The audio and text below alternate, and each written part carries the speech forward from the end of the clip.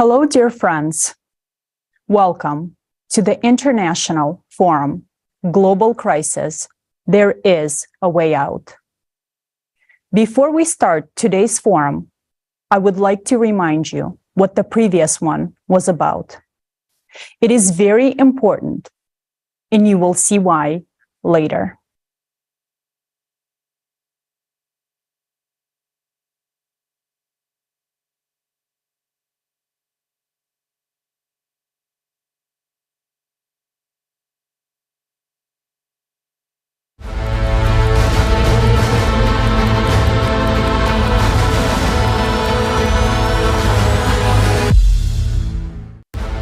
International Online Forum, Global Crisis, There is a Way Out.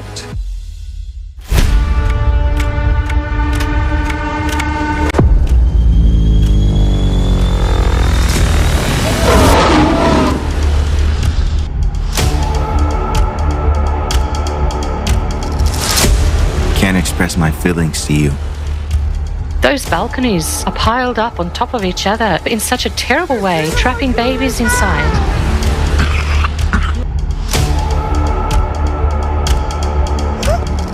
Much of what we have forecasted is already happening. Since our climate report with a mathematical model was presented at the global crisis, our survival is in unity form. 5 months and 10 days have passed. Unfortunately, the events that have occurred during this time have only confirmed what was said at the previous forum. The climate cerberus will help us recall what we talked about last time. Earthquakes. The ascent of magma has resulted in unprecedented increase in a number of earthquakes. Seismic activity is increasing both on the ocean floor and on the land. Earthquakes are emerging even in regions where they have never seen before. But the most absurd thing is that seismic agencies, international seismic databases, are now trying to conceal the fact that the number and magnitude of earthquakes is increasing. In reality, there are much stronger earthquakes taking place now than we're told. You can clearly see the exponential growth, an uncontrolled exponential increase in the number of earthquakes. The more earthquakes occur, the more their magnitude will increase. As you can see, the rate of increase in seismic activity is shocking. At each successive stage, the number of earthquakes increases 3 times as much. Since the last forum, over 161 days, 686 powerful earthquakes with a magnitude of 5 or higher have occurred around the world. Moreover, 10 of them were earthquakes of a devastating magnitude 7. Some regions experienced seismic events of such magnitude for the first time. On November 29, 2022, several strong earthquakes occurred in Canada, one of which reached a magnitude of 5.8, which was for the first time in the region's history. Powerful earthquakes in different parts of the planet have led to the loss of life. On November 21st, 2022, a shallow earthquake with a magnitude of 5.6 in Indonesia claimed the lives of 318 people and injured over 7,500. Note that previously, such destruction and human casualties were caused by very powerful earthquakes with a magnitude of at least 6 or even higher. But now, seismic events 1 magnitude lower can already be fatal. The world was shaken by 2 catastrophic earthquakes with magnitudes of 7.8 and 7.5 in Turkey and Syria. Aftershocks continued even a month later, and by early March, there had already been more than 11,000 of them, with 2,500 having a high magnitude. In just a few minutes, earthquakes killed more than 50,000 people, and this is only according to official data. On the eve of this event, on February 5th, a series of deep focus earthquakes occurred in the region of the Fiji Islands and the Mariana Trench at a depth of over 500 kilometers. It was precisely the deep focus earthquake in the Mariana Trench that could have triggered the catastrophe in Turkey. Deep focus earthquakes. earthquakes usually occur at the depths of 5 to 80 kilometers, where the crust is more brittle and has crack. But the last decade have seen an increase in the number of earthquakes at the depth where the earthquakes had been previously considered impossible. These are the depths of more than 700 kilometers, where the earthquakes are not supposed to occur because the rocks in the inner mantle are plastic, like a molding clay, and they are enabled to crack. Over recent 7 years, the number of deep focus earthquake has increased by a factor of 10. As it rises, the pressure in the magma drops, causing it to boil like blood during cavitation. And here is the answer to what deep focus earthquakes in liquid magma are. This is exactly the boiling of magma and cavitation explosions. Think about it. Explosions equivalent to thousands of nuclear bombs in power have started to occur in the interior of our planet. Remember, we have mentioned the Mariana Trench. There, the oceanic crust is the thinnest, only 5 kilometers, and where the most of deep focus earthquakes take place. In other words, the largest amount of cavitation blasts of magma occurs. Since the previous forum up to March 31st, 2023, 429 deep focus earthquakes have occurred around the world at depths of 400 kilometers or more with a magnitude of 4 or higher, according to USGS. 5 years ago, during the same period, there were 308 earthquakes. In the current year, 2 earthquakes occurred in the Mariana Trench area. One on January 3rd with a magnitude of 4.3 at a depth of 566 kilometers, and the other on February 5th with a magnitude of 4.3 at a depth of 533 kilometers. According to EMSC, there were 5 deepest earthquakes between 700 and 750 kilometers deep. 4 of them were in the region of Indonesia, and 1 was in the area of Argentina. Last year, during the same period, there were only 2. Unfortunately, our forecast of an increase in depth, magnitude, and number of earthquakes is being confirmed 100%. Magnetic field anomalies. After analyzing the geologic data for the past 100,000 years, we have noticed that abrupt magnetic pole shifts occurred with a certain periodicity. According to the geological evidence, during these periods there was also a weakening of the magnetic field by 8-10 times. What has been happening on the planet since 1995? The magnetic North Pole has started drifting rapidly at a rate 4 times the normal rate. At the same time, the magnetic field has weakened 10 times faster than before. Recently, an enormous amount of anomalous polar lights have been observed on the planet. Previously, they were only seen by residents of cities located beyond the polar circle. Yet, in the past 6 months, this phenomenon has been seen over Central Europe, the middle belt of Russia, the southern United States, Australia, and New Zealand. Typically, polar lights are dominated by green color, but now the sky is increasingly flashing with shades of red, and this is a troubling signal, as red light indicates the glow of oxygen in the lower atmosphere. Such auroras indicate that the magnetic field continues to weaken, allowing more and more solar and other more dangerous types of radiation to penetrate into Earth from outer space. Now, we are witnessing the appearance and growth of other magnetic anomalies. Magnetic hooks and cracks, coronal glow, and Stevies, light pillars rising from the ground, as well as other phenomena. This is the black mark of the climate Cerberus, and this is frightening because the abnormal growth of these magnetic anomalies also confirms the critical processes increasing in the core, which we mentioned in the report. Volcanic activity. According to studies of ice cores, every 12,000 years there was an abnormal increase in volcanic activity. We already know that this is caused by the ascent of magma closer to the Earth's crust. Take note of the big red circles. They indicate that every 24,000 years volcanic eruptions are more catastrophic. Such supervolcano eruptions wiped out almost all life on the planet. In less than 2 months since the forum was held, more than 50 volcanic eruptions eruptions have occurred. Moreover, from mid-November, 11 powerful volcanoes started to become active, one after the other. Literally every day, many of them woke up in pairs. On March 11, 2023, the eruption of Mount Merapi began on the island of Java in Indonesia. Only a few know that humanity was on the brink of extinction at that time. Another sign of the growing activity of the planet's interior is the synchronization of seismic and volcanic activity. On March 18, 2023, a powerful earthquake with a magnitude of 6.8 occurred in the Pacific Ocean off the coast of Ecuador at a depth of 66 kilometers, and 3 nearby stratovolcanoes simultaneously increased their activity. It is also frightening that this interaction manifests itself over long distances. The earthquake in Ecuador also affected Yellowstone. The caldera reacted with earthquakes. Volcanic eruption in the Mariana Trench. More terrifying than Yellowstone explosion is the focus of magnitude 10 earthquakes near the Mariana Trench. Such a powerful earthquake never happened within the memory of our civilization. This means that magma will easily tear through the 5-kilometer crust.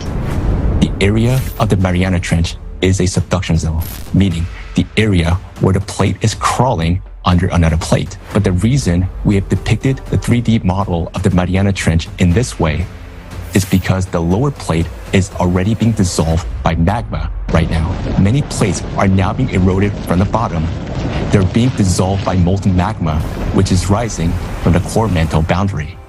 Just 2 days after the form, on November 14, 2022, the United States Geological Survey announced that the underwater volcano Ahi, which is part of the volcanic arc in the north of the Mariana Islands, had started erupting in mid-October. Along with this, seismic activity in the Mariana Trench has intensified. Over the period of almost 5 months from the date of the form, 33 earthquakes with a magnitude greater than 5 occurred in the vicinity of the Mariana Trench, while there were only 19 for the same period a year ago. Only a month and a half passed since the form, and on January 16th, not far from Japan, along the same tectonic zone with the Mariana Arc, a powerful earthquake with a magnitude of 6.3 occurred, with the hypocenter at a depth of 409 kilometers. And on the same day, the Nishonashima volcano was activated further down the fault. If this earthquake had occurred a little lower in the Mariana Trench itself, we would not have survived to this point. Currently, the increase in seismic and volcanic activity is occurring north of the Mariana Trench, but the activation will shift southward, meaning closer to the Mariana Trench. All of these are very alarming signs, indicating that the processes are developing even faster than we expected. Unfortunately, we talked about in the report at the forum, global crisis, our survival is in unity, is coming true. Here is another forecast we are making based on our mathematical model.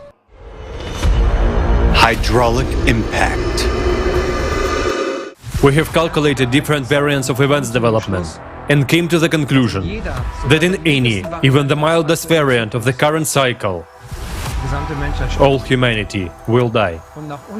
And according to our mathematical model, this will happen no later than 2036. Further development of these events leads to the internal cracking of the Earth's crust. There will be microfractures in the crust in some places, which will increase magmatic activity. And it will keep increasing even more until it provokes a large-scale rupture in the thinnest part of the crust, which is in the ocean. This is inevitable. There is a 99.9% probability that this rupture will occur in the area of the Mariana Trench. A gigantic volume of magma from the magma plume will rip the Mariana Trench in an instant, and billions of cubic meters of water will meet billions of cubic meters of magma. There will be a huge explosion. This explosion will be equivalent to thousands of times of the entire stockpile of nuclear weapons available on Earth. Under extreme pressure, the ocean won't just boil, it will explode. This will raise a huge column of steam mixed with dust. Under tremendous pressure, this gigantic column of steam will rush so high up that it will tear through our atmosphere. The atmosphere will curl up like a blanket and be blown away by the solar wind, meaning our atmosphere will literally be swept away along with the entire water cover. Also, at the same time, this gigantic explosion will cause a powerful hydraulic impact directed inside our planet. There will be a very powerful blast wave directed into the center of the planet, into magma, which will spread tangentially, and this will provoke additional cavitation processes. This will lead to an abrupt expansion of magma in all directions by a factor of 10. That is, there will be 10 times more magma. This will literally tear the planet from the inside. With such an impact, magma will behave like a gaseous substance. All volcanoes, cracks, fractures, all boundaries of lithospheric plates will burst and erupt simultaneously. The Earth will be flooded with lava flows, just as it happened on Mars. Naturally, due to the impact, the inner core will bounce away and the motion of the outer core will stop. Our planet will die. This process will take only a few minutes. Due to the stopping of the core, the electromagnetic field of our planet will disappear and the gravitational field will be almost completely gone. Therefore, all the satellites will fall from the near-Earth orbit, including the Moon. But we, humans, will no longer be threatened by this, because as a consequence of these events, we, as humanity, will already cease to exist completely. Before your eyes, you see a timer that counts down to the time when the planet, as a living planet inhabited by life, will no longer be able to exist. This is the fact that we have been living with for more than 10 years, and as of today, you will also have to live with it.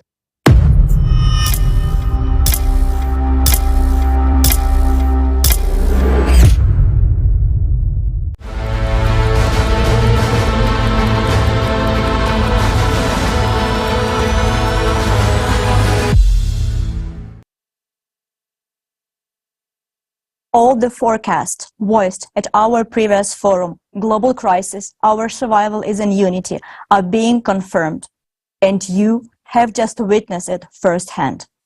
Indeed, the climate report presented at the previous forum changes life into the before and after, forcing a complete rethinking of values.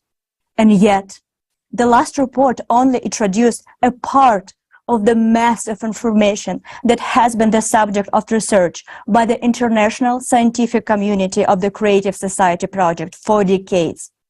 And at today's forum, Global Crisis, there is a way out.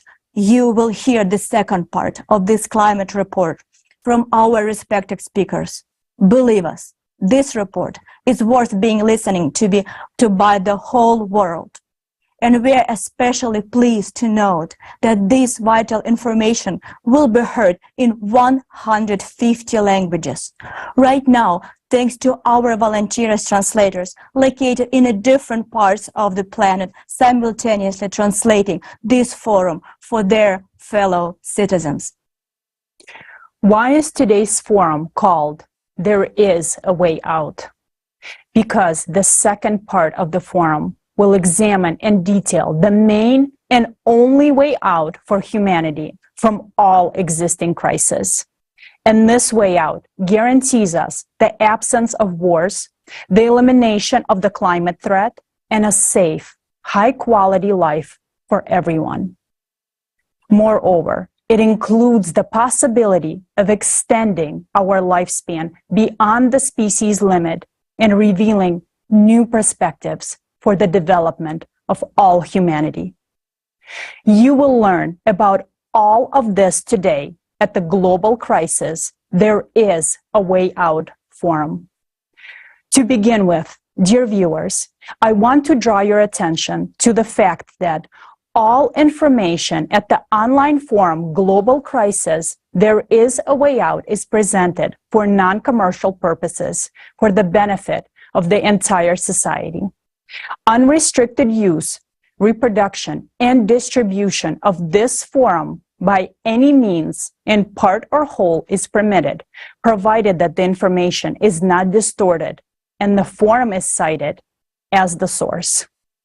We also invite you to watch this broadcast on our new channel on the Rumble platform. You can find a link to this channel and all our other social media accounts in the description below the broadcast. We urge you to actively share this broadcast. Go live on social media right now and invite people to watch it together. Your actions at this moment determine whether there will be a future for our humanity or not. It is a great honor for us to present to you the second part of the climate report and introduce our esteemed speakers. Елизавета Kromova, a geologist and geophysicist.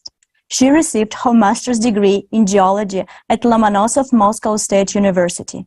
Елизавета is the head of the Information and Analytical Department of Global Climate Change of the Creative Society. She leads the direction of the global monitoring of natural disaster occurring on our planet, analysis of seismic and volcanic activity, as well as the comprehensive study of changes in the Earth's geodynamics and geophysics. John Ahn, PhD in chemistry engineering with an MBA, is an expert in the development and commercialization of new technologies in the field of energy, chemical processes, and natural sciences. John Ahn received his MBA from the INSEAD Research Institute, his doctorate in chemical engineering from the Technical University of Munich, and his master's degree from the University of California, Berkeley. Anastasia Pashigrieva is a specialist in the development of new technologies and a candidate of chemical sciences. Anastasia collaborates with scientists within the independent international platform Scientific Community of the Creative Society Project. She has conducted dozens of interviews with specialists from various fields. Anastasia coordinates the direction of studying functional and chemical changes in the atmosphere. Anastasia is the part of a team of analysts who collect data and study the increase in seismic activities on the planet.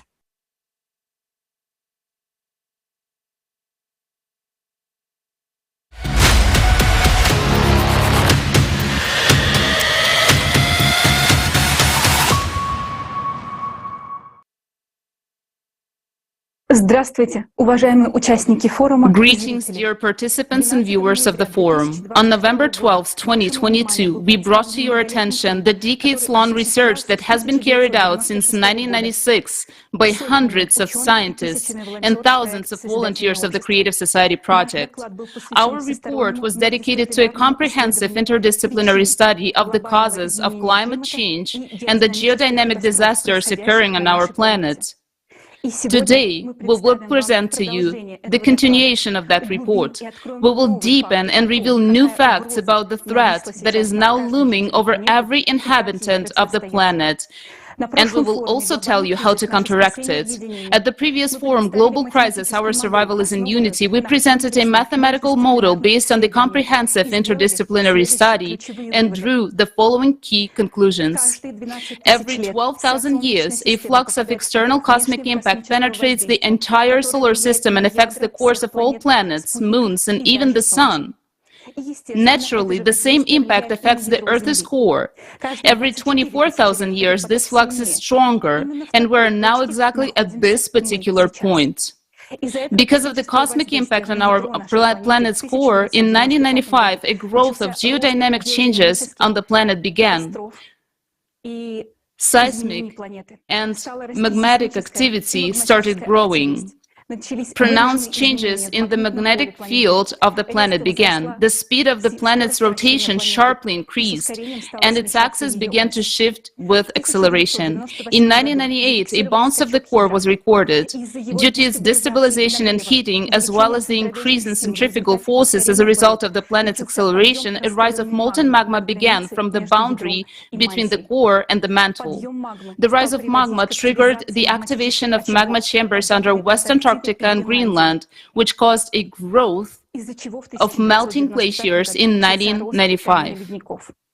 In the same year, heating of bottom waters of the world ocean began to increase. The number of thermal anomalies on the water surface started to rise, and the humidity of the atmosphere began to grow. The growth of all these geodynamic processes has led to an increase in the number of natural disasters, such as fires, floods, abnormal precipitation, storms, hurricanes, droughts, abnormal temperature changes, and many others. The mathematical model has shown that now geodynamic and climatic cataclysms are growing exponentially, which will make life on the planet unbearable already in 6-7 years. And the world economy will not be able to withstand losses from natural disasters. The model has also shown that we are entering the 24,000-year cycle of catastrophes with a weak immunity of the planet. Therefore, catastrophes are already stronger than they were in previous cycles.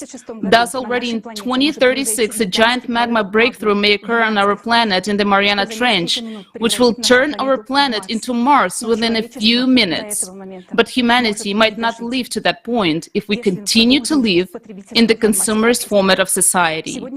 In today's report, we will explain in detail why humanity might not live until 2036 and what dangers await us in the near future related to destabilization of the planet's core, rise of magma, and the growth of deep focus earthquakes. We will reveal to you why the external impact coming to our planet from outer space once every 12,000 years affects only the core, and what is the peculiarity of the structure of our planet's core. In this report, for the first time, we will voice information about how Mars actually perished and why Earth may have the same fate. Also, we will voice for the first time why we, humans, played the key role in the fact that this cycle of cataclysms may be the last for our Earth. How our activities have disabled the main defense mechanisms of our planet. Later, you will find out what kind of mechanism it is. Why do we believe that everyone must know this information? Because it concerns the life of each and every one of us, yours and ours. Only when we as humanity begin to understand what really happens to our climate on our planet, we will begin to look for a way out in the right direction. A way out of the catastrophe that we're already rapidly approaching, since our mathematical model indicates that taking into account the current dynamics of events, this catastrophe is almost irreversible in the consumerist format of society. We're deeply saddened to state that our mathematical model has been proven accurate. And for many people, an obvious example of this was the disastrous earthquakes in Turkey and Syria on February 6, which caused a terrible global-scale tragedy. A little later, we will discuss why these earthquakes occurred. And now, we offer you to watch a documentary about those events which was prepared by our volunteers, including those who are now in Turkey. Words cannot convey all the horror that took place there. And now you will see everything for yourself.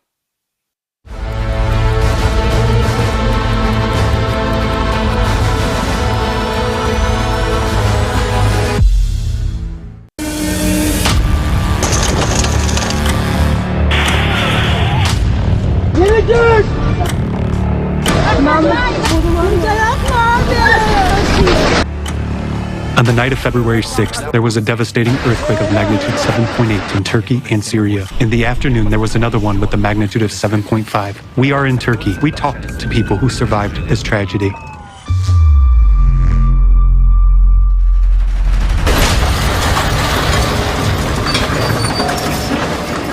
Everyone was living a normal life, making plans for tomorrow, getting the kids ready for school. None of them expected that, and in 2 minutes, everything was over. Total zero. You have to start your life all over again, and thank God if you're still alive. But for many people, life was over in an instant.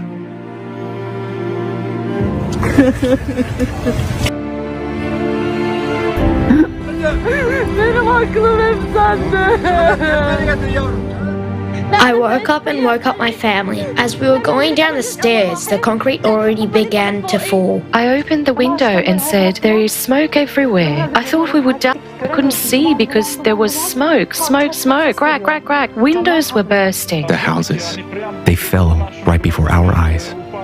And there was so much dust, as if a bomb exploded somewhere nearby.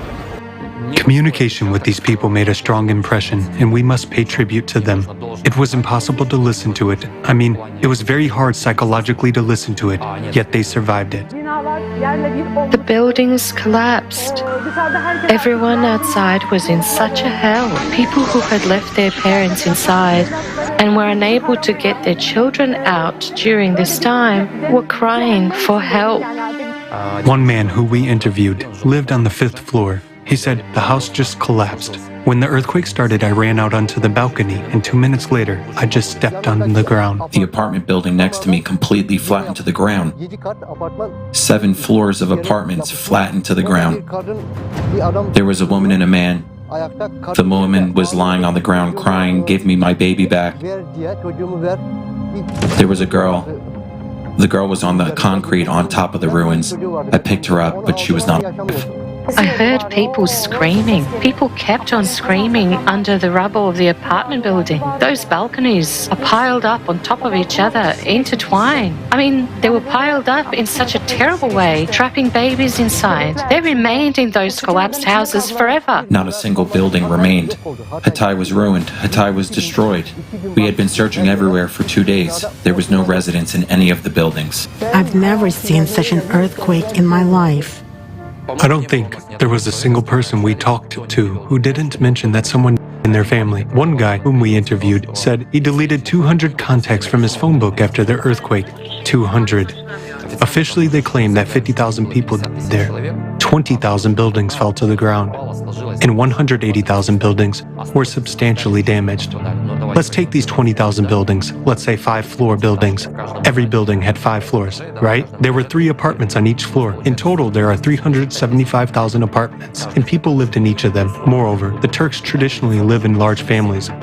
Also, eyewitnesses told us that in the first days after the earthquake, they could hear a lot of screaming. They could hear a lot of cries of people who were left under the rubble. And with each day, these cries became fewer, and fewer. There was a picture all over the internet. I am sure it was not the only case, where a father was sitting and holding his child's hand. His little daughter, who was under the rubble, he was interviewed later and said, "I could feel her hand getting cold."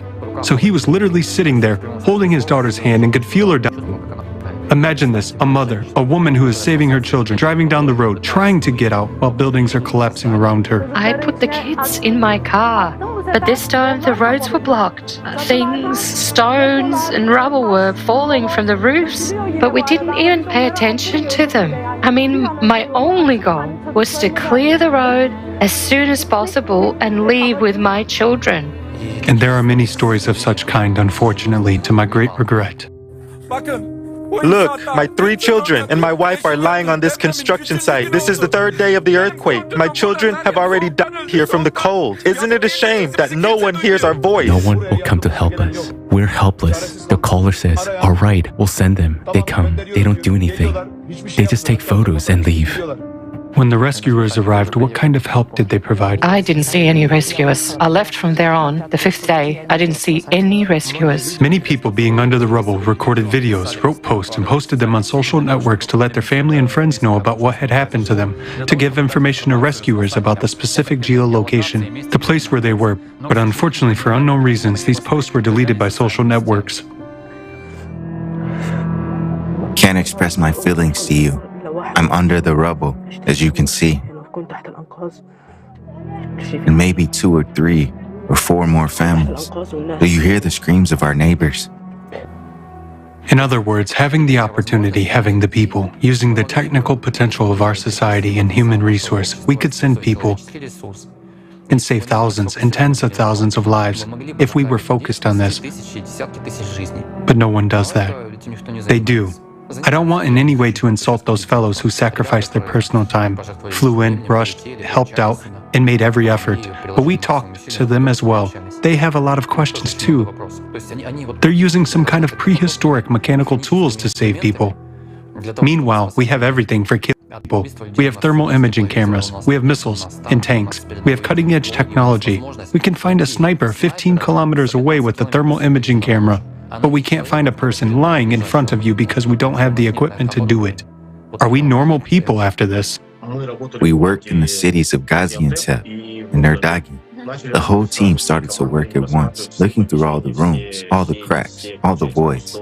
I crawled inside and heard someone wheezing, and I started searching. I kept crawling. I was crawling towards the sound, and this sound turned out to be right in front of me.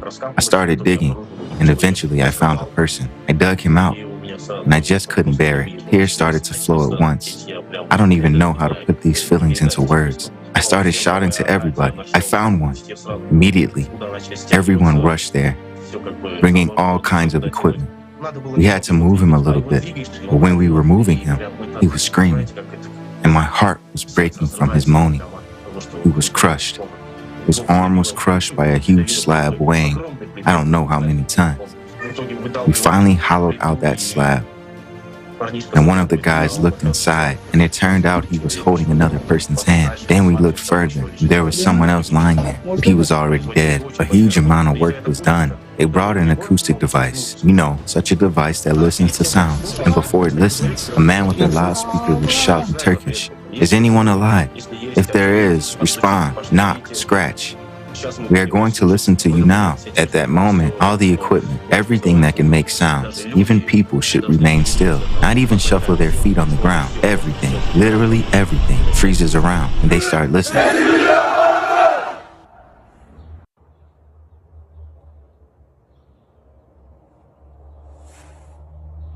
If the rescuers hear something, they start digging somewhere in that direction. And it just turned out that there was a person who was deaf-mute. Can you imagine? And he just wouldn't even hear it. And some survivors told me, every time we fell asleep, we thought, that's it, we'll probably never wake up again. Just imagine their situation. And they were there for, I don't know, for many days. They were just freezing to death. One of the eyewitnesses told us that those who survived envied those who were dead. That's a direct quote. Why? Because those people who died immediately, they died. And according to one Turkish seismologist, Ahmet Erkan, 180,000 people were left under the rubble.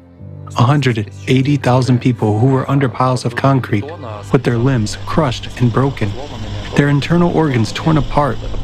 It's painful to even talk about, but they had not been helped for weeks. In some villages, there was no help at all. 20,000 rescuers were sent from 80 countries. That's one person per house. How can one person have to dismantle an entire house to save those who were under the rubble? We've just passed near one of the houses. There are 200 people still alive under those two buildings. They have been screaming for several days, but rescuers can't get to these people. There's not enough of them because several cities are in ruins. It took them 2 weeks to assess the needs. Imagine somebody under the rubble is waiting for NGOs and UN agencies to assess their needs. We know what they need now. What was happening in the towns struck by the earthquake in the days that followed? Well, imagine this. A completely destroyed town. No infrastructure, no working hospitals or clinics, no police, no law and order. There are looters rampaging everywhere. That also happened, unfortunately. There's no water. We couldn't find any bread. Bakeries were closed. Everyone was on their own. There was an elderly couple. We helped them the best we could. I asked them, why are you living in the street? Didn't the state give you a tent? He said, no, my son, all tents have already been handed out. No one around us here has given us anything. We're waiting. They're looters, there are thieves. A person died in Malatya, they took the ring off his finger. Such things also happen. People are in fear for their lives. Now I'm saying this, and someone is sitting there watching it on TV. Whether it's on TV, on the phone, or on a laptop, it doesn't matter. And for you, it's just an image. It's a movie, but damn it, these are real people. They are just like you. And if there are loved ones, relatives, friends near you, look to the left, look to the right, look them in the eyes. They are the same kind of people, and as long as you watch and think that this is just a YouTube video, just an image, it doesn't sink in. But when you talk to these people, you realize that every story you see on YouTube is a human life just like yours. That was simply abandoned to the mercy of fate. Abandoned by us. We, the survivors, abandoned them to the mercy of fate. Why? Because we don't build the creative society. Because we support the consumerist format. We don't do a damn thing. We're sitting and thinking that it won't affect us. They also sat and thought the same. Fires are burning everywhere. People are sitting by the fires. Soldiers are walking around with rifles. They're looters. Houses are destroyed. When the breeze blows, you smell dead bodies, corpses. Someone is having a nervous breakdown. I can't describe to you what's happening here. It's so scary, and Judgment Day will be even scarier. The situation is complicated, but again, we are to blame for this situation. We are to blame for the consumerist format. We are to blame for the fact that we do not take the necessary, quick, and effective actions to prevent this. And we're throwing people into the clutches of this cerberus, which is just tearing them apart, and people have nowhere to go. There is no refuge for us, except that we fulfill our basic role as humans. They pulled out a baby the other day. 128 hours later, they pulled out a baby out from under the rubble. I saw his innocent face, and it touched me so much. So many people are dying. I wish people would realize this at least a little bit. I wish they would wake up a little and see where the world is heading. I wish they would be united, and all this wouldn't be happening. I mean, you know. I'm a bit emotional.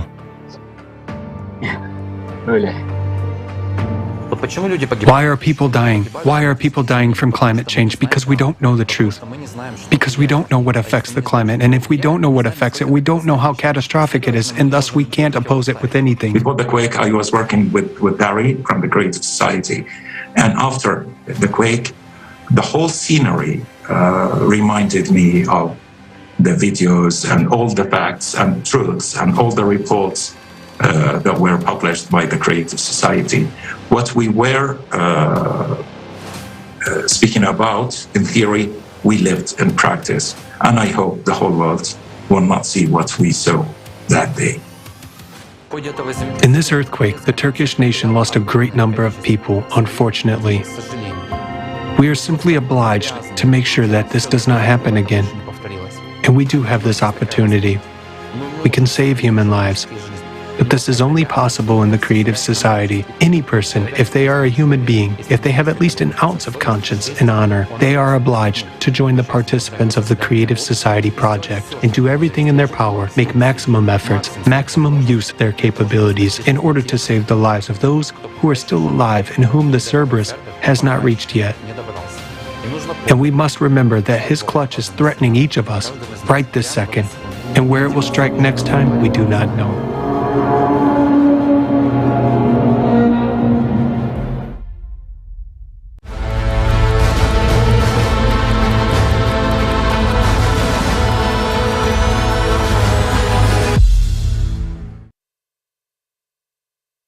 We extend our condolences to all those affected by this terrible tragedy. It breaks our hearts to see what we just witnessed. It's horrifying to realize that many people were left to die under the rubble.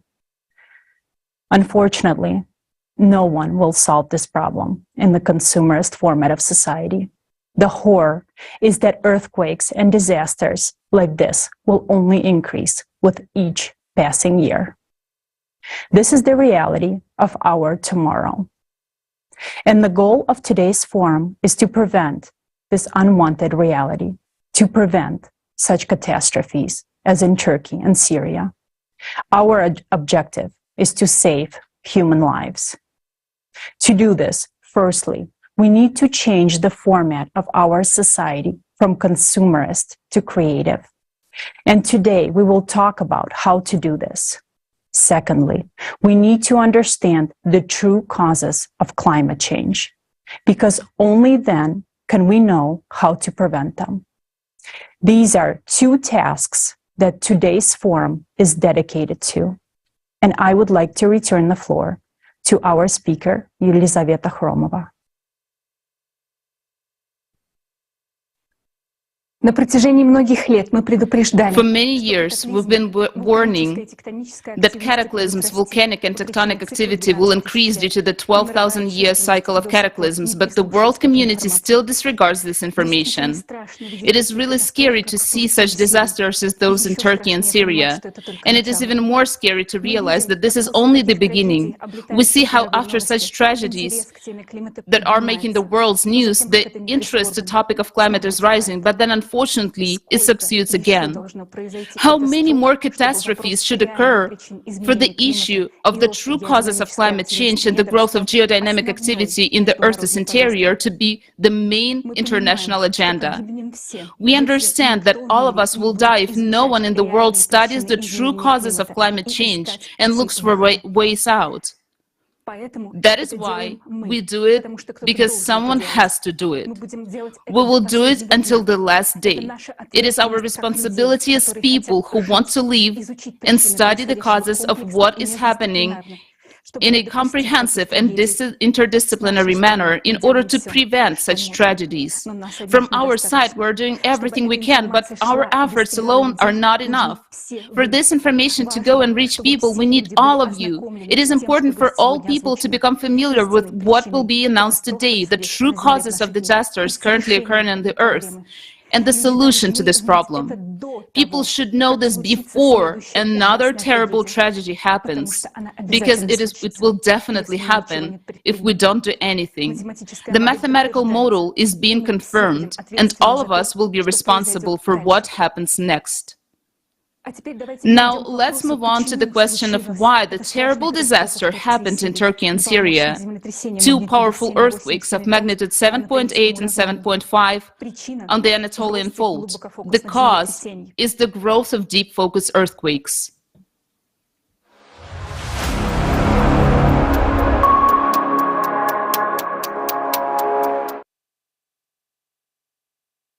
Just to remind you, deep focus earthquakes are the earthquakes that occur mantle at a depth of 300 to 700 kilometers. When they were first discovered, researchers were puzzled because the mantle is a ductile medium and there's nothing that could break in it. We discussed in the previous forum, and now we're going to cover this topic in more detail. Why do we study the deep focus earthquakes so thoroughly? Look at the graph increase in the number of deep focus earthquakes. You can see how big the spike in the deep focus earthquake is in the year 1995. This is exactly the year when the sharp drift in the magnetic and geographic poles took place. According to the ISC database, there has been fivefold increase in the number of deep focus earthquakes in the last 28 years, as you can see in the graph. Next graph shows that the number of deep focus earthquakes at a depth greater than 500 kilometers is increasing the most, and they have been increasing since 1995. What is the danger of the exponential growth of deep focus earthquakes?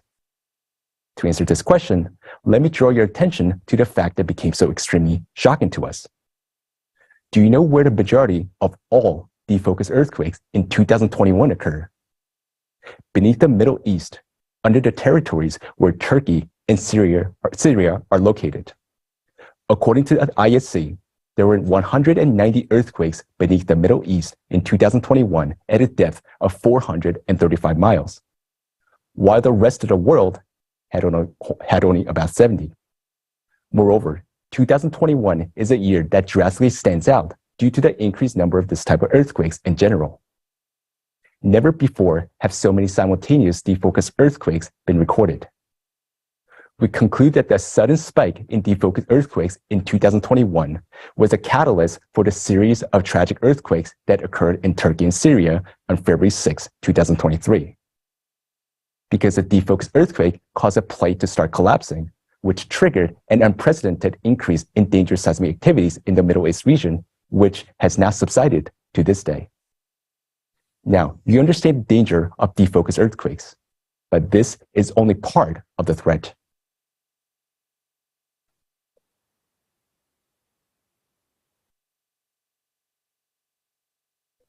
Тоже с тобой представляю глубокофокусные землетрясения. So what are deep focus earthquakes? What is their mechanism? Deep focus earthquakes are actually explosions in magma at the depths of more than 186 miles. They're equivalent to the explosion of hundreds of thousands of nuclear bombs in the Earth's interior. If such an explosion were to occur at the depths of 10 kilometers or 6 miles, it would be many times greater than the Yellowstone supervolcano. What could cause such explosions? During the 12,000-year cycle, the core of our planet is affected by external impact from outer space, which transmits additional energy to the core. It is important to know that this energy only interacts with the inner core of our planet due to its abnormal density. This energy causes the inner core to heat up more. Due to the abnormal heating of the inner core, the outer liquid core, which consists of molten iron and constantly moves around the inner core, heats up even more and becomes more fluid. Researchers have noticed that since 2000, this molten liquid iron flux in the outer core has accelerated threefold, and as you can see in the diagram, it is now moving beneath the Pacific Ocean from Canada to Siberia. It is the acceleration of this flux of the outer core that causes the Earth's magnetic poles to drift. What does the anomalous heating of the core lead to? You have to understand that the core generates a magnetic field in the same way as a dynamo, and its heating causes the magnetic dynamo to become unbalanced, thereby weakening the Earth's magnetic field. This includes the expansion of the South Atlantic anomaly, a dent in the magnetic field that has doubled in recent decades. What happens to the liquid outer core as it heats up? The molten substance of the liquid outer core begins to seep into the mantle in a large volume as shown in the diagram. Scientists believe that the molten substance of the outer core can reach not only the mantle but even the Earth's surface, because it was found that the solidified lava of some underwater volcanoes off the coast of Hawaii and the Samoan archipelago contains unusually large amount of heavy iron isotopes that are present only in the inner core. This suggests that there have been periods in the Earth's history when molten substance from the liquid core reached the Earth's surface. How powerful would the internal impulse have to be to push liquid iron from the boundary of the core 1,800 miles upwards? Soon, we're risking to see the same composition of the erupting lava, and you'll find out later why. Just imagine the outer core is leaking into the mantle like a broken egg from its shell, and now it's happening with greater intensity. Hotter, more liquid, and mobile magma flows are forming in the areas of such leakage of the liquid core. At the outer core boundary, there are two main areas where such magma flows are located. If you draw a line, one is under Africa and the other one is under Pacific Ocean. Moreover, each of these two gigantic zones of hot magma flows has the area of size of the continent and is 100 times higher than Mount Everest. As they rise, they branch out like a tree, feeding magma plumes and volcanoes on Earth. In 2020, scientists discovered that the Pacific area of hot magma at the core mantle boundary below Hawaii is even larger than their previous estimates. We can see that these areas of the core are growing. How were these areas discovered?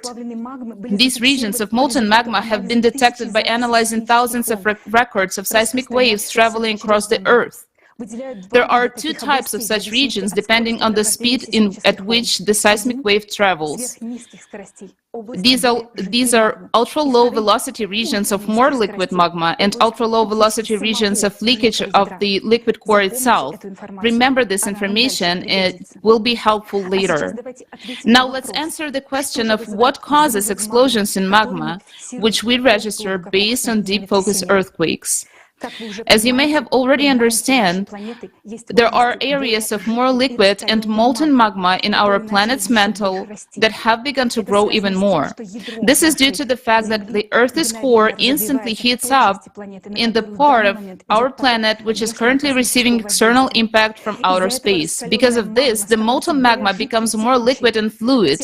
In those places of the mantle where such molten magma meets colder, not yet heated magma, there arise whirls and counter-currents, which leads to cavitation explosions. What is a cavitation explosion? It is a very powerful nuclear explosion, a magma blow with the force of millions of nuclear bombs diverging tangentially in the magma in all directions. It can be compared to an electric discharge of the Yudkin effect. The Yudkin effect, or electrohydraulic effect, is a high-voltage electric discharge in a liquid medium. During this process, electrical energy is converted into mechanical energy and in a very short period of time, and as a result, ultra-high impulse hydraulic impacts with local pressure of more than 100,000 atmospheres occur. Look at the video. You can see how the electric discharge disperses in different directions. The same thing happens in the interior of our planet during the cavitation process. Where will cavitation explosions occur? They occur at the boundaries of hot and cold magma, where the core has not yet heated the magma. They will also occur in the mantle under the ocean, since the ocean performs the function of cooling the lithosphere, but unfortunately today, it loses this function. The ocean used to draw heat off the interior, so there was less energy in the interior of the planet and fewer cavitation explosions. Magma had time to cool down, but now the mechanism is broken, and in vicious cycle, one thing intensifies the other. The more the ocean heats up, the more internal explosions will occur, and next you will learn why the ocean has stopped cooling the lithosphere properly. The same cavitation explosions also hit the core, disbalancing it even more. However, it is important to understand that we do not record these cavitation explosions as such, but we see only their ricochets from certain zones inside the planet. Those very ricochets are the deep focus earthquakes that seismologists record on the surface. And now imagine the power of the cavitation explosions if deep focus earthquakes of magnitude up to 8 are recorded on the surface. The explosion itself in the magma is many times more powerful. Deep focus earthquakes are now recorded in subduction zones where one plate dips beneath the other, forming a loose region in the mantle due to the gap between the plates. In such zones, there are conditions for the formation of a reflected wave, but let's repeat, it is not the area of cavitation explosion itself, but only its ricochet. The shock wave from an explosion propagates the fastest precisely across the liquid magma. Therefore, we can conclude that in those areas where the record of deep focus earthquakes, magma is liquid and is already approaching the surface. All supervolcanoes are connected precisely by the liquid medium. For example, Ira and Yellowstone are connected by liquid molten magma, through which a wave from a cavitation explosion can propagate. Cavitation explosions are also dangerous because their wave, as it travels through the liquid magma, can cause pressure on the boundaries of lithospheric plates and along faults. And this pressure manifests itself in a series of earthquakes. This is what we observed on February 6, when the cavitation explosion, whose ricochet was recorded at the depths of as a deep focus earthquakes under the Mariana Trench, caused pressure at the intersection of these tectonic plates, the Anatolian, Arabian, and African, resulting in two powerful earthquakes. It is important to note that today we're unable to register all deep focus earthquakes. Sometimes we may not even see the source of the explosion itself, but we can observe its consequences, a series of small earthquakes, the so-called swarms, which occur when a cavitation explosion diverges tangentially in liquid magma. We would also like to announce that the team of the Creative Society scientific community has analyzed and prepared a visualization of deep focus earthquakes data on the Creative Society website. You can now see a link how to find this data on the website under Climate Data Analysis. If you wish, you can download this data and conduct your own analysis. To contact us, send us an email at climate@creativesociety.com as indicated on the screen. The analysis of the correlation of the processes occurring in the mantle with the processes occurring in the atmosphere is especially interesting. Now, let's look again at the graph at an increase of deep focus earthquakes we saw at the beginning. Now, after everything you have heard, you understand why this graph is so alarming and why we pay so much attention to studying exactly this type of earthquakes. After all, an increase in deep focus earthquakes directly indicates an increase in cavitation explosions in the planet's interior, which in turn means that the Earth's core is rapidly destabilizing and heating up. And all of this points to the approach of terrible disasters, earthquakes, and volcanic eruptions. Because, as we already mentioned, cavitation explosions work similarly to the Yudkin effect. A huge release of energy stimulates the release of energy even greater amounts, which causes the next discharge. One cavitation explosion causes a whole cascade of other cavitation explosions in the interior of our planet. If the ocean performed its function of drawing off heat from the lithosphere into the atmosphere, this wouldn't be so terrible. But since this system now is disrupted, all this energy accumulates under our feet, leading to an even greater increase in cavitation explosions. And the fact that today we're witnessing an abnormal growth in synchronization of earthquakes and volcanic eruptions on Earth is directly related to the fact that cavitation explosions are becoming more frequent and the shock waves from them spread all over the planet. Today, the number of disasters is growing at a faster rate than before. And the most terrifying part is that due to the increasing number of cavitation explosions, the threat of volcanic eruptions is approaching us faster and faster. Cavitation explosions can be compared to hitting the bottom of the champagne bottle when the cork simply flies out of the bottle. From one of these blasts, the cork eventually will fly out of the several volcanoes such as Yellowstone, and then we won't need to fear the coming of 2036.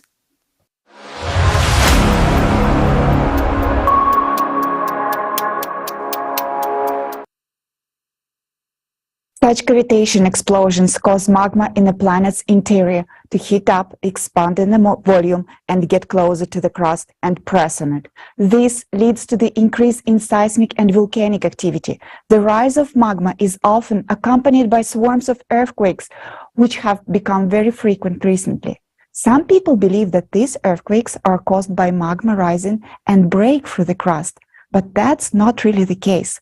Magma melts and burns its way through, forming new cavities in the crust. Magma moves not constantly, but in pulses. It circulates. Now it rises and then it descends. And then magma descends. The pressure in the cavity drops. Furthermore, the overlying rocks have enormous pressure, causing them to close over cavity, thereby preventing magma by bursting through the surface. This is what we observe as earthquake swarms. Essentially, this is a compensatory mechanism that prevents magma from erupting completely.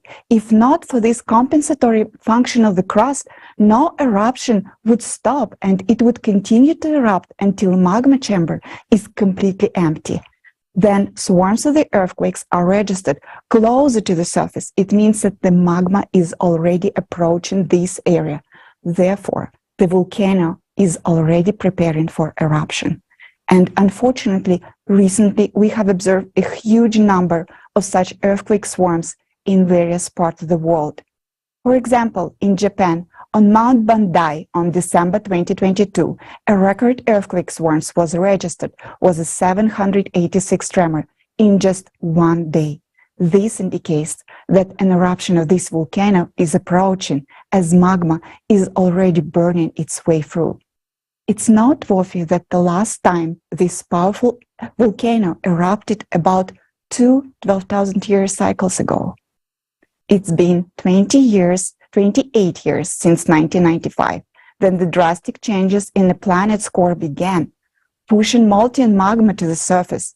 How many years do you think it takes for magma to rise to the surface and for catastrophic eruption to begin? In scientific papers, you can read that the rise of magma plumes usually occurs at the rate of about 1 inch per year. However, in fact, during the cycle of cataclysms, magma can rise in a few days. Let's consider a few examples of that. For example, in 2014, volcano Bargahraum erupted, and it took only 10 days for magma to rise from a depth of 24 kilometers to the surface.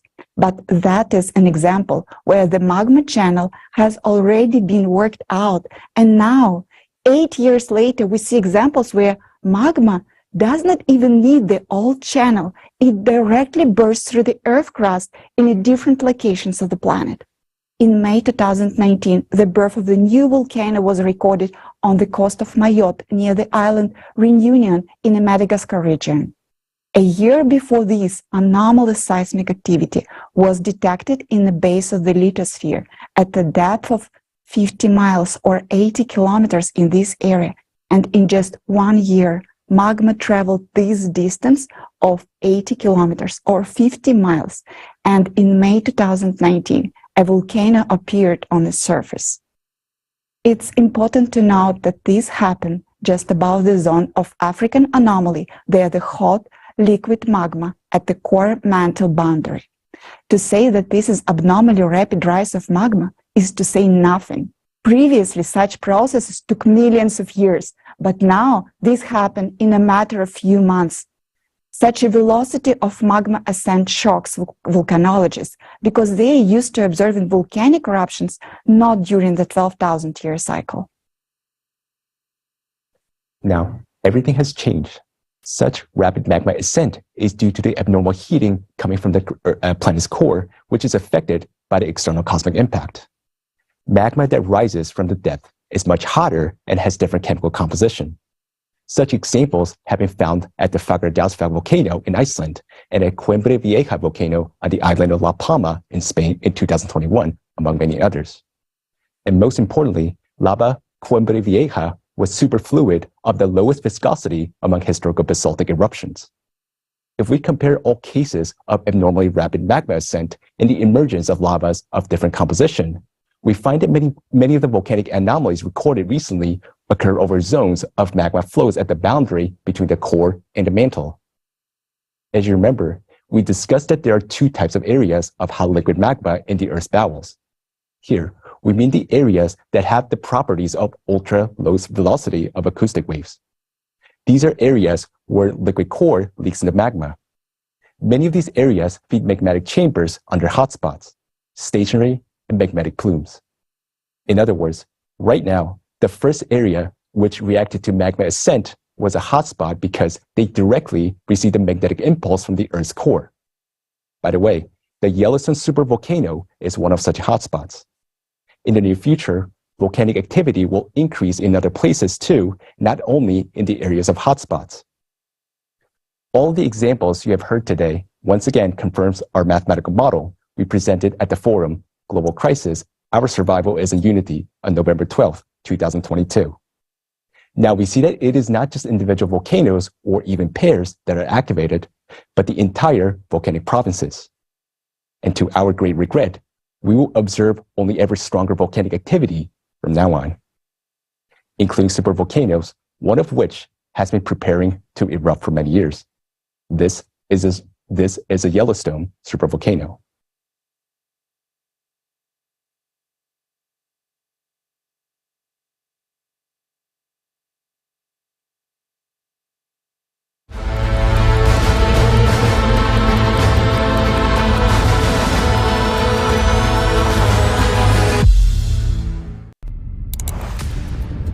Can you imagine what will happen if the Yellowstone supervolcano explodes? Avalanches of red-hot ash would sweep in all directions from the volcano, destroying everything in their path.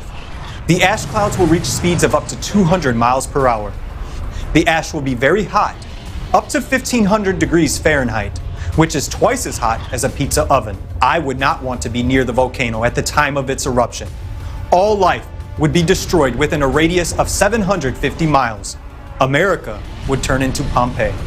It will be a disaster for the entire planet. The ash is very sharp and toxic.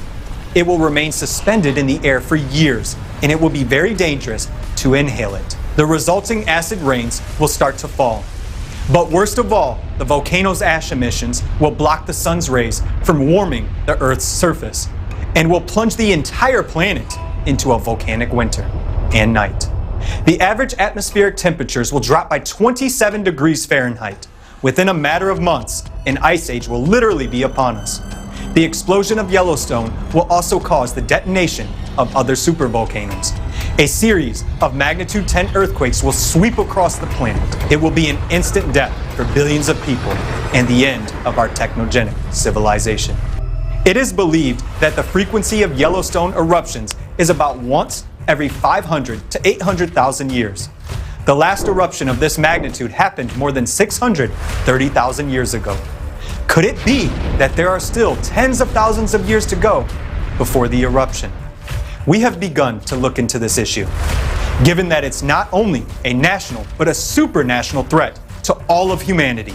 In December of 2022, Olga Schmidt, president of the Creative Society USA nonprofit corporation, published a post on her Twitter page that the Yellowstone caldera would keep the whole world in fear in the near future. To which the USGS, that is the U.S. Geological Survey, published an official response that Yellowstone is not showing any signs of unrest and is at normal levels of activity. Now, we're going to tell you about the results of our independent investigation, which served as a basis for the Twitter post. Is Yellowstone as good as the USGS assures us it is? Let's start with the official statements from the USGS article. How can we tell when a volcano will erupt? Which lists notable precursors to an eruption. Let's go through each point regarding the Yellowstone caldera over the last decades. Point 1. An increase in the frequency and intensity of felt earthquakes. We built a graph of earthquakes in the Yellowstone caldera area according to the USGS data, and we're shocked by the severity of the situation. The graph showing the number of earthquakes has an increasing trend. A reasonable question arises. Maybe the number of sensors is increasing. The answer is no. We found out that for many years, the location of seismic sensors in the Yellowstone caldera allows us to record all earthquakes with very small magnitudes, even just above zero. It turns out that the very first point of the USGS article on the precursors to an eruption, namely an increase in the frequency of earthquakes, is already happening. We have also noticed that in recent years, the number of earthquakes of magnitudes 4 and below has been increasing in leaps. This is exactly an increase in the intensity of earthquakes. The leaps occur because magma enters the chamber in pulses, in portions under pressure from deep within the mantle. Then, we decided to see if there is a behavioral dynamics by depth of earthquakes and found that in 2010, the greatest number of earthquakes was registered at a depth of 11 kilometers, while in 2022, it was already at a depth of 5 kilometers. In other words, the change in earthquake depths tells us that Yellowstone's underground activity is approaching the surface. As magma ascends, protective mechanisms are being formed. Rocks collapse above the zones of magma intrusion and earthquakes occur. The fact that earthquakes now occur at a depth of 5 kilometers means that magma at this depth has already eaten away the Earth's crust. Pure mathematics. Over 12 years, magma has passed 6 kilometers, which is more than half of the way. And how long will it take for magma to travel the rest of the path? Many times faster, because the events develop exponentially. So right now, we are observing an increase in the number and intensity of earthquakes in correspondence with the first point. Isn't it interesting that the USGS doesn't see any threat on the basis of its own data? Point 2. Noticeable steaming or fumarolic activity. Geysers act as a cooling mechanism for volcanoes. They function through the release of superheated water vapor. There are more than 10,000 active thermal features across the territory of the Yellowstone volcano. Geysers are common for this area, but Yellowstone has seen anomalies in recent years. The Steamboat Geyser in the Norris Valley, which is the tallest and the most powerful geyser in the world, used to erupt but once a year. But between 2018 and 2020, it erupted 48 times a year. This indicates an increase in subsurface heating precisely in that area, which in turn raises the risk of a Yellowstone eruption by 50 times within such a short time frame. This is a catastrophic situation. Geyser activity is controlled by the rise of magma. It can be tracked by earthquakes. We've collated the data and saw that most geysers in the Norris Valley become active after strong quake swarms. This suggests that new surges of magma cause earthquakes, which in turn cause the activation of geysers, including the steamboat. Right now, the most active area for earthquakes and geysers in all of Yellowstone is the Norris Valley. It is known that the last super eruption of Yellowstone 640,000 years ago began in the Norris Valley. And this is precisely where the number of earthquakes and geyser activity are increasing. And this is alarming. What about geyser activity in other parts of the park, you may ask? We found that in 2018, there was a synchronization of geyser activity, when most of the geysers of the entire caldera simultaneously began to erupt many times more often. This means the geysers began to release more heat. Geyser activity still remains high. The sudden change in geyser activity in recent years is an alarming signal. Geysers are already synchronizing across and around the caldera. The second point is confirmed. Point 3. Subtle swelling of the ground surface. Under normal circumstances, the rate of surface uplift or lowering at the Yellowstone is between 2 to 4 centimeters per year. However, in 2013-2014, there was a sudden 5-fold increase in the uplift rate, reaching up to 15 centimeters per year in the Norris Valley area. During the same period, there were occurrences of earthquake swarms, anomalous behavior among bison, and instances of melting asphalt. It was around this time that the Yellowstone volcano was very close to eruption. This caused great concern in the society. It was after this that most of the monitoring data on Yellowstone began to be withheld from the public. We became interested in the issue of surface uplift and learned that the catastrophic eruption of Mount St. Helens in 1980 began just 1 month after the uplift. As early as in 2013, there occurred a sharp uplift in Yellowstone. And this can happen again at any moment, and no one knows how it will end. The third point remains a matter of debate. Point 4. Small changes in heat flow. It turns out that Yellowstone radiates 30% more heat than the rest of the continent. It's like a blast furnace of North America, and coal is constantly being thrown into its combustor. Since the 2000s, the emergence of new thermal areas has been observed. Here are some examples of anomalous overheating of the Earth's surface. 2003, new region in the Norris area. Ground temperature increased to 94 degrees Celsius, 200 degrees Fahrenheit. The vegetation immediately died. Some geysers boiled away and dried up. 2018, in the area of Lake Tern, over 3 hectares of forest died. Trees were charred. The surface temperature was 60 to 80 degrees Celsius or 140 to 176 degrees Fahrenheit. In 2014, there was a peak in the melting of asphalt roads. In recent years, eyewitnesses note that in winter, the snow melted in some areas due to overheating of the soil. Instead of a small change in heat flow, we observe extreme heating of the soil. Point 4 confirmed. Point 5. Changes in the composition or relative abundances of fumarolic gases. There has been a lot of media hype around helium-4, that there is a lot of it in the Yellowstone area. However, it turned out that another indicator is important for the prediction of the eruption: the isotopic ratio of helium-3 to helium-4. It is strange that little attention is carelessly paid to it, although this particular indicator rises sharply before an eruption. Based on scientific works published in various years, we have built a graph displaying the ratio of helium-3 to helium-4. It grew from 15.8 in 1985 to 17 in 2003, with areas of abnormally high values located in the Norris Valley and in the active part of the caldera. Apparently, the same value of 17 was found in mineral inclusions from the past Yellowstone super eruption. It turns out that the current ratio of helium-3 to helium-4 has reached a critical level that could trigger an eruption.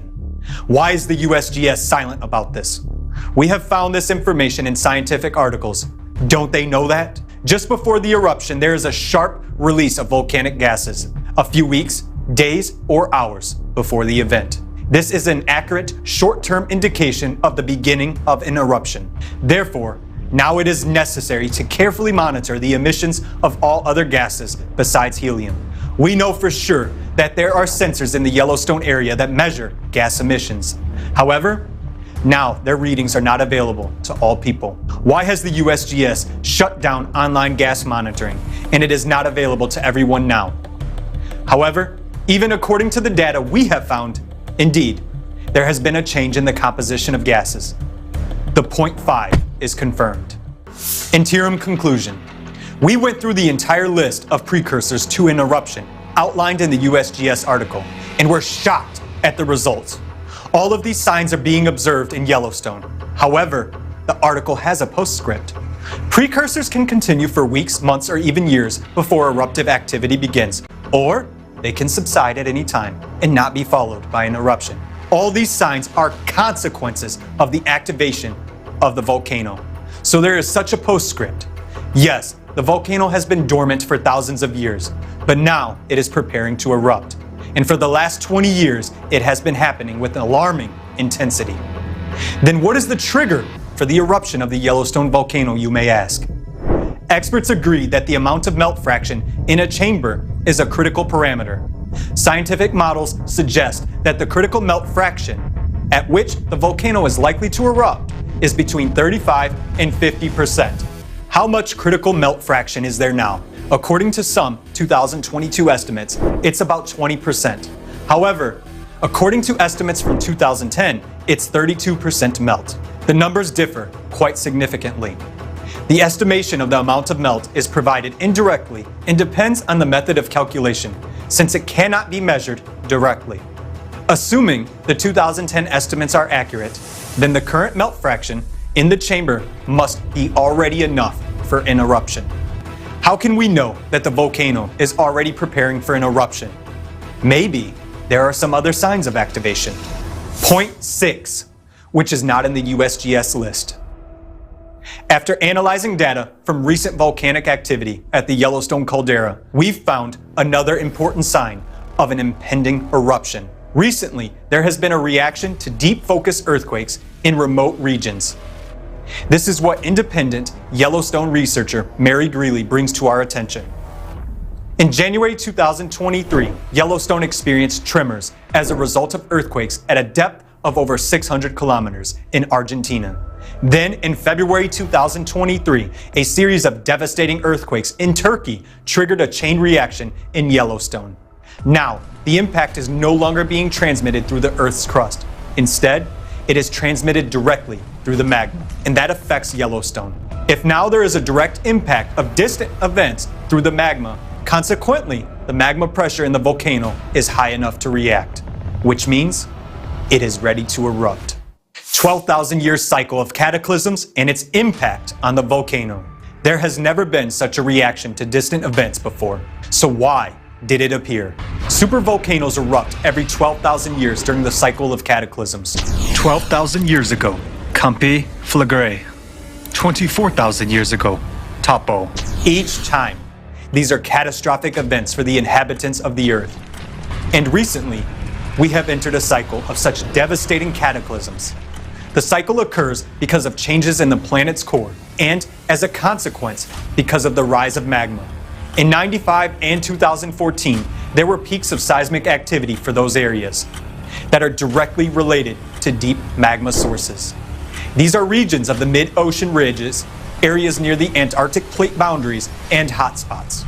In these areas, deep magma acts as a link between the core and the Earth's crust. When magma ascends from the core, these very regions will be the first to react.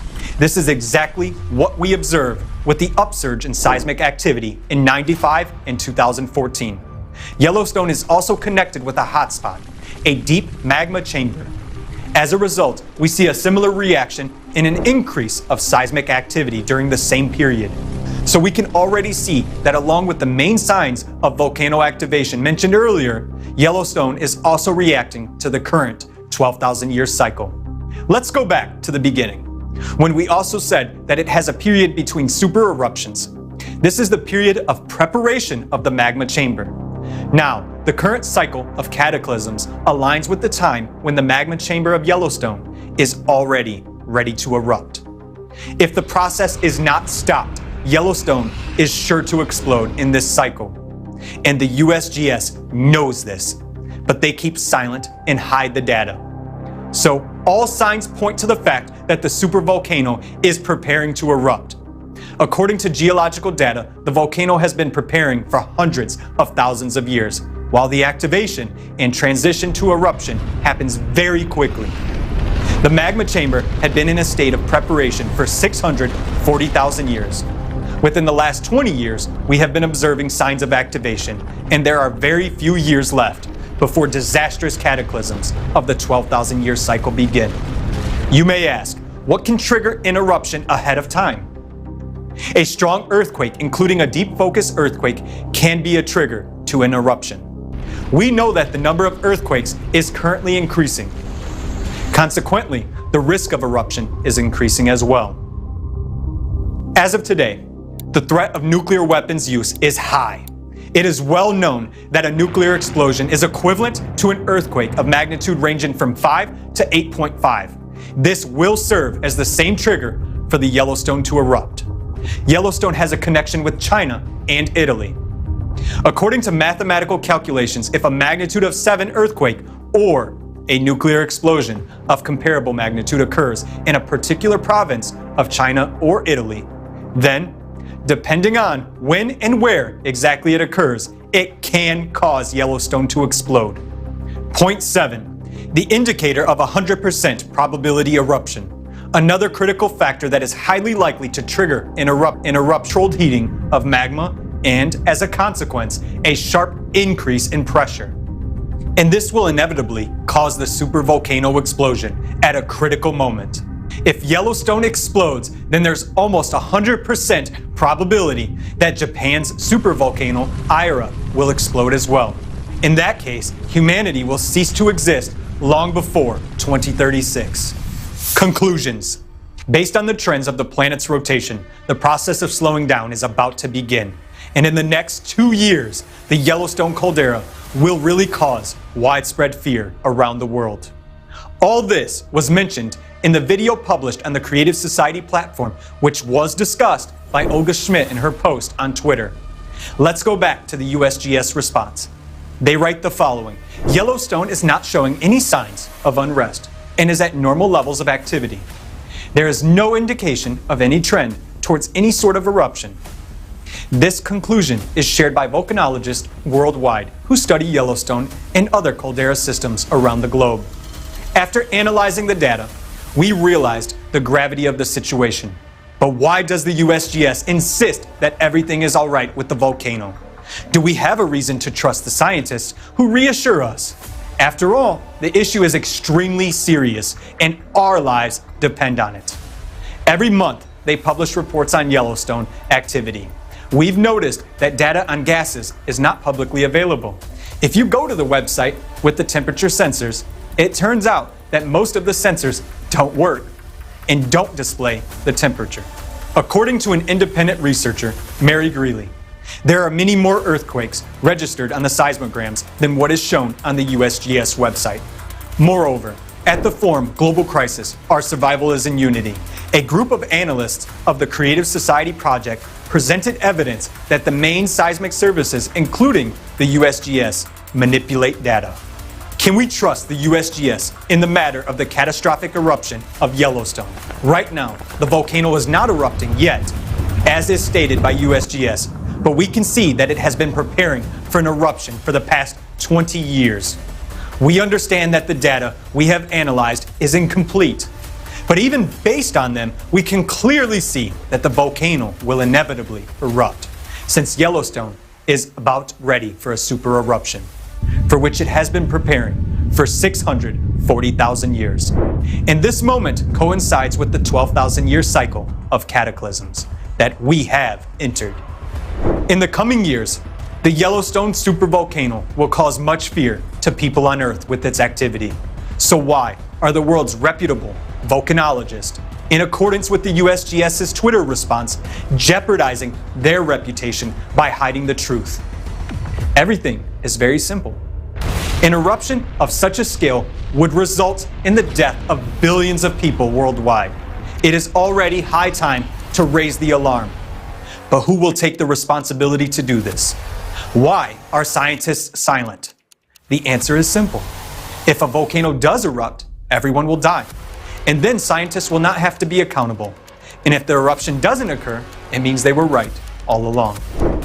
In the consumerist format, there is no way out of this situation. We won't be able to do anything about the Yellowstone eruption and save humanity.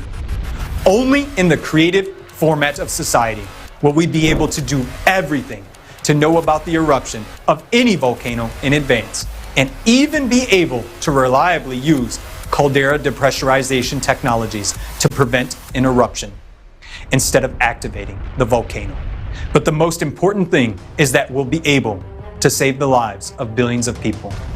We are telling the truth about the high probability of Yellowstone's eruption in the next few years, because we are not financially interested and do not risk losing our careers.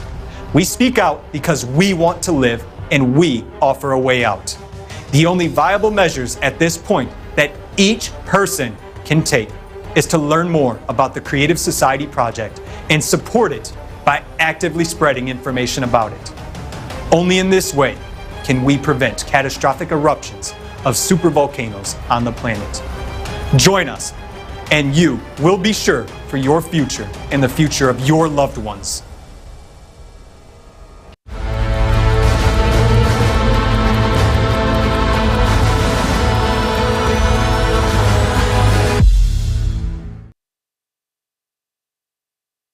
The risk of explosion of the Yellowstone supervolcano is enormous. In fact, we're sitting on a powder keg. Such an explosion would mean the death of all humankind. How many of us really know that? Now, you know that vital information is being hidden from you. And not only hidden, but the participants of the Creative Society Project tell the truth openly because we know the solution. It really exists. There is a way out. It is a creative society. And later at today's forum, you will learn in detail what the format of the Creative Society is and how we, all humanity, can build it together.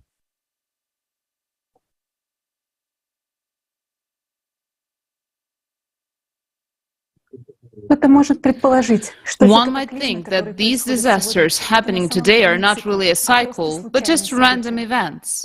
Unfortunately, no. As all changes on our planet are currently taking place according to a strict pattern, exactly as they occurred in the past cycles of disasters each 12,000 years.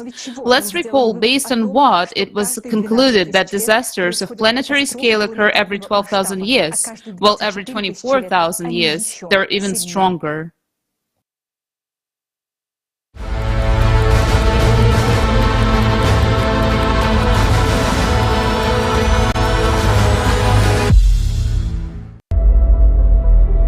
Changes similar to what we now see occurred before the peak of the crushing disaster just about 12,000 years ago.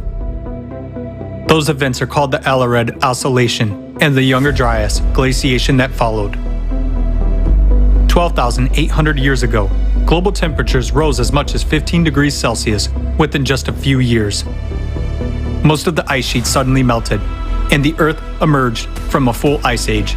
At that time, there were extreme floods and other natural disasters, along with an intense sea level rise. The Gulf Stream stopped at that time, just as it is happening nowadays. Scientists from the University of Kansas have proven that about 12,800 years ago, there was a giant fire on Earth that covered 1/10 of the entire planet's surface. Other researchers have also found that large fires raged in Siberia 12,000 years ago. Similarly, nowadays, there are more and more large-scale fires that cannot be extinguished. Based on an analysis of satellite images, scientists have discovered that 10 to 13,000 years ago, the largest known dunes formed in the Sahara Desert and other regions, indicating the enormous strength of winds during the Younger Dryas. A short-term intensification of winds during that period has also been documented from Greenland ice cores data and research in Alaska. Nowadays, the same phenomena are happening on Earth as during the Younger Dryas. We see winds, hurricanes, typhoons, and tornadoes intensifying and destroying entire cities, razing them to the ground. Right at the cycle change 12,000 years ago, there was a very intensive seismic activity. This is indicated by radiocarbon data, as well as paleographic reconstructions of the Younger Dryas. During the same time period, more than 12,000 years ago, as well as now, there was a drastic weakening of the magnetic field and a pole shift, which was called the Gothenburg excursion. The reason for all these abrupt changes was an abnormal magmatic activity caused by changes in the core. This was expressed in large-scale volcanic eruptions that scientists recorded in the Younger Dryas by dust and traces of acid rains and glacial cores. Analysis of sediments found in Hall's Cave points to volcanic eruptions that caused a volcanic winter about 13,000 years ago and glaciation across the globe. After the sudden warming in the Younger Dryas, an equally abrupt cooling occurred. This event caused a mass extinction of megafauna. Thousands of frozen mammoths and other mammals were found in the ice on the northern slopes of Siberia. There happened a drastic decline in the human population, including extinction of the Cro-Magnon. All of those catastrophic events occurred within just a few decades. The same catastrophic events occurred on the planet not only 12,000 years ago, but also earlier. Taking into account errors in dating, this cycle is very well traced in the geological data. Catastrophists among scientists wrote about it independently of each other in their books and works. Vladimir Bubnenkov, Vitaly Bushyev, Alexander Baturin, Igor Kopolov, Nikolai Petrov, Maynard White, Douglas Vogt, and many other scientists have come to understand the cyclicity of global cataclysms on Earth with a period of approximately 12,000 years. In geology, paleontology, and archaeology, there is numerous evidence of past disasters of this cycle. Each of these catastrophic events was characterized not only by abrupt changes in the climate situation, but also by complete geodynamic restructuring, weakening and excursion of the magnetic field, widespread disastrous volcanic eruptions, tectonic restructuring, atmospheric temperature variations by 10 to 15 degrees, and changes in the world's ocean levels by 20 to 50 meters, followed by large-scale glaciations. Since every cycle is accompanied by a change in the magnetic field and powerful volcanic eruptions, it clearly indicates that the cycle is associated with changes in the planet's core, just as it is happening now. We are entering the active phase of the cataclysmic cycle.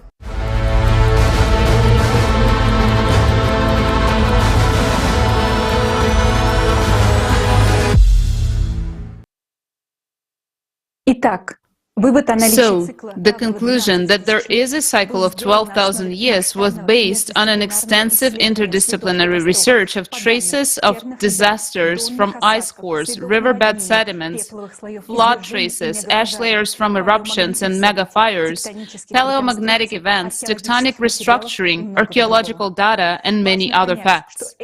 What is important to understand is that these cyclical disasters occur almost instantaneously on a geological timescale. In the previous disaster cycle, only a few decades passed between the abrupt warming and subsequent cooling of the Younger Dryas. Because of the abruptness of these changes, non-specialists and journalists interpreted them as a result of meteorite crash. So abruptly and unexpectedly they happened. However, those who have studied the Younger Dryas event comprehensively are convinced that it was volcanic eruptions that caused the abrupt warming and subsequent cooling. Moreover, at the same time, there was drifting of the poles on the planet, which can in no way be connected with the falling of meteorites. Those who watched the previous forum already know what catastrophic volcanic eruptions and abrupt changes in the magnetic field have in common. What they have in common is the cause, the destabilization of the core of our planet due to external impact from outer space, which affects the planets of the solar system every 12,000 years.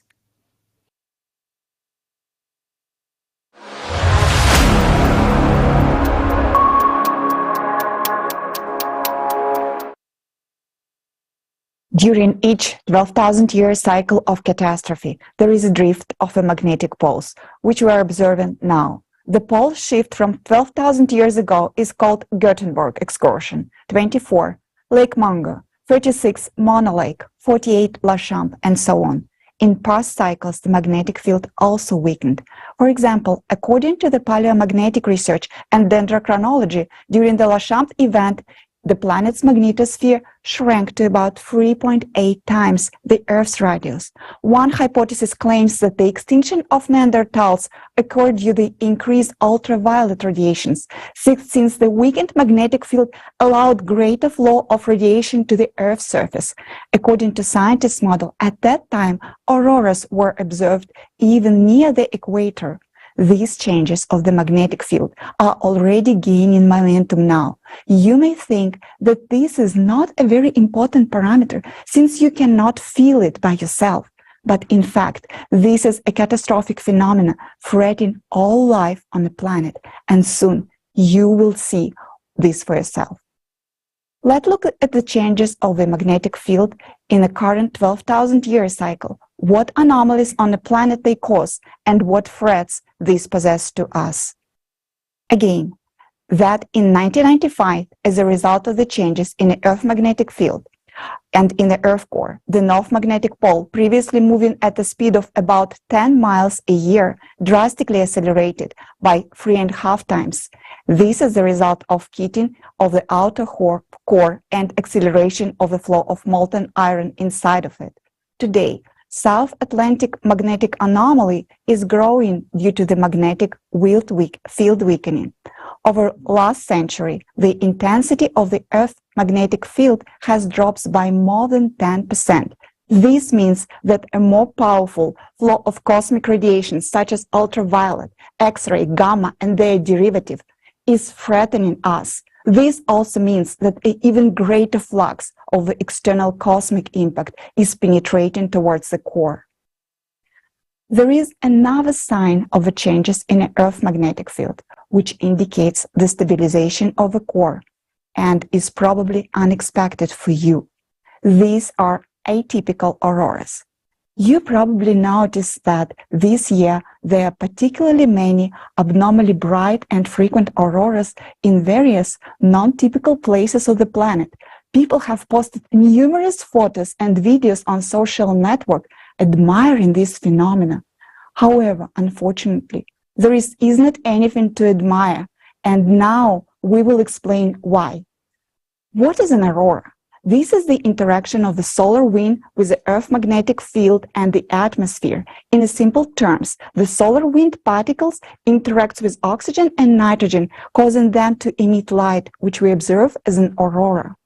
Depending on how deeply charged particle can penetrate the atmosphere, what energy they have, the auroras with different colors we will observe. Each altitude has its own color, which is determined by the composition and density of the atmosphere.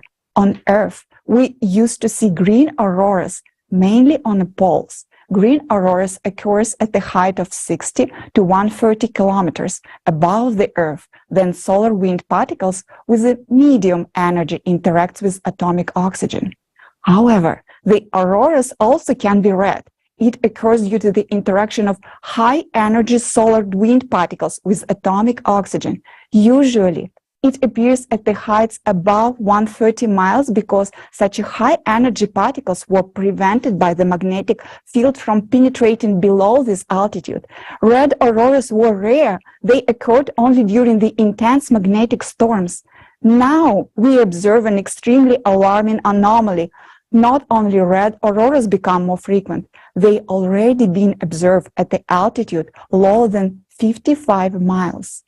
What does it mean? First of all, this means that the magnetic field is weakening, and those active high-energy particles of solar wind, which were supposed to be reflected by the magnetic field, and they are freely penetrating deeper into the atmosphere and beginning to interact with atomic oxygen closer to the Earth. This is important to note that there is a penetration of larger, more highly charged particles that act more destructively. The fact that the red auroras occur in the lower layers of the atmosphere means that there are no longer protection above. The second reason why the auroras are behaving abnormally is the descent of the upper layer and middle layers of the atmosphere. The atmosphere is contracting, it is sinking, and the density of its upper and middle layers is decreasing. Moreover, its chemical composition is changing. See the ozone layer being destroyed in the stratosphere at the altitudes of 30 miles. This means that we will lose our protection from UV radiation. Red auroras are already appearing in mid-latitude. Many of these were observed in February and March 2023. On January 5th, 2023, the sky over Germany was colored red. This was example of anomalous static red aurora. In addition to anomalous red aurora, blue, teal, white, and even pink auroras have also been observed, which also indicate the penetration of solar wind closer to the surface of Earth and cracks in the magnetic field. During the solar flares, auroras are increasingly moving towards the equator. For example, during the strong magnetic storm on March 24, 2023, which scientists could not predict in advance and did not expect its arrival, the auroras was observed in the United States, even in southern regions, such as Virginia, North Carolina, Oklahoma, and in Arizona. Polar auroras started reaching southern latitudes in Europe, such as Czech Republic, Ukraine, and southern Russia. Unusual bright and frequent auroras, which now occur far from the polar region, cannot be explained by activity of the sun, as the sun is currently in a prolonged minimum of its activity, meaning that the fewer particles from solar wind will reach the Earth. The only explanation for the aurora's anomalies is that the magnetic field is critically weakening, the atmosphere is contracting, and the solar wind is descending closer and closer to the surface. This is scary because it shows a large disturbance in the magnetic field, and it is a sign that the Earth's core is no longer working properly. We are horrified by the fact that people are now just admiring this phenomenon without realizing that this is the black mark of Cerberus. Admiring the northern lights with their rare colors is like admiring the cleanliness and sharpness of a blade when you are lying on a guillotine. Unfortunately, the scientific community does not consider the problem comprehensively as they should. These processes will only intensify further, and there will be more and more harsh radiation coming from space. Few people know that there is another anomalous phenomenon that has become more frequent in the last few years. It is a logical manifestation of an atypical behavior of a magnetic field, which looks like light pillars. Previously, similar phenomena were observed only during the auroras, but now they start to occur even without them. Currently, these phenomena are mainly observed in cold regions at night when there's a light from street lamps. You can read that such light pillars appear because hexagonal or column-shaped ice crystals are suspended in the air, one above another, and are illuminated by a light source. But recall night-winter photos from 10 to 20 years ago. Did you see light pillars on them as often as you see them now? After all, there were street lights, but there were no pillars. What is now keeping the ice crystals in suspended state? This is not just an optical effect. Nowadays, there are more and more cases when light pillars appear in groups. They are brightly colored in the color of the streetlights illuminating them. But the intensity of the pillar glows does not correspond to the brightness of the light source. And what is more abnormal is that light pillars with a red tint or color appeared, independent of the light source. What are these light pillars? This is an atypical manifestation of the magnetic field properties, which cannot be detected by our instruments. It indicates a local weakening of the magnetic field. During such phenomena, cosmic radiation penetrates to the surface of the Earth along the magnetic field lines, interacts with the molecules in the air. This is what colors the pillars in different shades, similar to auroras. Ice crystals hang in suspended state along the power lines of the magnetic field. Today, you will learn what causes the local weakening of the magnetic field. Just as in the auroras, the red color in the light pillars indicate molecular oxygen, which we breathe, is being destroyed by harsh cosmic radiation. Molecular oxygen turns into atomic oxygen, which emits a reddish color, reddish light. This in turn indicates that anomalous zones in the magnetic field are becoming more frequent and more extensive, and the power lines of magnetic field are distorted. As a consequence, our atmosphere is subjected to even more severe attacks from cosmic radiation. Now, you understand why such phenomena as light pillars are not at all fascinating, but rather is frightening. Our protective magnetic field is weakening severely. Harsh cosmic radiation is penetrating deeper and deeper into the Earth's surface, and oxygen in the atmosphere is depleting. All this is progressing extremely rapidly, and we, being intelligent and educated people, do not see that. We admire the anomalous polar light pillars, and say, how beautiful. What can be beautiful about impending death? Atypical anomalies in the magnetic field are terrifying and alarming phenomena, which is related to the destabilization of the core of our planet due to cosmic impact, which affects our planet once every 12,000 years. The climate cerberus has literally given us, all of humanity, a black mark, and we admire and marvel at it. This is a cerberus that dictates a sentence to all of humanity.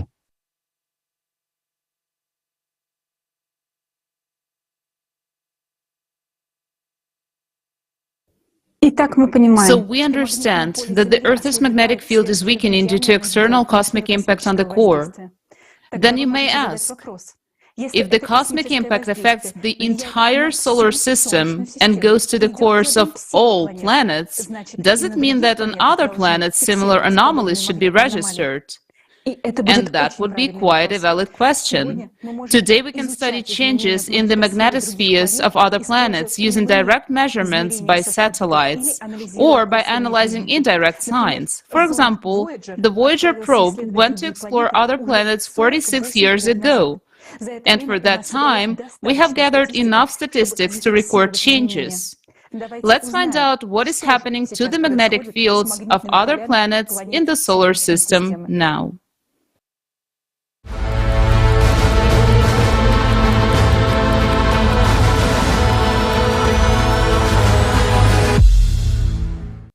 Additional energy comes from outer space during the 12,000-year cycle to the cores of all planets in the solar system. It is the cores that generate the magnetic fields of the planets, due to the influence of cosmic impact on the Earth's core. Since 1995, there have been changes in the magnetic field of our planet. They are manifested in the form of atypical polar light, growth of the South Atlantic anomaly, and pole drift. The outer impact also affects other planets and their satellites. Let's consider what signs of changing magnetic fields we can see on other planets of the solar system. Venus. On Venus, a magnetic field was detected for the first time in 2006, although there had been no signs of it before. As a consequence, aurora borealis is now observed on Venus. They appear in the form of light-moving spots of varying shape and intensity. Sometimes they spread over the entire planet. All this suggests that since 2006 there have been big changes in the core of Venus because the magnetic field cannot appear by itself. Mars. Now, Mars does not have a global magnetic field as a result of a catastrophe that occurred on the planet and affected the function of its core. Only magnetized rocks on the surface of the red planet have magnetic properties. Usually, the magnetization of rocks is so weak that it cannot be a condition for the occurrence of aurora borealis. However, in recent decades, aurora borealis has suddenly appeared even in local zones of magnetization. In the southern hemisphere of Mars on August 11, 2004, the Martian aurora borealis was observed for the first time. It corresponded to a special type of aurora borealis never seen before in the solar system. Between 2004 and 2014, a total of 19 aurora borealis were detected, all of them located in the zone of anomalies of the magnetic rocks of Mars. In April 2022, a giant sinuous discrete aurora was detected on Mars. It was in the form of a luminous twisted band of ultraviolet light and covered half the planet.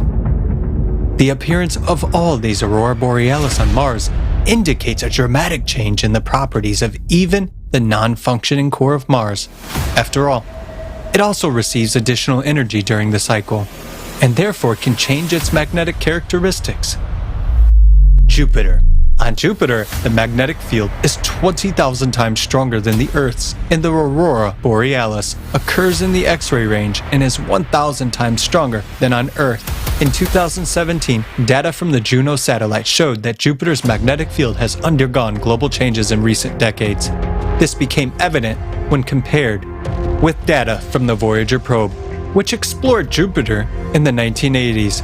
The largest changes in the magnetic field occurred in the powerful magnetic region near Jupiter's equator, known as the Great Blue Spot. This transformation cannot be explained by external influences on the magnetic field, which means that the change in the Great Blue Spot is associated precisely with changes in the characteristics of the core of the gas giant. This phenomenon can be compared with the South Atlantic magnetic anomaly on Earth, which is now rapidly expanding. The largest satellites of Jupiter also have polar lights. However, it is interesting that on Callisto, northern lights were detected for the first time only in 2021. This indicates that changes in the magnetic properties of the cores during the cycle of 12,000 years occurred not only on the gas giants, but also on their satellites, as they also have cores. Saturn. Compared to Earth, Saturn has a much larger magnetosphere. On Earth, polar lights are usually caused by the solar wind, while on Saturn, the solar wind has much less influence on the dynamics of polar lights. On Saturn, polar lights shimmer in the infrared and ultraviolet ranges, that is, invisible to the human eye. Despite the fact that the solar wind could not affect the intensification of polar lights on Saturn, in 2017, a new type of northern lights began to be observed on Saturn, along with the classical one. It was caused by ultra-fast winds in the upper atmosphere above the North Pole. We can see how the parameters of magnetic fields on different planets of the solar system have changed in recent years, compared with the previous observations. These changes occur both on terrestrial planets such as Earth, Mars, and Venus, as well as on the gas giants such as Jupiter and Saturn, and even on their satellites. Changes in the magnetic fields of the planets are caused by changes in their cores. And the simultaneity of these processes points to a single external factor, the cosmic impact, which affects the cores of all planets of the solar system in the cycle of 12,000 years.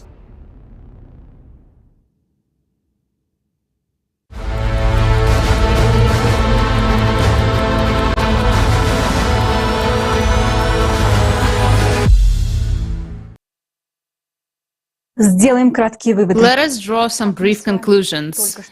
As we've seen, magnetic field anomalies on other planets occur in the same way as they do on Earth. This again indicates that today the entire solar system is influenced by cosmic impact on the planet's cores. And later today you will learn why exactly the planet's cores react to the external impact and what exactly happens in the interior of other planets due to the imbalance of their cores. Now we've considered how physical phenomena react to failures in functioning of the core, and this can be seen both on Earth and in the outer space. But there is another indicator on Earth which other planets don't have, by which we can track anomalies in the magnetic field. That indicator is living organisms. On Earth, everything living, from humans to fungi, insects and bacteria, depends on the magnetic field. So any abnormal changes in the magnetic field will affect their vital functions. And today you will find out how disastrously they are affected. According to experiments, the biological effects of changes in magnetic fields on living organisms can be so serious that they can be considered as dangerous as radiation. There are studies on mutation and cancer in living organisms from exposure to magnetic fields. Magnetic fields affect electrical conductivity in fluid media in an organism. The more complex an organism is, the more adaptive compensatory mechanisms are provided by nature in the form of nervous and immune systems and fluid media. The smaller and simpler the organism is, the less ability it has to survive changes in the Earth's magnetic field. The impact on the Earth's magnetic field on a mosquito and on an elephant will be different since their systems of organisms are different. So insects are more vulnerable to changes in the magnetic field, and this explains why half of all extinct species today are insects. The rate of extinction of insects is 8 times higher than that of mammals, birds, and reptiles. During the last 25 to 30 years, when after 1995 critical changes in the Earth's magnetic field began, the number of insects decreased by 2.5% a year. Magnetic storms also affect insects. Nowadays, during the 12,000-year cycle of cataclysms due to changes in the planet's course, areas of atypical magnetic anomalies which are not detected by our devices also start appearing on the Earth's surface. These areas are the first ones to which living organisms react. As soon as the magnetic field in these areas weakens, the population of species decreases. As soon as the tension increases, the population of species grows. Under such temporary fluctuations, animals have a chance to survive, adapt, and maintain the population. But with a global problem, such as sudden weakening of the planetary magnetic field, mass extinction of flora and fauna ensues. That's exactly what is happening today. About 1 million species of animals, plants, and fungi are now threatened with extinction. Some might say it's not due to climate change, habitat change, or environmental pollution. Yes, that's true, but not only that. The effect of changes in the Earth's magnetic field on living organisms is critically understudied, although it's already deadly. Let's watch a video about the scope of species extinction today due to changes in the magnetic field.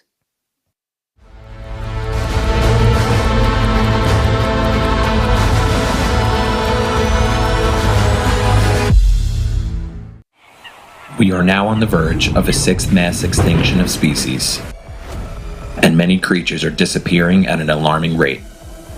Even more disturbing is the fact that this was triggered not only by human activity, but also by magnetic field anomalies that have occurred over the past 3 decades. First of all, the smallest, simple species of the animal world get extinct because they cannot adapt to the sharp change in the magnetic field. But unfortunately, this is just the beginning. Insects. In 2019, the Biological Conservation Journal published a study on the decline of 41% of insect species, with 1/3 of them already being endangered. In recent decades, 46% of bee species have become extinct. Bees use geomagnetic information to synchronize their biological clock, navigate in space, build honeycombs, queen cells, and so on. Scientists are sounding the alarm. The number of bees is decreasing, even in forests that remain untouched by human activity. This points to the influence of changes in the magnetic field. Many species of butterflies and moths have been significantly affected. In Britain, for example, their numbers fell by 58% between 2000 and 2009. Insect populations in protected areas of Germany have declined by 76% over the last 27 years. Similarly, the tropics of Puerto Rico have seen a decline of 78 to 98% in insect biomass over a period of 36 years. The decline in the number of insects has led to the extinction of birds, frogs, and lizards that fed on them.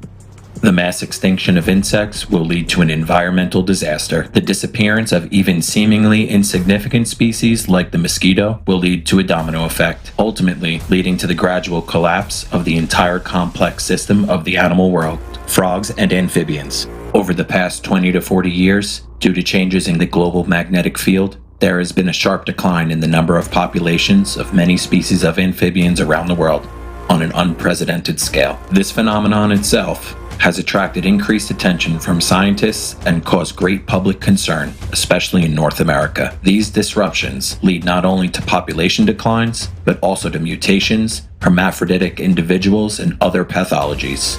In the chemical analysis of water, all the parameters were within normal limits, indicating precisely the effect of changes in the magnetic field. In the large forest area of Bunderbos in the Netherlands, the population of salamanders has been steadily declining since 2008 for unknown reasons. By 2013, only 4% of their previous quantity remain. Changes in the magnetic field are also affecting freshwater crustaceans. According to studies, the weakening of the Earth's magnetic field leads to a decrease in the size of Daphnia zooplankton and slows down their reproduction. During migration, birds navigate using magnetic fields. A study of 2 million captures of 152 land bird species in North America revealed a mass phenomenon of avian vagrancy when birds lost their sense of direction and deviated from their path due to geomagnetic disturbances. Anomalous zones, not detectable by measuring devices. Recently, there have been cases where various species of migratory birds did not fly to their wintering grounds due to occurrences of magnetic anomalies, which are not detected by modern devices. Such anomalies are characterized by rarefied air, unnatural for bird flight. In 2020, hundreds of thousands of dead migratory birds were found in the southwestern United States. The birds were in good physical condition, except for extreme exhaustion. It was as if they got into a trap, where some power was forcing them to fly until they died. In recent decades, cases of whole flocks of birds falling dead for reasons unknown to ornithologists have been recorded all over the world. Frightening facts of further consequences of local magnetic field anomalies that are not detected by modern measuring devices are observed worldwide. These include sudden strandings of whales, dolphins, harbor seals, and crocodiles. Cases of wild roe, deer, goats, and sheep going berserk without any registered source of disease have also been documented. Animals are dying, and scientists don't know why. Our Earth is gradually dying. Our flora and fauna are dying due to the cycle that causes all these changes. The smallest species are the first to die, then it will affect larger species. In the coming years, the number of undetectable magnetic anomalies associated with changes in the Earth's core will only increase. Right now, we have nothing to oppose these magnetic anomalies.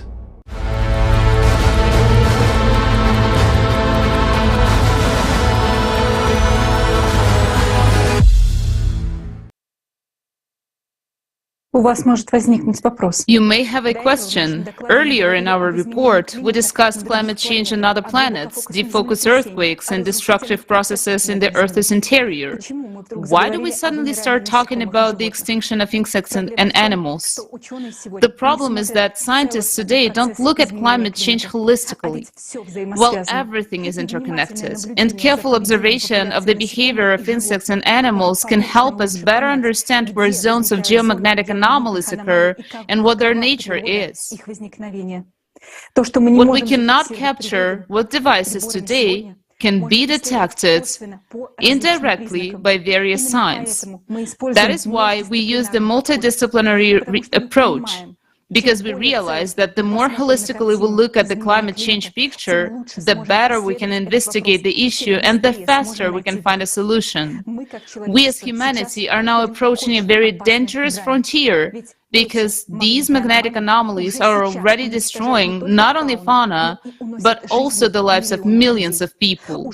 Already now, none of us is immune. We invite all experts to pay attention to the information that we'll now voice. As we have mentioned earlier, as today, the Earth's magnetic field has weakened by 10%, and this trend is clearly increasing. As a result, we humans are becoming more vulnerable to the radiation. Therefore, we are currently observing a rapid growth of oncological, viral, and other type of diseases. This is an established fact that during the magnetic storms, there is a number of heart attacks and strokes, including fatal increases 2 to 3 times. This is because the charge of the magnetic field reduces the external charge of erythrocytes, which leads to their clumping. blood coagulation increases by 2.5 times, which significantly increases the risk of thrombosis.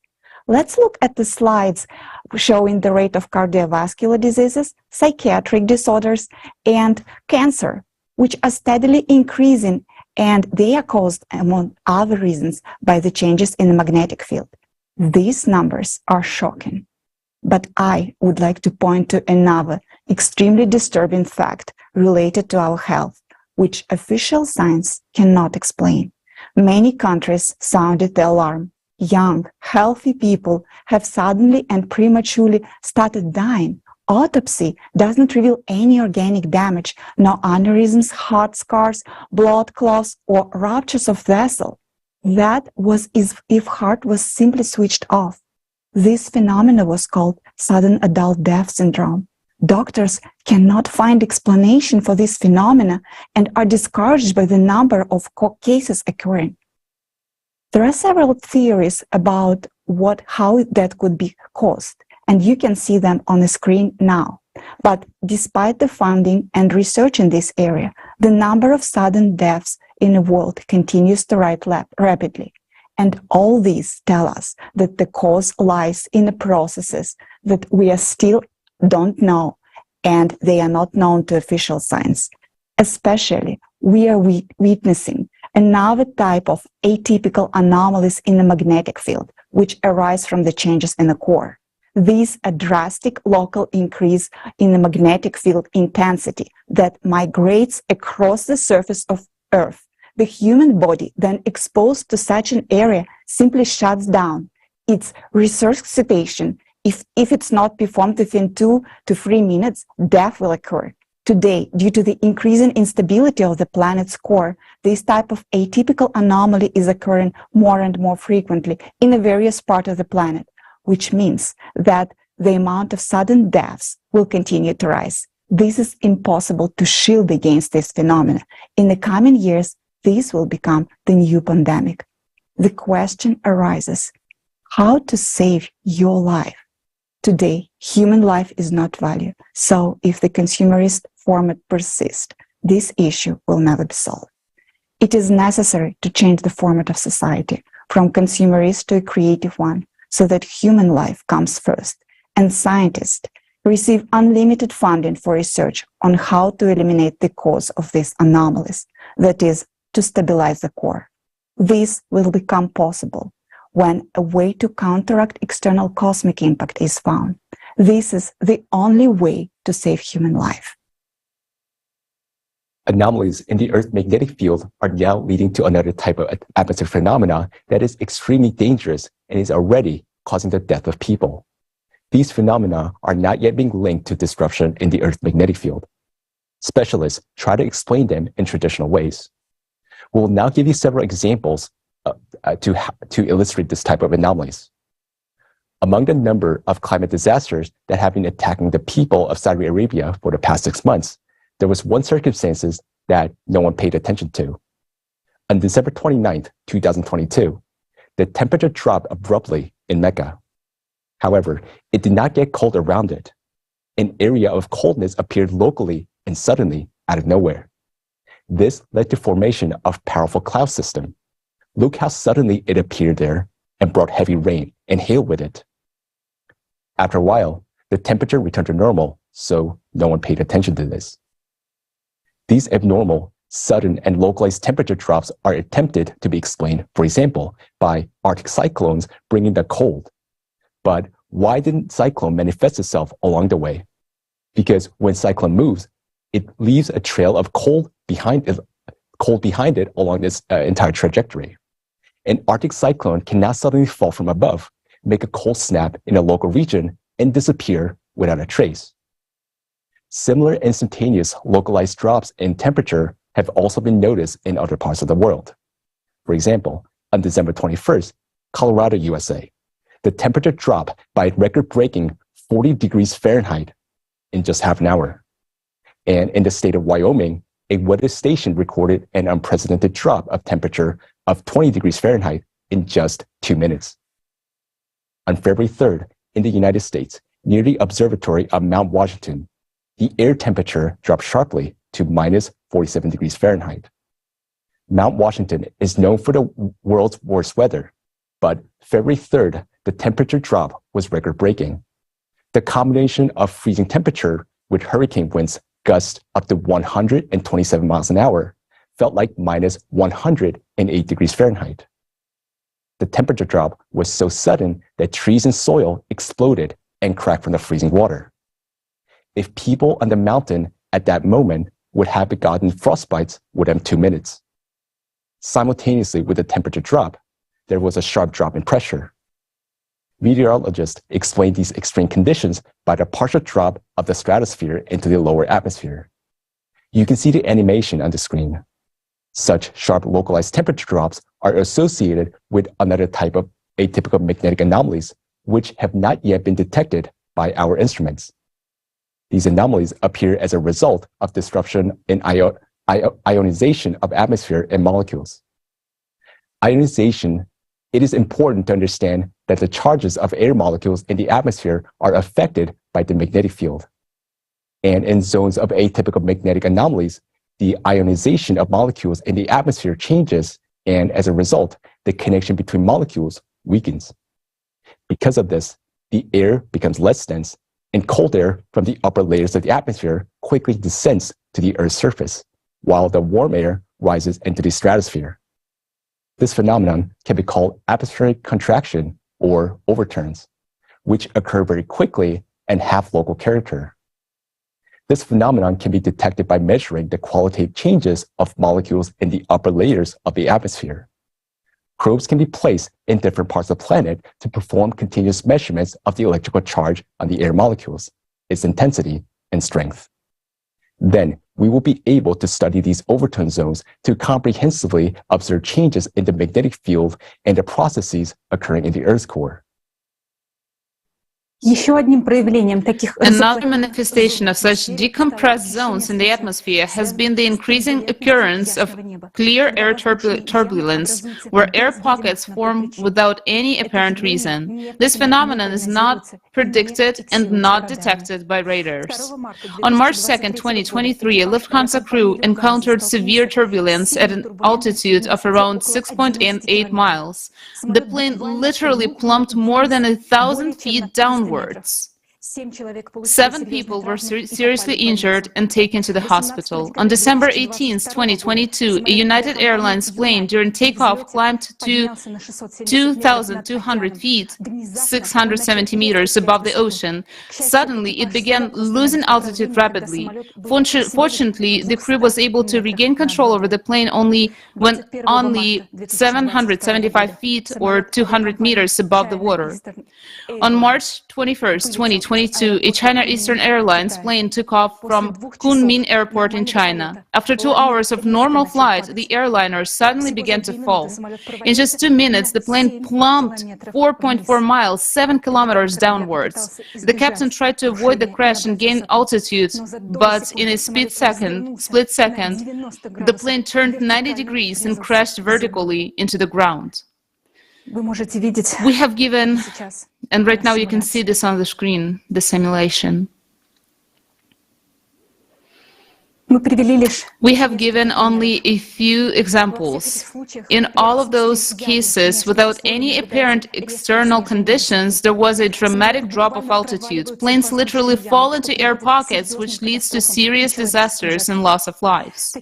Such phenomena of air decompression, as well as atmospheric overturns, are associated with areas of atypical magnetic anomalies. The Bermuda Triangle is one of these pathological zones. Planes and ships disappear there from time to time. Due to the disruption of the magnetic field in such areas, the adhesion between air molecules decreases, leading to the formation of air pockets. Air simply ceases to support the plane. Moreover, water molecules in these areas behave in a similar way. The bonds between them weaken and the water becomes so fluid that the ships literally fall to the bottom, sinking without any mechanical damage.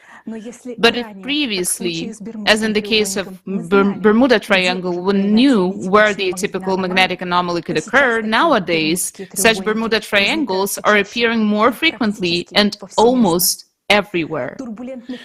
There will be more turbulent pockets in the atmosphere, especially at altitudes of 26,000 feet, 8 kilometers, and higher, where most airplanes fly.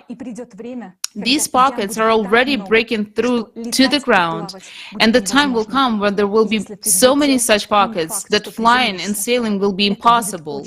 If you take off, it's not certain that we will land safely. It will be very, very risky. It's scary to say that, but we have to talk about it, because we're obliged to warn people. Unfortunately, in the consumerist formative society where human life worth nothing, such anomalies are not properly studied, and moreover, they will be hushed up to the last moment so that not to cause panic and not to lose profit. How many airlines do you think will want to make a statement that flying is now dangerous? Well, you know the answer yourself. Let's summarize. Due to the malfunction in the Earth's core caused by the external cosmic impact, the magnetic field of our planet undergoes catastrophic changes. Anomalous auroras, light pillars, atmospheric voids, turbulence anomalies, zones of air and water decompaction are appearing, where overturns are formed, areas of magnetic anomalies. Living organisms and people are dying, and if the overall destabilization of the magnetic field is related to the disruption of the core in general, then local migrating zones of magnetic anomalies have an even more detailed explanation. These anomalies are formed by sudden bursts of electromagnetic energy from the planet's interior, and these bursts occur as a result of cavitation explosions in magma in the interior of our planet. We have described this mechanism earlier in the forum when we talked about deep-focus earthquakes, including those that caused the tragedy in Turkey and Syria. With such a cavitation explosion in magma, the wave propagates tangentially, as in the Yudkin effect, and leads to the appearance of the zones of atypical magnetic fields anomalies on the plane's surface. Due to the destabilization of the core, such explosions occur more and more frequently, which means that soon we will observe not only intensification of such above-mentioned anomalies, but also a huge amount of lightning striking from the Earth's interior and the increase in the number of ball lightning. All the facts you have heard today about the changes in the electromagnetic field indicate that our core is already extremely unstable, and that means that our planet is currently following the worst scenario of the cycle of climate catastrophes. Later in the forum, you will learn why humanity will face its end even earlier than 2036. Another confirmation of this is the intensification of climate anomalies and disasters on the planet as a whole. We carefully study everything that is happening to our planet, all the habits of the climate cerberus, because we realize that if no one does that, then humanity is simply doomed. And now we want to present to your attention a video containing terrifying facts about the growing power of the climate cerberus, which unfortunately we cannot counteract today.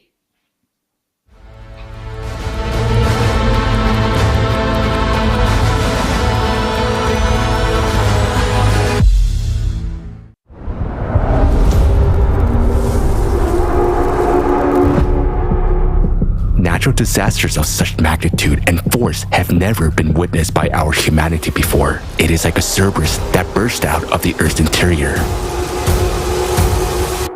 We have been watching the climate cerberus when it was just beginning to grow.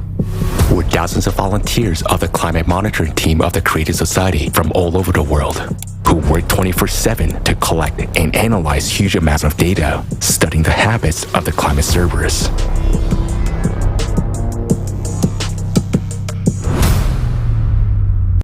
Even several research institutes can't process that much data. But it can be done by people united by one goal.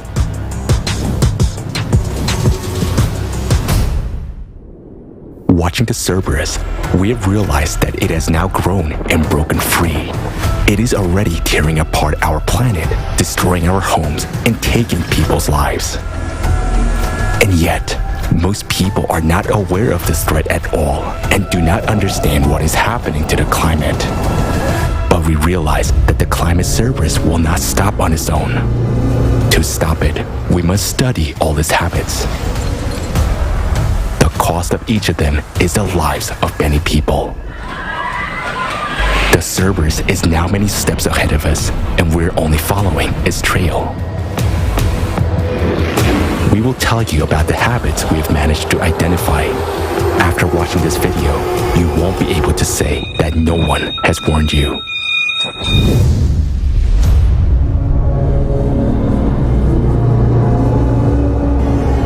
The Cerberus attacks suddenly and lightning fast when you least expect it. There was almost no time to react.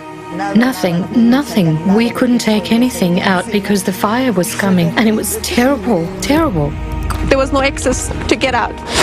I had to jump out of the window. And it was like a movie where the house slides down behind you and you're running for your life. But we have lost home. But we're okay.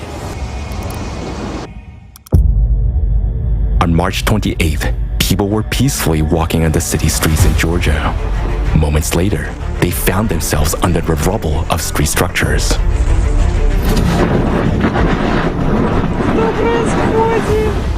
The structure was shaking so much in the wind, I thought it was an earthquake. Look here, the wind completely tore off the roof of the market, from one end to the other. In March, the city of Miyakojima, Japan, received more than a month's worth of rainfall within just 1 hour. While you're seeking shelter from the rain, a record amount of water falls on you, and it turns into a flood. Within 3 to 4 minutes, the water level rose by 2 meters. It just happened that quickly. Water everywhere. Within 10 minutes, the whole backyard was a river. It's like two big, huge tsunamis coming through. There was one, and then there was a second one that just came through just so quickly and fast.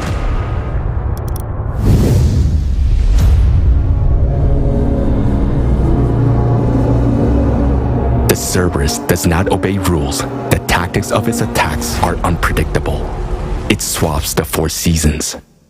In February 2023, when it was summer in the southern hemisphere, temperature dropped below 0 and the snow fell in Australia and Argentina. While in Europe, summer has arrived in the middle of winter. In Germany alone, 982 heat breakers were broken in just 3 winter days. A few days later, the European heat wave was replaced by an anomalous cold snap. This is happening all over the world. Abnormal heat and cold alternate at a catastrophically fast pace. And that is also the terrifying signature of the Cerberus. It brings chaos to your everyday life. In Africa, in southern Morocco, snow is a rarity. But in February 2023, the inhabitants of several communities were cut off from the outside world after a heavy snowfall. History. On its way, Freddy intensified 7 times, which has never happened before, and its trajectory was anything but a normal cyclone track. It turned around several times and continued its way.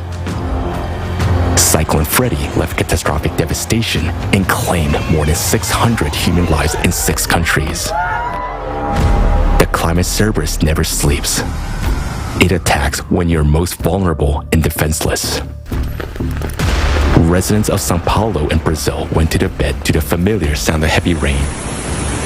At dawn, a flash flood and multiple landslides buried about 50 houses with sleeping people. The Cerberus knows no mercy. Now, it's already making some really terrible strikes.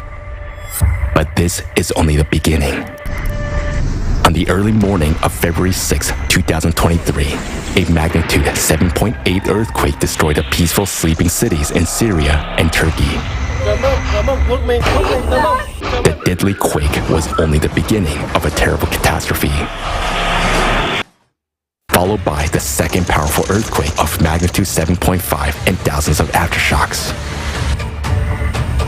It became a tragedy of a global scale that claimed more than 50,000 human lives according to official figures alone.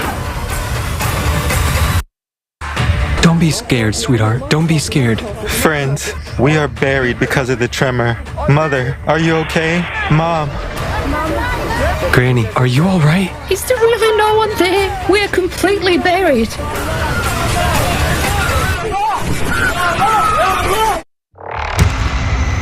After the earthquakes, the affected regions experienced a sharp cold snap and a snowfall, followed by a severe flooding. The cerberus is becoming more aggressive, and catastrophes of such magnitude as in Syria and Turkey will occur more and more frequently.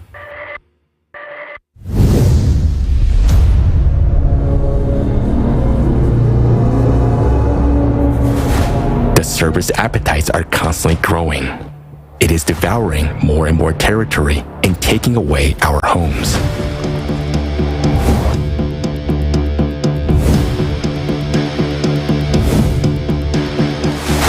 Fires are spreading, millions of hectares are burning, and they're very difficult to extinguish. Floods are covering larger and larger areas. Across Europe, since 2000, there has been a more than 30-fold increase in abnormal rainfall. The cerberus was weaker before, but now its blows have become more fierce. This year, in Japan and the USA, people died after being trapped in snow in homes and vehicles.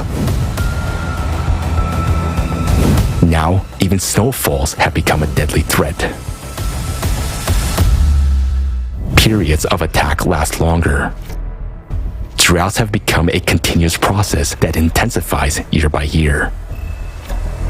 It's March now, and with the snow melting, the water should have been higher than me. But instead, the riverbed is completely dry. Because there has been a drought here for the whole year, it's not just 3 months, it's a whole year without rain. If this is happening now, it will be even worse in the summer. The drought this year was extreme, and given that the previous 2 years also had a drought that dried out the soil, this year, all the soil has dried out. The waves of merciless heat are becoming longer and arriving sooner. Record-breaking temperatures of 104 Fahrenheit hit India and Pakistan already in February. This has happened in Asia for the first time in history.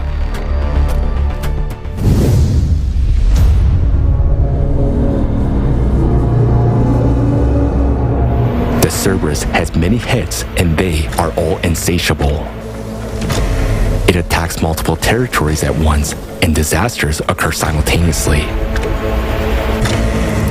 Late February 2023, Tropical Cyclone Freddy is raging in Madagascar and Mozambique.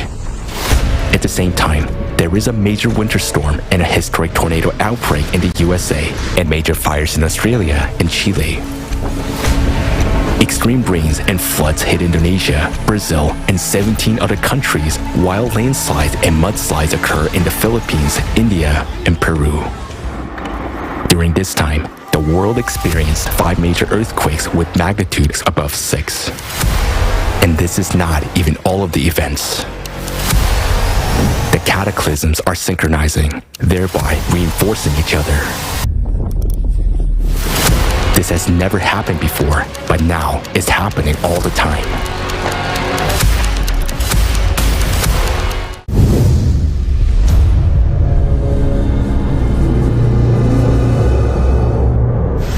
The climate service grasping onto one territory does not let go of it. In November 2022, the city of Jeddah in Saudi Arabia was hit by a record rainfall. In 6 hours, more rain fell than in 3 years. The next 5 months brought a whole cascade of natural disasters. Giant hail and snow, sandstorms, storms and tornadoes, torrential rains and floods.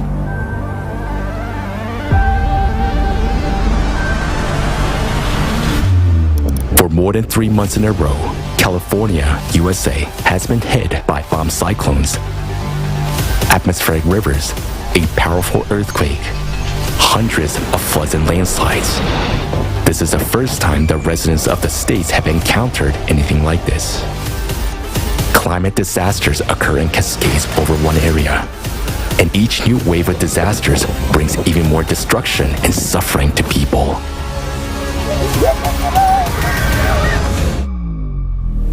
The cerberus does not distinguish between the rich and the poor. It does not care about nationality or skin color, and there are no countries, nations, or borders for it. It comes to everyone. The worst part is that more it eats, the bigger it gets. And the more it is going to devour.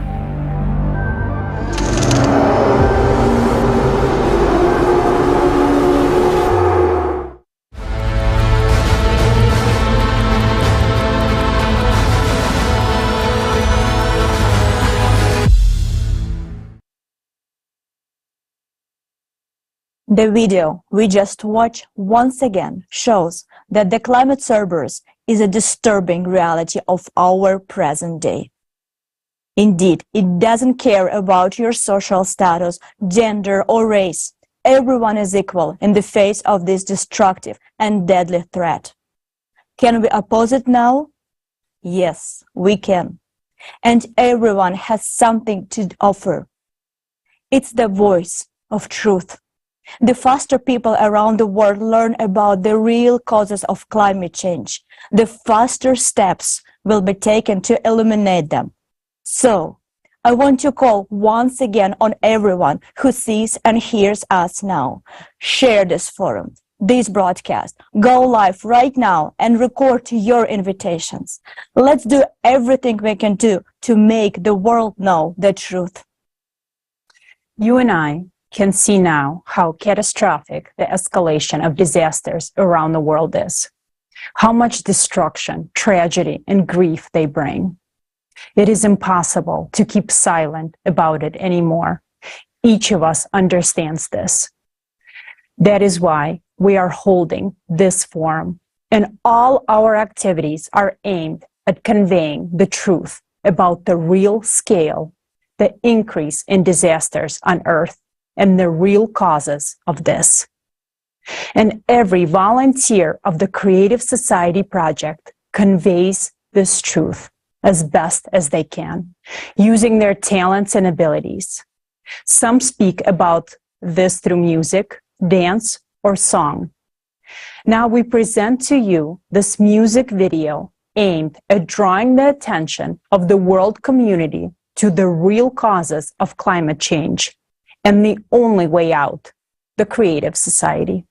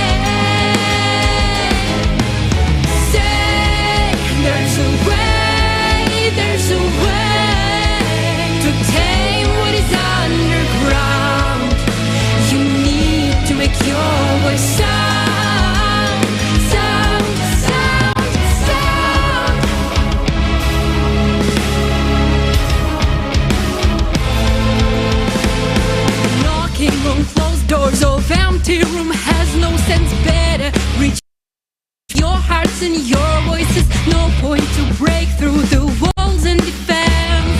Better break through veil of their ignorance. There is a way out if you start to act right now. Be of good courage, for there is no fear in love. Love for humanity is way with no doubt. Creative society is our way out. Say there's a way, there's a way out of dark today to wash your lies away.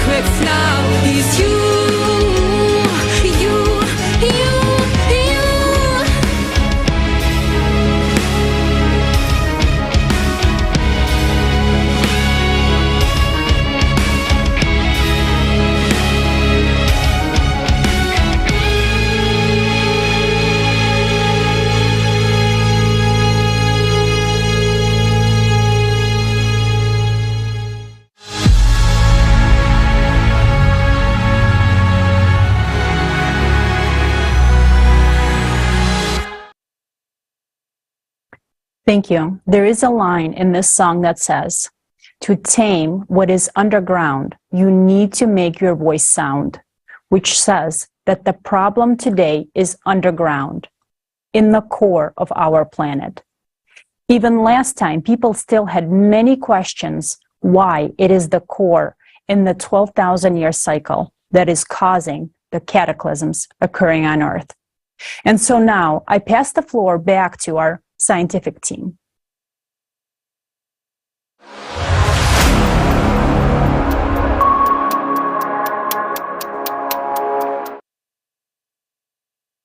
Да, ядро на данный момент Yes, the core is currently the main conductor of all cataclysms. It is precisely the displacement and heating up of the core that determine all the processes that occur on the surface.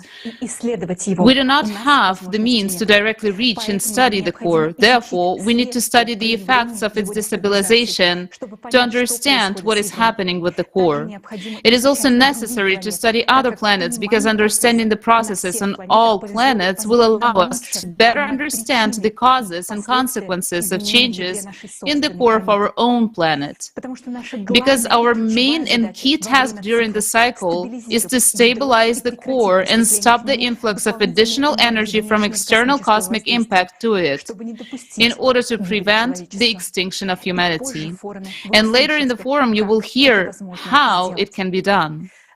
During the 12,000-year cycle, external impact comes to the cores of all planets in the solar system. What are the signs that tell us about this? It has been established that when there was a displacement of the Earth's core in 1998, there was a simultaneous displacement on other planets as well. How was this established? The first to speak about this was Yuri Vladimirovich Barkin, PhD in physics and mathematics, professor at Schmidt Institute of Physics of the Earth of the Russian Academy of Sciences. The displacement was measured on the Earth as well as on the Moon, whereas displacement on other objects were registered indirectly. During lunar missions, laser reflectors were installed on the Moon. In 1997 and 1998, abrupt changes in the coordinates of all 4 reflectors were detected simultaneously in the same direction. Barkin's calculations showed that the centers of mass of all planets have shifted relative to their geographical positions, which indirectly indicates that displacements of all the cores. Look at these numbers on the screen. For example, on the screens, the Earth's center of mass is displaced to its geometric center by 1 kilometer, 0.6 miles. The Moon's by 2 kilometers, 1.2 miles. the Marses by 3 kilometers, 1.9 miles, while that the Sun over 300 kilometers, 186 miles. What did the destabilization of the Earth's core and the increase in energy from external space actually lead to? It led to an increase in seismic and volcanic activity as well as heating of the Earth's crust. However, the Earth's crust is heating up unevenly. There are 3 zones of Earth that are abnormally heating. Thin oceanic crust is the first to heat up, which causes heating of the water at the bottom of the ocean. The second type of zone are areas of activation of magma chambers beneath West Antarctica and Greenland, where magma and mantle plumes are rising. It is precisely because of this that these glaciers are melting from the bottom up, and we talked about this in detail during the previous forum. And the third zone is the areas of continental crust that are heating up as magma rises. Moreover, the coldest parts of the plates are the first to start heating up. For example, we can see that in Siberian Arctic is heating up 3 times faster than the rest of the world. Canada is being heated up as well. This is a compensatory mechanism. These areas bear the brunt first. When these areas of heating begin to grow, it will mean that Earth's crust can no longer compensate for the growing heat from the external impact coming to the core. In other words, the uneven heating of the planet's surface, which is compensatory mechanism, is a clear sign of the core destabilization. We already know that destabilization of the core is taking place on all the planets of solar system. In this case, a question arises: do we observe the same signs on other planets, such as uneven surface heating and geodynamic anomalies? Let's find out in this video.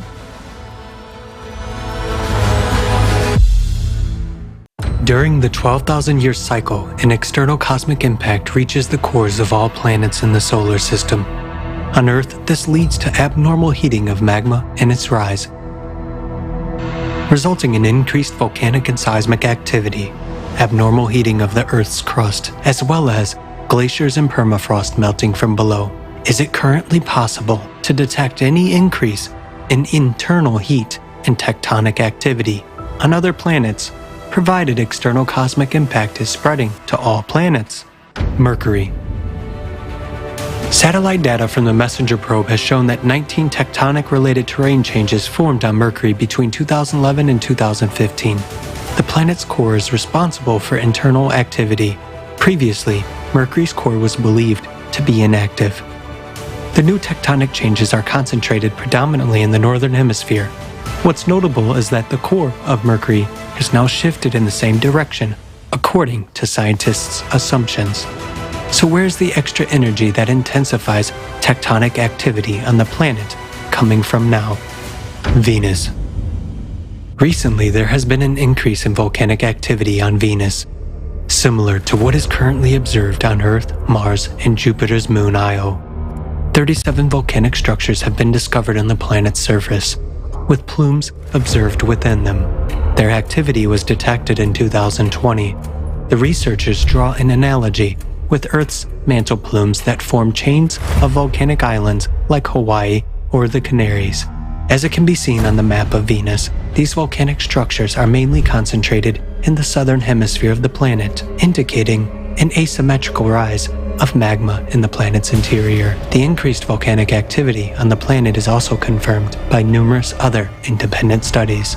What has caused the recent rise of magma and plume activity on Venus? Why is this happening in sync with the increase in volcanic activity on other planets? There is also a sign of internal heating on Venus, manifested through accelerating winds. Data from the Venus Express orbiter showed that wind speeds on Venus have increased from 186 miles per hour to 249 miles per hour between 2006 and 2012. These days, similar dramatic signs of warming atmospheres are being observed on many other planets in the solar system. Mars. In 2018, the south pole of Mars experienced an unprecedented warming event. Areas of liquid water 20 kilometers in diameter were found under the ice cap. In other words, the ice on Mars is now melting from below, just like on Earth. As the geothermal heat from the planet's interior increases, the glaciers on Mars, like those in Antarctica, Greenland, and permafrost on Earth, are also melting from the bottom up. In another part of the planet, the Elysium region, there is a sharp increase in endogenous activity, meaning internal activity. Between 2019 and 2020, the rise of magma triggered 465 Marsquakes in the area, and in 2021, a seismic event was recorded that was 5 times more powerful than any previous one. And in May 2022, a huge mantle plume was detected in this region, causing an even more record-breaking Marsquake. As we can see, seismic activity is now increasing on Mars, much like it is Earth. It is worth noting the similarities between the processes on Mars and Earth. When the Earth's core shifted along its axis of displacement, 2 heating zones initially formed, one in western Siberia and the other in western Antarctica. Similarly, we have observed 2 zones on Mars, one near Elysium and the other at the South Pole. This indicates that Mars' core shifted in the same way as on Earth during the 12,000-year cycle. The recent processes on the terrestrial planets point to an increase in the activity of their interior. Mercury, Venus, Earth, and Mars are experiencing a simultaneous increase in volcanic and tectonic activity, with a sharp rise of magma creating zones of anomalous heat. Jupiter. On gas planets, the function of a core is performed by a denser accumulation of gas within the planet. The high temperature of Jupiter's atmosphere is mainly provided by its internal heat. In 2001, scientists discovered that since the Voyager probe's exploration in the 1980s, Jupiter's internal heating had increased by 37%. Moreover, this heating is greater than the energy received from the Sun. It is known that internal heat fuels storms and turbulence on gas planets, increasing wind speed. Hence, the sharp increase in Jupiter's internal heat has resulted in the intensification of these atmospheric phenomena. When the Hubble was launched in 1990, no cyclones or thunderstorms were detected on Jupiter. But over the last decade, storms have become increasingly active and intensified. We can see them on images of the planet as spots. Red spots are the hottest areas. Since they started appearing, it means that there is more internal heat. Between 2005 and 2006, another massive red spot was formed on Jupiter for the first time. The already existing huge anticyclone, the Great Red Spot in the southern hemisphere, has shrunk and rounded, indicating an increase in wind speed. It has increased by 8% between 2009 and 2020. All of this indicates that additional energy is emerging in the depths of the gas giant that causes powerful internal heating. Where could this energy come from? Planet satellites also react to external space impact with an increase in endogenous activity. On Jupiter's moon Io, in the northern hemisphere, the most powerful volcanic eruptions have been occurring over the past 5 years. On another of Jupiter's moons, Europa, in 2013, scientists discovered that the ocean at the equator was warming from below. Subsequently, the satellite's interior heated up so much that in November 2019, NASA's research group detected water vapor above Europa's surface. It is noteworthy that the moon Europa started heating up on the side that does not receive heat from the sun. Conversely, the coldest area was found on the sunny side. In other words, the appearance of zones of anomalous heating on Europa cannot be attributed to solar energy. They can only be explained by an increase in internal heat. Saturn.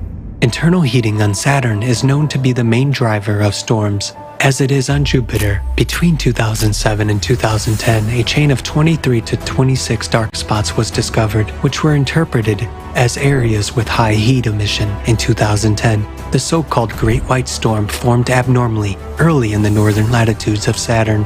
It became the largest and most intense storm observed in the planet's northern latitudes. A record temperature spike of 150 degrees Fahrenheit above normal was registered in the vicinity of this storm. Subsequently, the processes in Saturn's atmosphere became more intense. In 2018, scientists discovered a series of storms of an entirely new type, also near the North Pole. Previously, the storms of such intensity had never been observed on the gas giant before. We see that Saturn's heating from the interior is increasing, which contributes to the intensification of storms on the planet. Enceladus. Saturn's moon is covered with an ice shell, beneath which lies an ocean, and directly beneath the ocean is the planet's core. Unexpectedly for specialists, the interior of Enceladus has a very high geothermal heat, much higher than all known sources of heat on the planet. When they measured the internal thermal power of Enceladus, it was 15.8 gigawatts, which is an order of magnitude greater than all known sources of heat on the planet. This is 2.6 times the power of all the hot springs in Yellowstone. In 2005, near the south pole of Enceladus, where the sun does not shine, a spacecraft detected a new thermal anomaly, which had not previously been observed. In this area, jets of steam composed of methane, propane, and molecular nitrogen were found to be escaping. In this steam, composition indicates the increasing hydrothermal activity which has emerged at the core ocean boundary. In other words, Enceladus is also heating up from the inside. Where did the additional energy for heating Enceladus come from?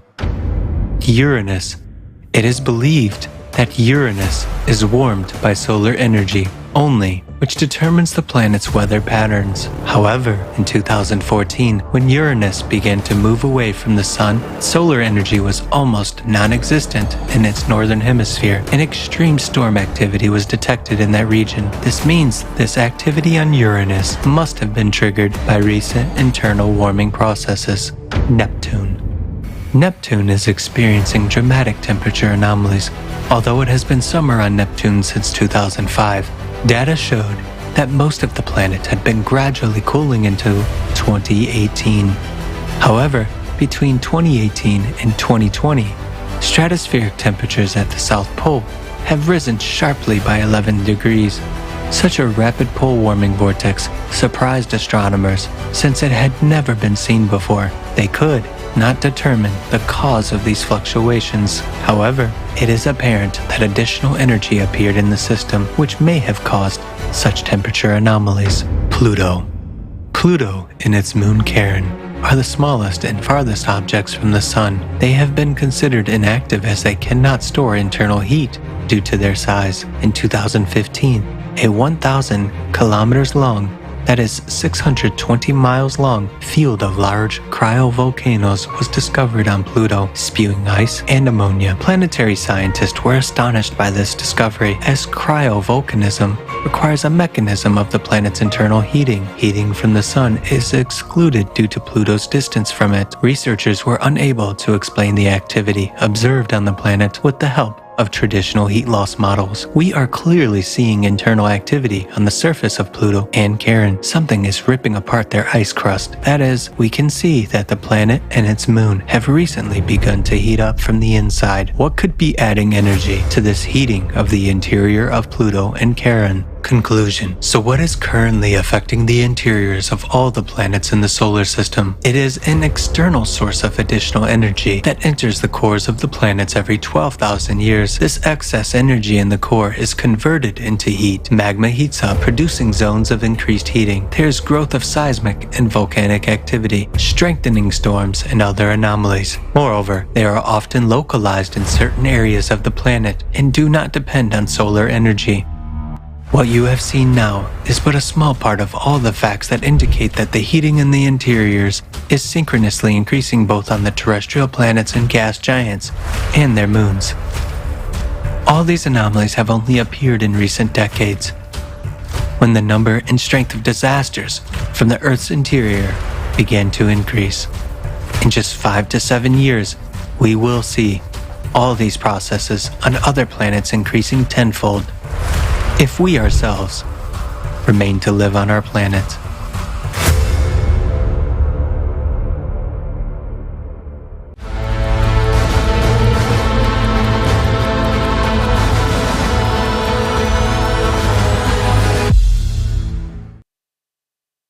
Итак, мы видим, что сегодня внутри планет Солнечной системы To sum up, we see that additional energy is emerging inside the planets of the solar system, the presence of which cannot be explained by any of the known sources of heat such as radiogenic heat, tidal friction, solar radiation, and others. The emergence of additional heat in the planets of the solar system can only be explained by external cosmic impact on their cores, as well as on the core of the Earth. Moreover, similar changes occur even on gas giants, which suggests that they too have cores which are very dense. Otherwise, they would not have gravitational and magnetic fields. When we start studying them more thoroughly, even greater surprises await us. We now understand that the cause of unprecedented increase in climate disaster and anomalies on Earth is destabilization of the planet's core. Why do we claim that today, as in previous cycles of 12,000 years, the core is destabilized by the external cosmic impact? After all, some believe that nuclear tests, large seismic events, or falling meteorites could have caused such destabilization. But none of these factors can cause destabilization of the core, and now we will explain why. The Earth core sets the tone for everything on the planet. It is not just massive, but it is the center of gravity and practically the center of mass. The core is very stable, and its rotation is precisely that system that makes it impossible to disrupt the planet. What normally ensures such stability of the core? In terms of the structure, the core is divided in an inner core and an outer core. The inner core rotates slightly faster than the outer core, and almost always the entire core rotates faster than the Earth's surface. The inner core sets the rotation of the entire planet. So, in fact, the core acts as a gyroscope, which stabilizes itself because most of the planet's mass is centered in it. Look, when you try to tilt a rotating gyroscope, or that very spinning top, it immediately returns to original position by itself. By the way, if the core were suddenly to reverse the direction of its rotation, then according to the law of conservation of energy, its huge amount of energy during such a reversal would destroy the entire planet. With its gigantic size and rotational speed, the mechanism of the core becomes so robust that it cannot be thrown out of balance by any external mechanical impact. It is because of this that for millions of years, neither the falling of meteorites nor the explosion of giant supervolcanoes or the strongest earthquakes could put the planet out of balance. All of this was dampened by the core. However, today, being in a 24,000-year cycle of cataclysms, we're seeing destabilization of the core and the entire system of its rotation. As we have already understood, this could not be caused by any mechanical impact. This suggests that it is the external impact that is affecting our core. Moreover, we understood that this impact has a very powerful energy. Otherwise, it simply would not be able to destabilize such a robust and stable system as the core of the planet. To understand what external cosmic impact is now affecting the core, we need to understand why it affects only the core without interacting in any way with any other shells of the Earth. The answer is in the structure of the Earth's inner core. Our hypothesis is that the Earth's inner core has an enormous density and is something like a neutron star. That is, the core of the Earth consists of neutrons. This was also stated by PhD of physics and math Igor Mikhailovich Belousov in his work Nature Through the Eyes of a Physicist. He suggested how the neutron core could have formed inside and described the planet's development. The density of matter in the inner core is 100,000 times greater than the density of the outer core. This is because the outer core consists of atoms, while the inner core consists of neutrons, which are components of atom and are 12 orders of magnitude smaller in volume than the atom itself. Neutrons are electrically neutral particles, so they do not experience repulsion or attraction. This creates the maximum density of their packing. Free neutrons themselves are unstable particles. They have half-life of 16 minutes. However, when they are part of atomic nuclei, or if they're densely packed, as in the neutron star, the neutrons are stable particles. The advantage of the neutron core hypothesis is that it provides an explanation for the origin of neutrinos detected coming out from the center of the Earth, and why there's an increasing flux of them in local areas. This is due to the decay of free neutrons, which occur on the surface of the neutron core due to the external impact. In scientific publications, one can come across assumption that there's a third layer in the Earth core and that the inner core is asymmetrical. All of these observations arise from seismic wave studies. However, all of them are incorrect because they do not take into account the specific features of the inner core. Due to the enormous density, the inner core is incapable of allowing any waves to pass through. In other words, seismic waves do not pass through the inner core, but rather encircle it. Moreover, the inner core may slightly change. For example, if there's a shift of even 300 feet or 100 meters, measurements of seismic waves coming from the same point before and after the displacement of the core will give completely different results. Based on these differences, false conclusions are drawn that the core has a third layer or that it crystallizes asymmetrically. However, if experts take into account the extreme dense structure of the inner neutron core, which does not allow seismic waves to pass through and that the core can move, then we'll easily understand and process seismic wave data. And most importantly, they will understand what is happening in the core right now. We come to the conclusion that since our core is neutronic, which means that it has anomalous high density, this is a reason why the cosmic impact, so far unknown to us, is interacting with it alone.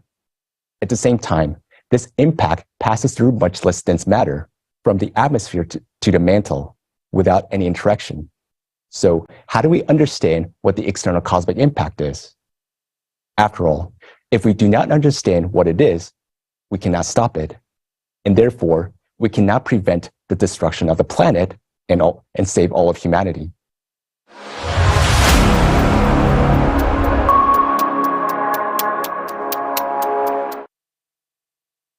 We have said many times that this external cosmic impact is not detected by our devices, and it is a new type of impact that has not been studied by our modern science yet. Why did we come to this conclusion? To begin, let's recall what we know about the external cosmic impact. First, this impact comes into the solar system cyclically every 12,000 years, and every 24,000 years. It is stronger. Second, the impact affects all the planets in the solar system. Third, it affects only the planet's cores, both their magnetic properties and the position of the cores inside the planets. This gives grounds to say that such an impact has enormous energy. Let's see if any other impacts can cause similar changes. Could it be gravitational, electromagnetic, acoustic, cosmic ray, or dark matter impact? Let's start with the gravitational interaction. Let's suppose that the solar system traveling through space has entered a gravitational anomaly caused by other objects. Then the trajectories of the sun itself, all the planets and their satellites would change, because gravitational impact affects the planets as a whole. That is, it would move the entire planet rather than affect only its core. But this is not happening. Some scientists speculate that neighboring planets or gas giants such as Jupiter, when approaching the Earth, could affect the Earth's core, shifting it with their gravitational field. But it's important to note that the reported changes in our planet's core did not begin with its displacement, but with the changes in its magnetic properties in 1995. Only after that, in 1998, there was a displacement of the core, so this could not be caused by the gravitational effects of large cosmic objects. Moreover, convergence of the planets in the solar system occurs in cycles of only a few dozens of years, which means they cannot cause catastrophic changes in the core every 12,000 years. Could it be dark matter? Dark matter is matter that does not participate in electromagnetic interactions, but it is involved in the gravitational interaction we discussed above. That means it would have affected the motion of stars and planets as a whole, not just their cores, so it doesn't fit either. What if our solar system was hit by powerful electromagnetic radiation, such as from pulsars. Pulsars emit narrowly focused impulses of different energies. However, there are no pulsars standing in the path of the movement of the solar system and the galaxy, which would have such an unique periodicity with the distance of 12,000 years between them, and every other pulsar would emit even more powerful flux. Maybe then there was a powerful emission of electromagnetic radiation on the sun, or an electromagnetic pulse from a supernova explosion in the depths of space. But let's remember that electromagnetic radiation such as X-rays and gamma rays are mostly absorbed by the atmosphere. Only two types of electromagnetic radiation can reach the surface of the Earth, visible and radio waves, but they do not reach the core either. It turns out that no electromagnetic waves from an external source could affect the planet's core because they simply could not reach it. Another factor affecting the planet from space is cosmic rays. Many of them deviate towards the poles by the Earth's magnetic field, skirting the Earth. The rest of the charged cosmic ray particles scatter in the atmosphere, causing showers of secondary elementary particles. Some of them may reach the Earth's surface, but not the core. Only two types of particles are known to penetrate beneath the Earth's surface: muons and neutrinos. Muons penetrate hundreds of meters deep before deflecting, slowing down, and decaying into an electron and a neutrino. But muons are too few to reach the Earth's core. Neutrinos are the only known particles coming from space that can reach the Earth's core. High-energy neutrinos have a high probability of interacting with the Earth's interior, but their flux is not large enough to transfer a significant amount of energy to the Earth's core, while low-energy neutrinos typically pass through Earth without interacting with matter. Let's summarize. Now we see that none of the known impacts, gravitational, electromagnetic, the cosmic rays, can have a direct effect on the planet's core, causing the cyclical changes that we observe throughout the solar system.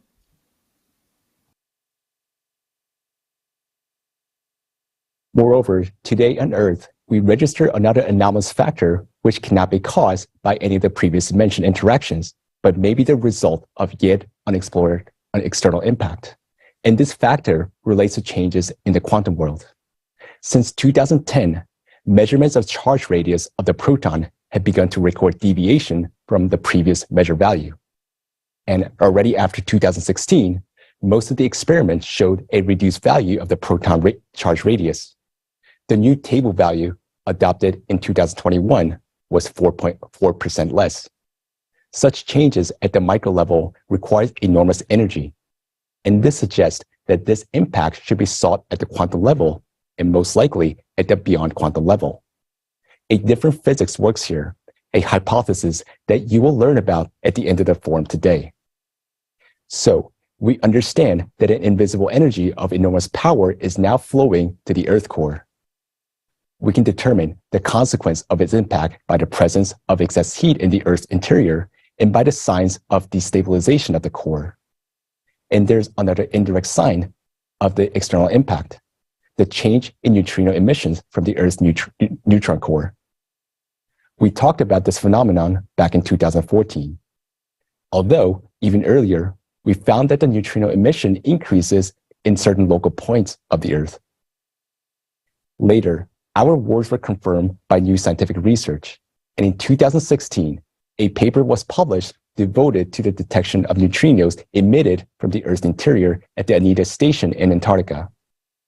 There are such zones of neutrino emissions in various parts of the planet, but today, it is difficult for scientists to study the process due to the division of science and lack of funding.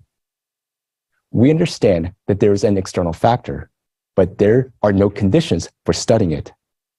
We can create such conditions only in the creative society, when the scientists will be provided with unlimited funding and all the resources necessary for research. If we delay in studying the nature of cosmic impact destabilizing the Earth core, it is clear what scenario it will lead to. In that case, the fate of Mars awaits us, and you're about to find out why.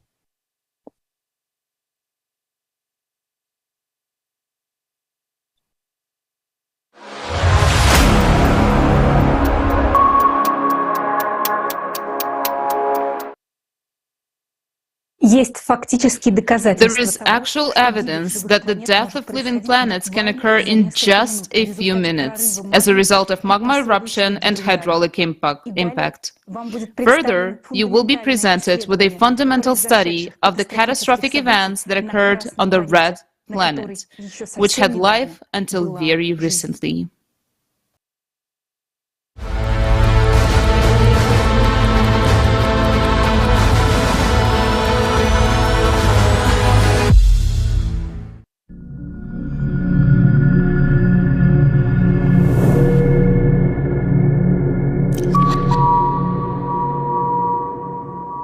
Today, the mystery of the red planet will be revealed to all of humanity. We will reveal to you a Mars you have never known. We have a rare chance to study the case of another planet's death from hydraulic impact before it can happen on our own planet.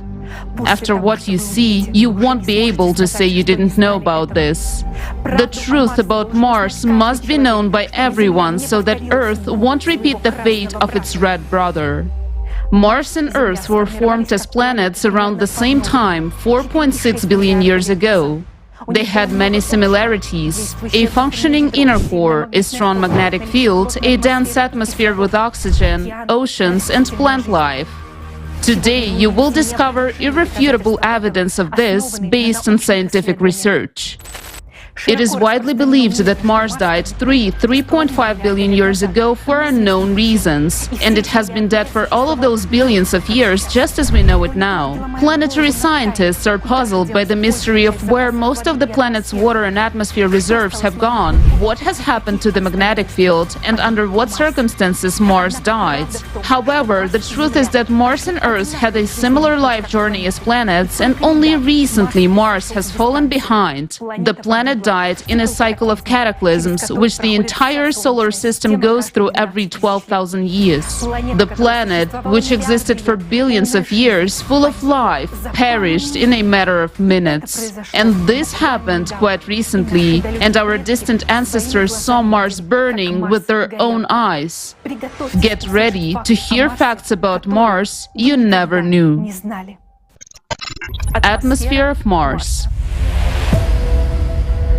Currently, Mars has a very thin, dry, and sparse atmosphere, which is 61 times less dense than Earth's. In terms of composition, Mars's atmosphere is now 96% carbon dioxide, with the remaining percentages being argon and nitrogen, and hundredths fractions of a percent is oxygen and water. However, it wasn't always like this. In October 2022, scientists from the University of Arizona published an article in which they proved, based on the analysis of the hydrogen isotopic composition, that for millions of years, the atmosphere of Mars was humid and had a density comparable to that of Earth's atmosphere today.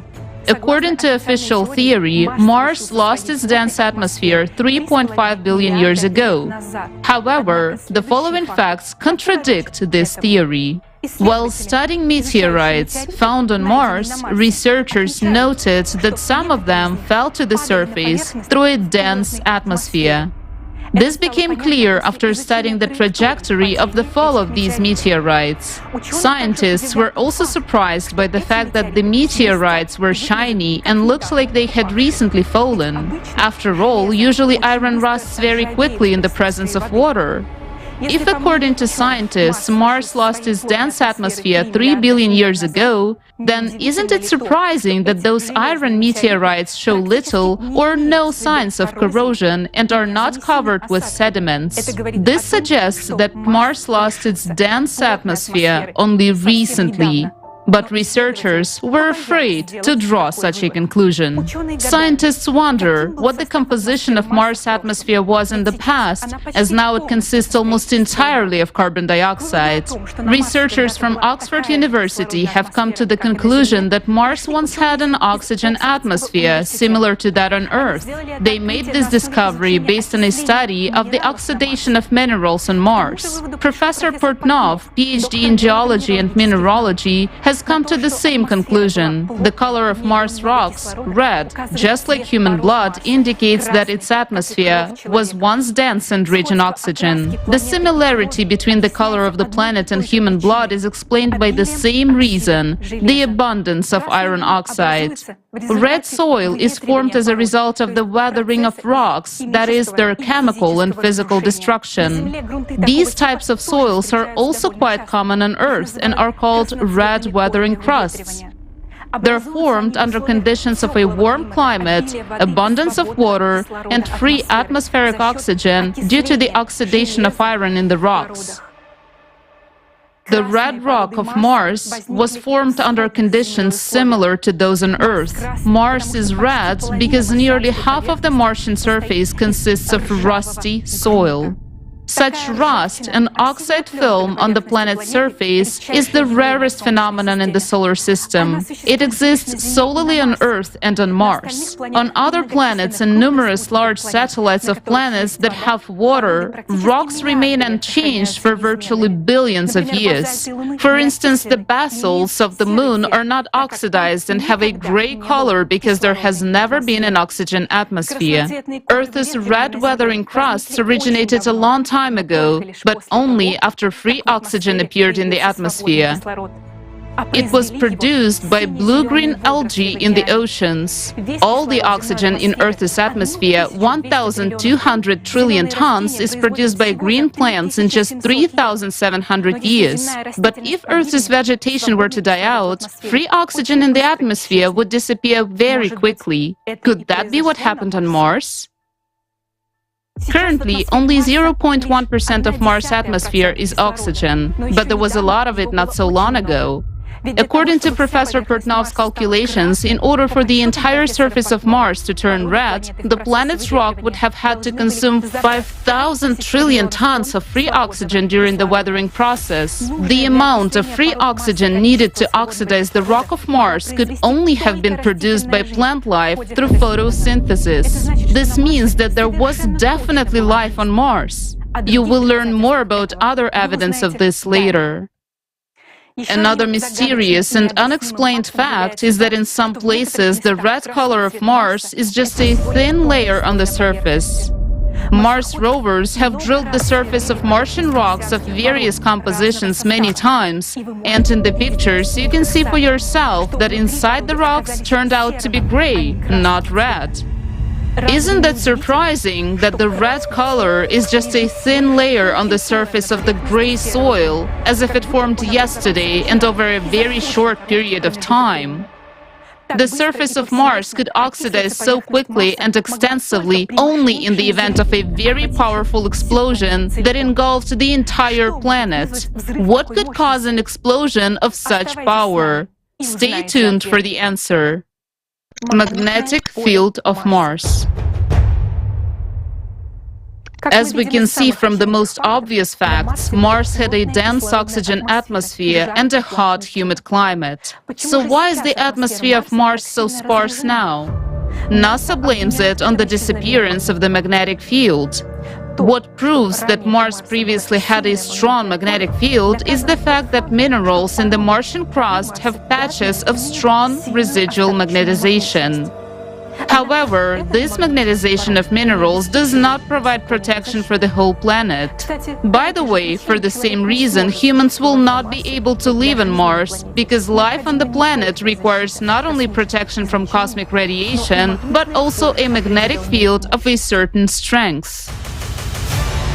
It is interesting that despite the absence of a global magnetic field on Mars, a giant aurora borealis was reported there in April 2022, which was unlike any previously observed. The appearance of such an aurora might indicate a local change in Mars's magnetic field right now. Isn't it surprising that this is happening now in sync with the anomalous polar auroras on Earth?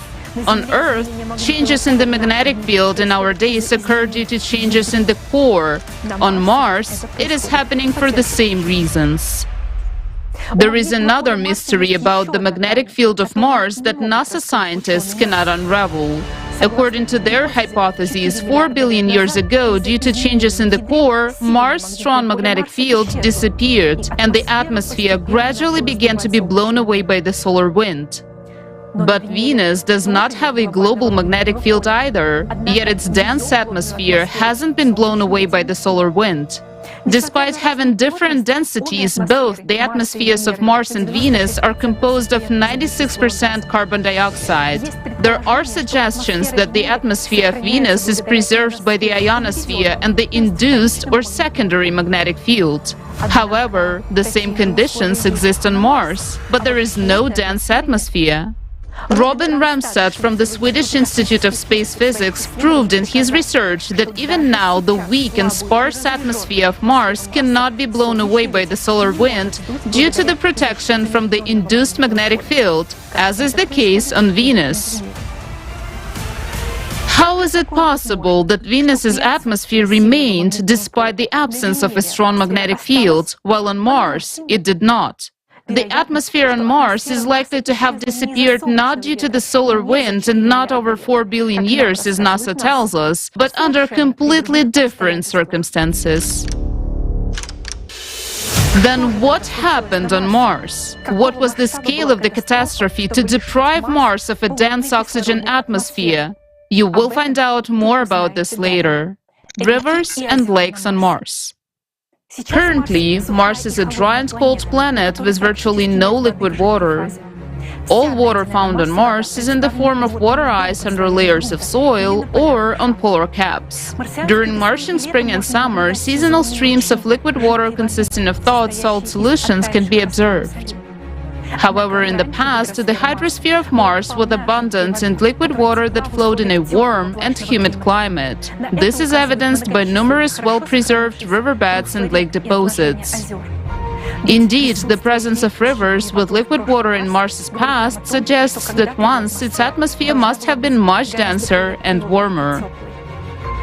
As evidence of river processes, rovers on Mars have discovered deposits of clay, river gravel, and sandstone with textures of wavy ripple marks that are formed in exactly the same conditions on Earth.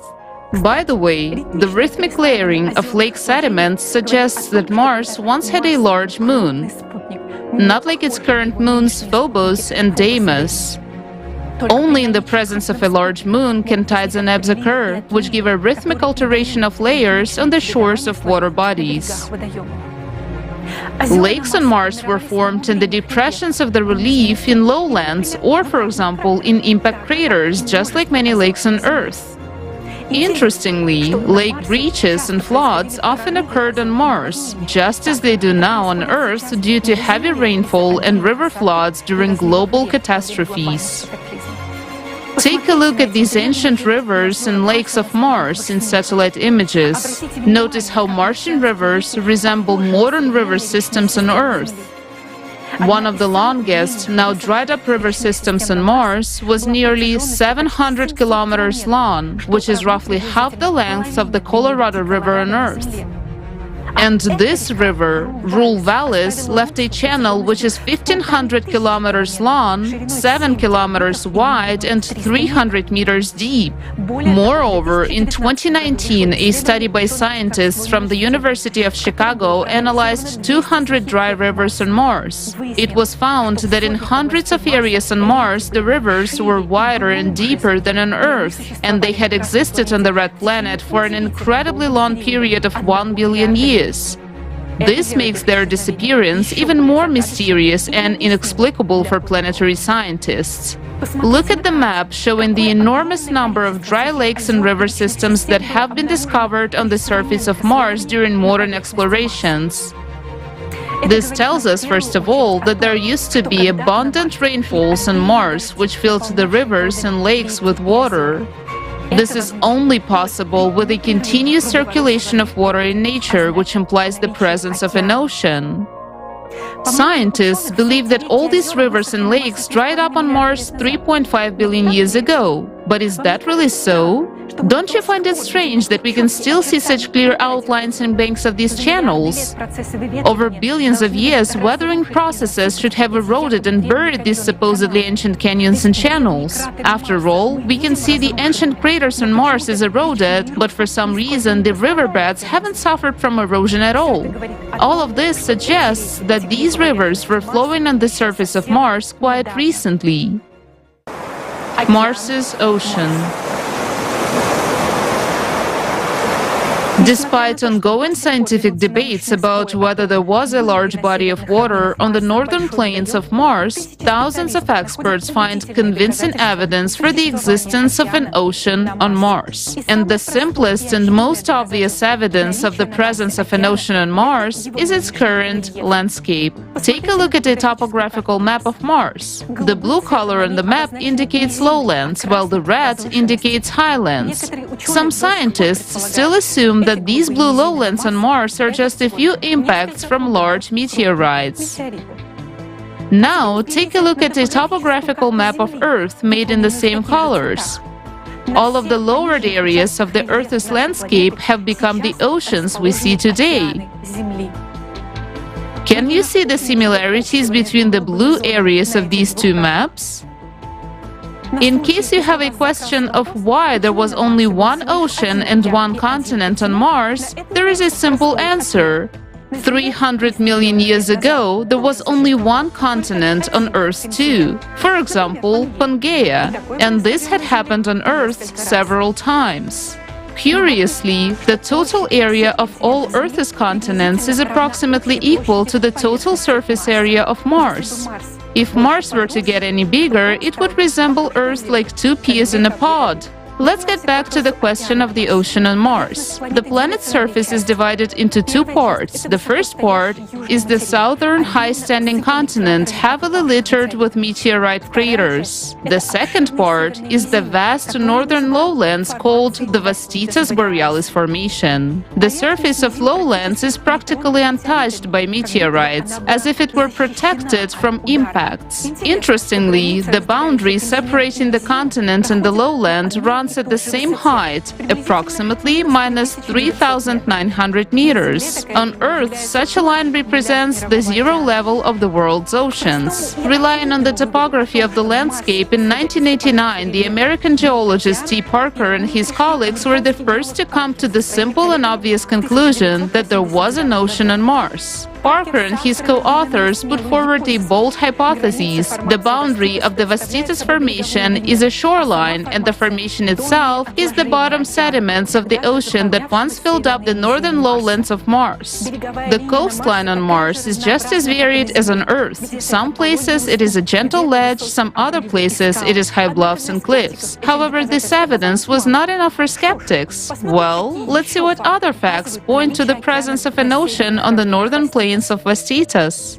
We have already established that thousands of rivers existed on Mars, and they must have flowed down towards the Martian Ocean, just like on Earth. On Earth, rivers carry not only their waters to the ocean, but also various sedimentary materials, such as pebbles, sand, and clay. When rivers meet a sea or an ocean, they form deltas of various shapes, both on land and underwater. For example, Indus, Ganges, Amazon, Mississippi, Nile, Volga, Lena, and many other rivers on Earth form deltas. Surprisingly, but extensive deltas have also been preserved on Mars to this day. Researchers have discovered on the Red Planet more than 6,500 kilometers of dried-up river deltas or belts of underwater channels flowing into the Martian Ocean. These deltas have left numerous sedimentary deposits on the oceanic coast, at least 900 meters thick. These sediments cover hundreds of thousands of square kilometers along the shores of the former ocean.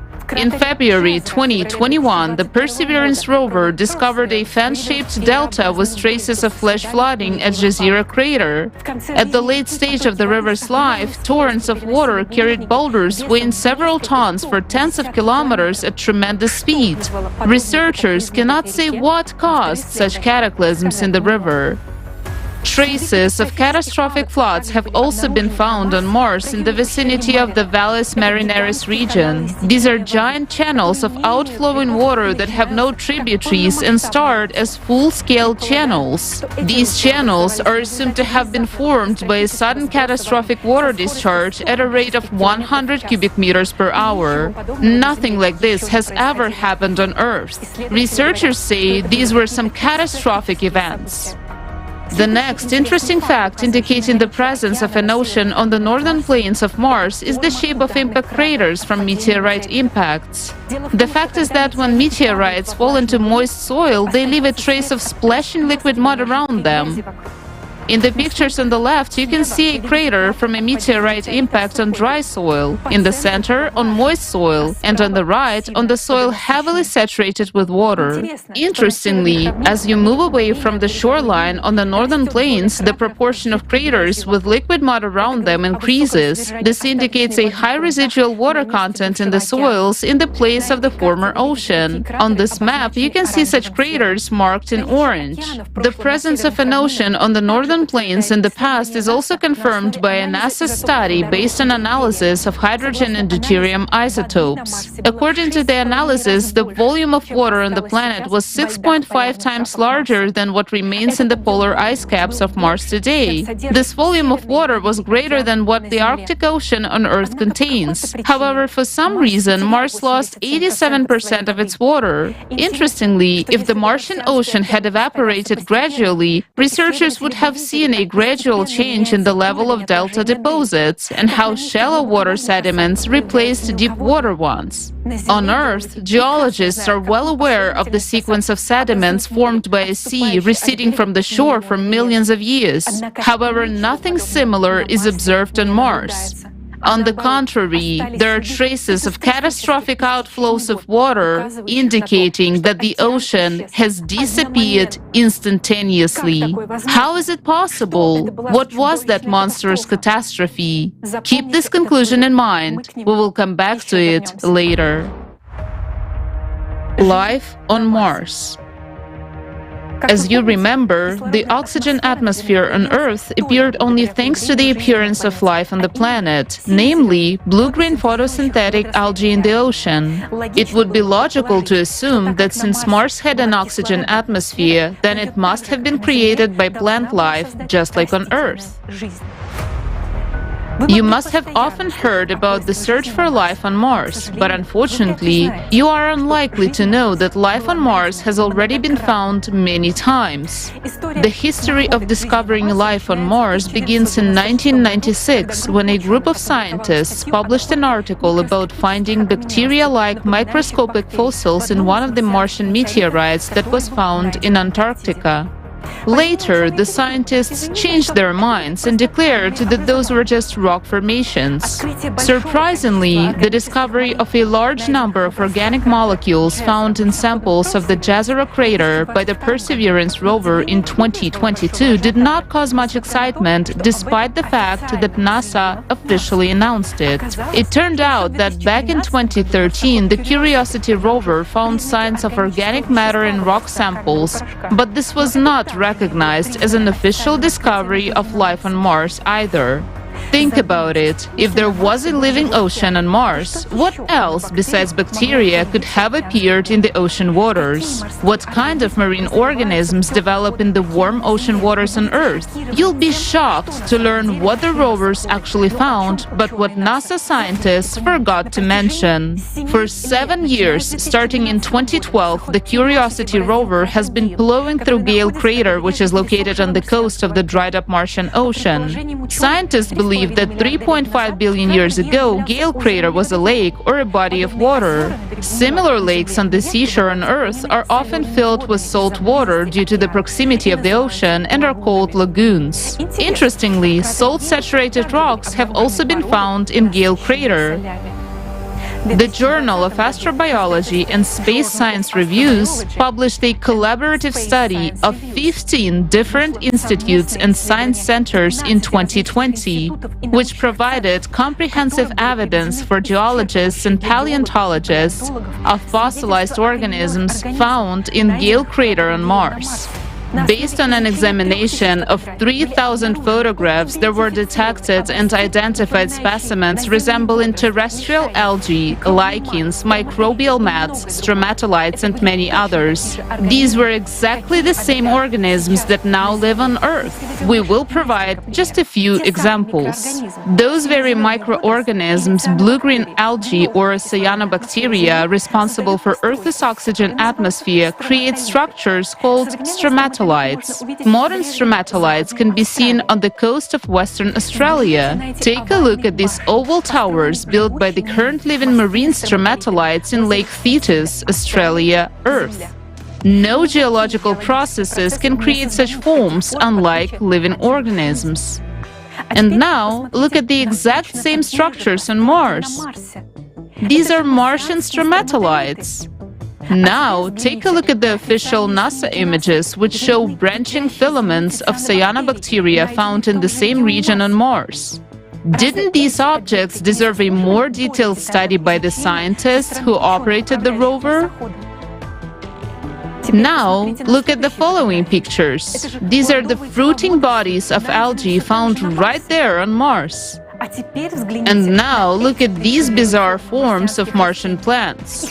Their analogs now live on Earth. You might say, I'm not an algae expert, I know nothing about algae, and I can't tell if these findings are fossilized organisms or just bizarre rocks.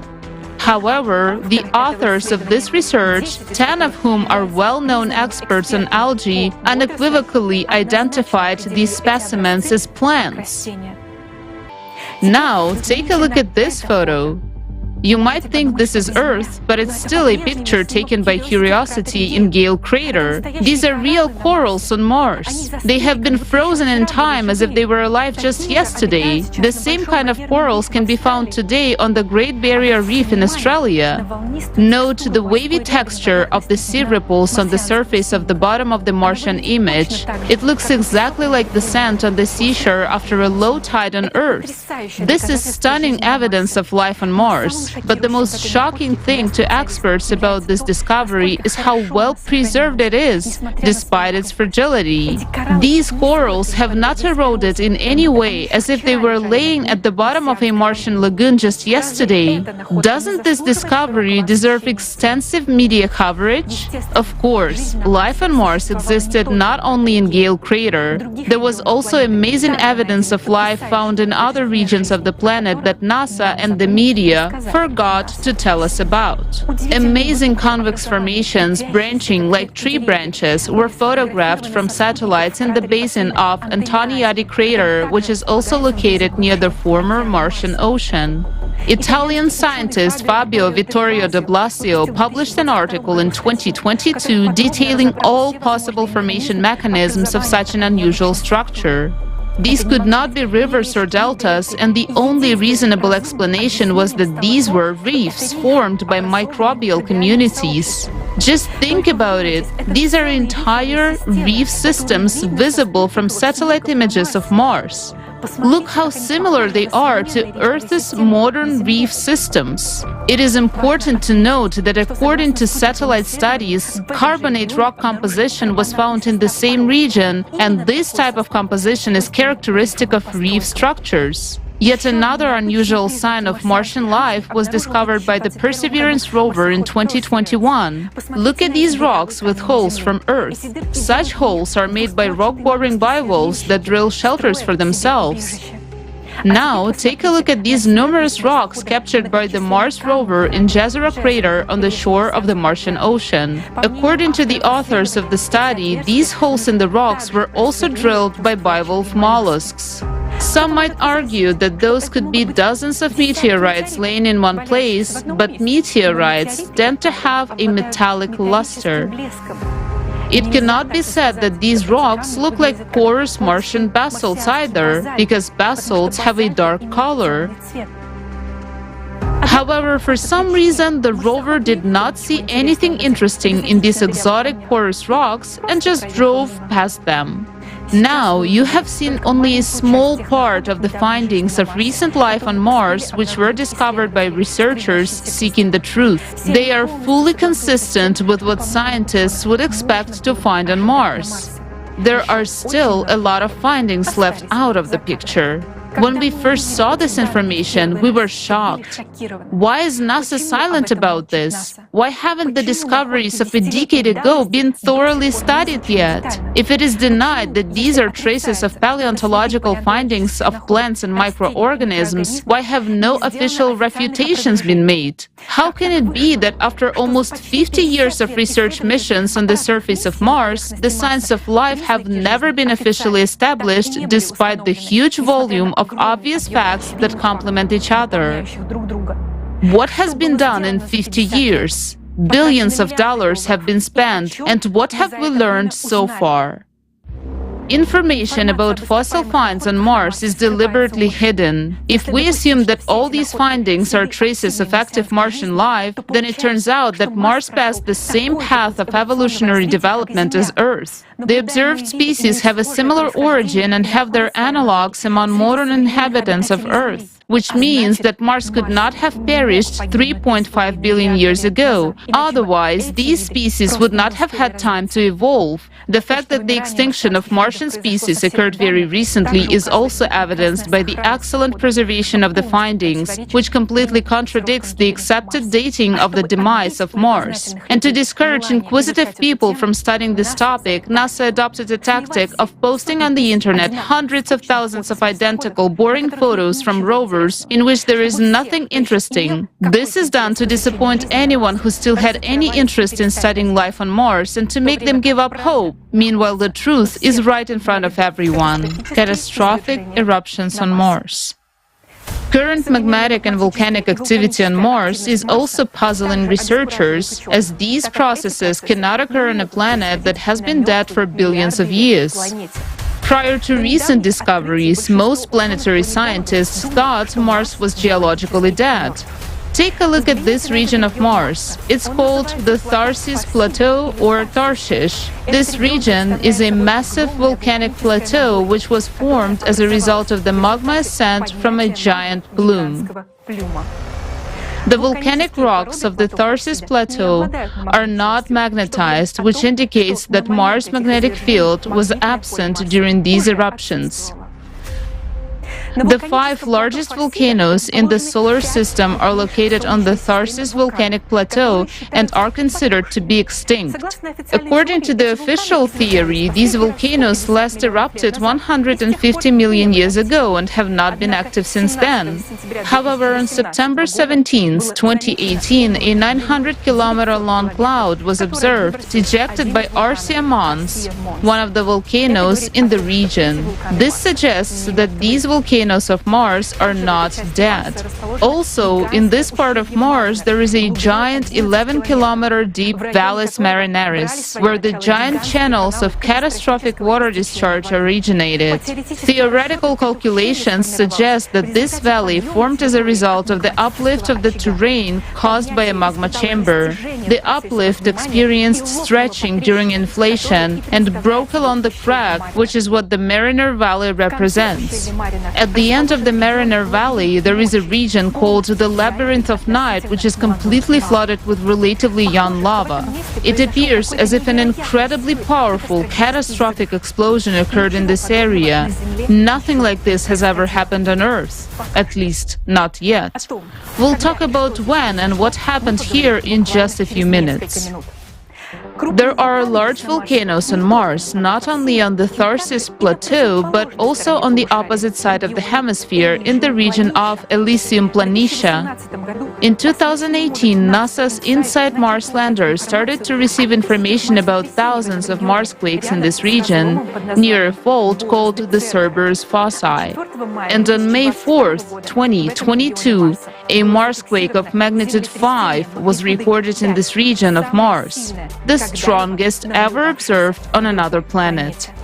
Mars does not have plate tectonics, so in 2022, scientists at the University of Arizona concluded that these Marsquakes were not of tectonic origin, but were caused by the rise of a huge mantle plume 4,000 kilometers in diameter. It began to deform an area of Mars roughly equivalent to that of the continental United States. Interestingly, the previous work of the same team of scientists proved that where the magma chamber is currently rising, there was a volcanic explosive eruption between 53,000 and 12,000 years ago.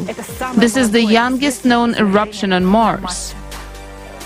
All this suggests that the dynamic processes in the Martian depths have not ceased to this day. If the planet, according to scientists, lost its magnetic field 3.5 billion years ago due to the destruction of the core, then why hasn't this magma hotspot solidified and crystallized over all those billions of years? What provokes its uplift in the depth? Where does the extra energy come from inside the dead Mars to lift the magma? After all, on a planet where the core dies, all internal processes stop, as there is no longer a source of internal heat. However, magmatic activity is now increasing on Mars, and in the coming years, we may even witness large-scale eruptions on the neighboring red planet. Unless, of course, similar events destroy us on our own planet before that. Time of life and death of Mars. You have just seen a lot of facts that contradict the officially accepted dates of the death of Mars. Think of unoxidized meteorites fallen in a dense atmosphere. Think of the thin layer of red soil on the rocks, the river valleys which have not been eroded, and the fragile corals on the seafloor. Academic science claims that Mars turned into a dead planet 3.54 billion years ago. However, all the evidence suggests that there was life, ocean, atmosphere, and magnetic field on Mars quite recently, no more than a few tenths of millennia ago. If the planet had lost its dense atmosphere and ocean 3.5 billion years ago, the processes of wind and chemical erosion would have smoothed out and filled the relief of the rivers long ago. The wind, sand, and dust storms of Mars would have smoothed out any irregularities in the terrain. Yet, we see rivers, rifts, and signs of flooding as if giant channels formed by flowing water in the Mariner Valley area were made just yesterday. Let's figure out how is it possible that NASA scientists were so wrong in their understanding of the geological history of Mars. The age of rocks on other planets is determined by the number of meteorites that fell on them. The older the surface is, the more craters there are. If there are few craters, it means some processes in this area smoothed out the old craters. For example, lava was flowing or the ocean was splashing. Now, take a look at the topographic map of Mars. Once again, notice how few craters there are on the northern plains of Vastitas Formation compared to how many there are in the southern continent. How can this be explained? When there was an ocean on the northern plains, meteorites fell into water, leaving no craters. While on the continent, we see many craters of different kinds and ages. An attentive observer will note that not only are the northern plains almost devoid of impact craters, but so are the volcanic plateau of Tharsis and the Elysium volcanic region. This suggests that these eruptions occurred quite recently, in geological terms. And as mentioned earlier, it has been determined that volcanic eruptions occurred on Elysium only a few tens of thousands of years ago. How can we explain the fact that there are so many craters on the southern continent? It's interesting that if we remove the soil layers on the Earth's continent, we'll also see many craters throughout the Earth's geological history. In planetary science, there is a field of mathematical analysis called crater counting. It calculates the age of the rock surfaces based on statistical patterns. It is these calculations that led scientists to make erroneous dating of the death of Mars of 3.5 billion years. But why were scientists wrong in their calculations? Articles on Mars crater counting indicate the age of certain Martian surfaces as being 3.5, 4, or 2.5 billion years old. In other words, the accuracy of this method is now 1 billion years, give or take. So what kind of an accurate age estimation can we even talk about? Another important factor that introduced serious errors in crater statistics work was the appearance of a large number of craters on Mars due to its proximity to the asteroid belt. This belt formed as a result of the catastrophic destruction of the planet Phaeton due to the explosion of its core. Therefore, many fresh meteorite craters on Mars may have been caused by the fallen debris of Phaeton. Astrophysicist Rudolf Schildt, a Nobel Prize nominee, and a team of researchers believe that Mars lost its atmosphere and ocean not 3.5 billion years ago, but in the period between 100,000 and 10,000 years ago. Professor Alexander Mikhailovich Portnov asserts that the catastrophe on Mars occurred only a few tens of thousands of years ago. We hypothesize that Mars died 24,000 years ago during a cycle of most powerful cataclysms that affect the entire solar system every 12,000 years. Planetary scientists do not see that Mars died recently because they ignore information about the cycle of cataclysms and do not pay attention to the fact that climate change and the activation of the depths of all planets of the solar system occurs simultaneously. They only focus on the Martian surface and believe that the craters formed in the place of the former ocean are very ancient and have accumulated over 3.5 billion years. The shape of these craters indeed resembles very ancient, partially destroyed formations. We do not blame those scientists because in order to understand what happened on Mars, you need to know well what happens on our own planet during the 12,000-year cycle of catastrophes, which obviously lies beyond the competence of researchers studying other planets.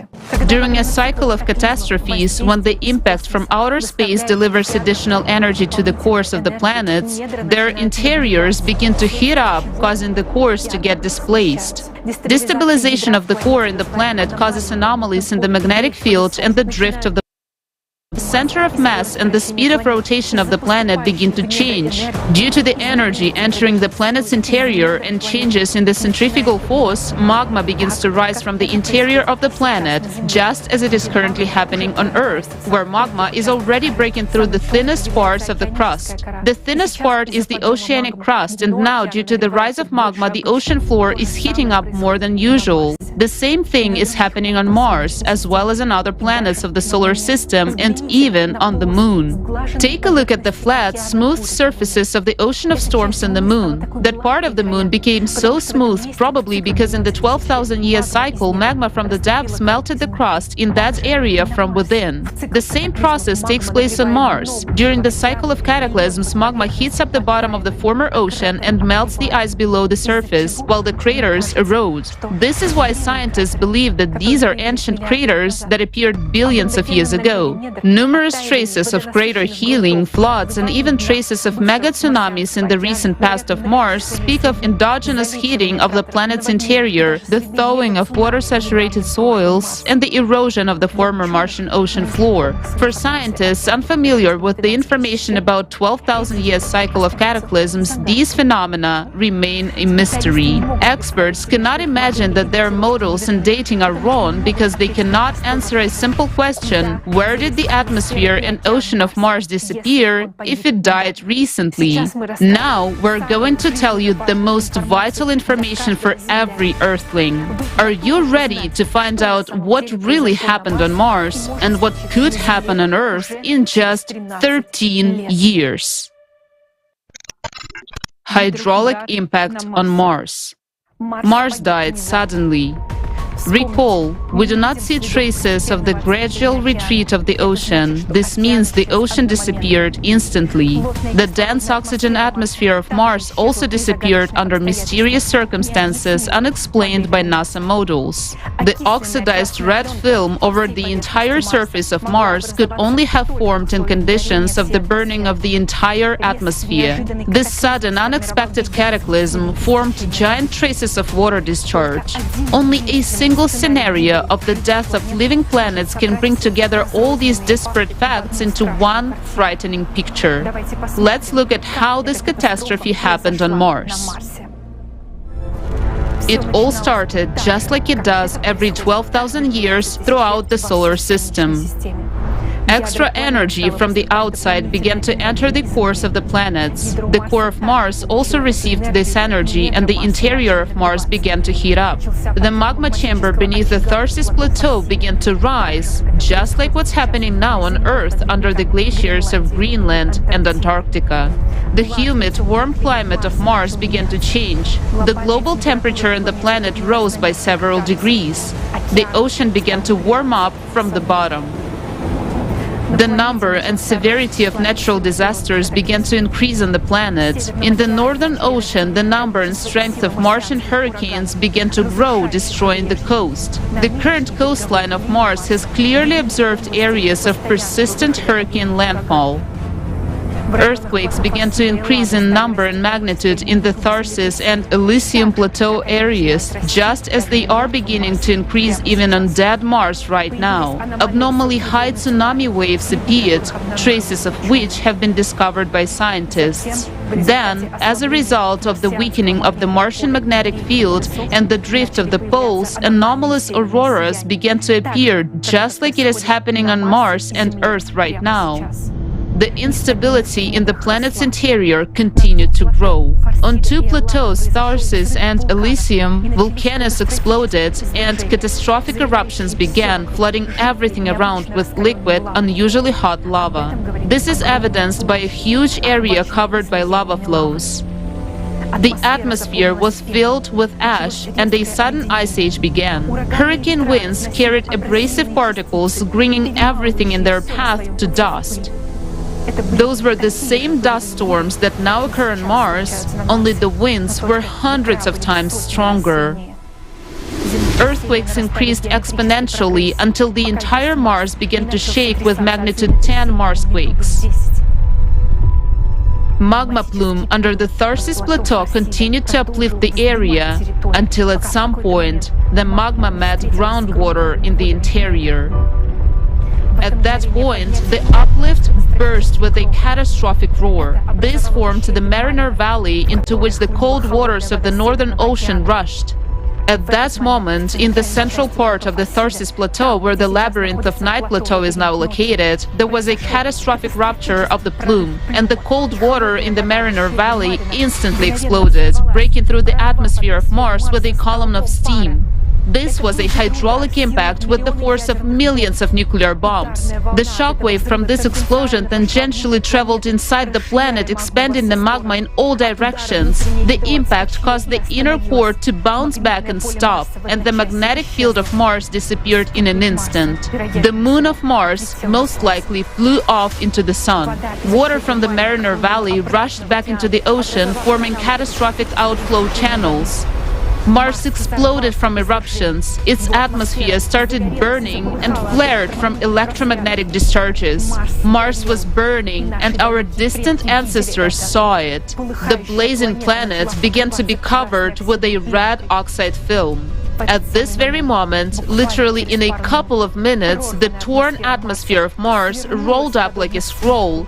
And since its integrity was violated, it broke off the blazing planet along with the ocean.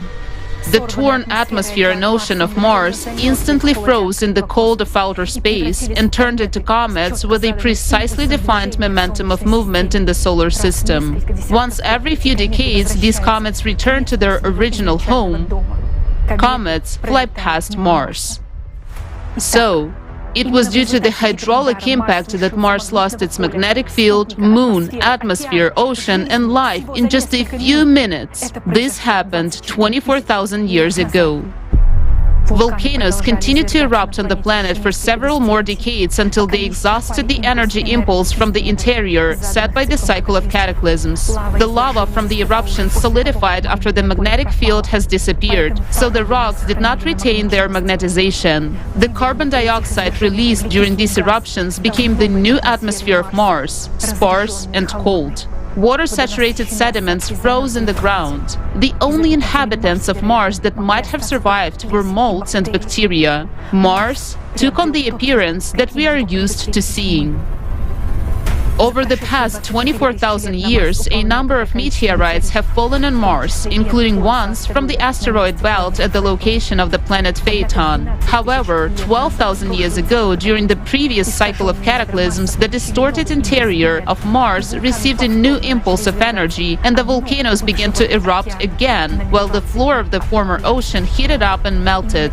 It was these processes that caused the craters on the northern plains to take on the appearance of ancient formations, causing scientists to push back the date of Mars's death to an uncertain 3.5 billion years. Why have thousands of scientists been misled and deceived about the true dates of Mars's death?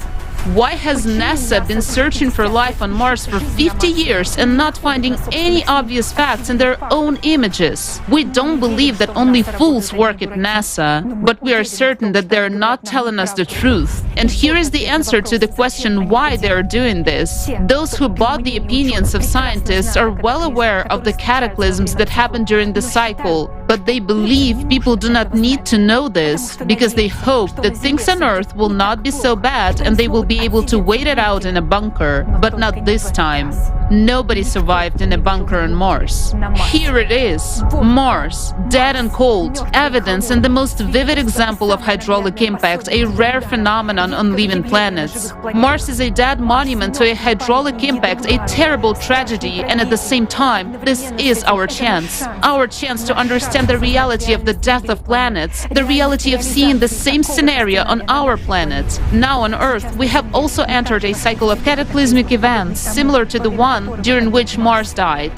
The date of the repetition of the events of Mars and our planet on Earth is already known. It is the year 2036. The location of the hydraulic impact is identified. It is the Mariana Trench. Isn't it ironic that on Mars it happened in the valley called Mariner?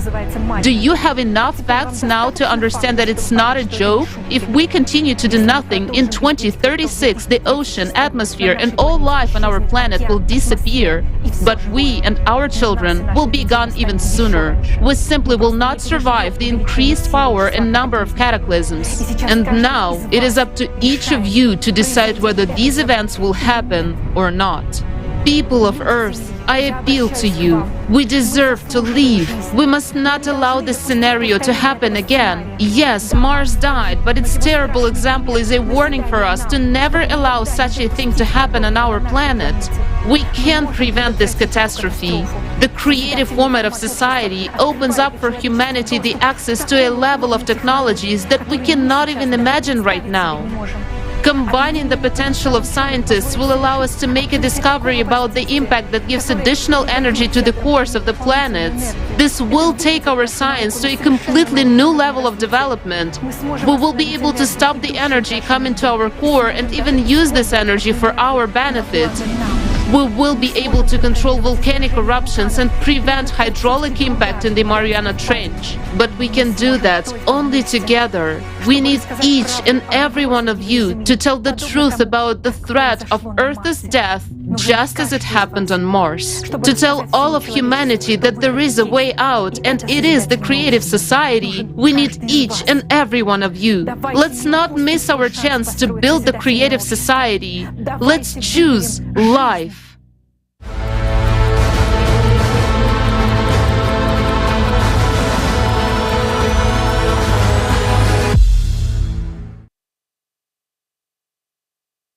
After this film, I want to say only one thing. It's about the survival of the entire humanity and our planet today. This is a matter of global security. The main topic of the entire international agenda today should be the topic of studying the external impact that affects the core of our planet and what we can do, what we can counteract it with. And a more urgent task is to create the conditions for the scientific world so that this problem can be resolved. And those necessary conditions are the building of the creative society. If we don't want to repeat the fate of Mars, we need to act now. Now, it's a great honor for me to introduce our next honorary speaker, Dr. Egan Chilokian, a lobbyist of the U.S. Congress and White House, member of CERN Laboratories' Future Circular Collider Project team, and Lawrence Livermore National Laboratories National Ignition Facility user team. educator member at the International Association of Intelligence Educators.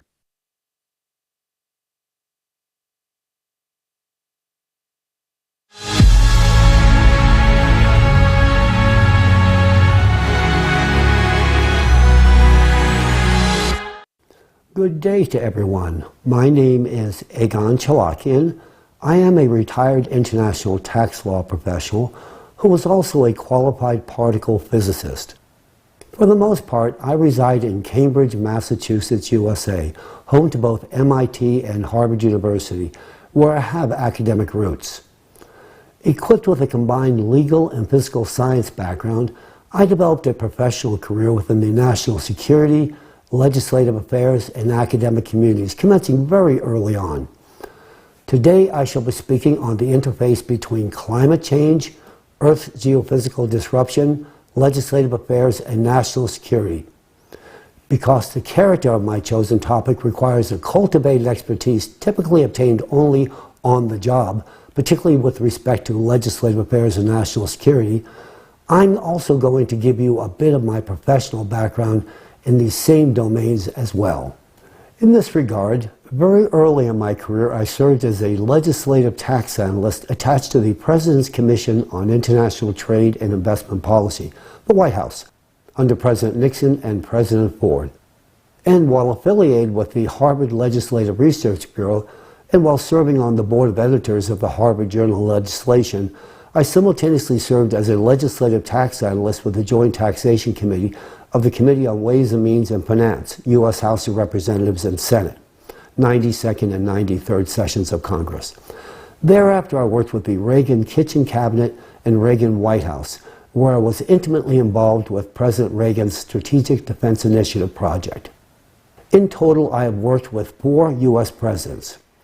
While I am, in fact, based in Cambridge, Massachusetts, the lion's share of my current professional activities do in fact take place on Capitol Hill, Washington, D.C., where I have recently commenced a specialized legislative affairs practice centered on climate change and national security-related matters.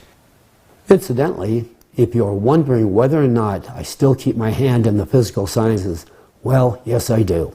In fact, I am duly cited in all 4 volumes of CERN Laboratories' Future Circular Collider Conceptual Design Report, and I retain a very active role in the FCC's development. Additionally, I am likewise actively involved in NASA's NISAR mission as well, with a 2024 launch date rapidly approaching.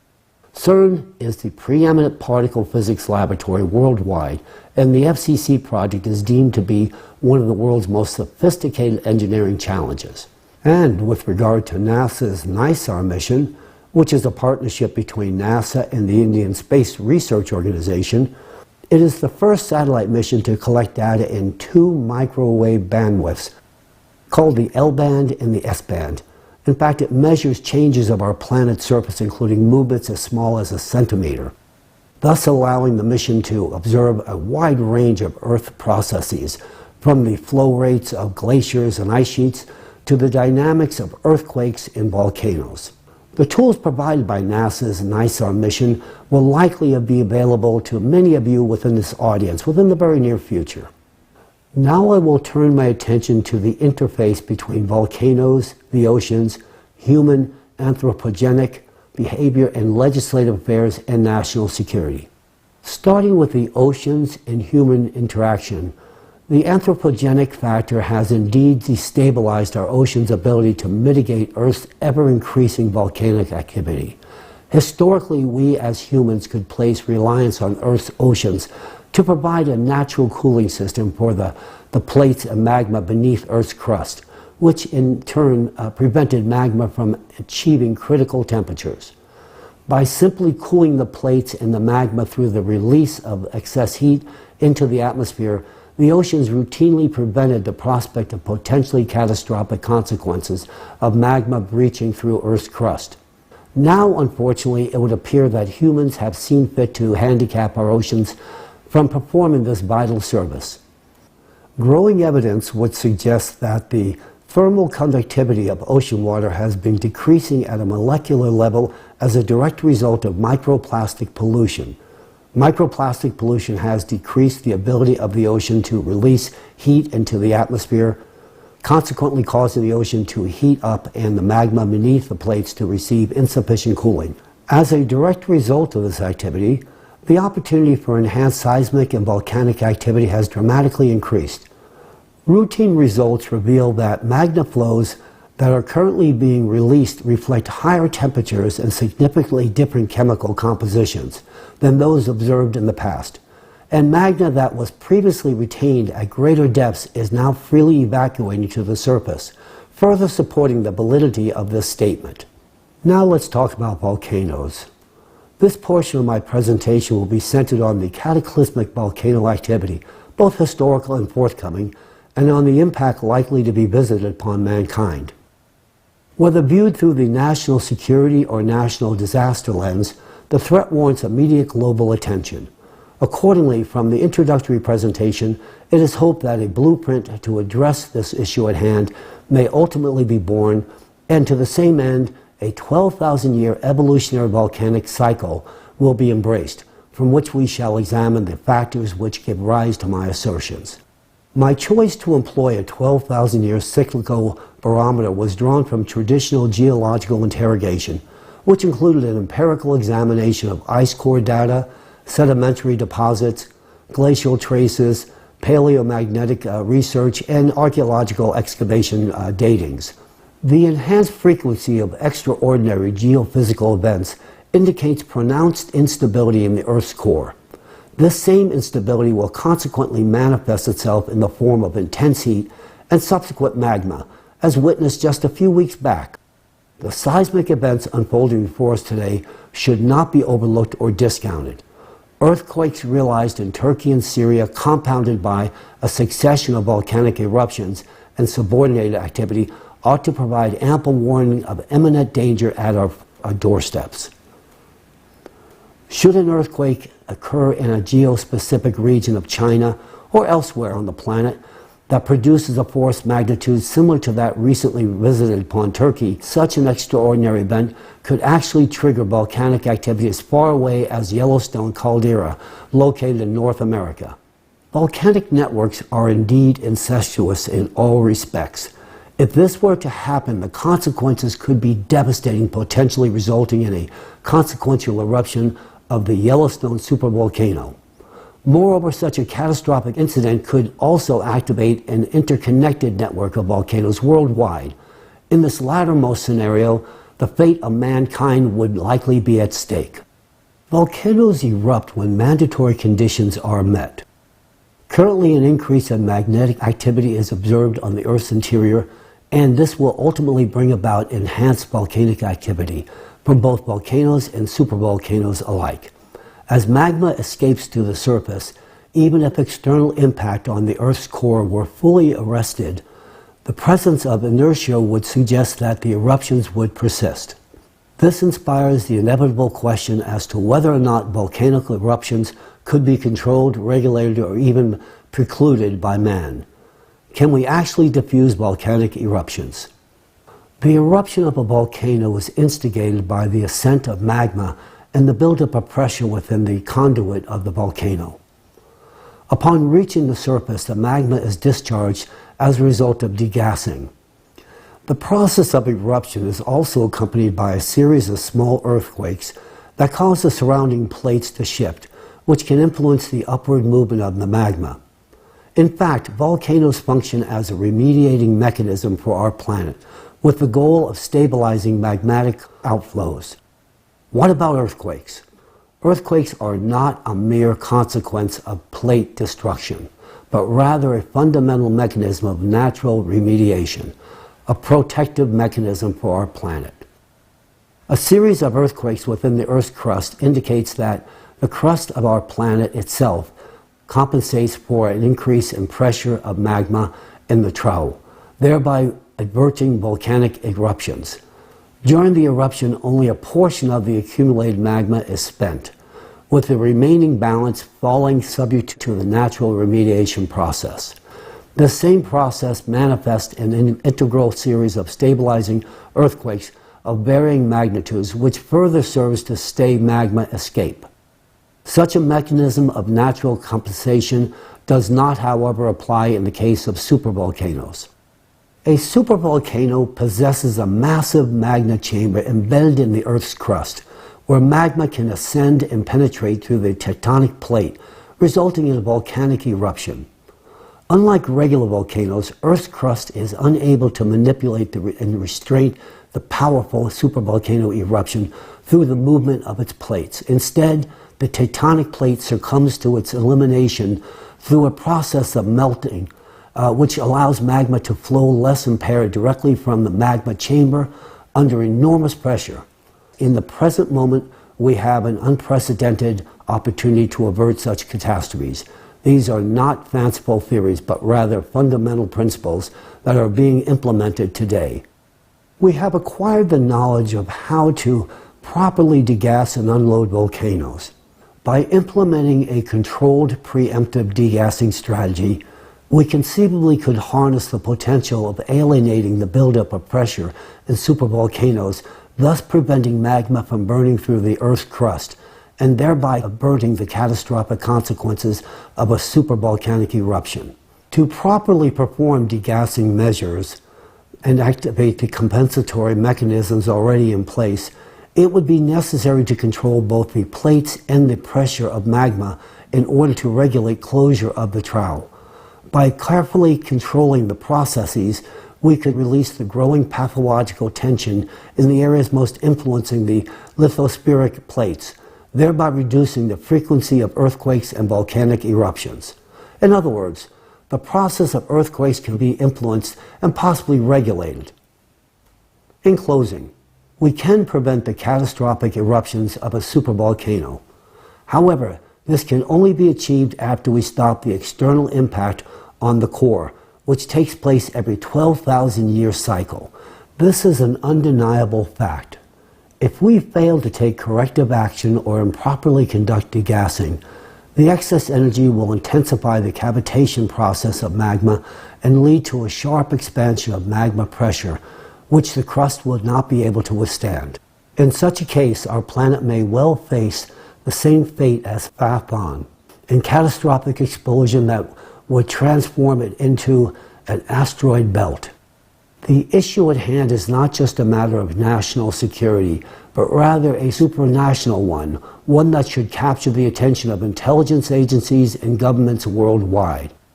It is critical that we act with urgency, as the consequences of inaction would be catastrophic. In fact, we should have acted yesterday. And this is the reason that I stand before you today, delivering this message with the utmost seriousness and urgency. The paradox of the current consumerist format lies in the fact that despite our understanding and solution to the problem, we are unable to implement them in practice, because executing the degassing process effectively requires a globally coordinated effort that involves the territories of different countries. However, in a world where everything starting from private enterprises to the states themselves is divided and focused on defending their own interest, such efforts are unfortunately seen as a potential threat to national security. Reaching agreement on these issues at the international level can take decades, and this is concerning, given the urgency, especially when these challenges should have been resolved yesterday. The second factor that hinders progressing towards these goals in the current consumerist society is the lack of financial resources allocated to such activities. Despite claims of enough funding, the reality is that there are insufficient investments in these areas. While funds are directed towards wars and conflicts, no funds are allocated to provide for pressing human needs, because the consumer society places no value on human life. Therefore, I assert with confidence that if we persist in the consumerist model of international relations, we are bound to fail. The terms of the game are such that even if we possess a solution, we are not able to execute it. We people are the root cause of all crises. Nevertheless, regardless of our past mistakes, we can always stop and do things in a different way. However, given the current state of affairs, any small delay in addressing the climate threats will result in irreversible consequences. Soon we will no longer be able to do anything against the climate, and all of us understand this perfectly well. In light of the dire climate situation, I have come before you today to discuss a possible solution. I believe that the only way to overcome our current crisis is to transform our society from a consumerist format of society to a creative society. The model of the creative society instills in us three key conditions that will enable us to combat climate change. First and foremost, in the creative society, human life is considered paramount, and thus its preservation and protection are prioritized above all else. Secondly, the creative society operates as a single economic space that is both open and transparent, which means there are neither wars nor geopolitical conflicts, nor hidden agendas. This will allow us to execute a global degassing strategy. Finally, it is of the utmost importance that the transition to the creative society provides unlimited funding for scientists to quickly solve the climate issue. This will ensure that scientists have unlimited funding and enough resources to expedite the resolution of the climate issue. In the creative society, sufficient resources will be directed towards the control of volcanic eruptions, thereby enabling us to alleviate the pathological load and pressure from the tectonic plates. With such proactive measures in place, we could even prevent the impending eruption of Yellowstone and corresponding earthquakes. This is not far-fetched. This is a realistic goal, and we are actively working towards achieving it. In addition, not only will we be able to forecast powerful earthquakes such as the recent ones in Turkey and in Syria, for example, but also be able to prevent them. Through the implementation on such measures, we could achieve a stabilization on the planet's geodynamic processes. Of course, this will only be possible once we have stopped the external impact. I am confident that we will discover the necessary solution, but it is extremely crucial that we initiate this work in the near future. Please note that control over geodynamic processes will have a nearly instantaneous impact on the atmosphere, culminating in the control of typhoons, floods, anomalous precipitation, and other cataclysms as well. We envision a future where humans can control climate, including natural disasters. Creative society truly opens up an opportunity to create a world in which cataclysms can be prevented and every person's life safeguarded. This prospect has been the subject of my thoughts and aspirations for a very long time. Therefore, when I was in Washington and encountered the presentation on the Creative Society, I immediately realized that it is precisely what we need. I recognize that the Creative Society is our way out, and thankfully we have such a way. This is something that can enable scientists to act without constraint, stop external impact, save our planet, and protect human life. That, to me, is the most significant aspect. I know how to solve this problem. I hold the keys to the future in my hands. But as of now, I lack the opportunity to utilize them. This opportunity can only be provided through creative society. Only through the establishment of a creative society can we actually unlock the true potential to implement the solutions to prevent climate catastrophes and secure the safety and well-being of every individual. Ladies and gentlemen, thank you. I appreciate the opportunity to speak before you this day. Thank you so much. Have a good day.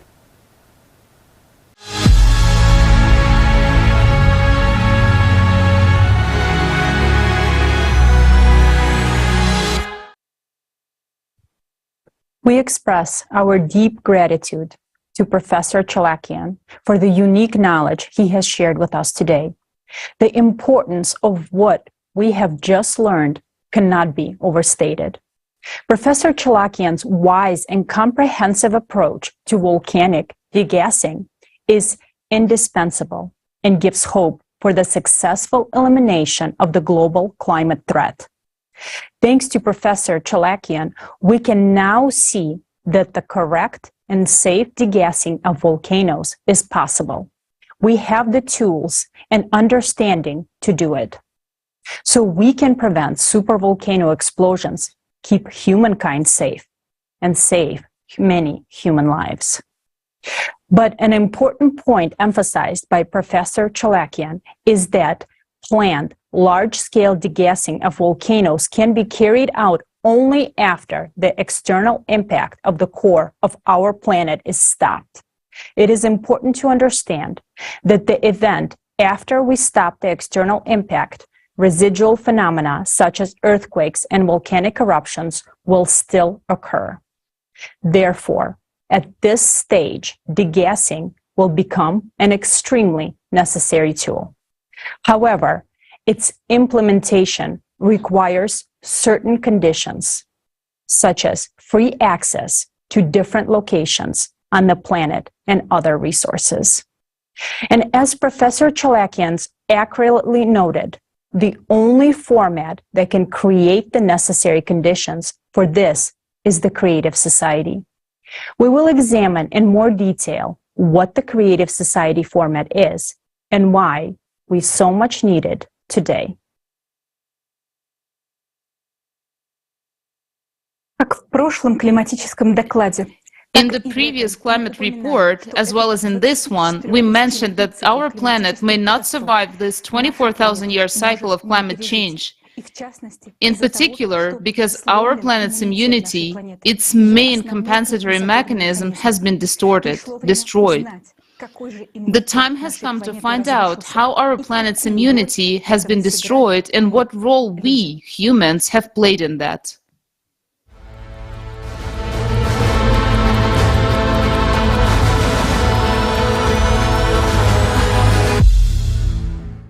Right now, we are amidst the waters of the world ocean. It's an incredible feeling to observe these endless expanses, to realize their power and boundlessness. On the one hand, it's intimidating, but on the other hand, it lures and mesmerizes with its mystery. But do we realize how important, I would even say how critical, the role of the ocean is in our lives? To understand this, let's consider a simple example. We are in a room with the air conditioning unit of our vessel. Without it, life on this ship would be unbearable. It regulates the climate, temperature, and humidity, and saturates our air with oxygen. The ocean does the same on our planet. It covers 70% of it, creates favorable conditions for life, regulates temperature and humidity, and also provides 80% of the oxygen in our atmosphere. But there's another very important function that it performs. In addition to creating the necessary conditions for life, it also protects it.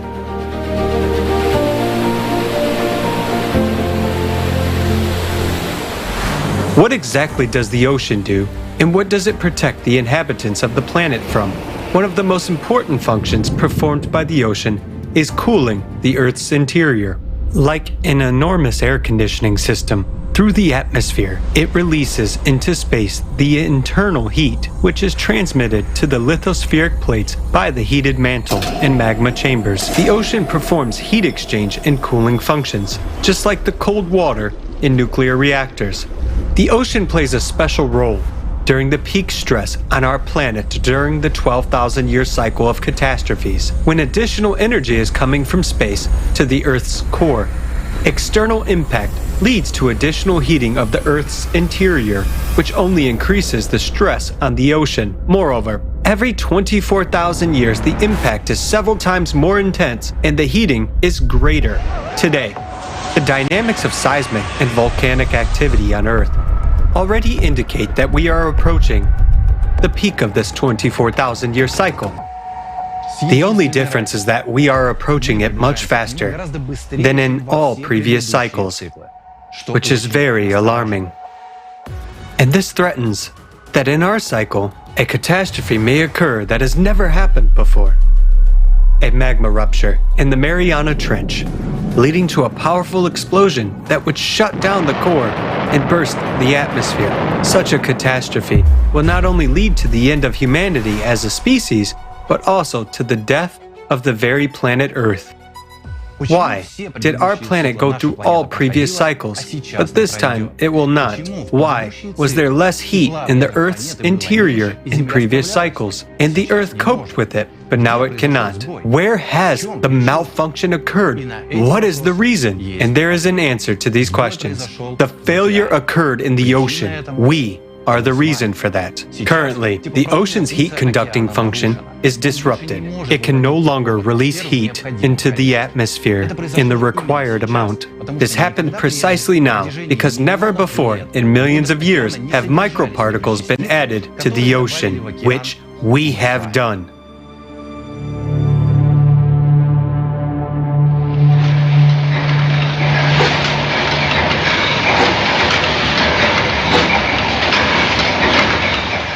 Oil is hydrocarbons. Hydrocarbons at the molecular level critically reduce the ocean's heat conductivity. It is oil that is the raw material for the production of one of the main pollutants of the ocean, plastics. The fact is that when it gets into the water, it does not decompose, but breaks down into microparticles, so-called micro and nanoplastics. Since plastic is a derivative of hydrocarbons, its particles at the micro level change the chemical composition of the oceanic water and its acidity, reduce the heat capacity of water, and impair heat conductivity. How do plastic nanoparticles end up in the ocean? The only reason for this is us humans. Humanity began mass-producing plastic in the 1950s. And now, almost everything that we have produced during this time is already in the ocean. Entire islands of plastic cover the surface of the ocean.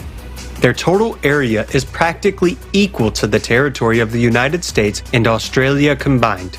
But the worst part is that all the plastic that we see on the surface is only 1%. And 99% of the plastic is in the waters of the ocean.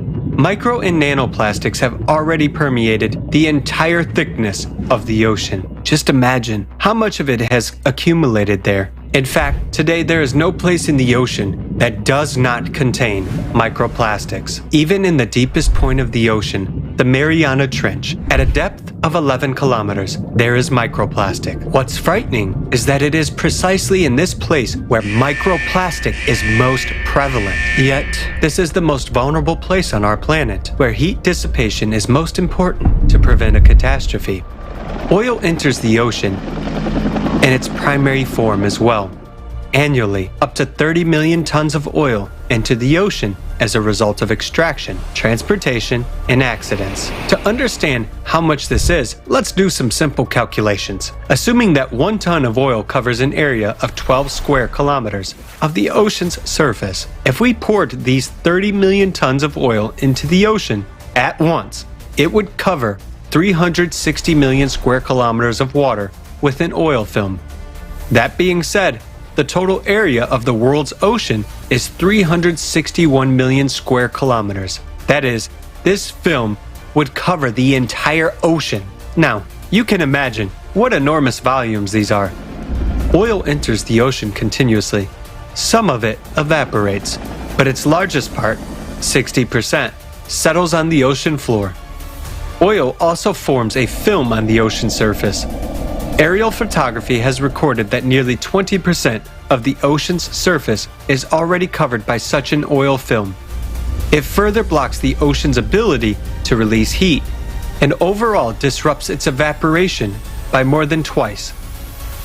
As a result of pollution by hydrocarbons and plastic, the ocean has lost its capacity to release heat. Instead, it accumulates it inside, causing even more warming from endogenous heat from the planet's interior. Thus, we, humans, through our activities have disrupted the system that had been functioning for millions of years before us, killing its important link, the ocean.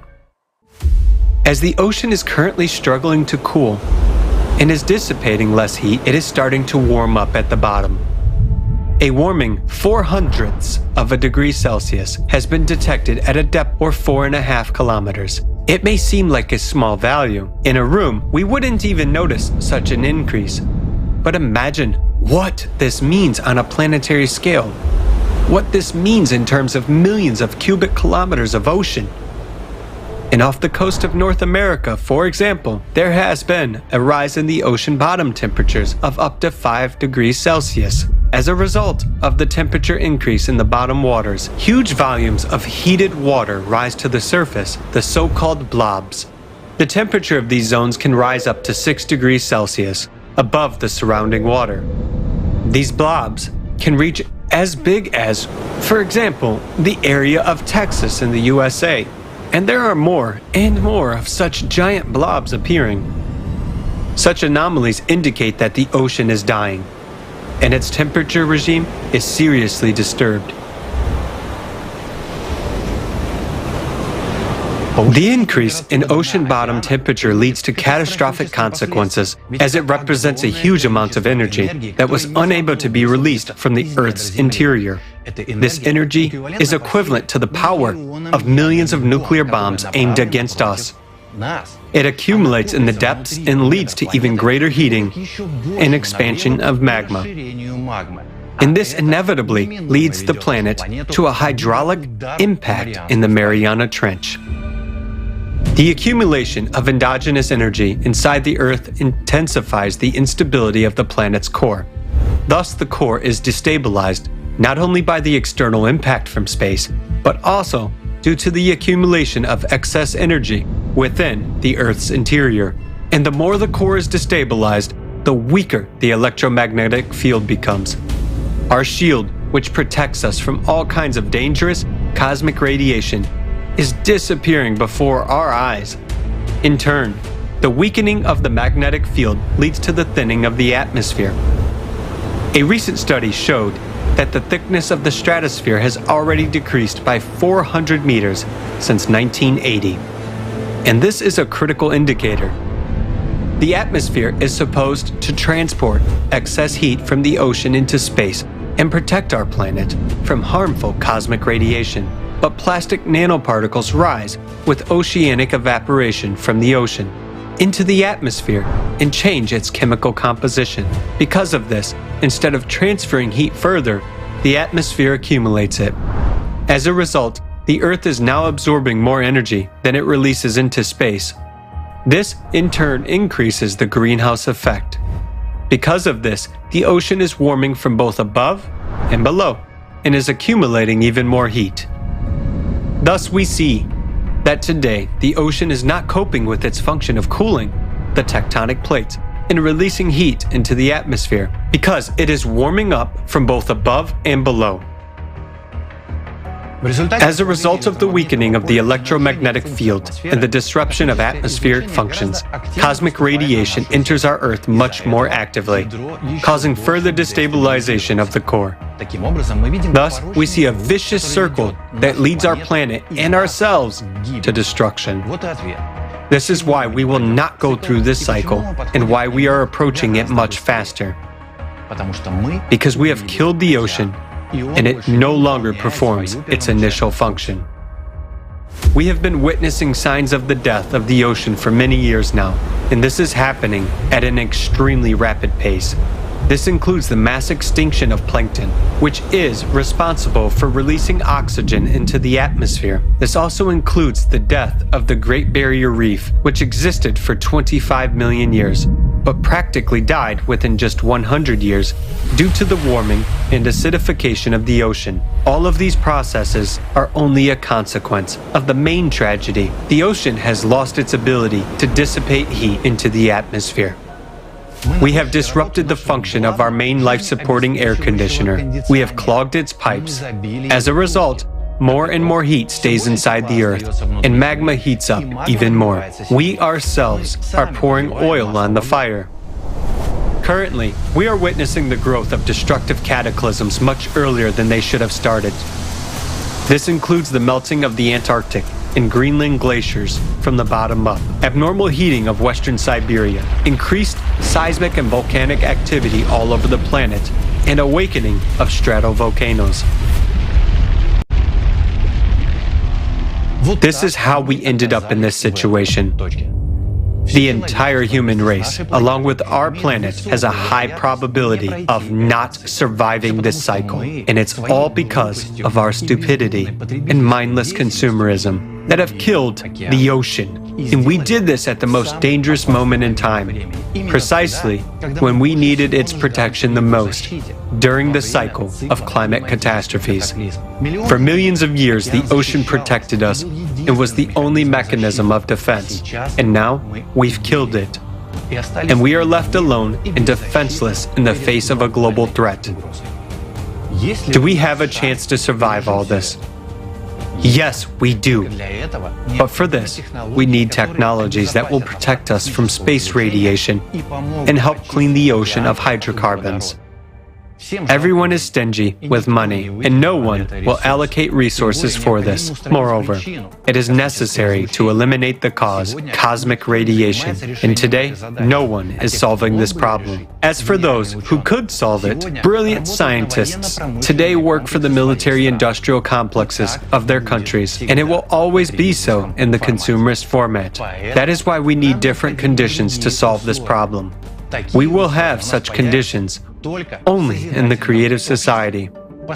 Building the creative society is our only chance. What will happen if we don't do this? We will perish long before 2036. Recall the millions of nuclear bombs that have already started ticking under our feet, and answer yourself to the question: is life worth a little effort to save it? What will you choose? The death of the planet or the creative society? That's the choice you're making right now.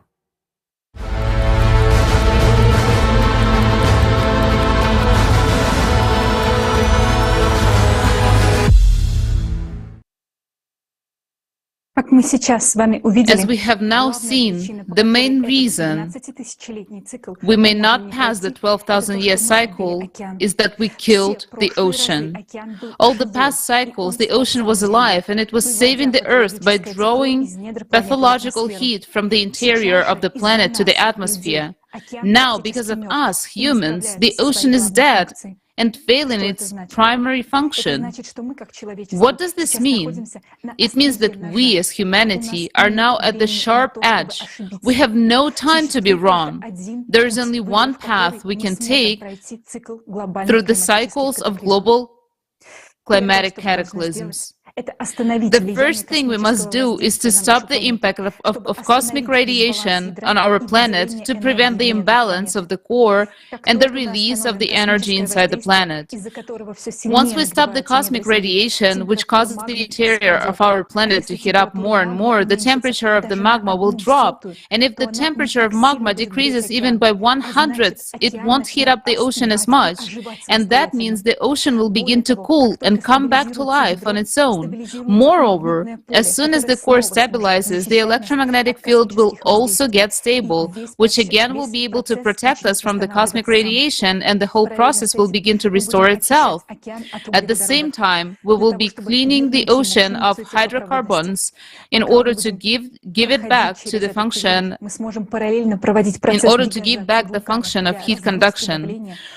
While going through this period, we will be able to conduct in parallel the process of volcano degazing to relieve the pressure that goes from the interior of the planet to the volcanoes. In this way, we will restore the Earth's holistic system. But to fulfill all these steps, we need conditions which we do not have now in the consumerist format.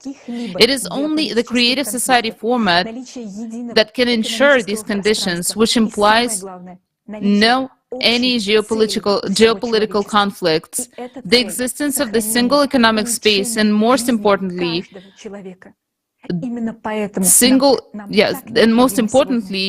they being a common goal for all of humanity. And this goal is the preservation and improvement of life of each human. That's why we need the creative society today. And right now, I'm honored to present you to Igor Mikhailovich, our esteemed speaker.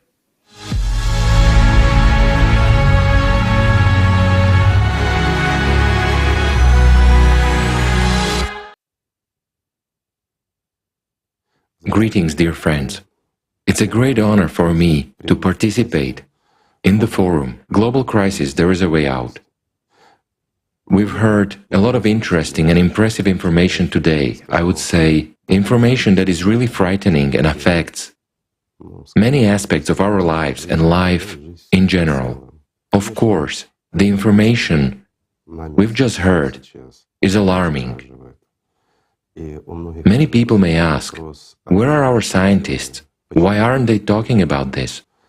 Friends, I would like to say that our scientists are here, and many of them know quite a lot. But as of today, the situation has developed in such a way that our science worldwide is divided into different fields.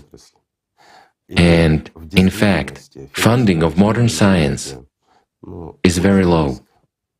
I mean that science which is supposed to save us, as we already understand from what we've previously heard.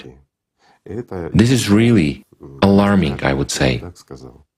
The problem is very serious, and we will have to solve it anyway, or choose not to solve it. In fact, in our modern world, we, as entire humanity, have options. The first option is to do nothing, and as we've already heard, we can repeat the fate of Mars. The second option is for all to unite under a single government. First of all, why am I saying this? Because in order for us to solve the climate problem, to really solve it, we need to bring all our scientists together. Yes, we need theoreticians, but above all, we need practitioners. Those scientists who are currently working for different countries, those whose names we do not hear and do not see. These scientists are not mentioned, but we know what they work on. They develop things which, for the most part, are subsequently directed against our lives. The time has come for these scientists as well to actually serve humanity.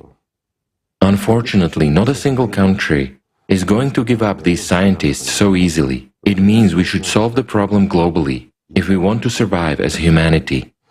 The global solution to this problem will be for us, whether we like it or not, to unite as the entire humanity. We must unite in order to put an end to wars once and for all, because even the slightest threat of war will keep those secret engineering design bureaus secret.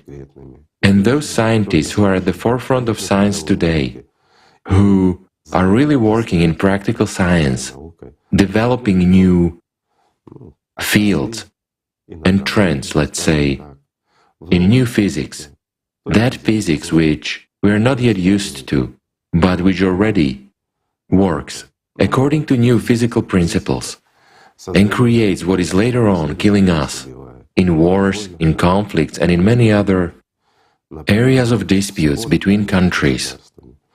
So in order for us to solve our main crisis, or at least to have a chance of solving it, we need these scientists. But if we gather them around one table, it means that all the wars must be stopped. So whether we like it or not, in our present consumerist format, it means that all the countries should be united by some kind of one force. Let it be a single world government, elected by people or by the countries. Whether this is acceptable or unacceptable is for people to decide. But there is a problem in this case, and I guess I will voice it. Why is a single world government not a solution in the current situation? This is primarily because any government has an opposition. Some countries will be against the world government elected by the people or by countries. Someone will disagree with something, which means there will be tension. If there is tension, there will be resistance. If there is resistance, it means scientists will still work on new kinds of weapons. And since they will work on new kinds of weapons, it means that many countries will simply not give away their true scientists, those who are currently developing advanced weapons in secret engineering design bureaus. These scientists won't be able to gather at the same table with the rest. But even if they do gather together with the rest, each scientist will have 10 intelligence officers standing behind him to make sure he doesn't say too much, and that he says and thinks the right things. Can you imagine what it is like for scientists to work in such an environment? Will they be able to brainstorm and find a solution? No, they won't. Scientists today should be granted creative freedom and, in fact, the maximum possible resources. In other words, they should not be constrained as they are today. Why to this day does our science continue to believe in erroneous theories? Let me explain. It's only because these erroneous theories about climate change are simpler, and we see in them at least some kind of a solution. It would be great if that were the case, but unfortunately, today we have seen the facts and the evidence. They are irrefutable. You may doubt them. You may not want that to happen, but we have seen for ourselves that it's a fact. It's an irrefutable fact that proves what our immediate future holds for us. And the question is already about the safety of the whole world, of every person on this planet. This problem is already affecting every human, as well as all countries. Of course, if we leave everything as it is today, we will repeat the fate of Mars. If we choose the solution as described in the second scenario, where there will be a single government with its opposition, hence a lack of scientists, and therefore a lack of our capacity to solve this problem, then most likely we will repeat the fate of Phaeton. That's elementary. I'll give a simple example. In order to reduce the danger, even a little bit today, we need to actively conduct degassing. What will that give? I mean, in relation to volcanoes and earthquakes, degassing is something that can at least slightly relieve the tension we have under our feet and can buy us at least a little bit of time. But if we do not stop the external influence on the Earth's core and instability continues to progress, then during degassing, improper degassing, we will further increase the destabilization of our core. This will lead to what happened to Phaeton. While in order for us to overcome the climate, to put a tight collar and a short leash on the climate cerberus, we need to find a solution in a completely new physics, the one that we presently have no knowledge of yet. What we know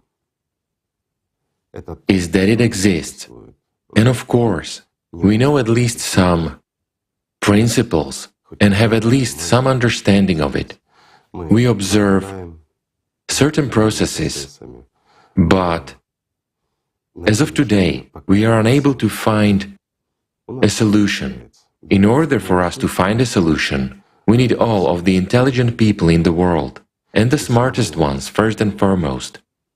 In this case, whether we want to or not, we have to take some measures if we want to survive. There is a way out. In fact, the current forum has a good title.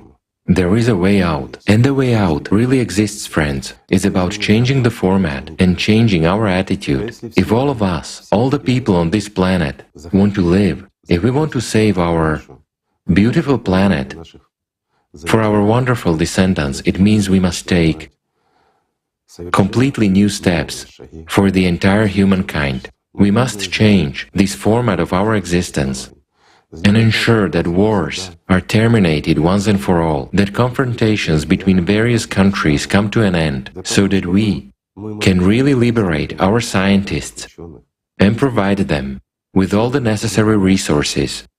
As of today, we spend a lot of money on wars and many other things, on fighting each other, on defense, but we actually spend pennies on science. We must change it all, because all the weapons existing in this world are powerless against the climate cerberus, and all of us already understand this, but we really have the enemy in our home. Yes, for some people the cerberus may so far be in the neighboring rooms or even on another floor, but it is merciless, and it will definitely come to our floors and into our rooms. And we do understand that. We understand that it will eventually destroy our home completely. We don't want that. All sensible humanity doesn't want that. So we have to do something.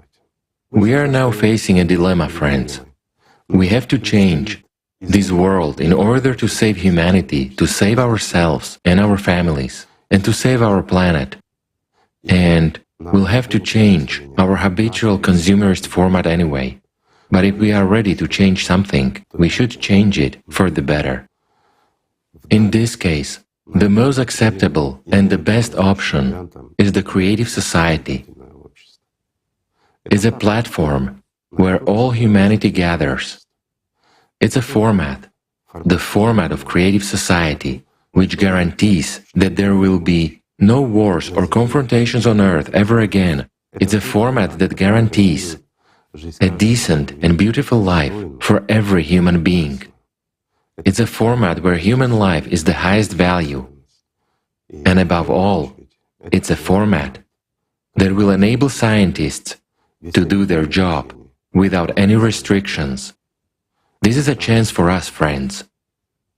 We have now learned about the changes and progressions of disasters in the climate. We have seen the facts and we have seen the evidence. If we are sensible, mature people, the first thing we need to do is to come together, make a decision, and do everything we can to preserve this planet.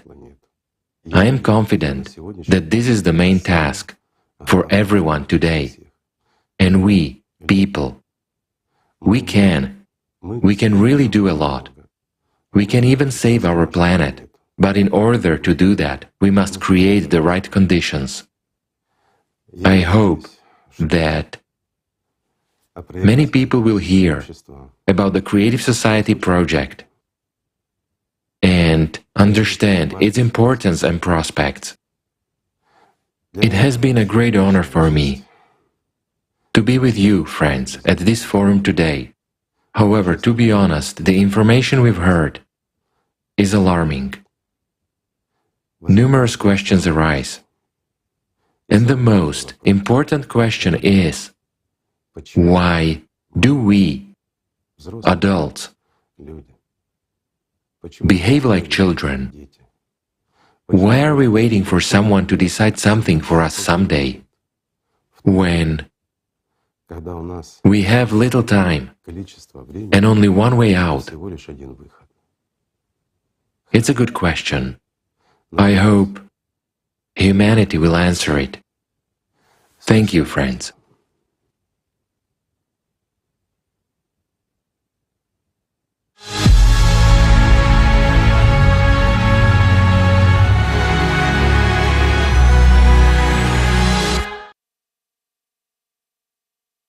Спасибо, Игорь Михайлович. Thank you, Igor Mikhailovich, for your important words, for your support and faith in people.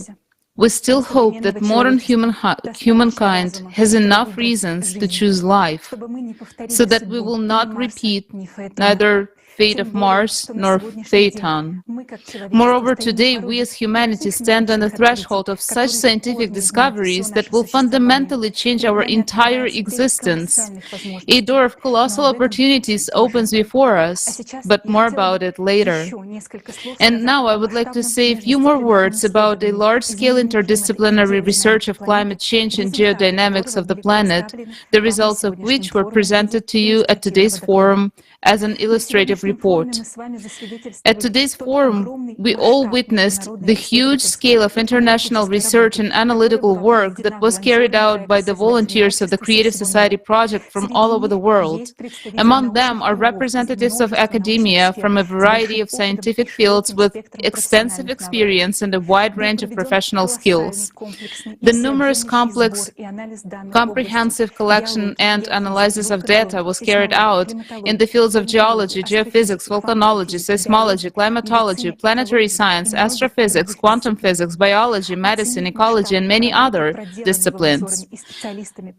Assessing the scale of the work done by the volunteers and specialists of the Creative Society project, it can be stated that the volume of this work exceeds the total volume of all scientific work in the field of studying modern climate change, and especially outstanding due to such a unique interdisciplinary and multi-sectoral approach. For the first time, it was possible to form a holistic picture of the causes and consequences of climatic, geophysical, and geodynamic changes on Earth and other planets in the solar system, as well as come to well-founded conclusions supported by extensive research experience and international scientific works. The paradox is that in order to save the planet and solve the set of tasks of waste of neutralizing external influence or converting it from destructive energy into useful energy, all the scientific potential and all scientists of the world are needed. It should be noted that despite the progress made in forming a holistic picture, there are still separate unknown islands of knowledge and science, which are a necessary component in solving the issue of leveling the external cosmic impact, especially when humanity is faced with a limited time frame. In the conditions of such tight deadlines, to solve this problem, experience and knowledge are urgently needed in narrow-profile areas which are possessed by specialists in various fields with a professional format of thinking. This will gradually reduce the time of exploring these unknown islands of silence and increase the chances of human survival. To effectively solve the problem of protecting the planet from external influences, it is necessary to collect all available scientific expertise from around the world and improve the multi-sectoral approach. Only in this case it is possible to productively use the scientific potential and experience of each scientist, as well as to have time to solve the tasks set before us in such a short time that we as humanity have. We understand that in the current consumer paradigm, the listed above goals are more than difficult to achieve, and the probability to their This brings us to understanding that we critically need a fundamentally different format of society, which would relieve the potential of scientists and create conditions for their effective scientific interaction. And this is the format of the creative society. In the creative society, there will be a single creative vector of development and a request for solving the global problem of cyclical disasters. This is how the entire scientific world will have unlimited funding in order to find the fastest possible solution to the tasks set aimed at saving people's lives. In the creative society, scientific research will be open and accessible to all scientists. Experts from all over the world will have all possibilities to work together on issues that are important to society with unlimited resources. Only by uniting the potential of scientists, thanks to the creative society format, will most likely be able to find ways to level and transform the cosmic impact. This is why the key condition to the salvation of our whole civilization is the building of the creative society. If you watched our climate report, then you understand that we're not just one step away from another natural disaster, but from human extinction. The only solution is to protect our planet from external impact, and this problem can be solved only in creative society. But why do we really need creative society to solve this problem? Why can't the most brilliant scientists simply come together and work on this problem if it is so urgent? Well, let's be realistic about our world. Have you heard from anyone regarding the true scale and the progression of natural disasters? Maybe from the media, which barely even covers the local weather changes. Or perhaps from well-known scientists. Unfortunately, only a few understand the whole picture. Many merely notice the temperature increase and blame humans, while others are still in a denial stage, claiming that nothing unusual is happening with the climate. It is just natural variability and that everything is just normal. In this situation, when we do not see the full extent of natural disasters and the true causes of cataclysms are still under debate, How could leaders of a country justify the decisions of letting their top scientists collaborate with competitors and potential enemies?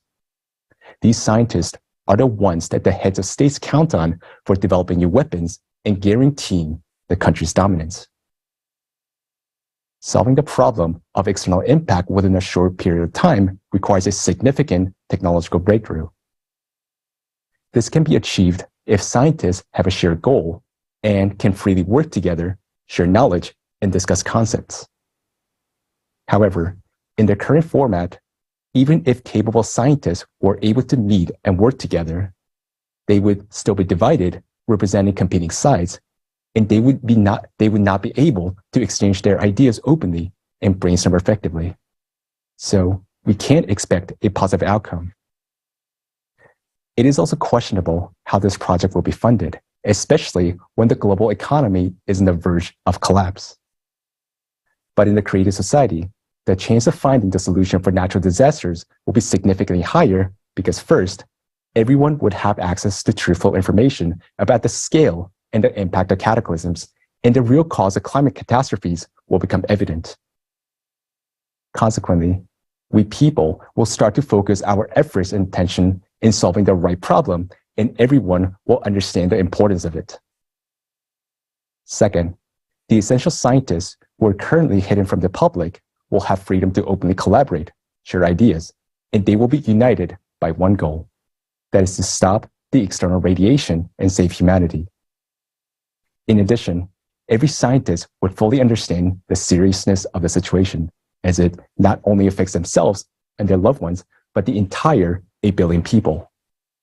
All this will create conditions for the emergence of new ideas, breakthrough discoveries, and accelerate progress towards finding the solution. You know, I am a scientist and I chose my path and I dreamed of making discoveries that would improve people's lives and change the world.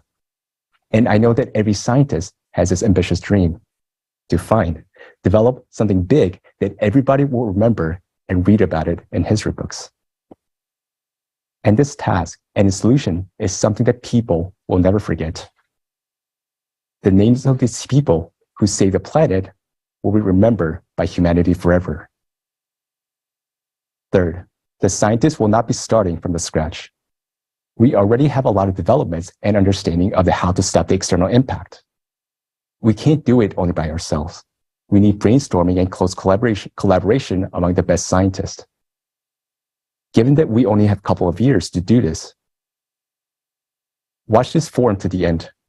Today, for the first time, a scientific hypothesis will be presented that will help scientists to understand how to stop the external impact on our planet and therefore save all of humanity. Finally, an important aspect is that all resources belong to humanity in creative society. Thus, enough support and resources will be provided for those scientists to succeed. Why and how this is economically possible, you will learn later today in more detail. But one more thing to note is that whilst the scientists are working on finding the solution, the climate cerberus will not just wait around until the solution is found, but it will continue to devour and destroy many cities and even countries. In our consumerist world, those who have some understanding of the 12,000-year cycle are trying to predict safe places and sell land or build bunkers. This is available to a few, but we know that these options may extend life only by several years. All will perish anyway, because this time, the whole planet will die like Mars if we leave everything as it is. In creative society, until the natural disasters are fully under control, people will be warned and evacuated in time because human life is of the highest value.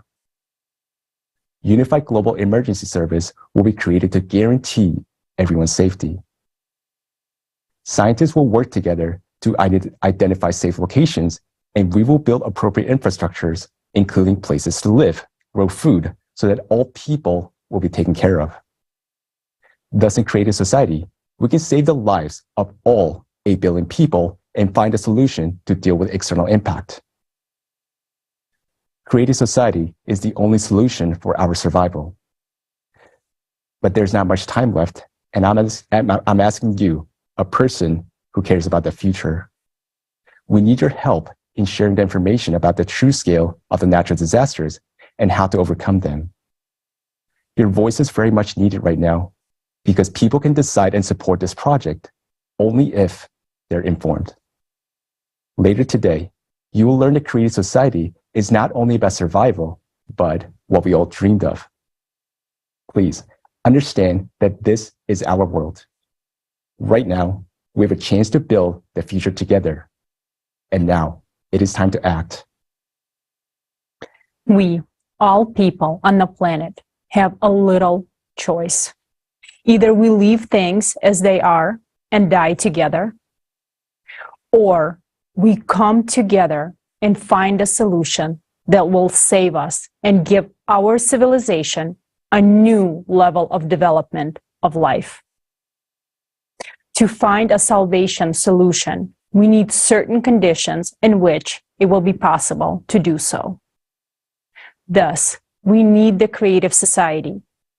If we decide to build the creative society, we either have to do it seriously or not do it at all. Either we address thoroughly to save our lives and act together until full completion, or we give up and surrender to the climate cerberus.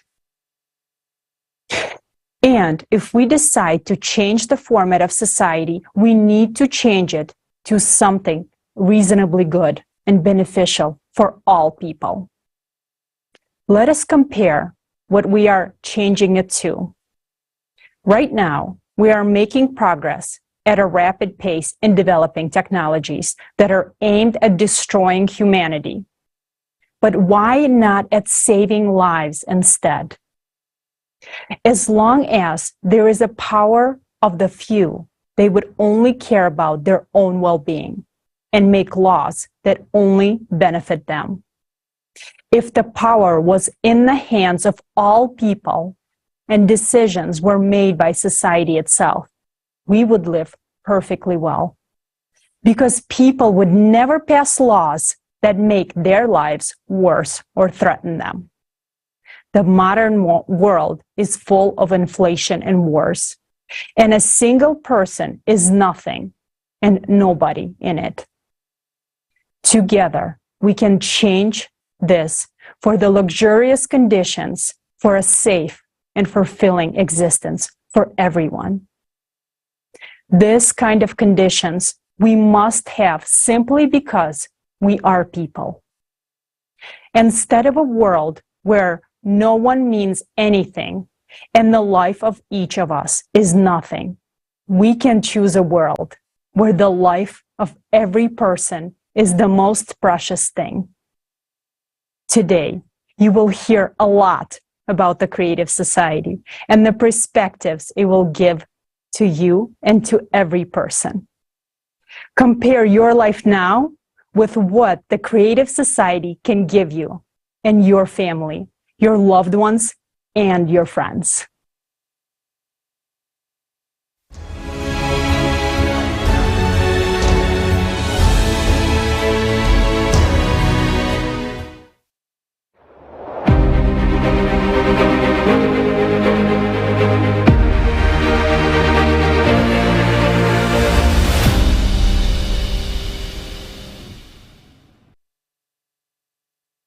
The Creative Society is a new format of the society for all of humanity that will peacefully lead our civilization to a new stage of evolutionary development where human life is the highest priority. In the Creative Society, power will belong to the people and not be concentrated in the hands of one person or a particular group of people, as is the case today, which leads to conflicts, wars, crises, and so on. Later, we will explain in detail how this can be achieved through You will be provided with free housing of a minimum of 60 square meters per person in private ownership, and you will not have to pay for utilities.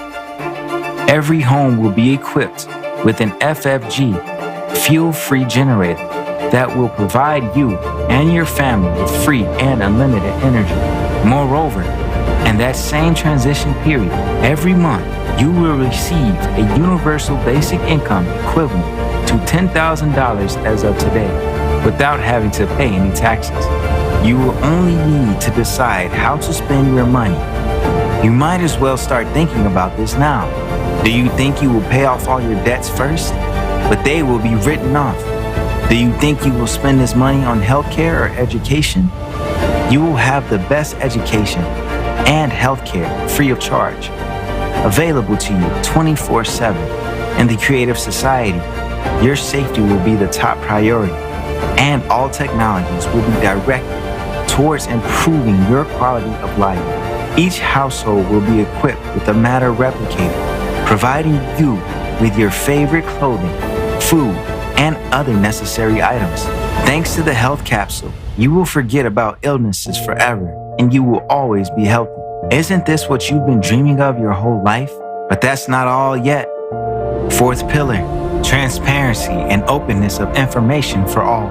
In the Creative Society, the media will belong exclusively to the society. The media will serve the interests of the people and reflect information truthfully, openly, and honestly. Additionally, you will be able to receive accurate information about the movement and distribution of public funds at any time. Money owed by the public is, first and foremost, your money, and you should know how it is spent and for what purposes.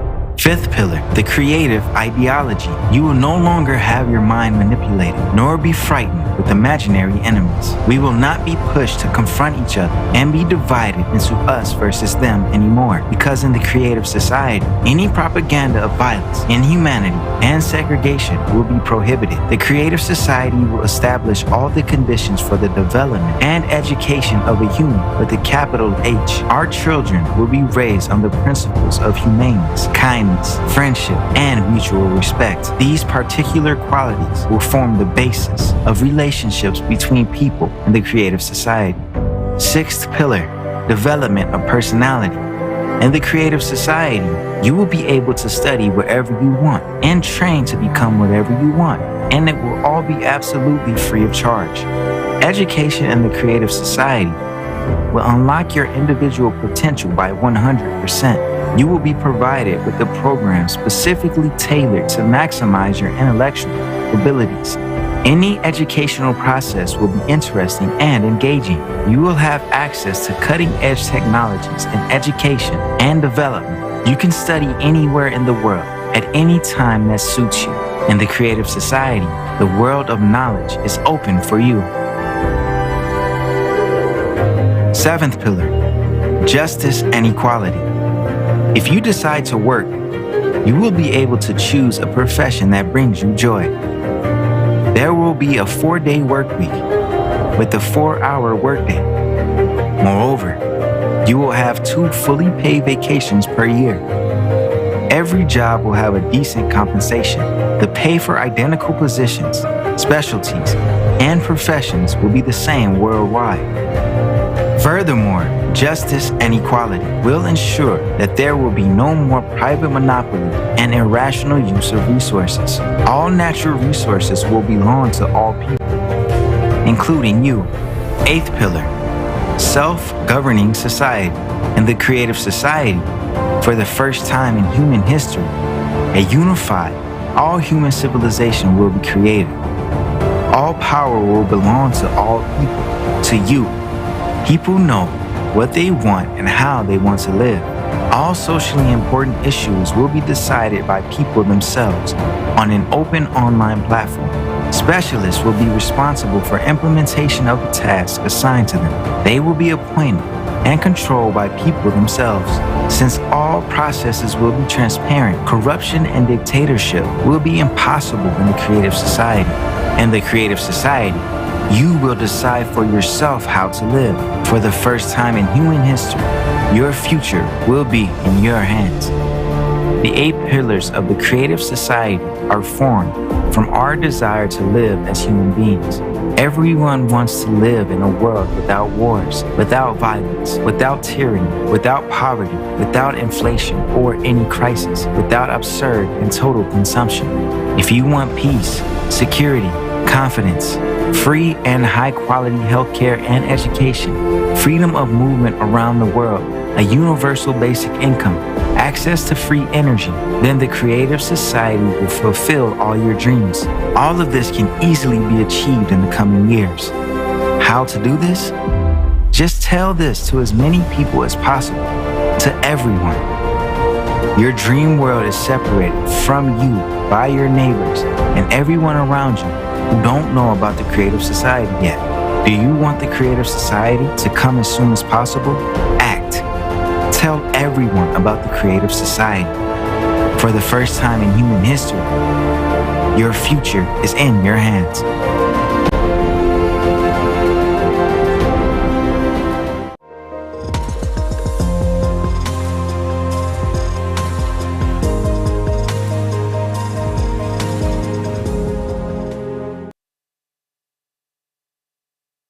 It's like a dream world. Free, top-notch medical care guarantees excellent health. Everyone is guaranteed free, high-quality housing and no utility bills. No more inflation or crisis. You will have a stable monthly basic income and all debts will be written off. That's it. You will no longer owe anyone anything. No more thinking about money all the time. That's financial freedom. In a Creative Society, you can finally see the world and travel freely. You can finally be able to take a deep breath and start living the way you always dreamed of. Only a mentally ill person would not want such a society. Yes, Olga, I absolutely agree with you. Who wouldn't want that? And you just witnessed the incredible benefits guaranteed to every single person in the Creative Society. And of course, there are specific stages on the way to build this society, which we will dive into later. And naturally, we cannot just flip a switch and transition into a completely different society. There has to be transitional stages. But first, we will want to make sure that you guys know that even in the transitional period, most of the benefits will be guaranteed to all the people, to every single person on our planet. And yes, everything you heard about will be available to everyone.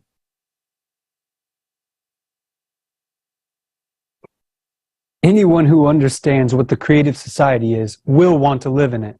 Although we are all different, we all want the same thing, to live like humans, freely, peacefully, safely, and not worry about anything. That is what unites us. People always want to live well and in good conditions. So why don't we have all of these conditions yet? The answer to this question is very simple. People do not have all of these benefits because in the consumerist society in which we live, power is in the hands of a few instead of the hands of people. Are you completely satisfied with conditions of your life? I know that most people would answer no. Do you know what that means? It means that you do not have power over your own life. It means that someone else has power over you. If the power were in your hands, would you increase your taxes or the prices of the goods you buy? Would you raise the prices of electricity, gas, and water? Would you condemn yourself to a lifetime of paying debts, insane bills for medical care, education, and so on? And finally, would you start a war in your country that would take your life and the lives of your loved ones? Of course not. Every normal person wants a stable, high-quality, peaceful life. And if they had the opportunity, they would build precisely such a life. But today, people do not have power, and therefore, we do not have a stable, desirable future. This situation continues from election to election. Power is always handed over to the few. And that is why only a few live well. That's how our consumer society is built. Yes, agree. In the Creative Society, all power will belong to the people, including you. People know what they want and know how they want to live. People themselves will decide all important social issues on an open online platform. Responsible individuals for task completion will be selected and monitored by the people. All processes will be transparent, and no one will be able to make a decision for people. Instead of power for select few, society will be self-governed. The main principle of the creative society is that by improving life for the society as the whole, you improve your own life. Yes, friends, our future is in our hands. There has never been anything like the creative society in human history. We have no experience of living in such a world, because in all social systems that have existed in our history, leaders have always kept the power for themselves, while in the creative society, people do not delegate authority to anyone, but make all the decisions themselves. That is called self-governance. What will it look like in practice? Let's take a look.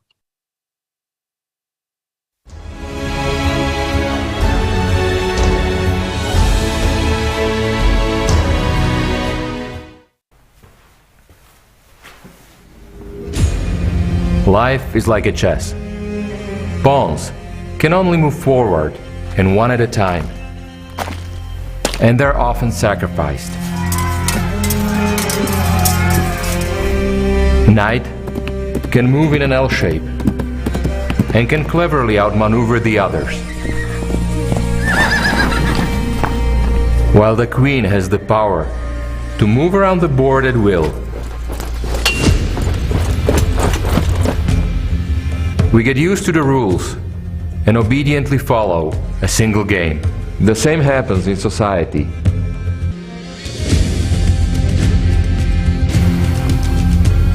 We are offered several politicians to choose from. We think we choose. But we only vote for those who are offered. We give them complete power over our lives. We become pawns. Once politicians get power, they arrange wars and crises, sacrificing us, yet we support them by loudly repeating memorized slogans. Or we argue and support others, new politicians, empowering them this time. And everything repeats. We are persuaded that there are no viable models for the self-organization of society without authority. But isn't there such a model in fact? Or is it just that those who claim so do not know about it, or do not want to know about it? Yet, what if we change conditions, stop playing and begin to live?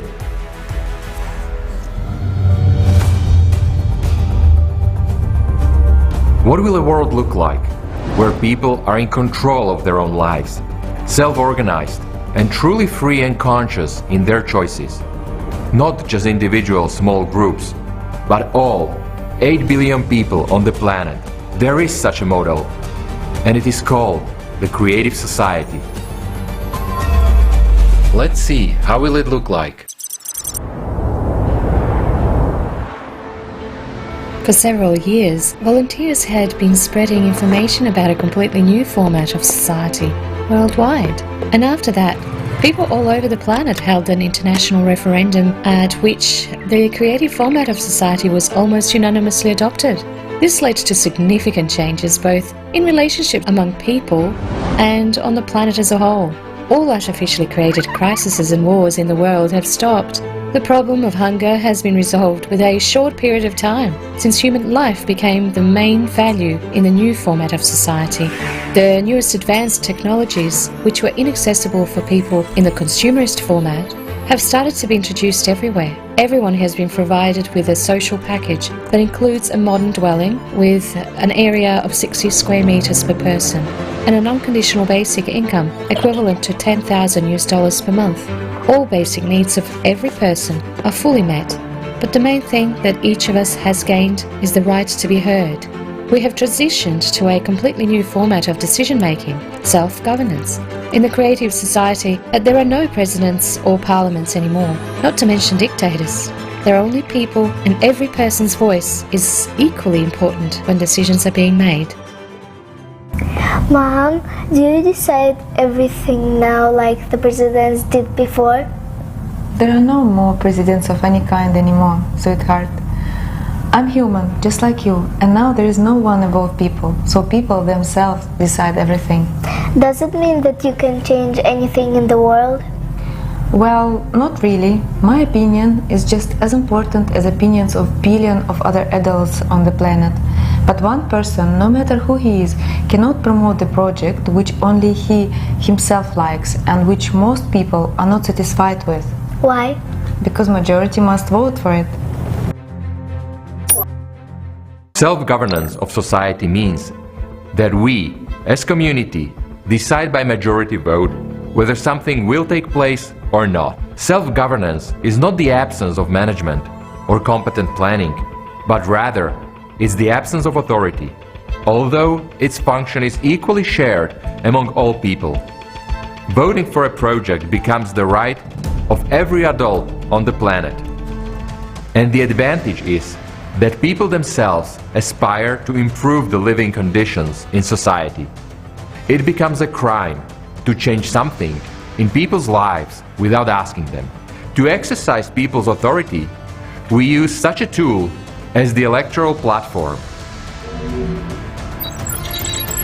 It is essentially a website that allows people from all over the world to adopt decisions transparently and quickly. If a global issue is submitted for voting, people from all over the world must participate in voting. If an issue is local, then residents of a relevant territory whose lives are affected by adoption of this law must vote. For example, if there is a village issue, it is resolved in the village. If an issue is regional, it is resolved in the region. Thus, there is local self-government as well as global that applies to the whole world. Each law proposal is written in a language that is simple and understandable to people. Experts should prepare a draft law and explain what the expected results would be, the pros and cons of its implementation, what will change for an individual, and how the law will affect his life. Then the draft law is submitted for general voting. A new global law proposal is up for a vote by humanity. What is this?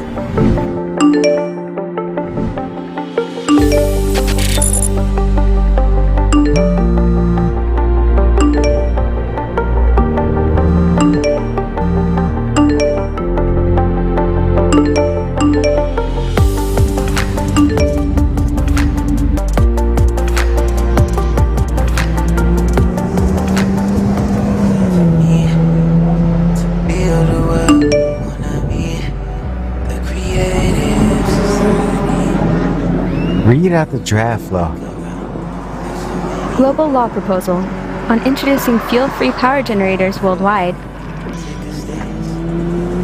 An FFG is a device that enables you to generate electricity without the use of power plants or any other energy sources or generators that exist today. Read me the pros. Do you want it in brief or in detail? Tell it in brief. Take into account my preferences. In brief, an FFG will ensure everyone's energy independence. That means you will never have to pay utility bills again, and your favorite matcha tea will become cheaper.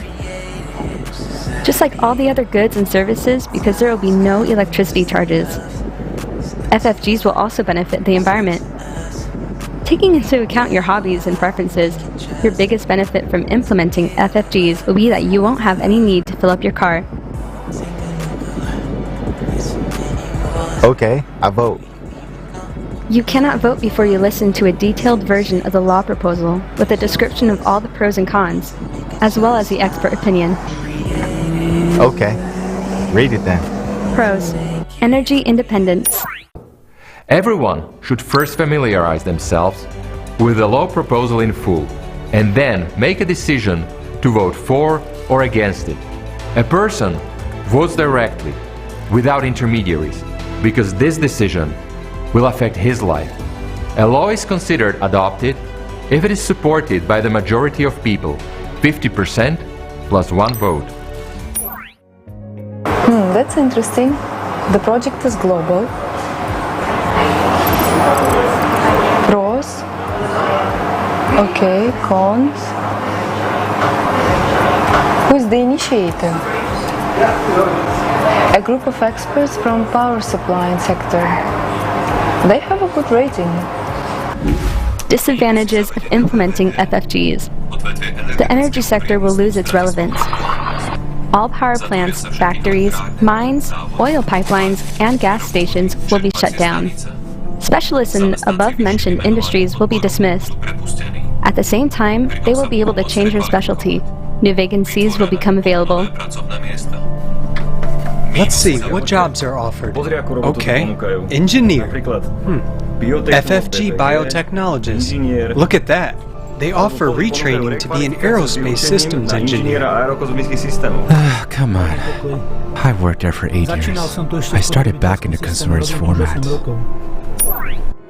All processes will be transparent, and as a citizen of the world, you will be able to control any voting process, whether your vote was registered correctly or not. Moreover, it's important to understand that the electoral platform is easy to use, intuitive, and technically protected against any intrusion and forgery, thanks to a reliable and secure system of data collection and processing. The global voting on the implementation of FFGs is now proceeding well.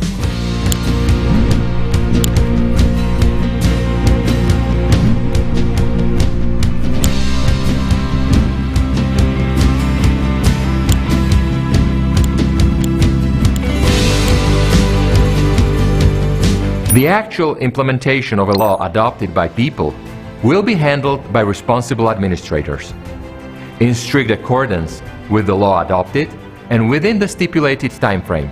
Through the electoral platform, in real time, people will be able to monitor implementations of the adopted law and recall administrators in case of any abuse. An important difference between the voting process in the consumerist format and the one in the creative society is that in the creative society, any information will be open and accessible. Information openness can in no way be used against an individual because human life will be the highest value. Based on the results of the global vote, the world is transitioning to fuel-free generators. More than 2 billion families have already received FFGs, and soon it will be available to every inhabitant of the planet. Everything is in order. Congratulations with your new FFG. Thank you. Planned closures of power plants, gas stations, and a control-safe transition to industrial FFGs are successfully underway.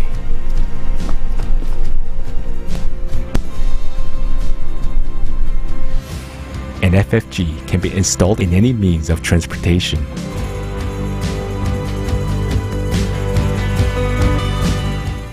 Time has come for us to see what's up to you. Nova, how long have I been driving without refueling? Today, you have driven 405 miles without refueling or recharging. In total, your car has traveled 1,267 miles with the FFG. The next inspection of your car will be after 8,000 miles, and your FFG will be serviced in 9 years and 345 days.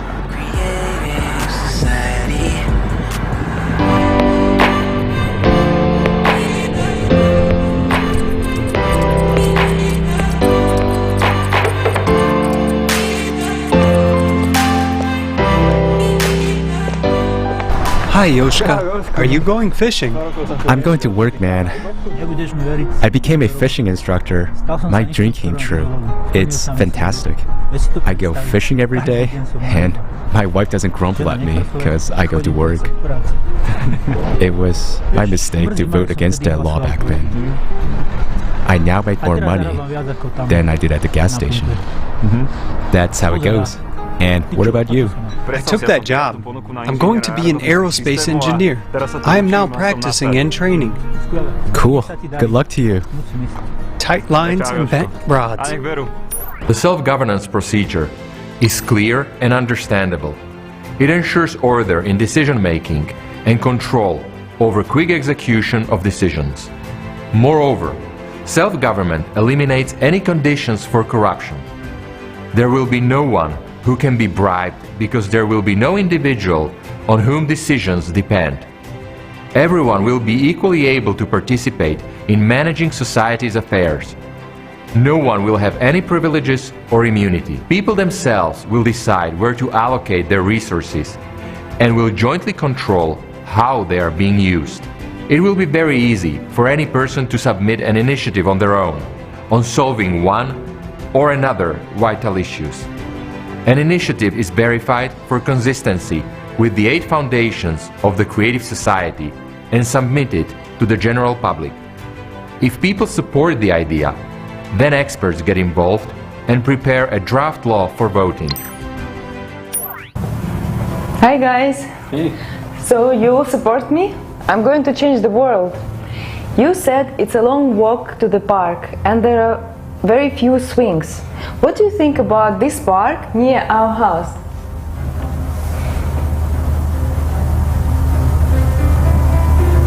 Wow! Or this one? It's hard to choose. Wow, when did you manage to retrain from an interior designer to an architect? It's not me. I just put forward an idea, and last night local architects created these 2 projects by means of artificial intelligence.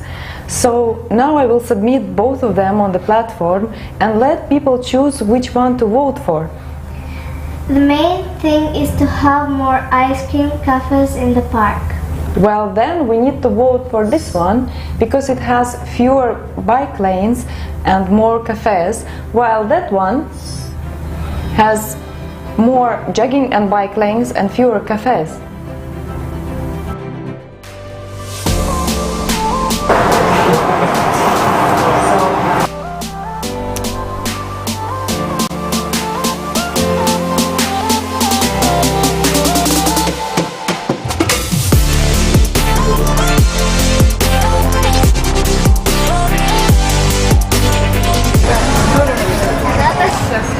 Mom, you've built a beautiful park, but there are still few cafes and a poor selection of ice cream flavors.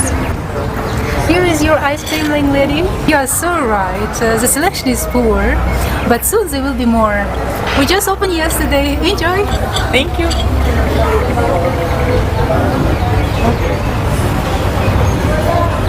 Delicious.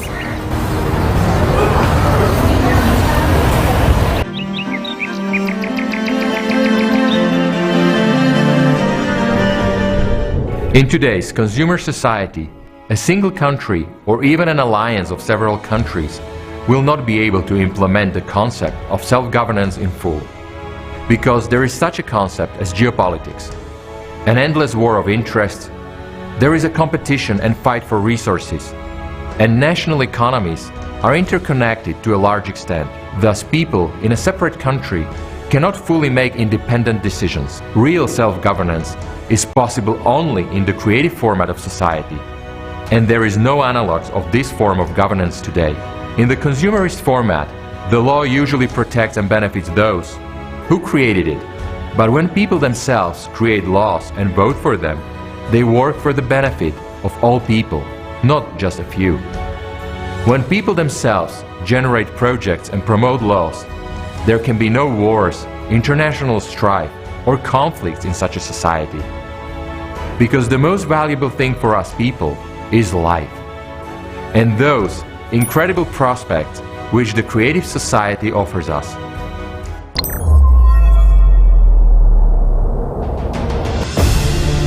We still have a lot of work to do. A path to happiness is always thorny. In our case, the path to the creative society. We'd have to say goodbye to some things, learn something, and get used to something. But there are more joyful moments in all of this. After the introduction of FFGs, even more opportunities opened up to us. Vertical farms all over the planet, a matter replicator, and even endless space are all a reality now. In the creative society, ordinary people are no longer pawns. Everyone becomes the most important because they are now humans. Since power is in the hands of people, that is, in our hands, everyone is more motivated to play an active role in the process of society.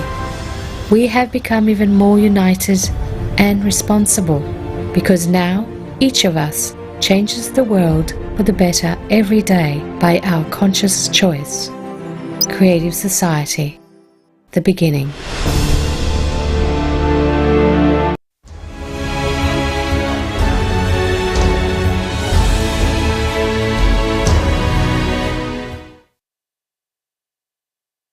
As you can see, self-governance is very simple. It is a completely transparent process that eliminates any possibility of manipulation. We as a community make decisions by majority vote. Whether to implement something or not, self-governance is not chaos, but rather intelligent management and planning. There is no authority. Instead, that function is distributed equally among all people. Voting for a particular project or law becomes the right of every adult on the planet. The advantages is that people themselves strive to improve the living conditions in society. At present, it is impossible to fully implement the concept of self-governance as we have seen in one country or even a union of several countries, due to the geopolitical struggles for resources and competition between national economies. People in a single country cannot make independent decisions, but in a creative format of society, real self-governance is possible. In such a society, people create laws and projects that work for the benefit of all people, not just for the benefit of a few. In such a society, there are no inter-ethnic disputes, conflicts, or wars, because the most valuable thing for us humans is life and the prospects that the creative society opens up for us. The creative society is beneficial for everyone. Who wouldn't want to live in a safe, stable world where everyone is guaranteed free, quality health care and education, free housing of at least 650 square feet per person owned by the people themselves, and an unconditional basic income equivalent to $10,000 per month? But you know, a serious question arises. What do you spend that money on? Considering how many things will be free, where will you spend your unconditional basic income? While you think about it, let's see how people from around the world are answering this question.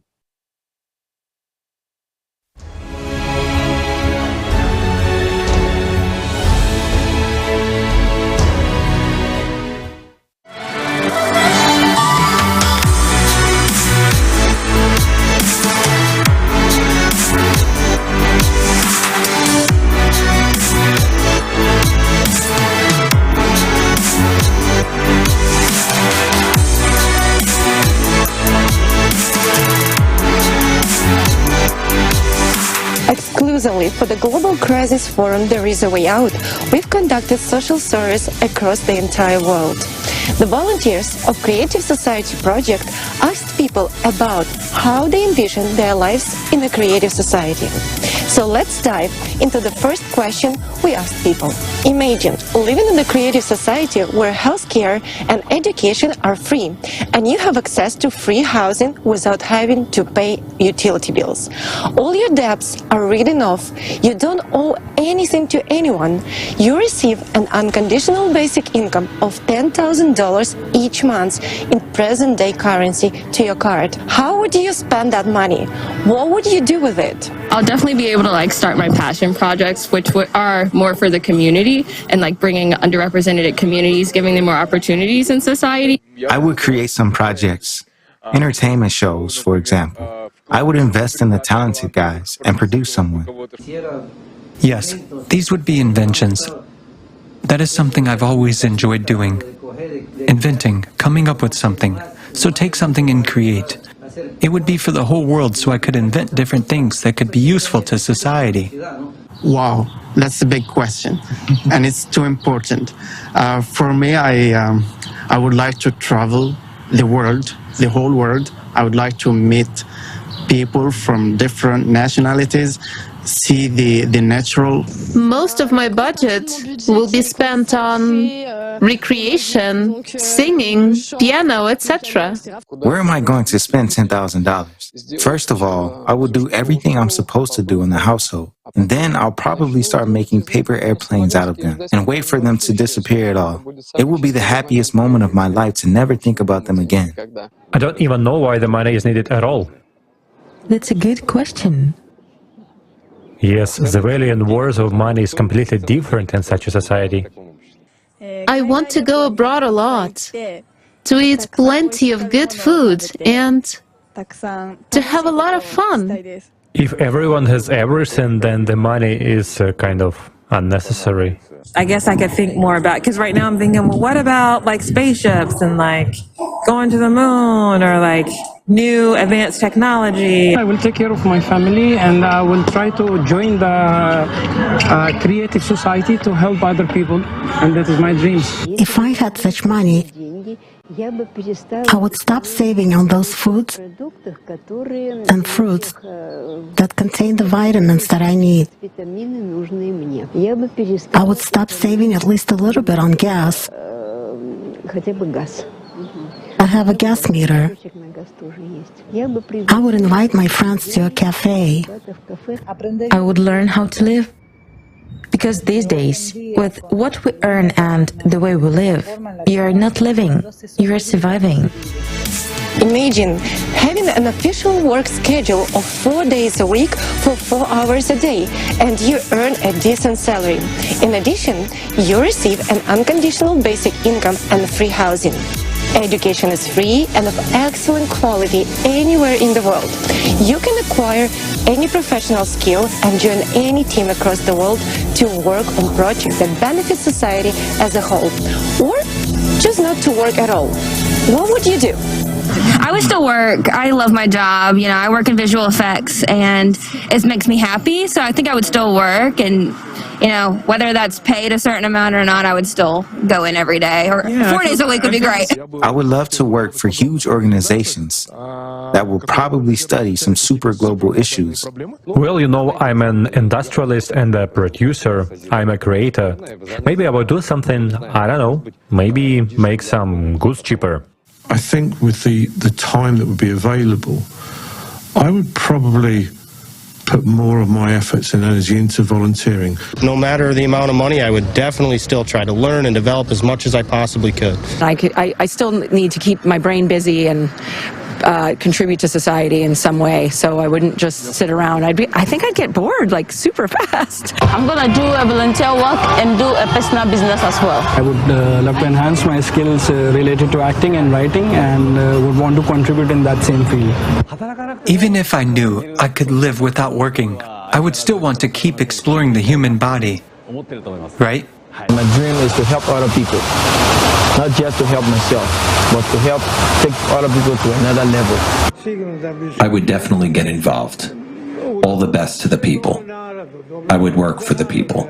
I think also it's the psychological thing to do something and to also to improve in this society, because I think also how it's possible this society to exist without our contribution. I would join those like different projects to benefit society, because just sitting around you're not really doing anything, and there's a lot that could be done by joining those projects. The creative society is a world where everyone has a financial security. It's an absolutely peaceful world, devoid of war, violence, and slavery. It's a world where you can enjoy all the benefits we've discussed earlier. Would you like to live in a creative society? Would you like to live in such a society? I would. Absolutely. Absolutely, yeah. I would. I think it would benefit my health overall, my mental health, and then my physical, in turn, my physical health. Yes, of course I would like to. I would like to live in peace and tranquility. Yes, of course, because it is at least comfortable for any person. It seems for everyone it is so. Yes, sure. If there really is an unconditional basic income, that would be the optimal situation for the whole world. Firstly, to achieve peace, and secondly, to create a decent life for all people. In our life, if there were no wars, slavery, corruption, it would be very beautiful. I really want to live in the creative world. I would like to live in a creative society. I think it would be great. Certainly, there wouldn't be any conflicts between people. Politics would not make sense then either, meaning one political group would not fight with another, country with country, because there would be no need for influence. Of course, certainly. I'm sure, in fact, we're already creating, even just by the fact that we're already talking about it. I'm looking forward to such a society. Yes, and I'll try to do everything I can to make it happen. So who wouldn't want? I would definitely love to be a part of this society. Yes, of course. I definitely hope to live in a relatively peaceful place without war. I think we would all like to live in such an environment and protect our families, right? I would love to live in such a society. Yes, such a world is a dream, and I'd really like that. Yes, I think I would like to live in the creative society. I dream of a place called the Creative Society. Did not know that there was such a project. I am honored to even be a part, to just share my little capsule of how I think life could be. I want the emblem, any of that. No, sign me up. Queens on board. Absolutely. Sure, 100%. Yeah. 100%. No need of doubt. Everybody looks for it. Well, of course, I do not know what kind of a person, other than a psychopath, would not want to live in such a world. Well, the answer is obvious. Of course I'd love to, and I challenge anyone who says otherwise. Yes, I would like to live in such a society, because it would mean that many of the inequalities that still exist today will disappear. It happens because of minorities' interests, who benefit and get richer, because of the problems that are happening in the world. Would you like to live in the creative society? Of course I will. Naturally, it's probably a dream of every person. Everyone falls asleep and thinks, oh, if there was no war, it would be great. People would live in abundance and harmony, and everyone would smile at each other. Yes, I would love to. I'm with you. I'm just saying. Come on. That's like the best dream any person would have. Yes, I would love to live. Of course. Like, I think this will be answer of all people. Yeah, of course, I would like to. Who doesn't? Who doesn't? Creative society, it's amazing.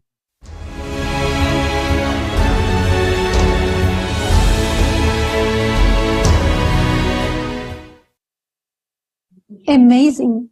What you have seen is only a small part of the responses from people around the world in recently conducted social surveys initiated by the participants of the Creative Society project in preparation for the forum, Global Crisis, There is a Way Out. This survey revealed some very important points. Firstly, absolutely everyone supports and, of course, wants to live in a creative society. Secondly, even with all the benefits, such as free, high-quality healthcare and education, no utility bills, debt forgiveness, no taxes, and a guaranteed universal basic monthly income of $10,000, most people plan to improve their lives and the world around them even further. This is because everyone wants to live in a life worthy of a human. And the Creative Society is precisely the format that creates conditions for such a life. This once again proves that the creative format of society is the format which will restore our sense of humanity and will promote the development of the inner potential of every person, because the conditions in the society will be completely different.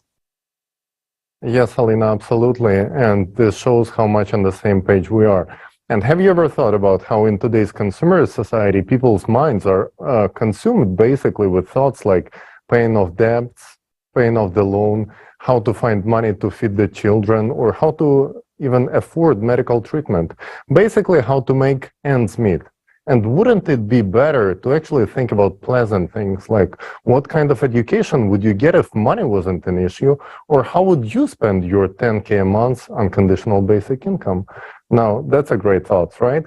Write in the comments below, how would you spend those money, and share your ideas, folks. We would love to hear from you. Yes, of course, everyone wants a guaranteed unconditional basic income of $10,000 free high-quality healthcare and education, no utility bills, loan forgiveness, and no taxes. And all of this will be available during the period of transition to the Creative Society. But fair questions arise. Where will the money come from to provide all these benefits, especially to every person? Will the unconditional basic income payments lead to an increase in prices and inflation? Why do we say that all these benefits will be guaranteed in the Creative Society? What can guarantee this to us? Who will pay for it? Answers to these questions will now be shown in the presentation of a new economic model prepared by an international team of economists specifically for this forum.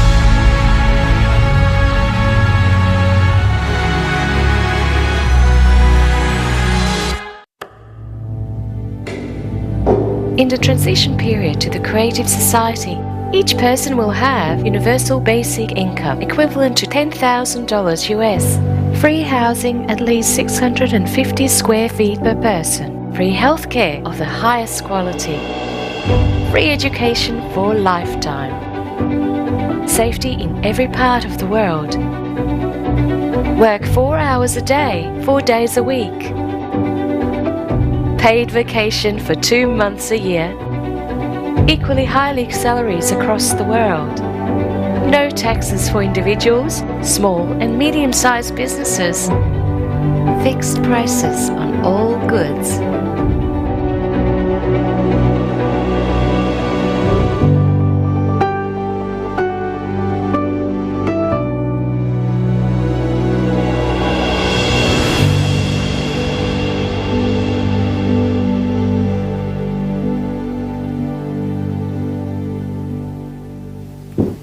When I look at the picture of this kind of the world, a thought comes to my mind. This is incredible. This is incredibly cool. And yes, I want this kind of life. But just like in any person, a skeptic inside me begins to rant and says, first of all, it is impossible to implement. And even if it is possible, it certainly won't happen in my lifetime. And goes on to affirm, no one will let you do this. And you know what I reply to him? You're right. And indeed, he is right. In today's economy of the consumerist format, in which we exist nowadays, this cannot be implemented. This requires a different economic model. We need to look beyond the confines of the current system. And I invite you to learn about a new model of economy that will provide a high standard of living for every human being. This model has been developed and proposed by experts from around the world. It takes into account the economic needs of each person, technological advances, and the need for our civilization to develop and evolve. This innovative model will change our lives from the first day of its implementation. I want to draw your attention to the fact that its implementation is possible only if the format of society is changed from consumerist to creative. And further, I will explain why. Unlike the current economic model, the new model will have a different goal: to provide the high standard of living for every human on the planet. There are two key requirements for the new economic model to function and achieve this goal. The first requirement: the new economic model can only work on a planetary scale. It cannot work in a single country. The second requirement is the self-governing society. All power must belong to the people. The economy, along with other strategic spheres, will also be managed and controlled directly by society, represented by every person, each of us, via the electoral platform. So, we have formulated the goal of the new economic model and outlined the necessary requirements for its implementation. These requirements can only be met in the creative format of society. I now invite you to model the near future. After we have successfully completed all three stages of building the creative society, informational, political, and the global referendum, the world community legally and peacefully transitions to the creative format of society that we all have chosen together and become one civilization. From that moment on, it will take a small amount of time to launch the new economic model. 6 months, according to preliminary calculations. After that, we will enter the transitional period to the creative society, which will last 5 to 6 years. As soon as we enter the transitional period, everyone will be provided with the monthly unconditional basic income in the amount equivalent to $10,000 with their own housing of at least 60 square meters per person. Education and healthcare will be of high quality and free, as well as resources, electricity, water, heating. All debts will be written off. Loans will be interest-free, and there will be no more taxes for individuals, small and medium-sized businesses. Of course, this raises a lot of questions. Will people work? What will the prices be? Will there be inflation? And the most common and important question, where will the money come from? So let's take it in order. Where will we get the money from in the transitional period to the creative society? In the new economic model, money will be created by a single fund for global financing, which belongs to society and serves its interests. The single fund for global financing will only serve the function of creating and redistributing funds. It will not accumulate money like the funds do today, nor will it make money as the banks do in the consumer model of the economy. There will be no banks in the transitional period to the creative society because there will be no need to keep money because money will be exclusively digital. In fact, there will be no money in the conventional sense of the word. These are just numbers and equivalent for exchange. That's your assets. You can exchange them for something, a product, a service, and so on. The more the economy grows, the more means of exchange, what we now call money, are created. In contrast to the consumerist format, all financial transactions will be open and transparent to everyone. The task of the single fund for global financing is to supply the right amount of means of exchange at society's request. Well, how will this work? Society decides what needs to be improved, created, and what projects and initiatives to implement. Experts will use the artificial intelligence to calculate how much money is needed to achieve those goals. And the single fund for global financing will create the necessary amount of money. If there is a request for the implementation of a project in a village, city, or country, an application is submitted to the electoral platform. For example, if a city decides to replace its asphalt pavement, it submits a request and funds are allocated for this from the single fund for global financing. It's just like in the family. You know what everyone needs and you allocate money from the family budget to buy the necessary goods, pants, sneakers, a piano. It's the same at the city and global levels. The only difference is that our budget as a society is not limited. We can spend as much as we want if there is something to spend on, and we need it. This approach does not limit the development of the economy. The economy develops and our opportunities increase. In the new economic model, there will be no budgets of cities and countries. There will be no such thing as state money either. The only place where money can accumulate is your personal account, and you yourself dispose of it as you please. If a country, city, or village has a budget, there will inevitably be those who will try to make a profit from that budget, local officials and others. And when there is no budget, it cannot be taken away. And this is the answer to the question of why there will be no corruption, theft, and bureaucracy.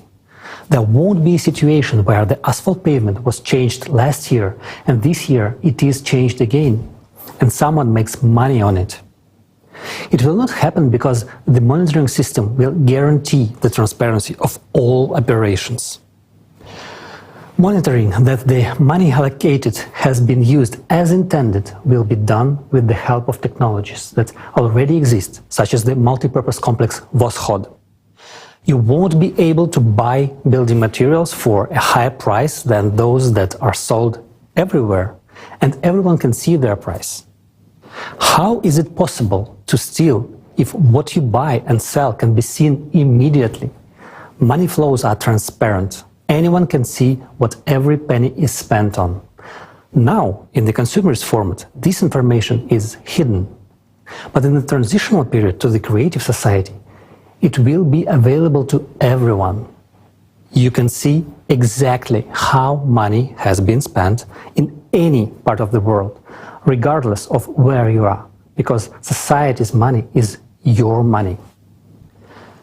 For the convenience of transactions and complete transparency, a new single monetary unit will be introduced, which can be used anywhere in the world. It will belong to society and be created by the single fund for global financing. It will be digital. It will not be possible to seize or freeze it, and it will not lose value. You cannot lose digital money. It cannot be stolen, and its flows are completely transparent.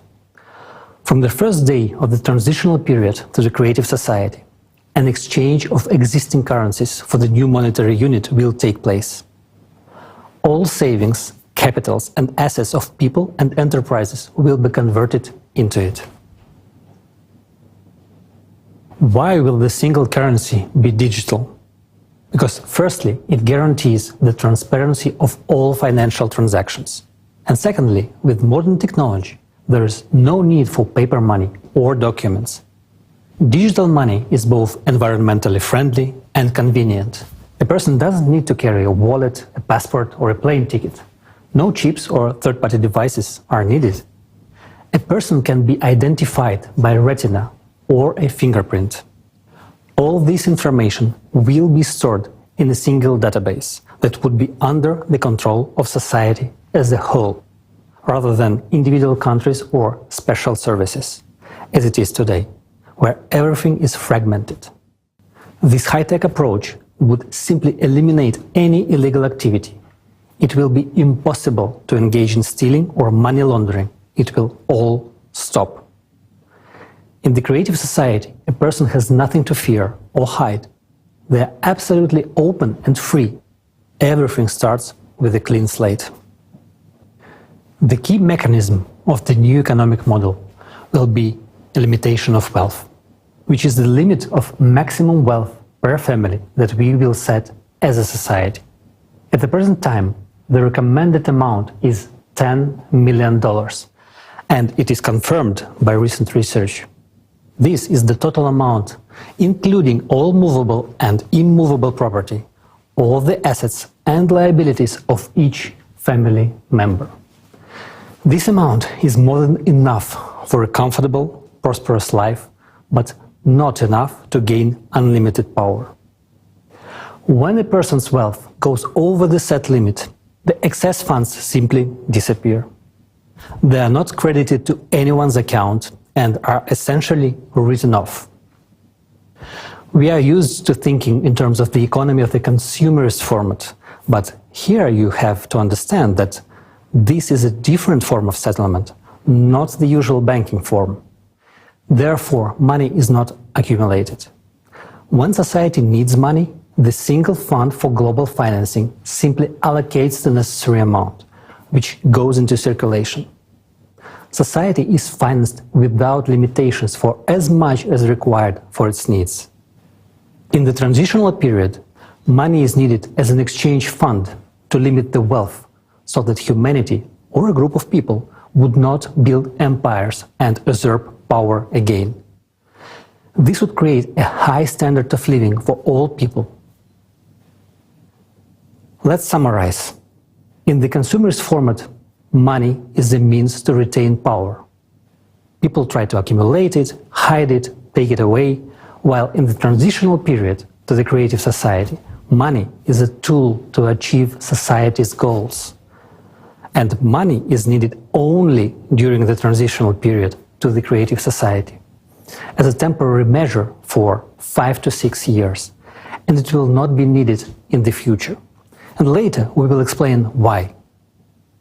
Nowadays, they say that the problem is not money, but its quantity. As we have already understood, in the new economic model, there will be no such problem. But the question is different. Will it lead to inflation? The answer is simple. There will be no inflation at all. It is impossible. In the current economic model, this would indeed lead to skyrocketing prices, hyperinflation. But in the economic model of the transitional period to the creative society, this simply could not happen. Why? Because prices would be fixed worldwide by law for all resources, goods and services. They simply cannot be raised, and this means that inflation cannot be created. But it raises another question. At what level will the prices be fixed? Will the bread cost $1,000? Well, if you make that decision, of course it will, because we will decide as a society anyway. The optimal prices will be calculated using artificial intelligence, considering all the costs and profitability, but the final decision on pricing will be made by people.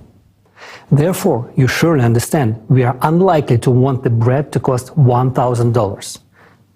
We would rather want it to cost less than it does today. And it will. All prices will be less than they are today. And thanks to what? Because there will be no interest on loans and taxes for medium and small-sized businesses included in the prices. Electricity, water and gas will be free. There will be a single economic environment in the creative society. And the absence of borders means no taxes on exports and imports, no duties, no excise taxes and no customs duties. The introduction of robotics, fuel-free generators and smart logistics will contribute to lower prices for goods. At the same time, quality standards will be equally high for the same goods all over the world. For example, the same hamburger that today costs $6 in America and $1 in Romania will cost, for example, 40 cents worldwide and will be equally delicious and juicy and healthy. Tasty and healthy food will be available to everyone. Right now, in the consumerist economy, 8 billion people is a lot.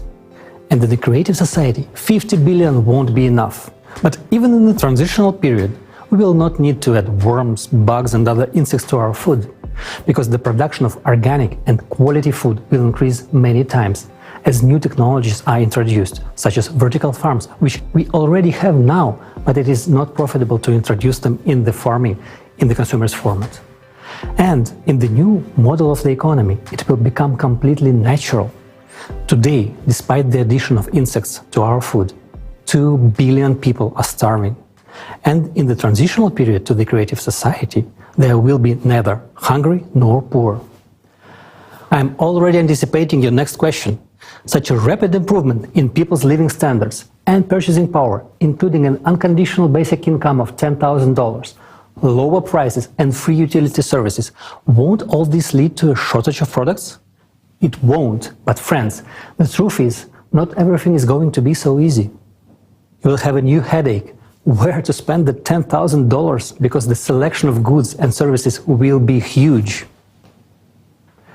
In the transitional period to the creative society, almost immediately you will see a huge increase in economic growth, because people will have enough money and there will be an unconditional basic income, which means that the purchasing power will increase many times over.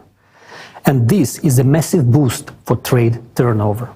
Moreover, ideal conditions will be created for manufacturers and business. These include interest-free loans, no taxes for small and medium-sized businesses, free water, gas and electricity, access to the latest technology, and most importantly, a great demand for their goods and services. This will be a huge stimulus for them to create more goods, develop and expand. The new economic model is a real paradise for consumers and entrepreneurs. First of all, the absence of taxes for small and medium-sized businesses means not only a reduction in prices, it also means economic freedom. All the money you earn is yours, and you are free to spend it as you like. No one will be able to take them away, as it is done today through taxation.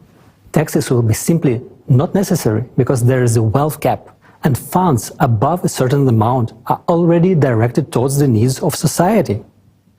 And this money will anyway be exchanged for goods and services which will make manufacturers themselves richer. This is much more beneficial than taxes. Secondly, loans for small and medium-sized businesses will be interest-free.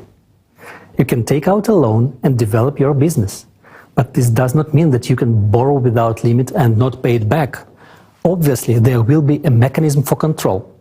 Of course, you have an obligation to repay the loan. No one will allow anyone to live off their back. It is not good for someone to live off the president's back. And considering that each person is the president, you cannot get a free ride on anyone. But on the plus side, no one can get a free ride on you. And thirdly, another key benefit for business is the economic model itself.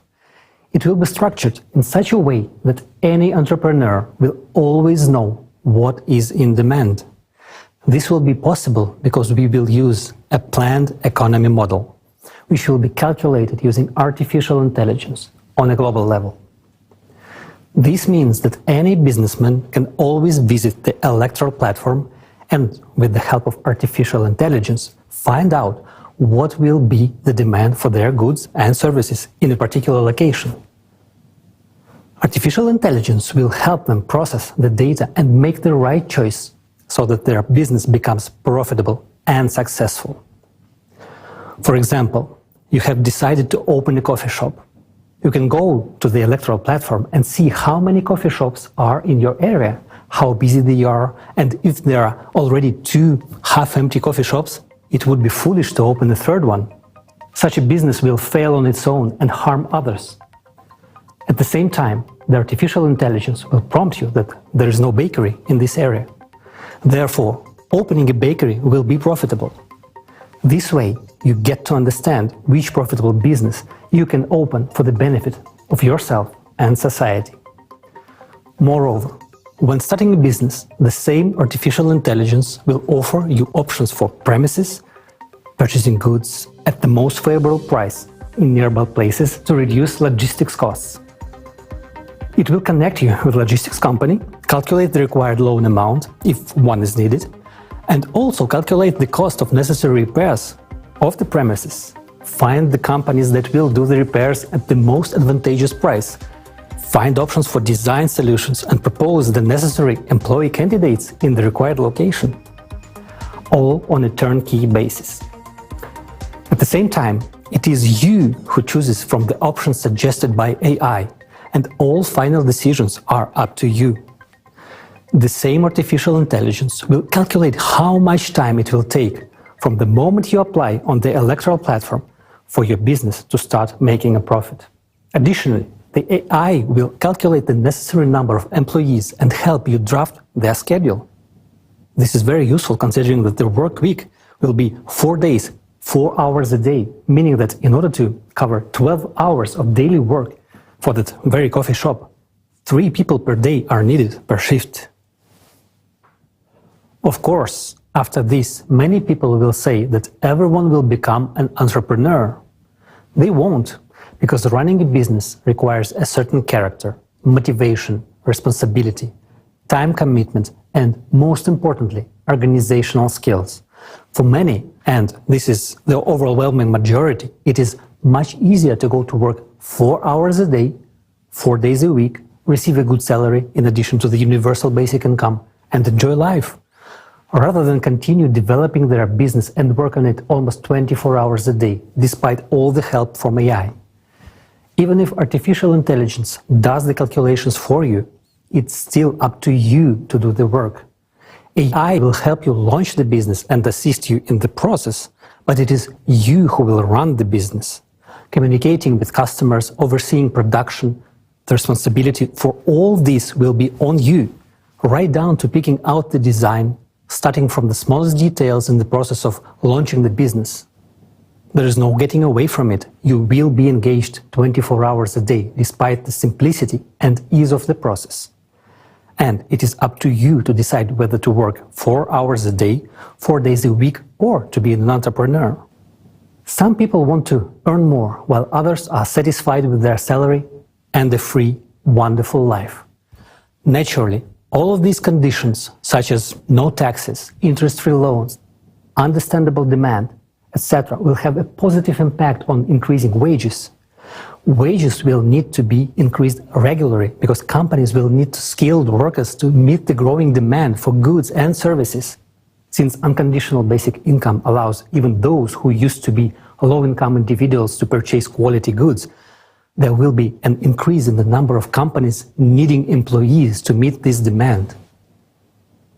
For example, let's consider a medium-sized business. A person has an enterprise with 200 to 300 employees and a turnover of several tens of millions of dollars. They don't have to pay taxes. All the money earned belongs to them. And of course, they will raise wages, because competition for specialists in the labor market will be high. While unemployment will inevitably increase in today's world, in the creative society, on the contrary, there will be competition for good workers. They will be needed. And we come to another often asked question. Will people want to work if they already have a comfortable life provided by universal basic income of $10,000? People will still work because a $120,000 universal basic income per year for a person is just an average level of prosperity. Few people want to be in the middle class. People strive to live better. For example, if a person wants a new good car, then to buy it, they will have to live on just their basic income for several years. Wouldn't it be easier to go to work to buy their dream car faster? In this case, a person could earn an additional $5,000 to $10,000 or more per month, and in a year they could save up for their dream car and drive it to the job they love. You will also want good watches, a good phone, and a new laptop. Why? Because you have the opportunity to buy them. You will want to go to a good restaurant. You will be too lazy to cook, and you will go to a restaurant near your home to eat there. This requires money. And this is a good incentive to work. Not to mention that the transitional period to a creative society implies working for 4 hours a day, 4 days a week, and having 2 months of paid vacation and high salaries worldwide. Furthermore, thanks to the implementation of new technologies, boring professions and hard labor will gradually disappear. People will have much more interesting work to do because there will be many new professions that will reveal their potential and talents. Everyone will be able to easily and freely learn a new trade or train for a new profession. Thus, we understand that people will have all the conditions to earn themselves a good house and even more than one, any car or real estate. And then this question arises, what about private property? Everything a person earns, up to the wealth cap, belongs to them, their house, their yard, their car, and so on. An entrepreneur's private property may include a store, service areas, manufacturing, restaurants, cafes, and the like. But all minerals and resources of the earth will belong to the entire society. It is thanks to this that electricity, water, and gas will be free for people and small and medium-sized businesses. Thus, the new economic model creates all the conditions for the maximum development of both businesses and entrepreneurship, as well as the development of every individual and society as a whole. One more reason why the world economy will become many times more efficient in the transitional period to the creative society is the use of a planned economy at the global level. Just think how much unnecessary money and resources are now spent on overproduction, as well as on liquidation of finished products in order to increase the value of the remaining products. And yet, at a time when a third of the ready-to-eat products are being destroyed, There are countries where people have never ever tried these products. Meanwhile, those countries have things that are needed in other countries. The new model of the economy will solve this problem with smart planning and smart logistics. Logistics will be calculated by experts with the help of artificial intelligence in order to efficiently redistribute goods so that everyone will have the opportunity to buy everything they need. In the model of the transitional period to the creative society, there is no limit to improving human life. It will be possible and necessary to improve life, but prohibited to make it worse, and it will be fixed at the legislative level. Remember, the highest value in the world will be human life and his benefits. Well, friends, let's sum it up. Now you understand how the economic model of the transitional period to the creative society works. It provides everyone with the high standard of living. This includes a monthly unconditional basic income equivalent to $10,000, fixed prices for all goods, high level of wages, free and high quality healthcare, education, and excellent conditions for business development. What's more, there's only a part of its advantages over the current consumerist format of economy. The absence of wars, inflation, crisis, and stable income, all of this makes society healthier, and this is extremely important. There's no need to commit crimes, no reason to risk a happy life. The simple question is, what for? When human life comes first, the world changes drastically. Your happy life is what you will treasure. These are your opportunities, and these are the opportunities for the entire civilization. Today, humanity stands at the threshold of controlling matter. This is the reality of today. Only minor gaps in understanding separate us from controlling matter. The only thing we really lack to fill these gaps and make a scientific breakthrough is scientists from around the world working together in this direction with unlimited funding. And this will be possible from the very first days of the transitional period to the creative society. And most importantly, unlimited funding for science is the only chance to eliminate the climate threat. Because this is the top priority vital issue today. As early as this stage, we will be able to save the planet from climate collapse and launch the processes to solve environmental problems. The transitional period will take about 5 to 6 years. After its completion, we will enter the creative society. And the creative society is a world of incredible possibilities where the latest technologies will be available. The health capsule will allow everyone to extend their lives beyond the species limit and live in a healthy and young body for at least 1,500 years. The replicator is the technology that will enable us to create anything from the tiniest particles, manipulating matter at the quantum level. These technologies will be in every home. And that's the answer to why we will no longer need money. The creative society solves all our economic problems and opens up a new world of incredible opportunities where you can unlock your true potential.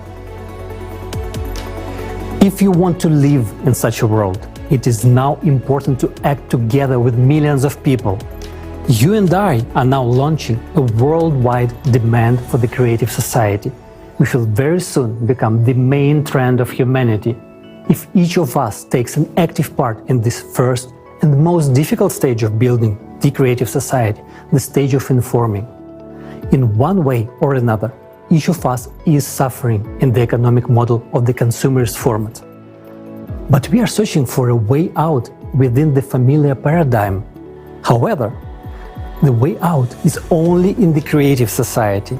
Therefore, for those who understand what the way out is, it is important to tell others about it. Creative society will open up perspectives for growth and development of each individual and of society as a whole. This is what will make us free. In the consumerist format, there can be no real freedom for a person. There's always the exploitation of the majority by a few individuals. But even those few individuals are themselves enslaved by this format. Therefore, not a single person has freedom in the consumer's society. It is only in the creative society that the person can attain true freedom.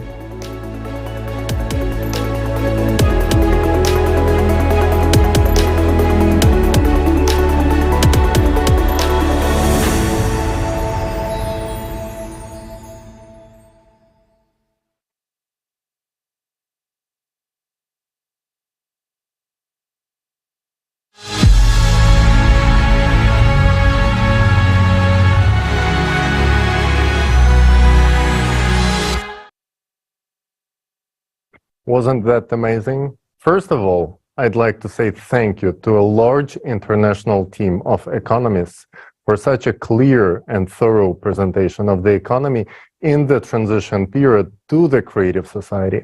Today we will talk to Alexei Prudkov, an entrepreneur from Dubai, and a leading expert economist from the Netherlands, Jonathan Rivat. And we are going to talk about the new model of the economy. It is clear for everyone that we all will benefit from the new economical model. Who would reject a $10,000 a month basic income, a spacious, comfortable, free house, free medical care, and free education of the highest quality? And it turns out that it is not a problem to provide it all in the new economic model. But why have we never heard of such approach before? We all got used to think only within the limits of the existing model of the consumerist format. And rarely do people think about the fact that the format itself can be changed, so the existing economic system can be changed as well. But it turns out that this is not only possible, but it's also so much easier than continue to fight the consequences of the never-ending crisis created by the current failing economic system. Today, we are enslaved in this consumerism format through debt, fear of losing our jobs, and lack of money. We work in a job that we don't like just to keep us from starving to death. And already, in the transition period of the creative society, everyone will be financially free and independent. An unconditional basic income will allow us to enjoy life rather than survive. This will create an enormous solvent demand. Just imagine the economy will receive as much as money in a month as the current world economy produces in a whole year. Money will permanently stimulate the economy, and it will be no longer laying dead weight in an account of several people.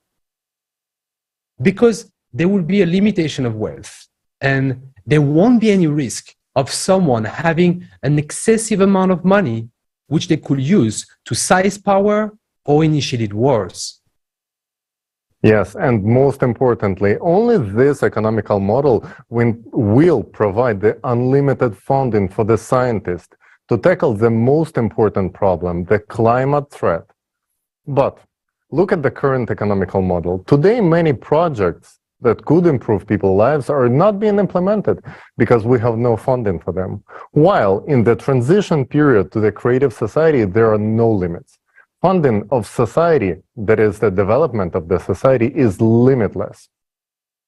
Alexei? And it is impossible to create inflation because prices are fixed by law. As a result, we will get an economy without crisis and inflation.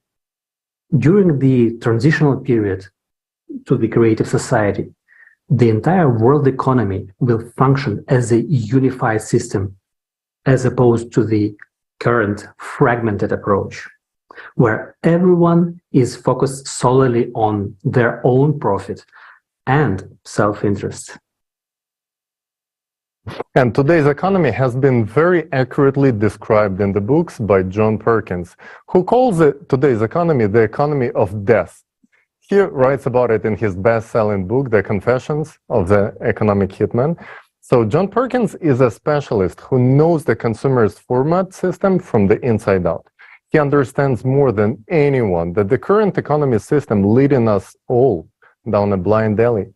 It has been a pleasure to meet him, and we're delighted to have him today with us. John, the floor is yours.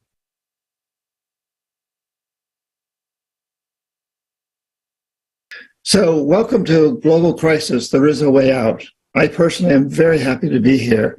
I'm John Perkins. I have a background as a chief economist at a major consulting firm, but perhaps I'm better known as an economic hitman. People all over the world are understanding that the system that we now have just isn't working.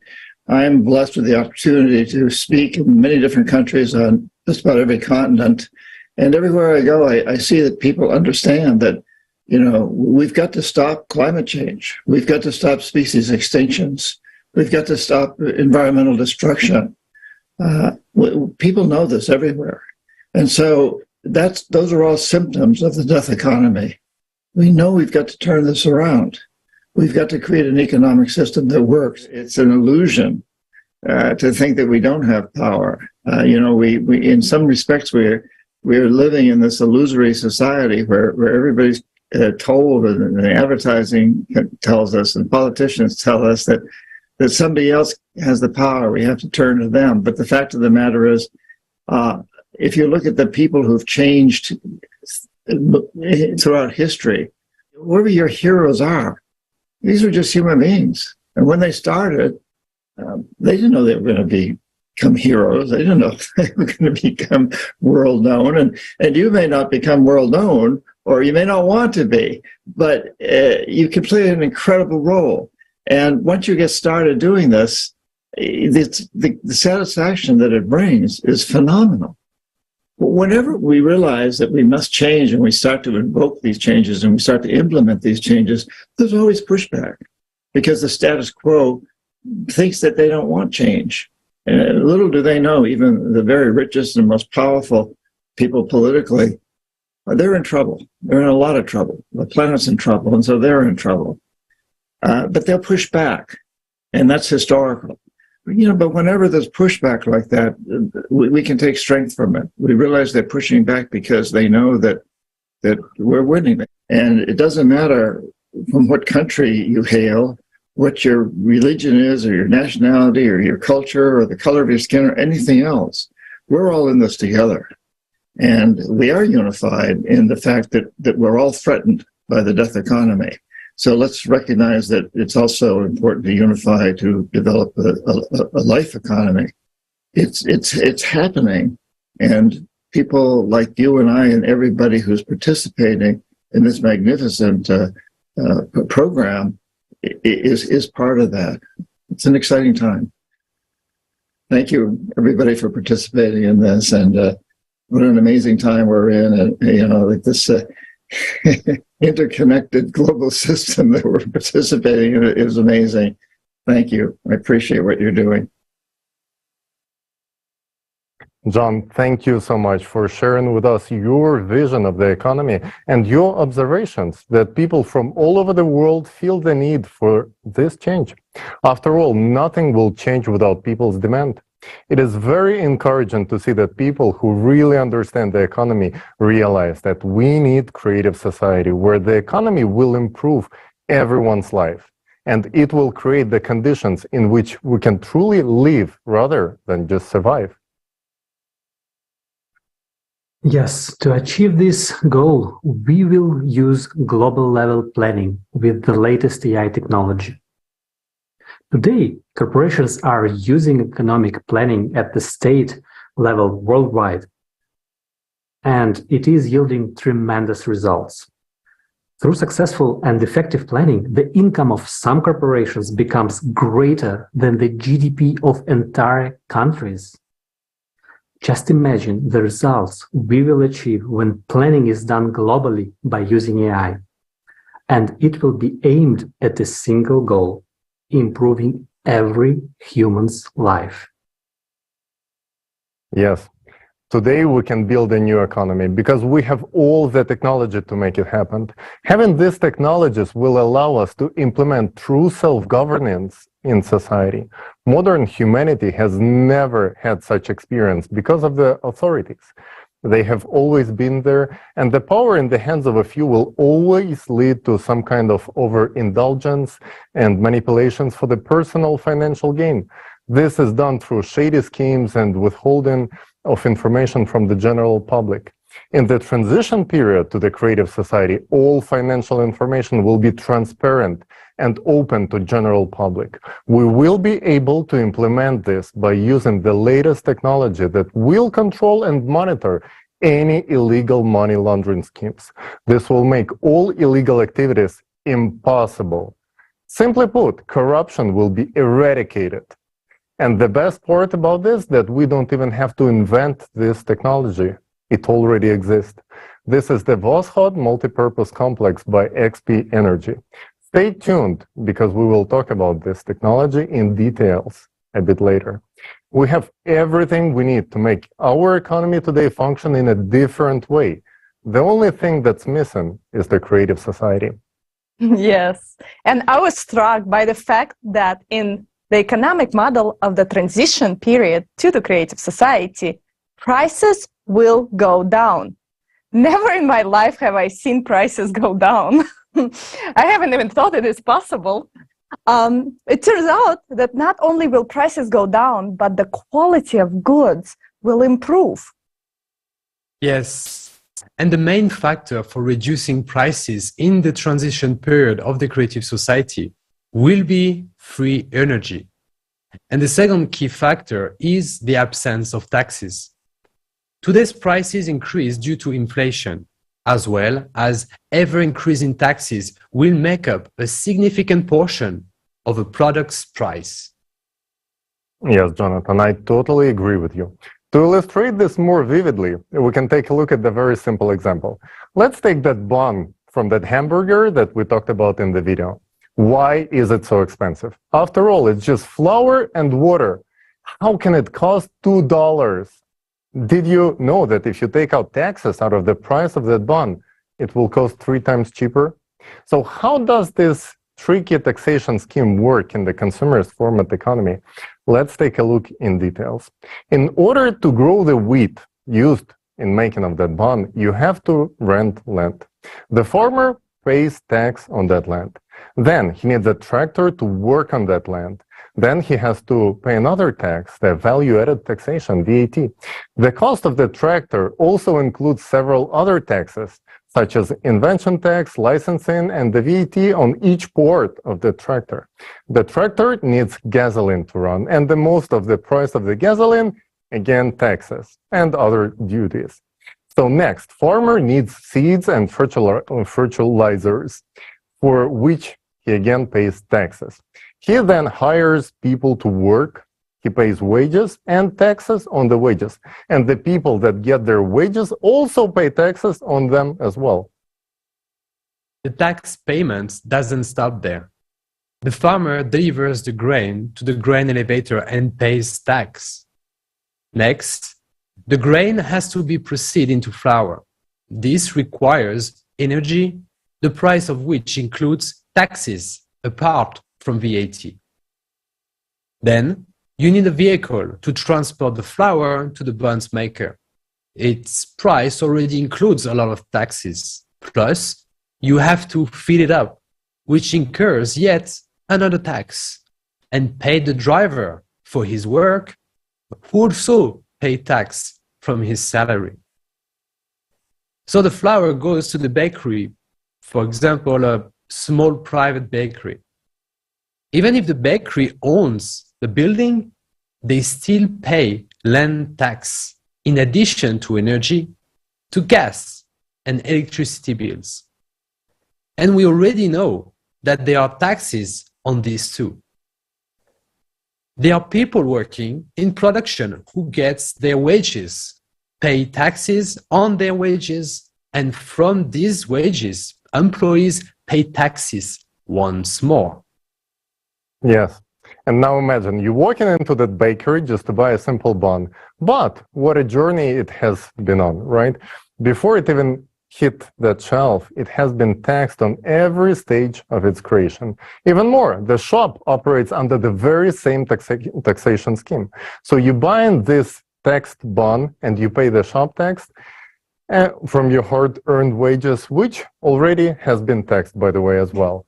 So it looks like some kind of nesting doll of taxes all the way. And God forbid if that bond crossed any borders on its way to that shop, because then you will also have to pay the delivery tax, the taxation custom fees, and so on. At this point, you should ask yourself, is it really just a bond or some Trojan horse of taxes? It's amazing to think about the journey that a simple bun has made, with taxes being just another ingredient in the recipe of a consumer society. You know, even bakers who are dealing with dough all day have most of it being taken out of their pockets after paying all those taxes. I guess we all can agree that it is time for a new recipe of the economic model where individuals together with small and medium-sized businesses will be free from taxes. And you will have to forget about this bitter taste.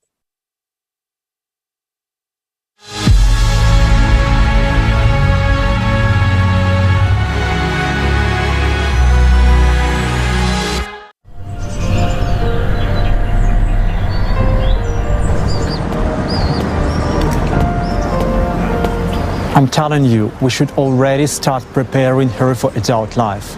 Look at what's going on in the world. She must already understand how this world works. It is her future to grow up in it and navigate. She's just a little girl. I want an ice cream. Well, why a little girl? At this age, she should already know what taxes, wages, and money are and how it all works. Why should she know that? Well, she has to live in this world.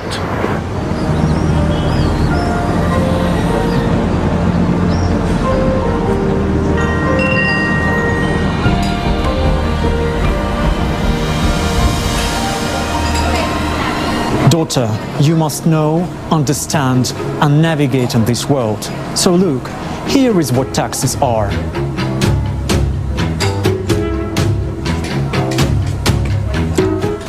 I bit off 20% of the ice cream. This is what they call VAT, value added tax of 20%.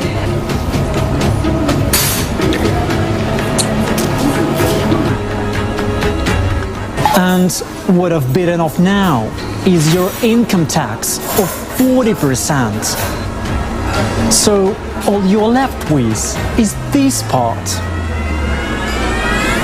Dad, screw you and your taxes. I want to live in the creative society.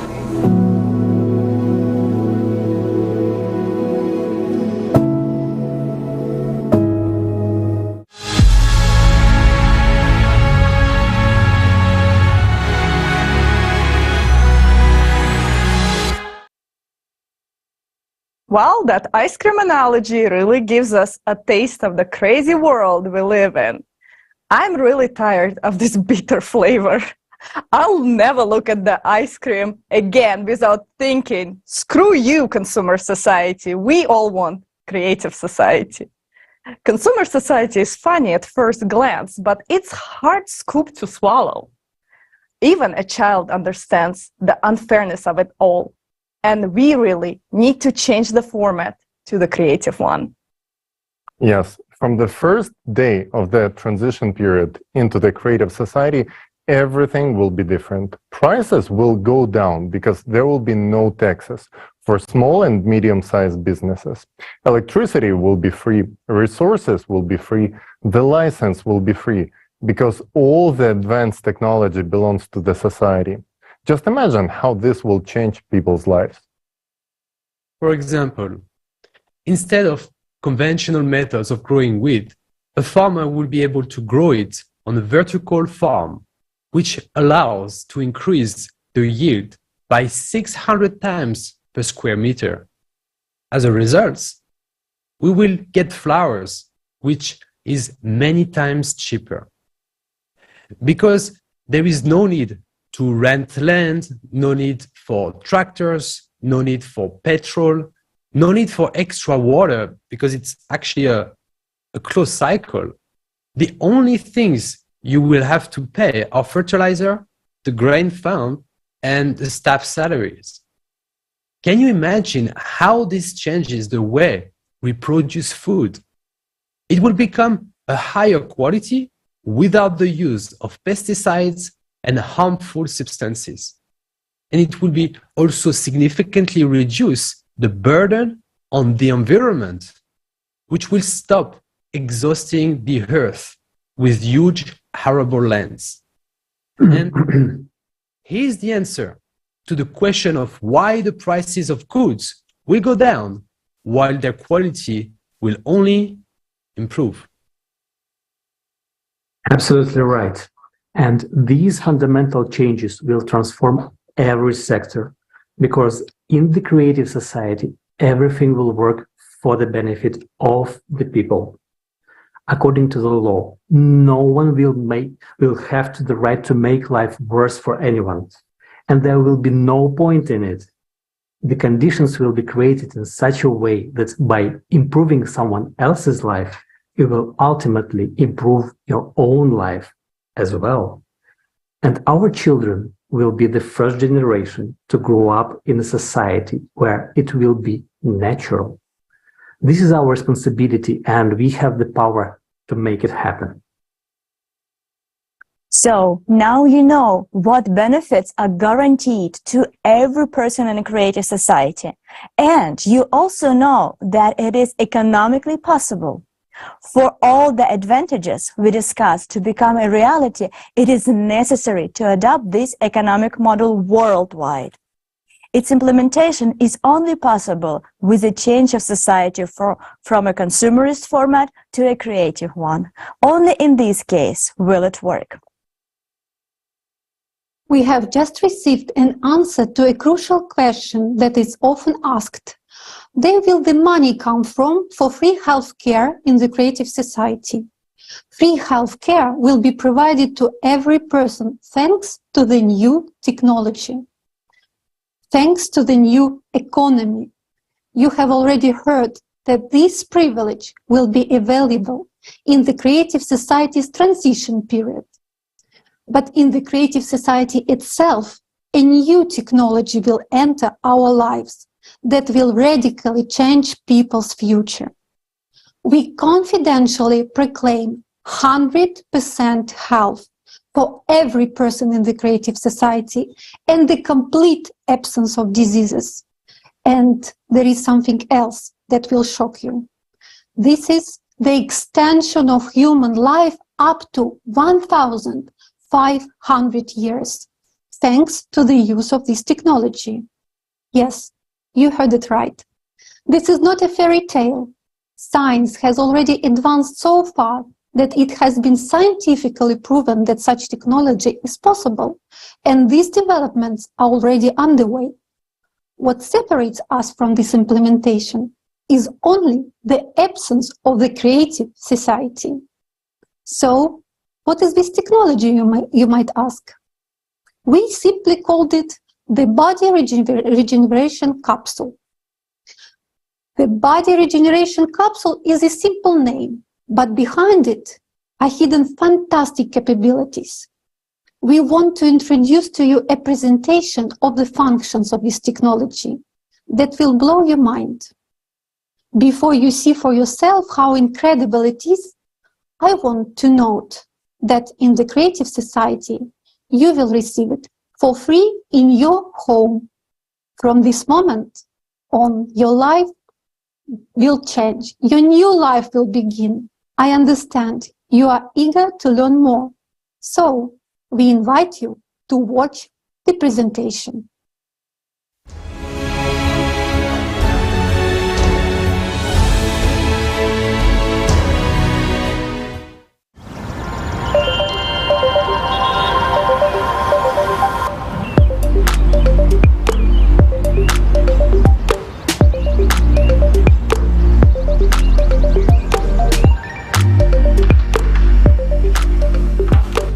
Cody, any news for me? The regeneration capsule has been installed and configured. It's also synchronized to your personal medical assistant. Cool. Cody, I want chocolate milkshake. The recipe from Gabby Kozak? Yeah, that milkshake is amazing. Done.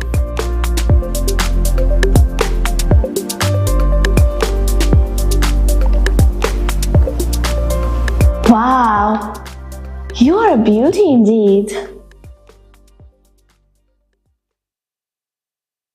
I see they implemented all my design suggestions. Wonderful.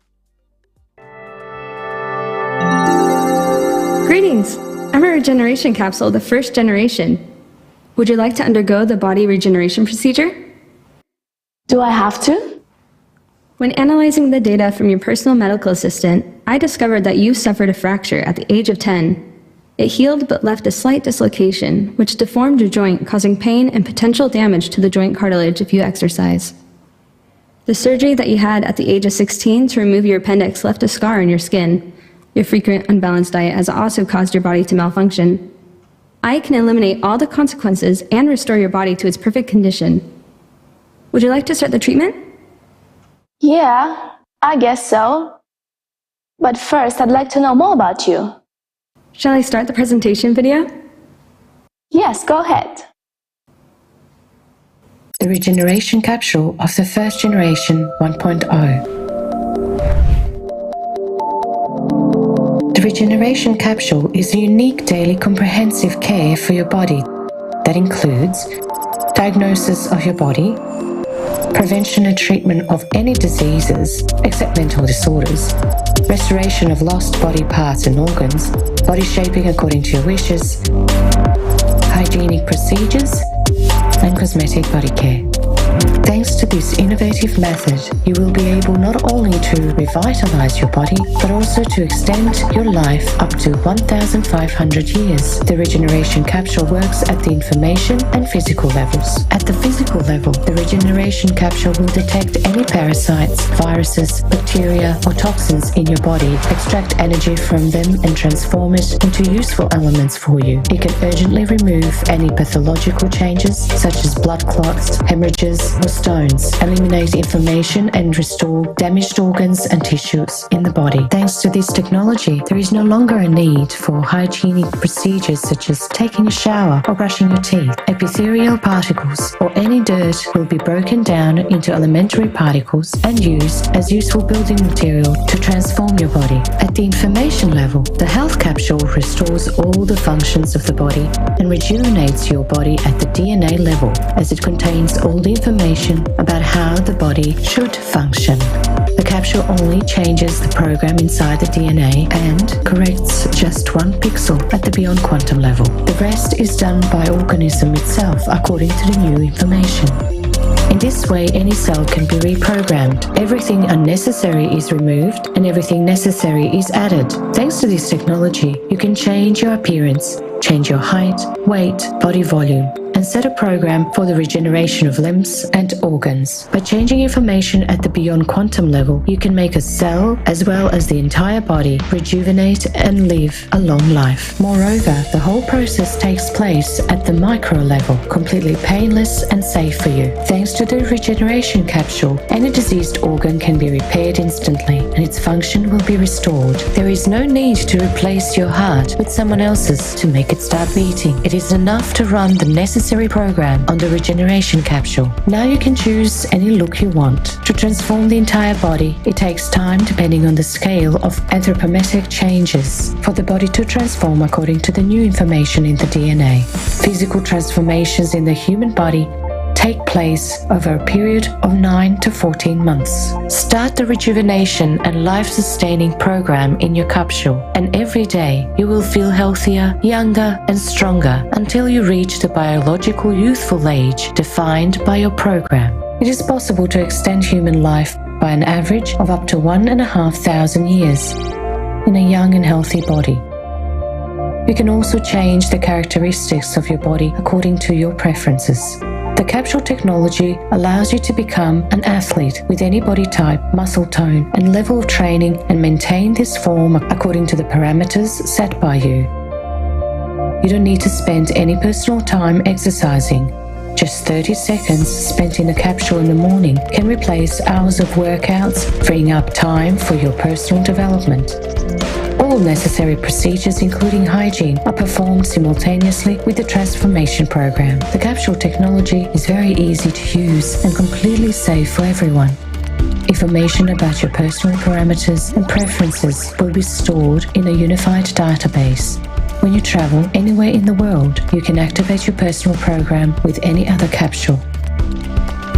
All you need to do is to use your individual code, and a perfectly tuned capsule is at your service. The Regeneration Capsule is an innovative technology that allows you to stay healthy and youthful for many hundreds of years.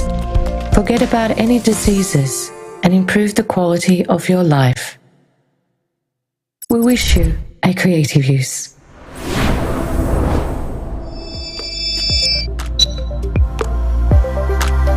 Wow, that's awesome. So you can really cure all diseases? Yes, in fact, most diseases are caused by infections. I can eliminate them very quickly. For example, Alzheimer's disease is caused by a parasitic infection. These microparasites generate a calcium casing around themselves, resulting in excess calcium on the axons, and that in turn leads to neuron connection breakdown and brain cell death.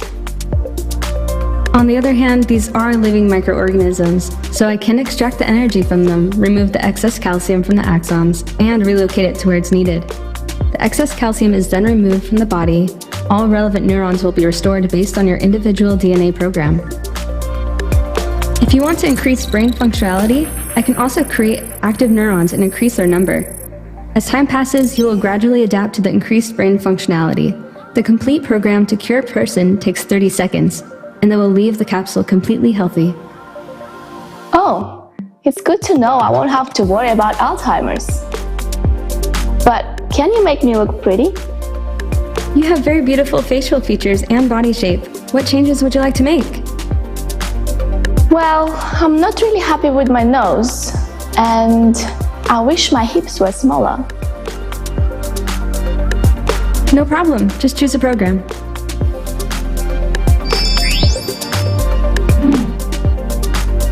Wow. So I don't have to go to the gym anymore?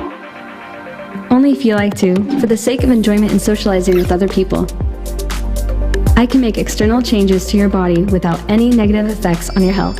For instance, if you have excess weight, I can dissolve fat inclusions in your tissues and remove any excess fat cells. This will reduce your body weight and volume, all while keeping the process fully under your control. Additionally, I can help increase your muscle mass, allowing you to improve your physical strength and endurance, as well as strengthen your bone tissue and ligaments. All this is possible without compromising your health. This entire body transformation program can be completed in 9 to 14 months. So I don't have to follow any diet anymore? You can eat whatever you enjoy as much as you want. You don't have to follow any diets anymore. I will add whatever is necessary to your body and remove the unnecessary. This is covered in the daily care function and will take 30 seconds. Are there any restrictions on use of the capsule? Age restrictions, for example? There are no restrictions. So wait, even newborns can be placed in the capsule? Yes, in fact it's even necessary. And moreover, the capsule completely controls the fetal development from the moment of conception until the birth of the child. Starting with the first cell division, there will be complete control over the development of the fetus. After all, it is already an organism with an organism. As the baby is born, it is under complete monitoring and care. It will have a perfect body, with a perfect program, and a perfect immune system. The capsule can accompany the pregnancy and be used during the delivery. It monitors the fetus and the mother. It can create an absolutely comfortable and proper state during the delivery. Also, I'm a bit confused. What do you mean that we don't have to wash ourselves anymore? So we don't have to wash our hands either? This is no longer necessary. All the more, a conventional shower cannot cleanse your body as perfectly and safely as I can. After the daily care function, all excess epithelium, germs, earwax, and other bodily secretions will be cleansed from your skin. These, as a valuable construction material, will be converted into elements that are necessary and beneficial for your body. If you prefer, I can also remove all unwanted hair from your body. Now that sounds pretty good to me. It really sounds tempting. But I'm just a bit concerned. With all this manipulation with our DNA and body parts, would I become a mutant at some point? No, that's impossible. The first foundation of the creative society is the value of human life, which is why all my functions are set up only to improve and maintain your health and well-being. Oh, the first foundation. How could I forget? Now you convinced me. I'm ready.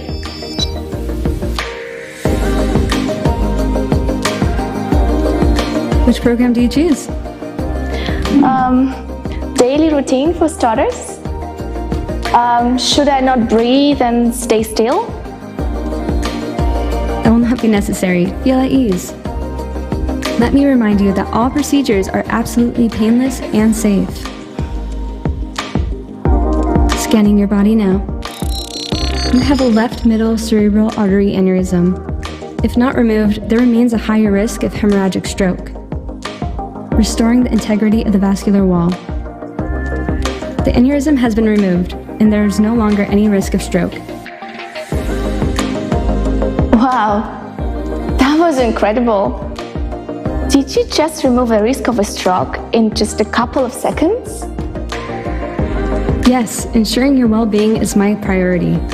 Starting the daily care routine. This will take 30 seconds. Would you like me to turn on your favorite video?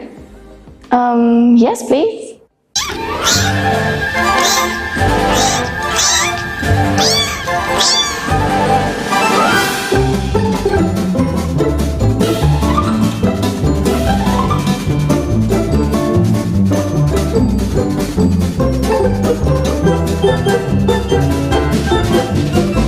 The daily care routine of your body is complete.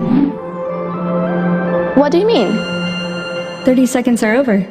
Have a great day. Feels better than after a whole day at the spa.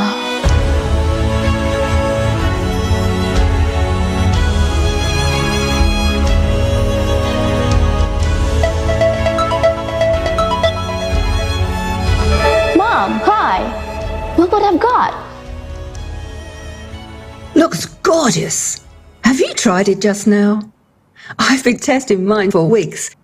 This is something incredible! My capsule just saved me from a stroke. It detected an aneurysm and removed it in a couple of seconds. Gosh, really? I'm so happy these capsules are available to everyone now. That's true. But what about you? Are you seeing any changes? Yeah, I ran mine right away under the Health and Rejuvenation program, and my skin has already improved. The spots are gone, the wrinkles have already started decreasing. Look! And the best part is, my joints aren't aching anymore. The other day, I purposely walked up to my apartment without taking the elevator just to check that. And to my surprise, I didn't experience any joint pain or shortness of breath. Look at you, Mom. You got a hang on a capsule way quicker than I did. Oh, it was so easy to use. It tells me everything. It told me I would take 9 months to fully rejuvenate. But I already feel like I'm 25. Oh, Mom, I'm so happy for you. Yes, my dear, me too. I am happy that we were able to build the Creative Society. And now all diseases and aging are a thing of the past. Definitely. Oh, I've got a call. I've got to run. Bye. Speak to you later, Mom.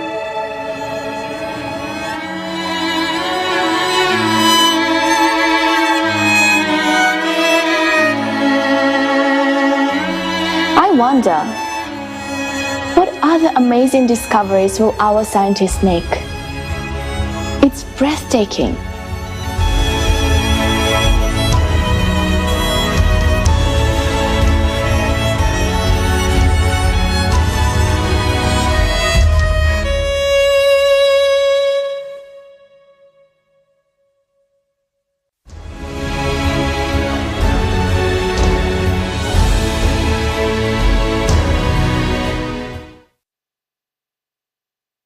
Wow, what an amazing video. Imagine in the creative society, everyone will have their own capsule for regenerating the body. A capsule that will help our bodies regenerate and heal itself. This is absolutely incredible. If someone doesn't want to support the creative society after all of this information, they are simply idiots. What do you think about the technology? Yes, not only everyone will be young and healthy, but also I will be able to finally cancel my gym membership. So, guys, stay tuned with us till the end of this forum, and you will be the first people in the world to learn about the science behind all of these technologies, these incredible technologies, and how exactly they're going to work. Then you will understand that this is not extension, this is not some science fiction, but this is almost a reality of today. All that remains for all of us to enjoy this is to build a creative society, to actually implement these technologies. We remind you that you're watching the live broadcast of the International Online Forum Global Crisis, There is a Way Out. It's organized by the people, volunteers from more than 180 countries. And right now, this broadcast is being interpreted into 150 languages, which spoken by 90% of the world population. We do all this so that everyone has the opportunity to learn about the creative society. Therefore, let's make sure that everyone knows about the creative society. Share this forum right now with everyone. Record videos, reviews on this forum, and post them on your social networks with the hashtag Creative Society. Exactly. In order to build a creative society, we must have a clear plan, right? Remember how we talked earlier about the specific stages of building the creative society. It's time to learn them and find out the specific path we can take to make the creative society a reality. Friends, let's be honest. Each of us wants to have an universal basic income equivalent to $10,000 every month.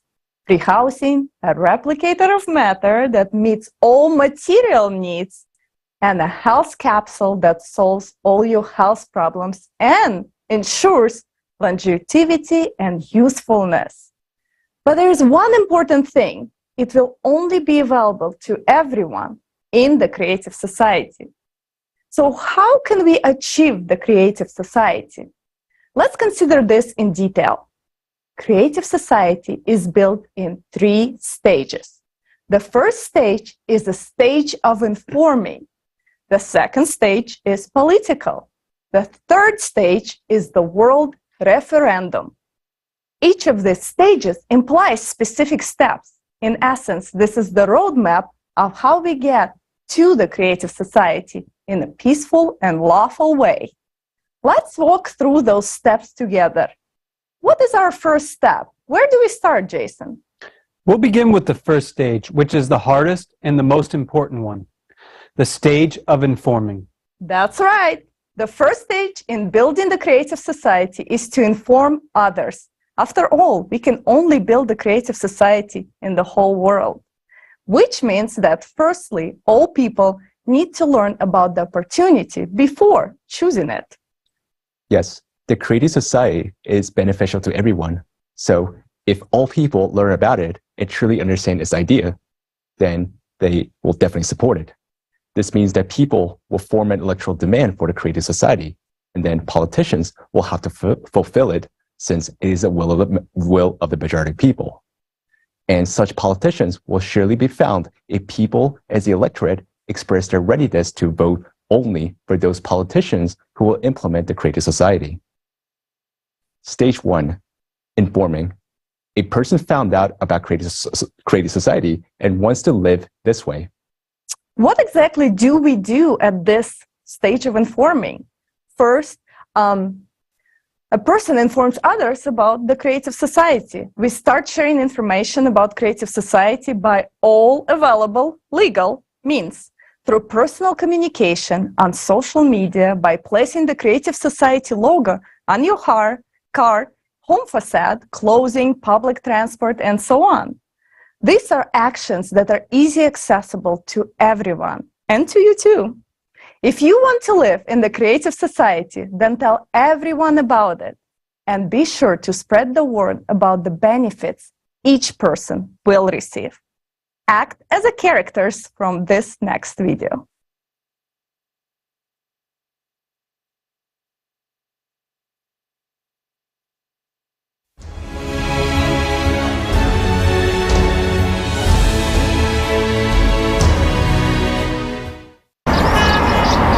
Can I get a simple answer? What exactly will I get in creative society? In creative society, you won't need these papers anymore. All loans will be zeroed out, and you will be able to take a loan if you need with a zero interest rate. And a new flat of 60 square meters for each member of the family. Healthcare for everyone, free of charge. There will be an opportunity to treat any disease, even cancer, instantly and at any stage. Do you know that we are already in the transition period to the creative society? You will have a universal basic income of $10,000 every month. Wow. You will never fear money devaluation again because there'll be no inflation. And there will be no wars. We have clean water. We have huge odds. Not small.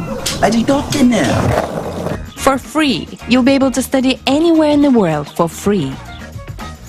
Oh, Beatrice, when we build the creative society, you will have your own body regeneration capsule at home.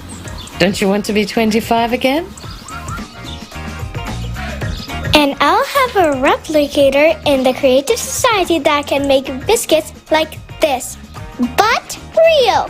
The creative society is the world without borders. It's freedom. Sweetheart, can you imagine? This is actually a new stage of evolution for our civilization.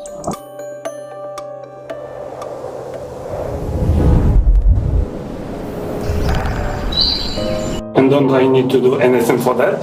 I didn't say we didn't have to do anything. We've got to inform everyone about the creative society, so that people form a public demand. To change the format of society to a creative one. And how are we gonna do it? You can put a sticker on your car, just like that guy. Or this guy. I'm gonna talk about it in my every podcasts. You have a lot of contacts abroad. You can start an international PR campaign to let the whole world know about creative society. Put a banner on your balcony. You can place information about creative society in your cafe. For example, like this. Show all your neighbors that you support the creative society and tell them what the creative society is. Let's take a picture of your beautiful biscuit and post it on Instagram. So what do I have to do to be 25 again? There are t-shirt layouts available on the website. So, what can I do to make this world happen? Bro, come on. You got 3 languages under your belt. Join the Creative Society Forum's translation team so that everyone can learn about it. Jane, I need a list of our foreign partners. Please prepare a sample letter of cooperation. The letterhead should have the Creative Society logo on it. How about we address the highest quality medicine in Creative Society, live on TikTok? Tonight? You're so outgoing. Every other person knows you. You can tell absolutely everyone about the creative society. Keep doing what you're awesome at.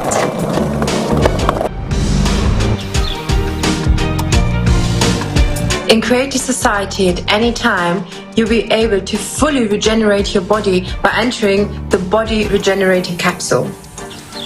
It is not what kind of the world we're born into, but what kind of the world we can make.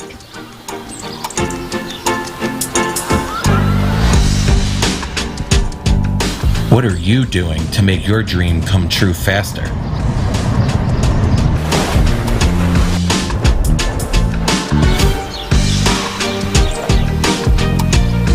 Postoji izlaz, and that is the creative society.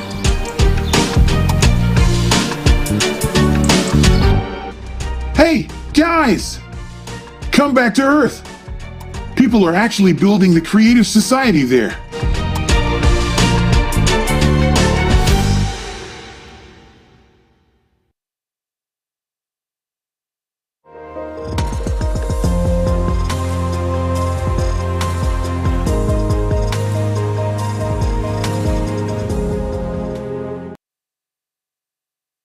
We want to tell you that this 5-minute video that you just watched was created by 15 teams of volunteers from around the world. It's a prime example of how, by coming together, people can create cool content that will help spread the information and the word about the Creative Society. Creative Society volunteers around the world are true friends whose friendship saves the world.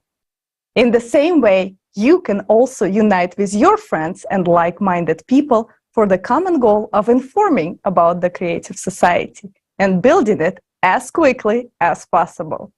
For this, you can establish a coordination center in your districts, cities, or countries. The more actively and organized we unite, the more we will be able to do and the faster we can inform.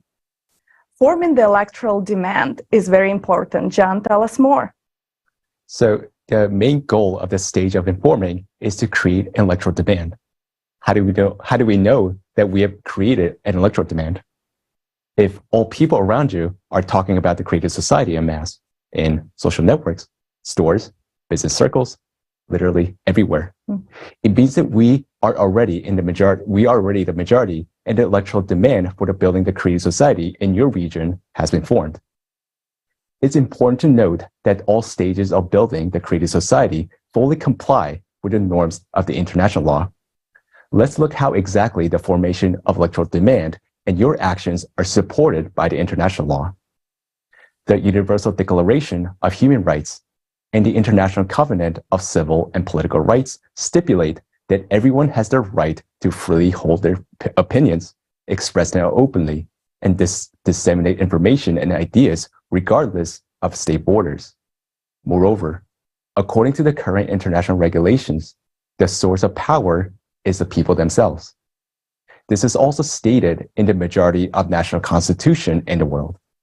While preparing for the forum, an international team of lawyers studied more than 150 constitutions and discovered that vast majority of them provide the source of power. The source of power is the people. This slide shows excerpts from constitutions of several countries. Do you see that? In reality, the power legally belongs to you. But how is it that we do not have effective mechanisms enabling us for exercising this power? We are already solving many issues in all spheres of life. In the online format, the only sphere hardly touched by technological progress is the implementation of self-governing by the people themselves. We can vote for the best movie or song or do business online and use electronic documents. But why can we not vote for the laws that benefit us?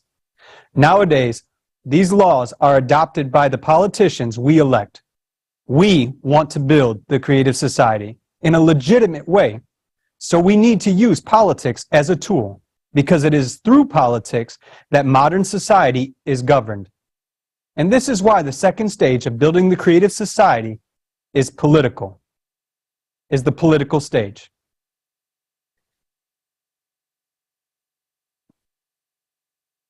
Having received an electoral demand from us to build the Creative Society, politicians as professionals will be able to promote and implement it both domestically and internationally. It is through politics that we can build a fair and effective legislative framework for building the Creative Society. The foundation for such a legislative framework will be the 8 pillars of the Creative Society, which reflects the will of all people from all over the world. But how can we be sure that politicians will not deceive us again? And effective control of politicians by the people is needed through the modern and convenient tool. The electoral platform will be that tool which people will create themselves and which will be legislated on the state level. The electoral platform will unite people on one electronic resource, initially for controlling politicians. Eventually, it will become the supreme governing body worldwide and return power back to the people. But let's discuss everything step by step. Creating a preliminary electoral platform. Before the electoral platform is legalized in any country, people themselves create a secure electronic resources. Let's call it preliminary electoral platform. On this platform, politicians can declare their readiness to meet this electoral demand. On this preliminary electoral platform in their country, people will be able to select the most worthy politicians, sign a contract with them where politicians agree to build the creative society, subsequently monitor and recall them if they fail to fulfill their pre-election promises. Society concludes a contract with politicians. Number 5.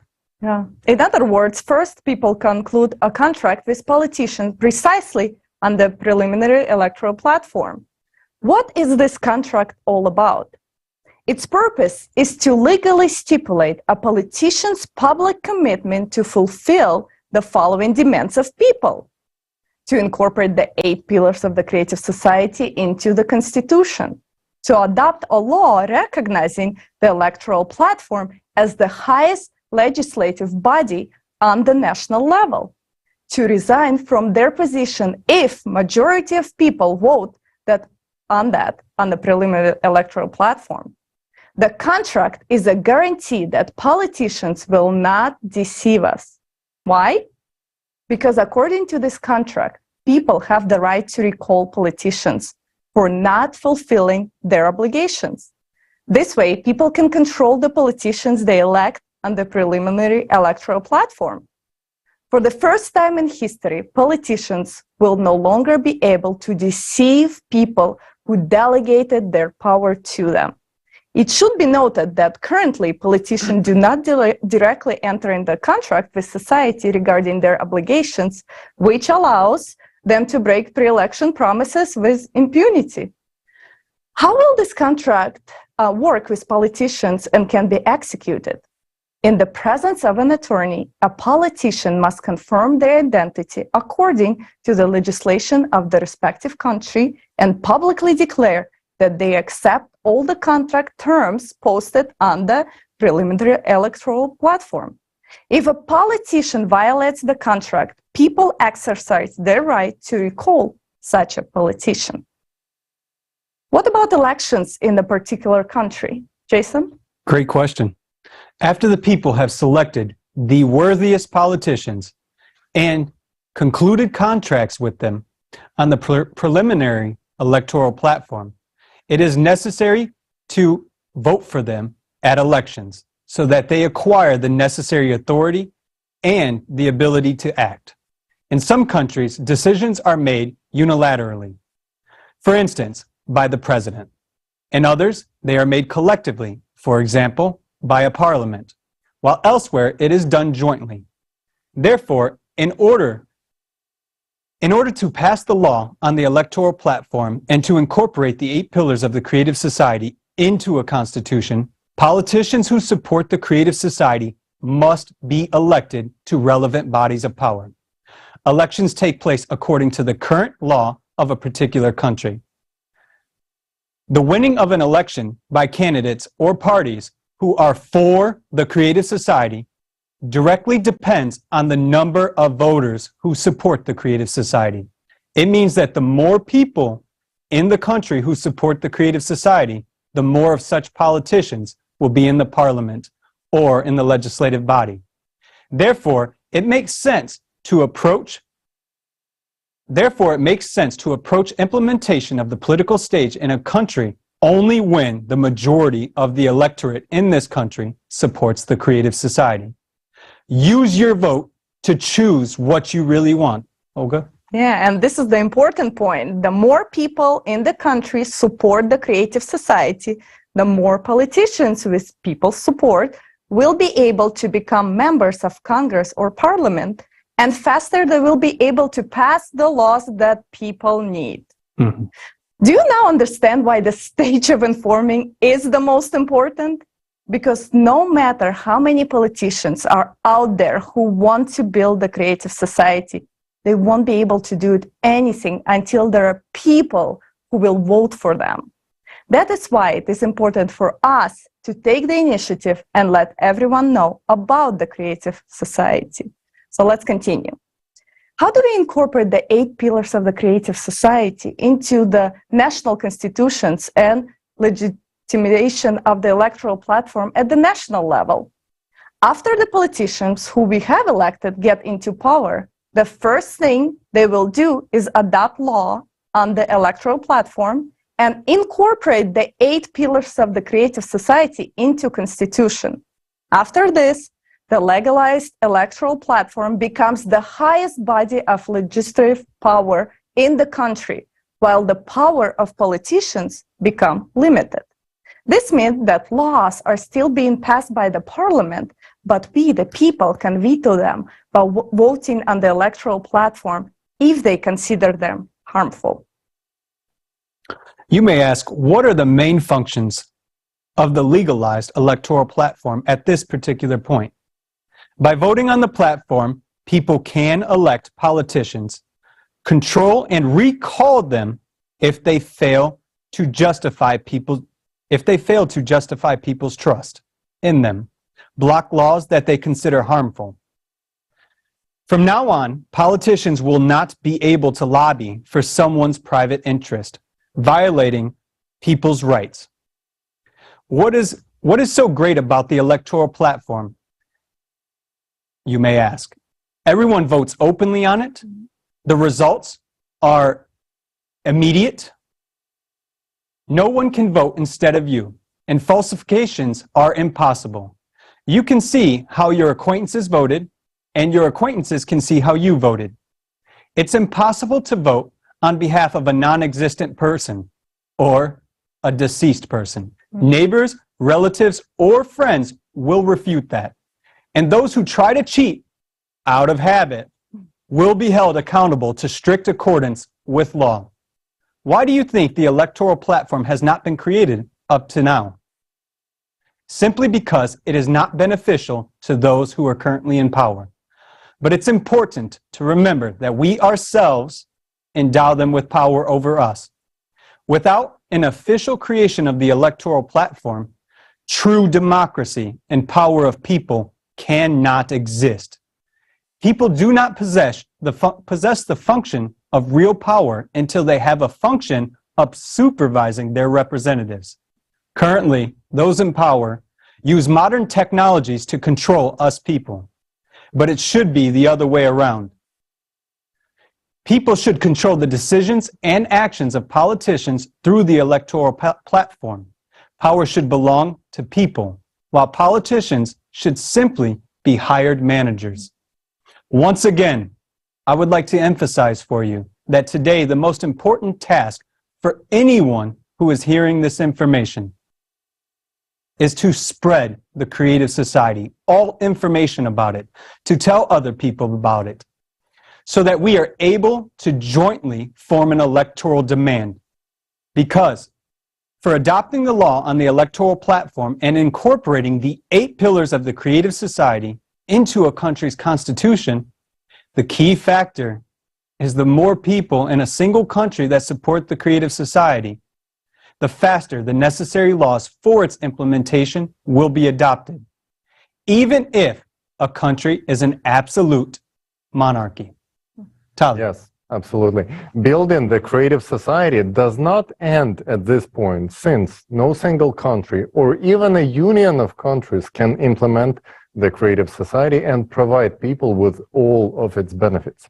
The creative society can only be fully built on a global scale. Therefore, we need to conduct a worldwide referendum on adopting the creative model of the development by all of the humanity. That's stage 3, world referendum. Countries consolidate efforts in building the creative society. Countries which have already legislated the electoral platform consolidate their efforts to adopt the creative society worldwide. as well as to prepare for the world referendum.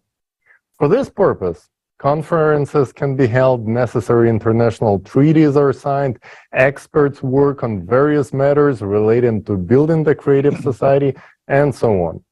What can be your role at this stage? You can participate in sectoral experts groups, as well as you can use the electoral platform to elect and control representatives of your country, or even become elected to participate in events at the international level. Formation of a unified worldwide electoral platform is the next stage. As soon as all countries in the world, legalize the electoral platform and incorporate the 8 pillars of the creative society into their constitution, it is possible to start creating a unified worldwide electoral platform. What is it? It's an integrated electronic resource that serves as a basis for all international actions. This platform unites people around the world into a single civilization and becomes the highest governing body on earth. Who owns the Unified Worldwide Electoral Platform? The Unified Worldwide Electoral Platform belongs to entire society. It is created and controlled by the people themselves. It is not created by any private company. It is created with open source code. It cannot be privately owned by anyone. And there may be no centralized control over it. Only registered users can use the electoral platform. The electoral platform is absolutely open and transparent. At the same time, the data it contains is securely protected, technically against any falsification or manipulation. Next, conducting the world referendum. Olga? Oh, yes. A world referendum will be held on the unified electoral platform, where people will make a decision to change the format of society to the creative one on a global scale. The goals of the referendum include establishment of the creative society format throughout the world, adoption of the 8 pillars of the creative society as a world constitution, approval of the unified worldwide electoral platform as the highest authority on earth. From now on, the adoption of laws, appointments, control, and recall of all officials, as well as other important public decisions, are made exclusively by people themselves on the unified worldwide electoral platform. It also serves as legislative framework, meaning it is the only source of universally binding rules by which humanity lives. Today, we've already watched a video about how the unified platform will function. Politics and politicians are no longer needed from this moment on, because all power really transferred into the hands of people, meaning into your hands. And this is when genuine self-governance is ensured. As we can see, all the outlined steps peacefully and lawfully lead us into full self-governance. But they do not give us the creative society to its fullest extent yet. It is necessary to adjust the economy and logistics and to implement relevant technologies. For this purpose, we need a transition period. Preparation for the transition period begins with that. So, therefore, at the world referendum, we will appoint a date for the beginning of the period of the transition to the creative society, which will be approximately 6 months after the referendum, since preparations are necessary. During those 6 months, it is necessary to prepare for transition to the new economic model, to adopt necessary laws, and appoint responsible executives, to form expert groups, a unified worldwide service for responding to emergency situations, and so on. Everything should be planned and regulated in such a way that even during this period, people's lives only improve. Then, the period of transition from the consumerist format of society to the creative one. The period of transition to the creative society begins on the date of appointed at the referendum and will take 5 to 6 years. This is approximately how much time is required for the development of technologies necessary for full transition to the creative society. Starting on day 1 of the transition period, unified laws, a new model of planned economy, a single currency, equal prices throughout the world, universal basic income, free housing, healthcare, education, and so on are introduced for everyone worldwide. In addition, absolutely all debts will be nullified and new technologies are introduced to make people's lives better. It's important to note that already at the beginning of the transition period, all people who were actively participating in the process of informing about the creative society at the information stage will receive a peace prize from $1 million to $5 million, depending on the extent of their involvement. Identifying these people is not difficult.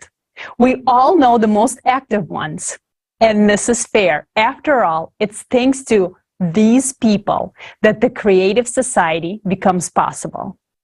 Moreover, it will be good infusion of funds into the economy and launch its rapid growth. Then, creative society. Once the transition period into the creative society is over, fulfilling life in the creative society begins. By this time, every person will already have all the benefits for our fulfilling and happy life, and money will no longer be needed. From this moment on, the creative society really begins. All technologies work for you. You can develop your individual abilities as a human, contribute to society's life, and receive maximum benefits. The creative society offers tremendous prospects for civilization as a whole and for every individual.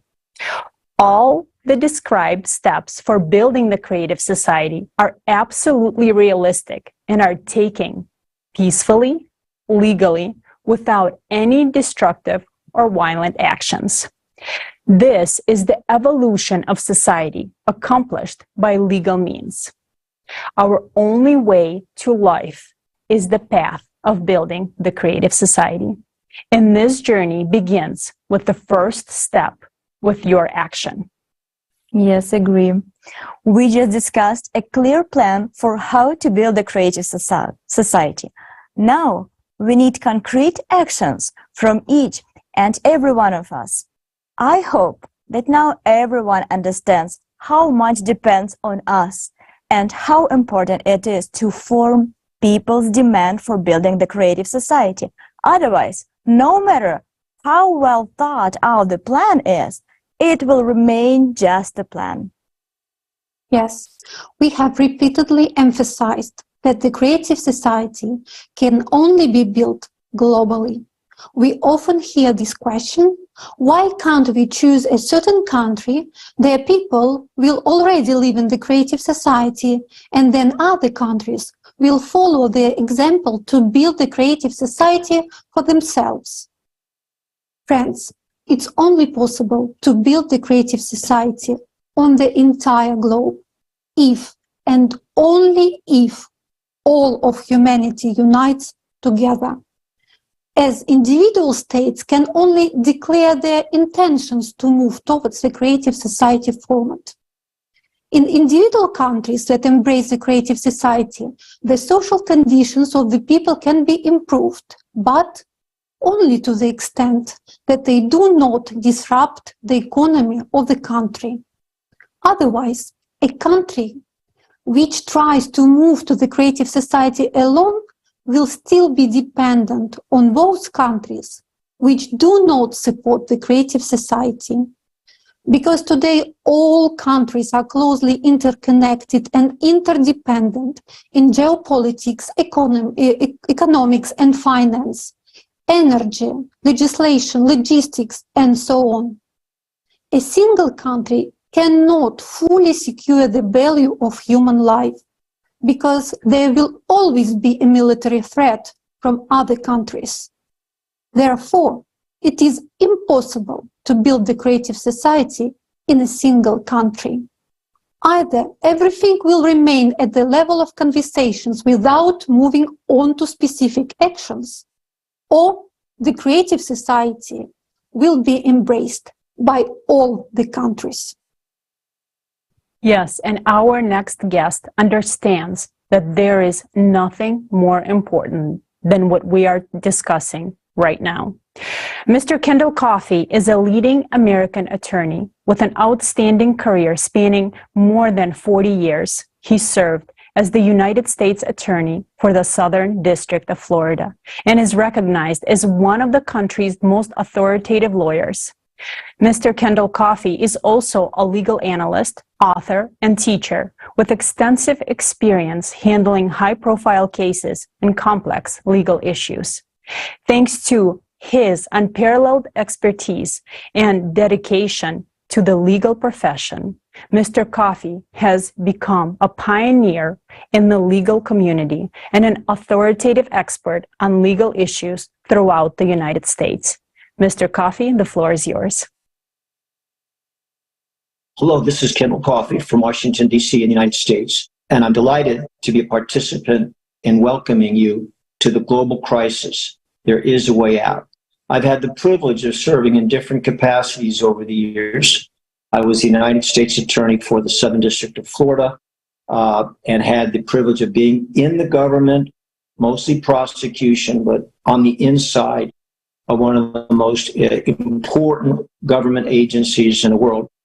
And in addition to that kind of privilege of being in government, I've had the opportunity to teach at 3 different law schools, several others around the world. I've written books and dozens of publications on different issues from a legal perspective. But nothing is more important than the issues that we're talking about today. We are talking about the survival of our planet for future generations.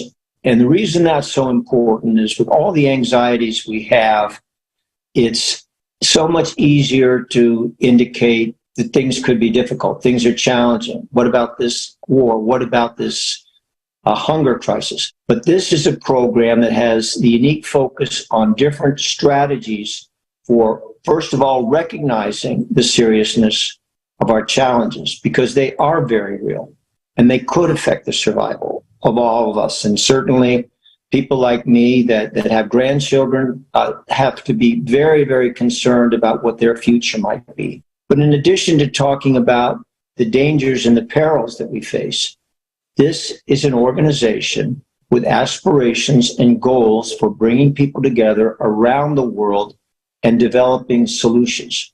And so it is more important than ever that we give this kind of program the serious attention that it deserves, and that we all begin to try to do more individually, as communities, as states, as nations, in order to assure that future generations, including my grandchildren, have a world that they can enjoy. If these 8 pillars can be brought into the constitutions of every nation, into the laws of every community, the world would be greatly strengthened, and future generations would have stronger and better lives to look forward to. It's always a challenge to get aspirations, goals, and ideals brought into laws. But that is not just something to think about, that is something to act upon, because we could be running out of time in terms of getting to the world society that we all want to have for our future generations. The Creative Society has demonstrated that there are mathematical certainties that things that are bad things that could be calamities, could be in the future. And we have to assume that there is not hundreds of years of good weather, hundreds of years free from climate change, hundreds of years free from global warming. We are on a much, much shorter deadline than that. And part of what the Creative Society can do is get us working together to focus on what we have to do to meet the challenges that this world faces, more severe challenges than ever before in human history.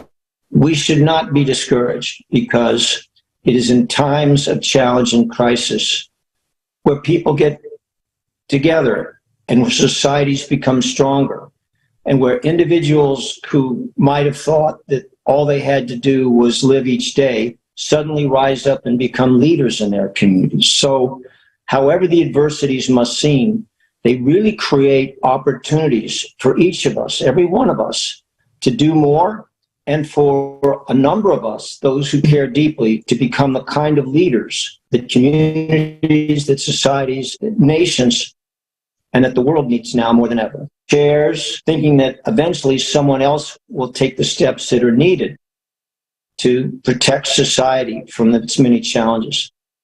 We have to remember something. That somebody may never appear, and sometimes that somebody is you. We can all think of examples throughout history where somebody, could have been anybody, but somebody decided to simply not accept things that were wrong, to not accept things that were unjust. And sometimes a single person's courage and leadership can be a spark that ignites an entire movement, an entire force of change. So I think it's important that we not just look for somebody else, because you might be that somebody else that's so much needed for the future of our world.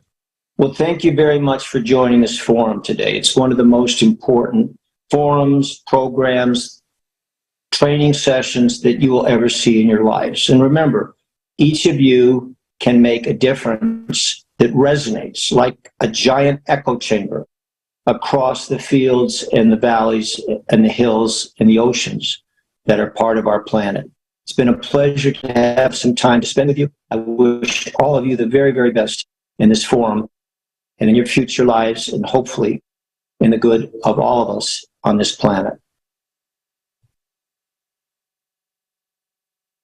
Thank you very much, Mr. Coffey. I really like how you said that we shouldn't wait for someone to come and do something for us. That someone is you. Therefore, the most important things for every person who supports the Creative Society right now is to talk about the Creative Society with everyone. It is essential to explain to every single person, to the best of your ability, how their lives will significantly improve in the Creative Society. When people understand this, they will support the Creative Society. As a result, we will form an electoral demand in each of our countries. Only in this case will we have a chance to build the Creative Society. Fortunately, more and more people realize how important this is. Thanks to their actions, people are learning the truth despite all the difficulties that may arise. In January of this year, the video hosting site YouTube began to mass delete Creative Society channels in various languages. The reason for this was unknown to us. And just a few days ago, YouTube restored some of our channels. We sincerely thank YouTube staff who ultimately understood the situation and restored justice. We are thrilled that despite the fact that someone evidently disliked it, when the truth is heard around the world, there are good, caring people everywhere.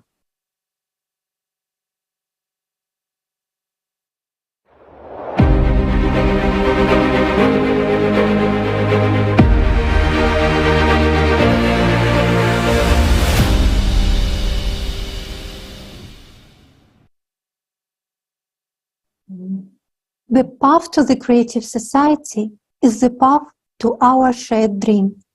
And with each person's choice and action, this dream becomes closer to us.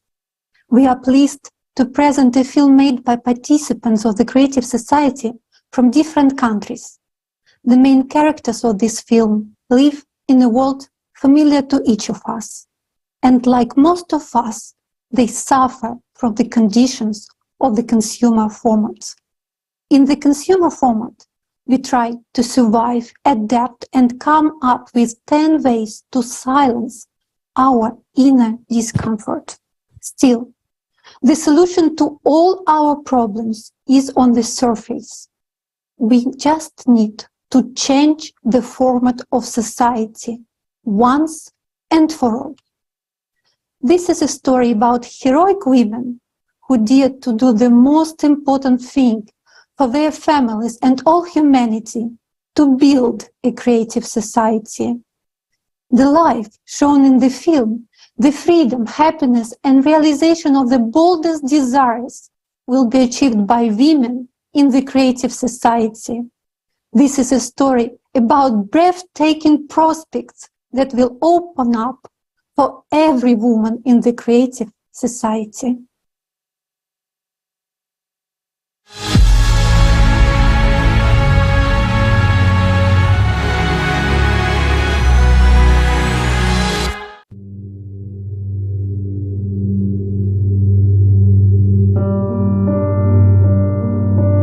I won't see her again, doctor. She was taken away, and we didn't even say goodbye. My daughter and I ended up on the street. No one will help us. Margaret, I'm afraid he will hit me again.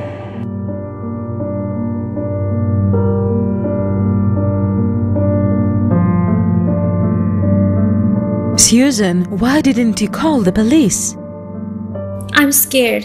What if they release him? Then he'll just kill me.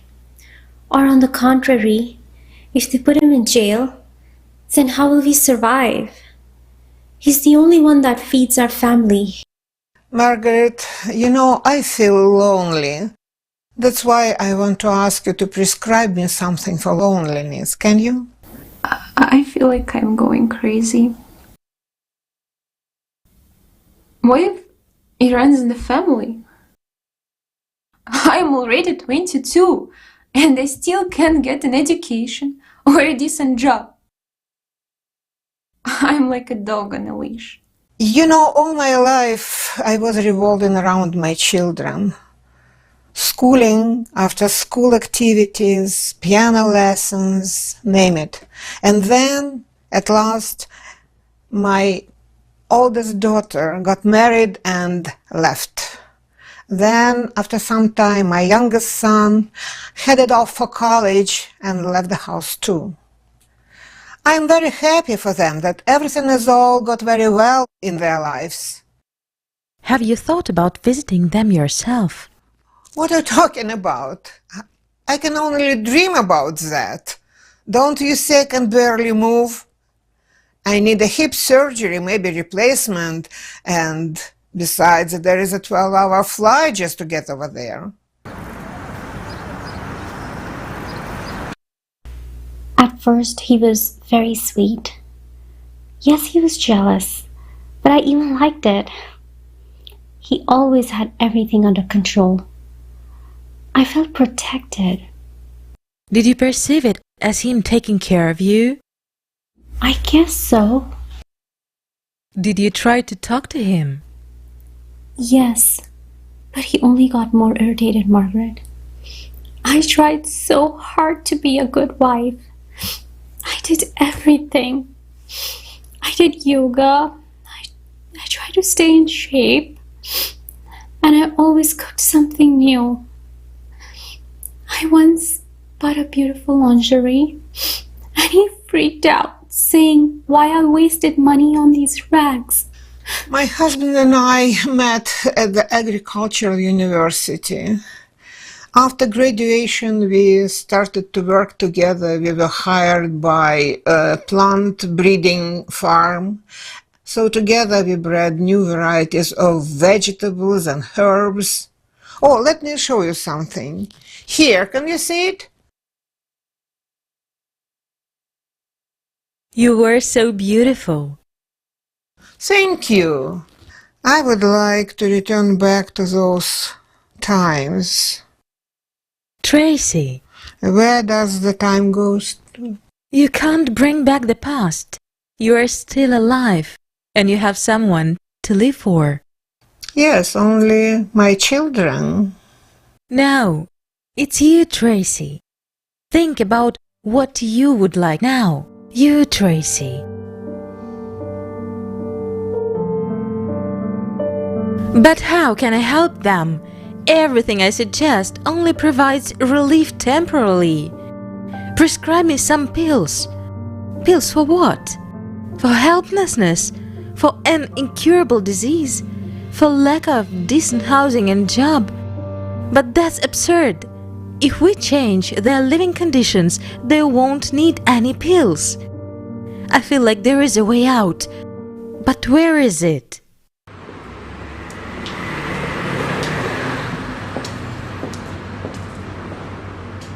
Cappuccino, please. You can't solve a problem on the same level that it was created. You have to rise above it to the next level. Albert Einstein. How long have you had this banner? Well, since the day we opened.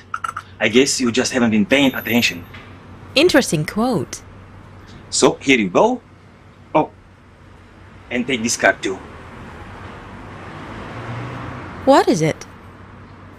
Everyone nowadays is unhappy with their lives, saying we need to change the rules of the game. Well, here is a solution to stop playing, finally start living. Oh yeah, get into the next level. And to change the whole system. It's called evolution. And how many of you are there, such like-minded people? Actually, it's like everyone, but some just don't know it yet.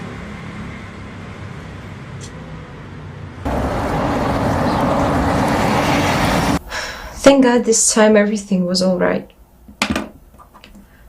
Last time she bruised her forehead. What's wrong with your mom? Alzheimer's disease. I can imagine how difficult it is for you. Have you tried hiring a nurse? The last one didn't last a week. And they ask for a lot of money. And they can understand them, of course. It's tough to deal with such people, but I can't do it on my own anymore. My mother needs constant care, comfortable conditions, medicine, fresh air, my good mood. And I'm so tired.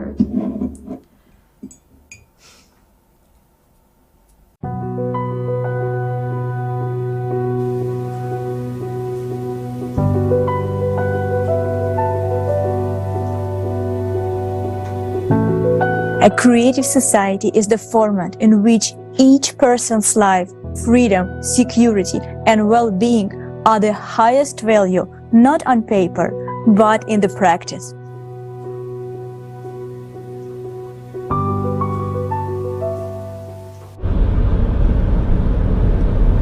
Are you all right? I think so. Have you heard of the Creative Society?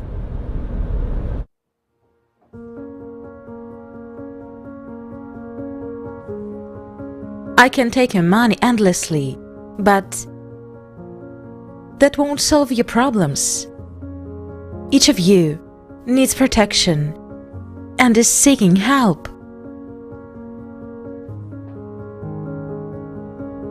Has anyone heard of the Creative Society project? I've heard of it, but I did not really dig into it. Margaret, have you brought us all here just because you want to talk about some project? Yes. How can it help us? Right now, everyone is trying to cope with their problems alone. But the trouble is that we are divided.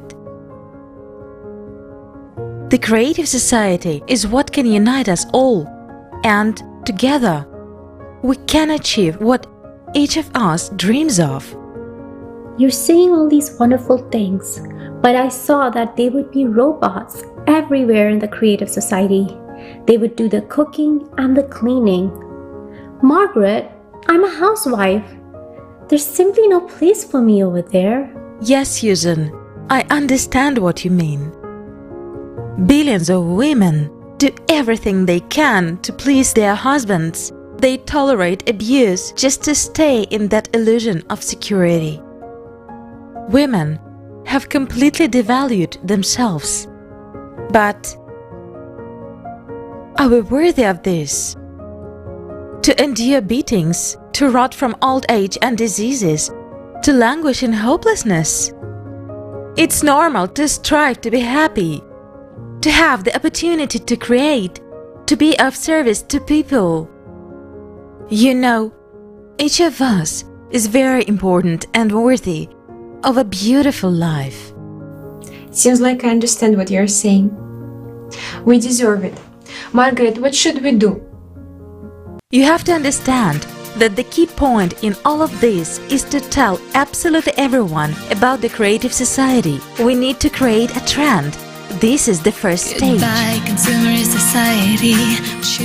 We need to involve famous people. No, these people won't do anything.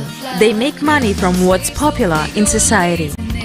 They will join us only when everyone on every corner talks about the creative society. So let's take this into our own hands. We need to make a plan.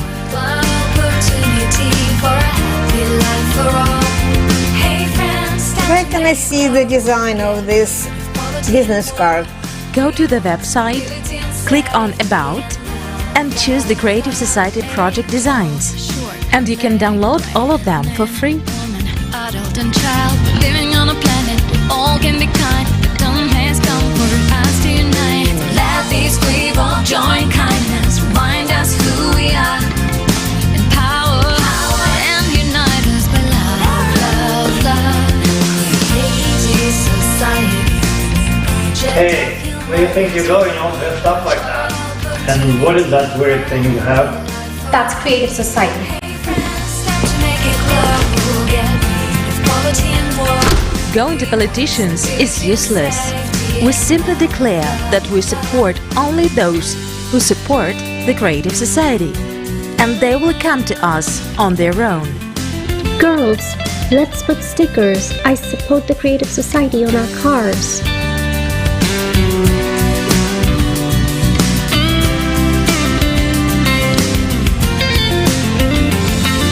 Girls, some theater wrote me. What should I reply?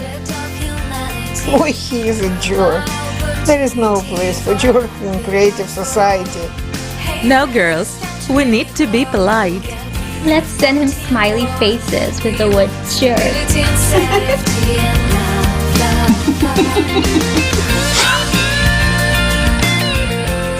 Politicians won't have any other choice but to fulfill our electoral demand. Do you know what their weakness is? They are entirely dependent on us. Without people's support, they are nobody. Margaret, are you sure you're telling all your patients about the creative society? Of course, we won't build the creative society if we don't tell everyone. Come on, girls, let's step on it. We're almost there.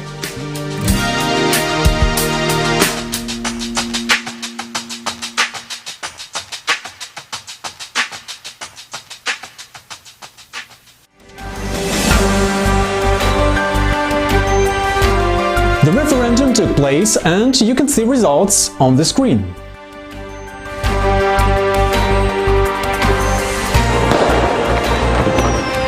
Yes, we did it!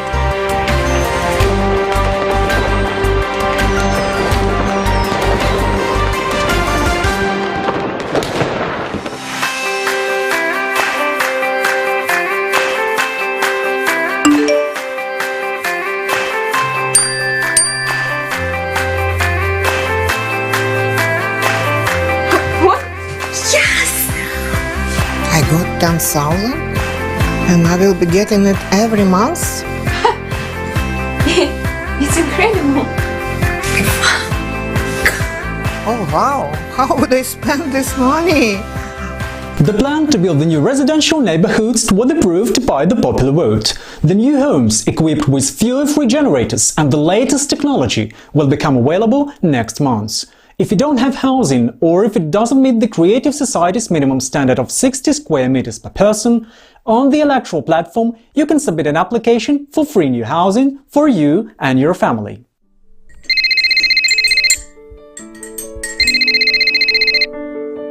Yes, I'm listening. Your mother's medical records show that she's eligible for free treatment at specialized medical center for patients with Alzheimer's disease, with full support.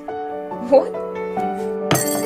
I can't believe it. Your mother will receive accommodation, a balanced diet and care, and a full range of therapeutic and recreational procedures.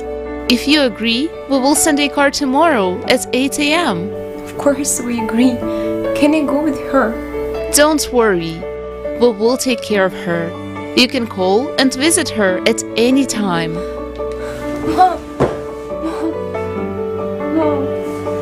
Because we have come together and transitioned into a new creative format, our scientific potential has been united and healthcare has stepped far ahead. And my grandma was on TV. She built me the Creative Society. She got $1 million for it.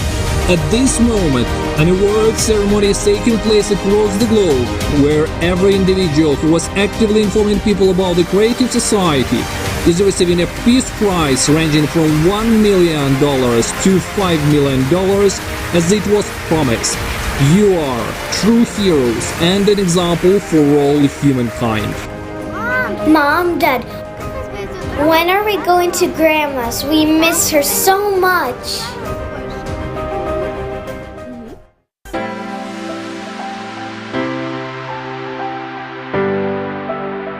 I've devalued myself a lot over the years.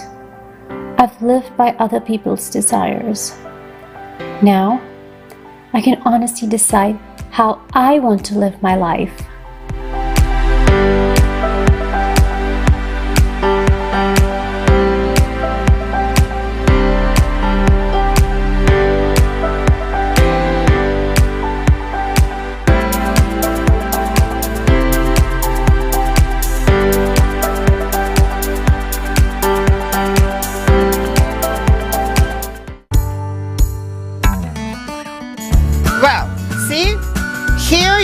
Plant peonies for me, like 7 pieces, 4 and 3 2 rows. All right, got it?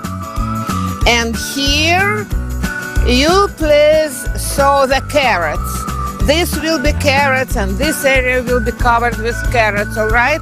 All the space will be just carrots. I like it this way. Okay, got it? Well, I like it.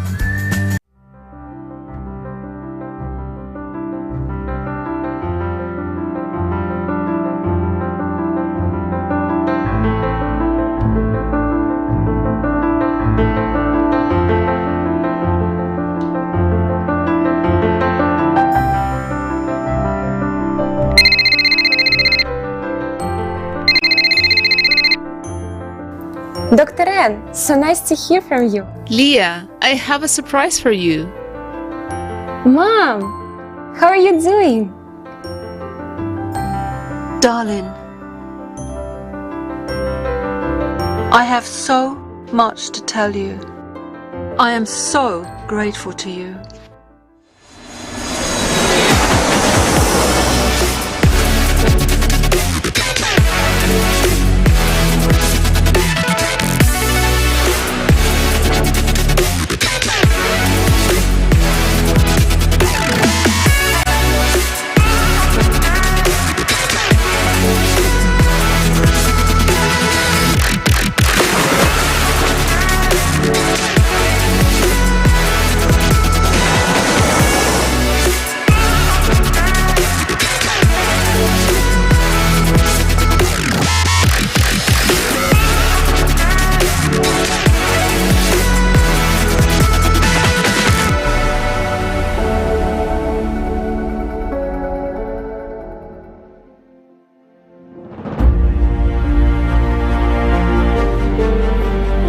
On the 28th of February, the transition period ends, and on the 1st of March, we officially enter the era of the Creative Society. And every resident of the Creative Society will receive the first gifts, a matter replicator and a revitalization capsule for every home.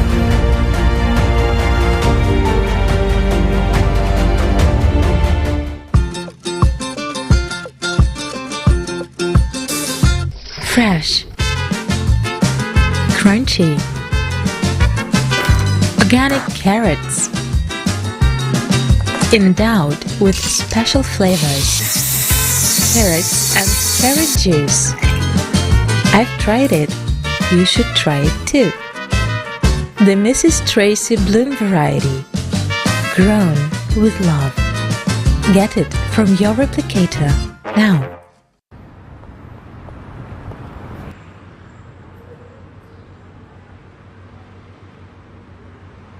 Yesterday, you were tested to discover your personal potential.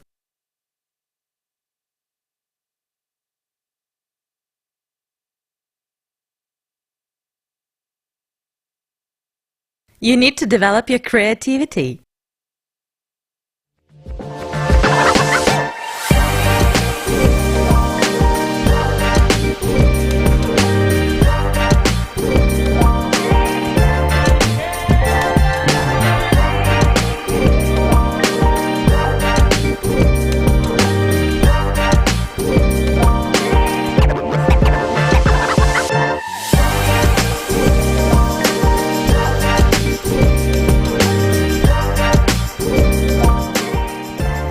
Susan, I saw your paintings at the exhibition. They are awesome. So where's Tracy? I think I know. Girls, it's me. Come on. OMG, is that you? Tracy. Wow. Is this all thanks to the health capsule?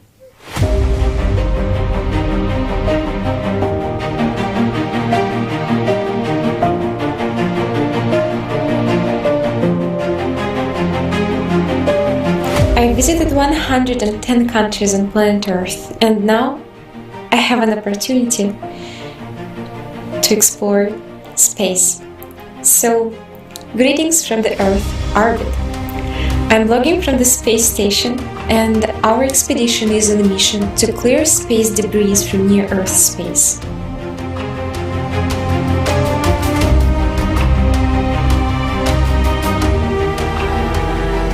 Finally, my dream has come true. We live in a beautiful world. Everyone got what they wanted and is truly happy.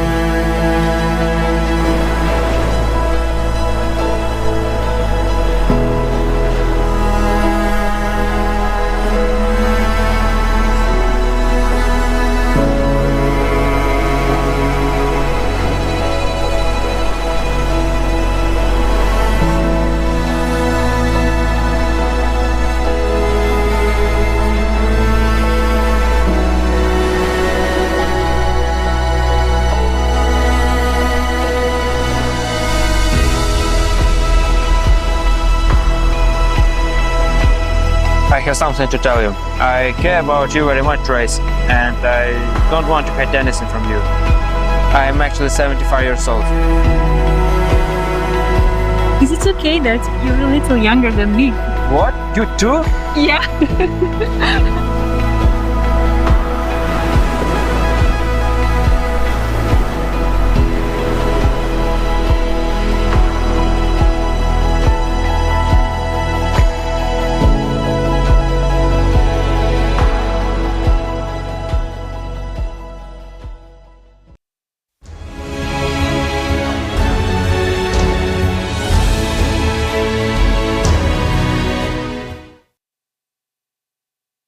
Wow, this is incredible.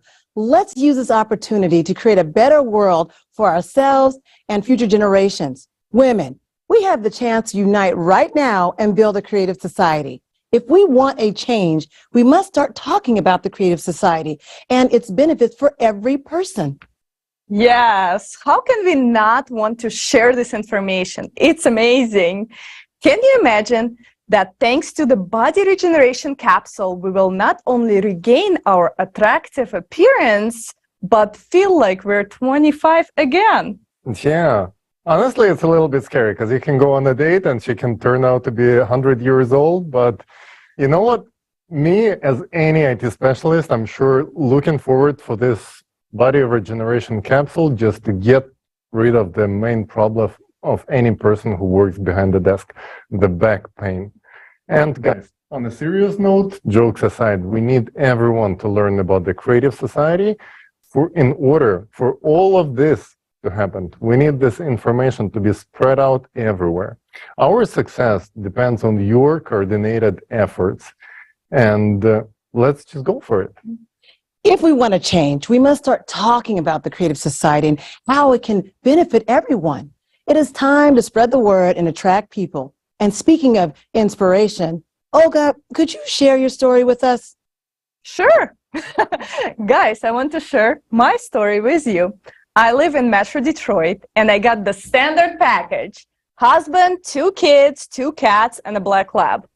I work full-time, just like most people do. Me and my husband do not see each other much. I take my kids to gymnastics and soccer and do a Costco run in between. I cook 3 meals a day, but somehow I still find time to inform people about the Creative Society. Every single day, I post on social media, call new people that click Join Us button on our website, help volunteers get started in many projects, and attend social events to spread info in person. You are probably asking, why the heck is she doing this when the 20th season of Kardashians is on? I know that today we still have a chance to change our format of society. Not just for me or my husband and kids, but I want to get this message about the Creative Society out for all of us. Because we as people have created the wrong rules of our existence. We have one problem that's separating us from the Creative Society: uninformed people. Billions of uninformed people. That's it. When people know about Creative Society and everyone understands the benefits of such a social format, everyone, and I repeat, everyone will have the society of our dreams built almost overnight. The superpower that we, the people, have is to inform each other in any legal way possible as fast as possible. For me, it's a daily necessity like brushing teeth. If I don't inform, I rob myself, my husband, kids, friends, family, and you of the future that we all want and deserve. Therefore, share this forum right now with everyone. Record a video, reviews on this forum, and post them on social networks with a hashtag Creative Society.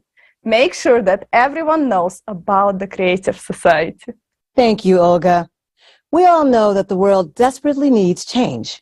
We need a format that will benefit everyone, unite us all, and provide us with cutting-edge technologies and capabilities that exceed our imagination. This format is the Creative Society. But for the Creative Society to become a reality, we need to spread the word about it. Let your entire neighborhood be permeated with billboards and signage, and the news will spread like wildfire.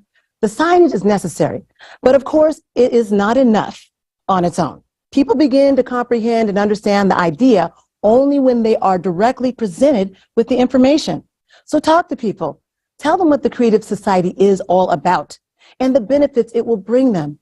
Some of you may say, okay, I'm already telling everyone in my circle about the Creative Society, but what else can I do to bring life into the Creative Society like closer and even faster?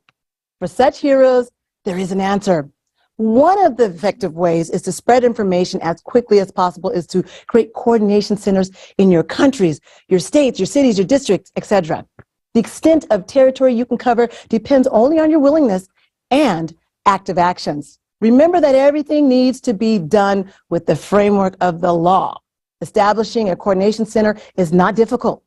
If there are already 2 people in your area or city who understand the importance of it, of the Creative Society, don't wait. Open a coordination center and start informing others about the Creative Society. In a week, there'll be 5 of you, and then in a month, 25. And in 2 months, everyone will know about the Creative Society. Let's take action. Make the Creative Society a reality. Watch.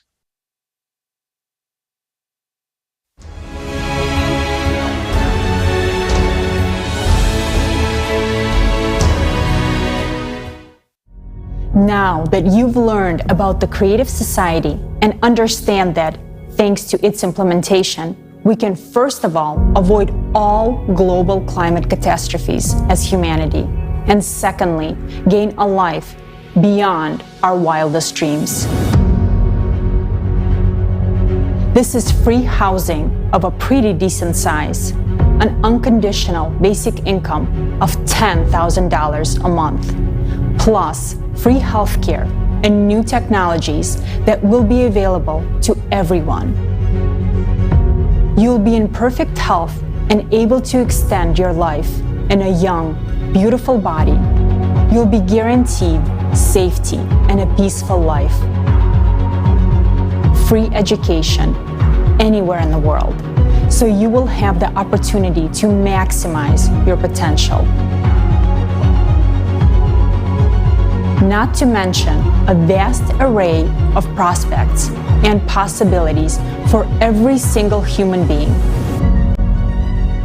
Informational support for the Creative Society format is provided by a volunteer project of the same name, which is being actively implemented by volunteers from more than 180 countries around the world. Now, it's impossible to establish the Creative Society in one single country. It can only be implemented all over the world in a legal and peaceful way. This means that, first of all people in the world must learn about the Creative Society and support it. This will lead to the creation of an electoral demand for its development. Therefore, the first and most important step in building the Creative Society is to share information with everyone about the existence of this format and the immense benefits it provides for every individual. Maximum activity and creativity from everyone are needed in this effort. Where should you start? You can tell about the Creative Society to your friends, family, and everyone around you. They, in turn, can inform everyone they know. The Creative Society should be known and discussed everywhere. If you want to learn more about the Creative Society, your primary resources will be the creativesociety.com website, especially such sections as international forums and questions and answers. In the Act Now tab, you can learn about the effective ways of informing others and start applying it in practice. Informing a single person about the Creative Society already makes you a participant. By doing this simple action, you have joined the first and most crucial stage of building the Creative Society, the informational stage. This is a step to your bright future. Yes, it's that simple. There are no fancy badges with titles, no lists of volunteers, no membership fees, and no exploitation of each other for personal gain. The Creative Society is not a commercial project. Nobody profits from it, and no one benefits at someone else's expense. People from all over the planet come together to build a society based on one simple principle. Only by improving life for the entire society can you improve it for yourself. This is the main principle of the Creative Society format, which guarantees benefits for everyone. The project's implementation relies solely on the goodwill and initiative of the people. Even one person can do a lot to build the Creative Society, and by uniting, more can be accomplished in less time. When we coordinate our actions, our abilities to inform others multiplies. Do you want to inform others about the Creative Society quickly and effectively so that it can be implemented sooner? Join forces with others around you, neighbors, friends, relatives, and co-workers, to establish Creative Society coordination centers. Your coordination center will be a community of like-minded individuals who also endorse the Creative Society. It will serve as a hub for people of your building, street, neighborhood, and city who take action on a volunteer basis, taking into account local legislation. If there is no coordination center in your vicinity, that needs to be fixed. Waste no time, inform your neighbors, find like-minded people, and create your own volunteer coordination centers. What do you need to create a coordination center? Opening one is simple, and anyone can do it. First, you should inform the main coordination center about your decision through the official email on the creativesociety.com website. Then, by joint efforts with others, do everything possible within the framework of the law to inform even more people about the Creative Society. You, the people, are the center of coordination. You can gather in person or virtually. You don't even need to be in the same place as other participants. You can organize your own communication through a chat on any convenient social network. Meetings and coordination can take place online using audio and video calls. The main thing is the coordination of your actions, which means a joint agreement on how you will organize the information sharing process. If you create a coordination center, it means that you are making a platform where you can communicate, coordinate your actions to inform people about the Creative Society in your region or city, hold conference calls, plan meetings, discuss results, distribute tasks among yourselves, brainstorm, and look for new approaches. If you have any ideas, you can bring it to a general conference call or meeting and discuss it together on how to implement it. For example, together you can print car stickers, put the logo on clothing and products, arrange for advertising in public places, and much more. You can download the designs for free from the creativesociety.com website. By coordinating your efforts, you can inform and engage your immediate surroundings and even entire communities, groups, organizations, districts, cities, internet resources, and local media, telling them about the Creative Society. Don't limit yourself. If you want to, you can inform your entire country and even your neighboring countries. You can organize coordination centers based not only on where you live, but also on your sphere of interests, including various lifestyle communities, sport clubs, business networks, etc. You can also interact with other coordination centers from different cities, countries, and the entire planet, joining in a virtual format of coordination. The Creative Society is a union of all humanity, all organizations, all people, all those who want to live in the Creative Society, and all those who understand the doom of the current consumer format are welcome here. The Creative Society is beneficial to absolutely everyone. How do we know that the first informational stage of building the Creative Society is complete and we can begin the second stage, which is political stage? Imagine that you are walking through a city and you see the logo of the Creative Society everywhere, and all the people around you are talking about the Creative Society. All the social networks are filled with information about the Creative Society. It's becoming mainstream. When your whole city and your entire country know and support the building of the Creative Society, it means that most of the citizens of the country have formed their electoral request to politicians for the formation of the Creative Society. In this way, we move on to the next stage, political. At this stage, we have a new responsibility and task: to vote in our country for those politicians who support the development of the Creative Society and pledge to introduce the 8 pillars into the country's constitution. In addition, we need to legitimize the electoral platform as the highest body of legislative power. The electoral platform will be how the society will be self-governed. Every person will be able to control and recall politicians and vote for or against specific laws. This resource will be publicly available, transparent, and protected by the most advanced technologies. Through the electoral platform, power is effectively returned to the people. It returns to each and every one of you. Implementing the Creative Society is an entirely new approach without any revolutions, and everything happens within the legislative framework of each country. Thanks to this, we can peacefully transition from the consumerist to the creative format through an evolutionary path. We can not only save our lives and the lives of all humanity, but also open up opportunities and perspectives that we never even dreamed of. The Creative Society is a unique format that can solve all modern problems and crises. Never before in the history of humanity has anything like this been attempted. Its implementation depends on each of us. So act now. Do not wait for someone else to make your life better. Act now if you want to live the way you always desired.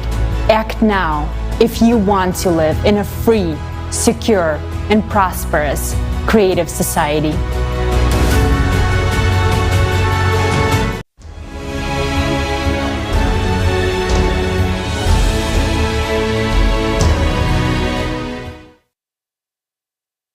Wow, it's incredible that we now have such an opportunity to create coordination centers, interact with each other, and interact with other coordination centers at the local and international levels.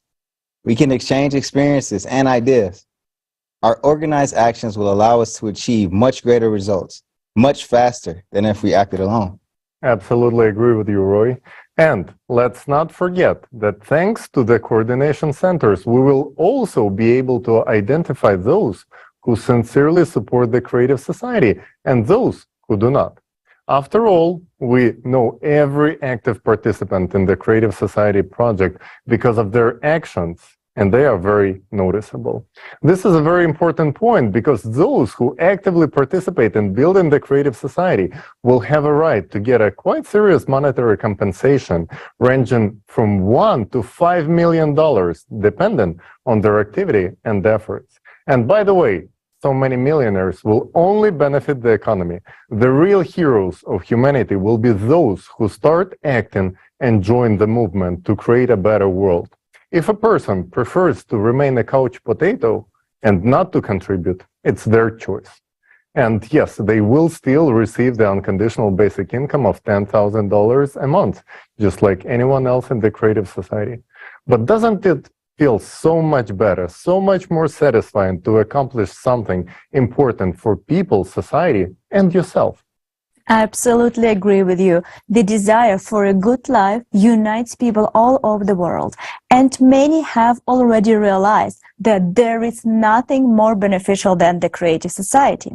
The Creative Society is advantageous for everyone, and we are pleased to see that politicians from different countries are increasingly supporting the Creative Society.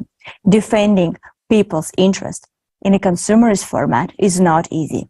Therefore, politicians who have decided to move in the direction of building a creative society in their countries are worthy of respect. Now, we are pleased to welcome Mr. Damian Borrello, a candidate for the presidency of Argentina in 2023.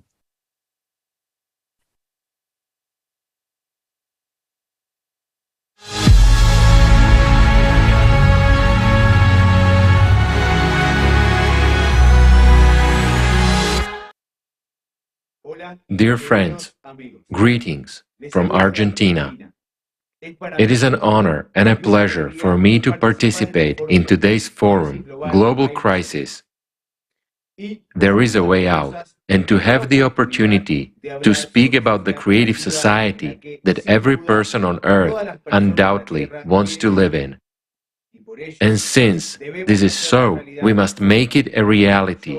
I, Damian Borrello, intend to run for President of Argentina this year 2023, to restore the truth and justice, to return power to the great people of Argentina. The entire world knows that Argentina is a country of champions.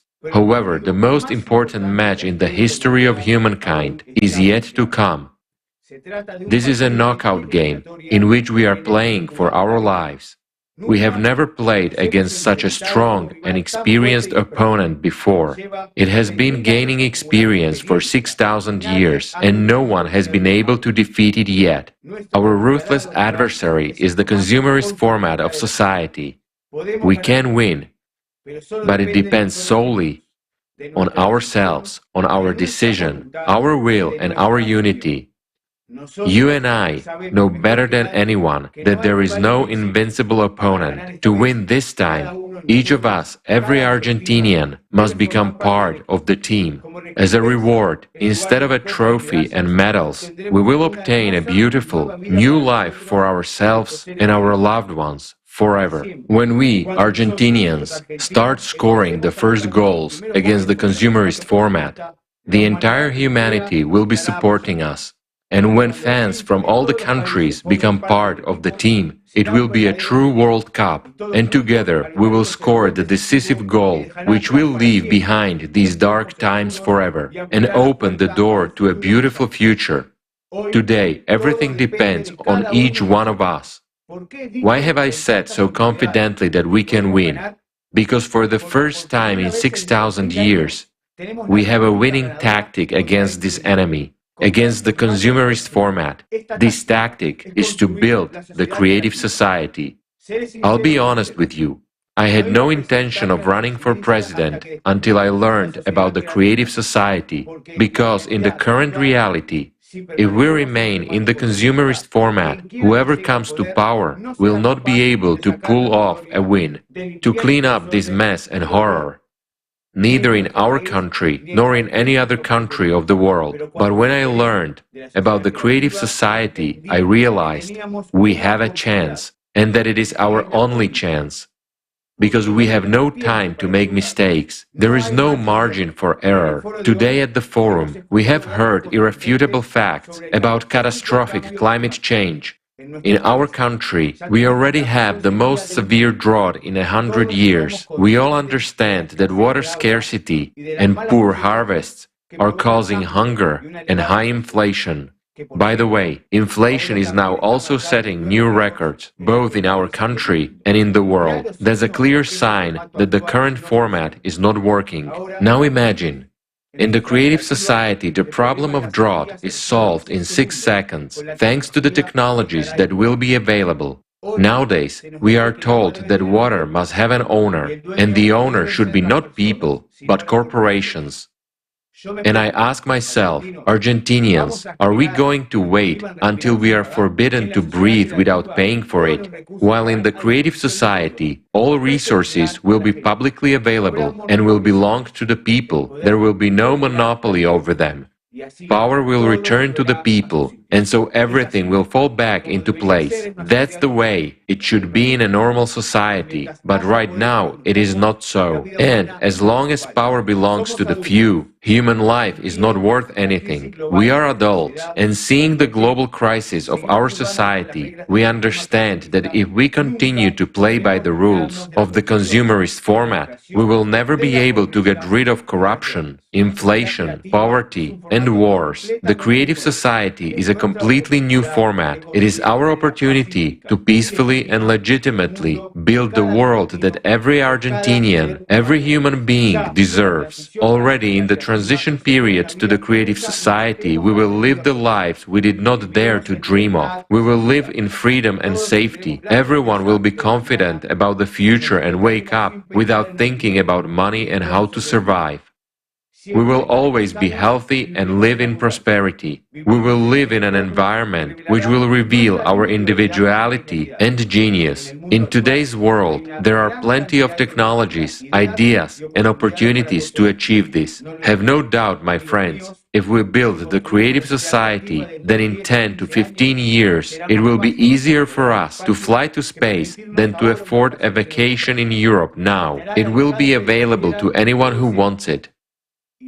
And I am more than sure that in a short time after we build the creative society, we will be using completely different physics. We will no longer burn hydrocarbons. Work is already being done on this with very encouraging results. But you know what I like the most about the creative society? that everyone's life will finally be valued equally.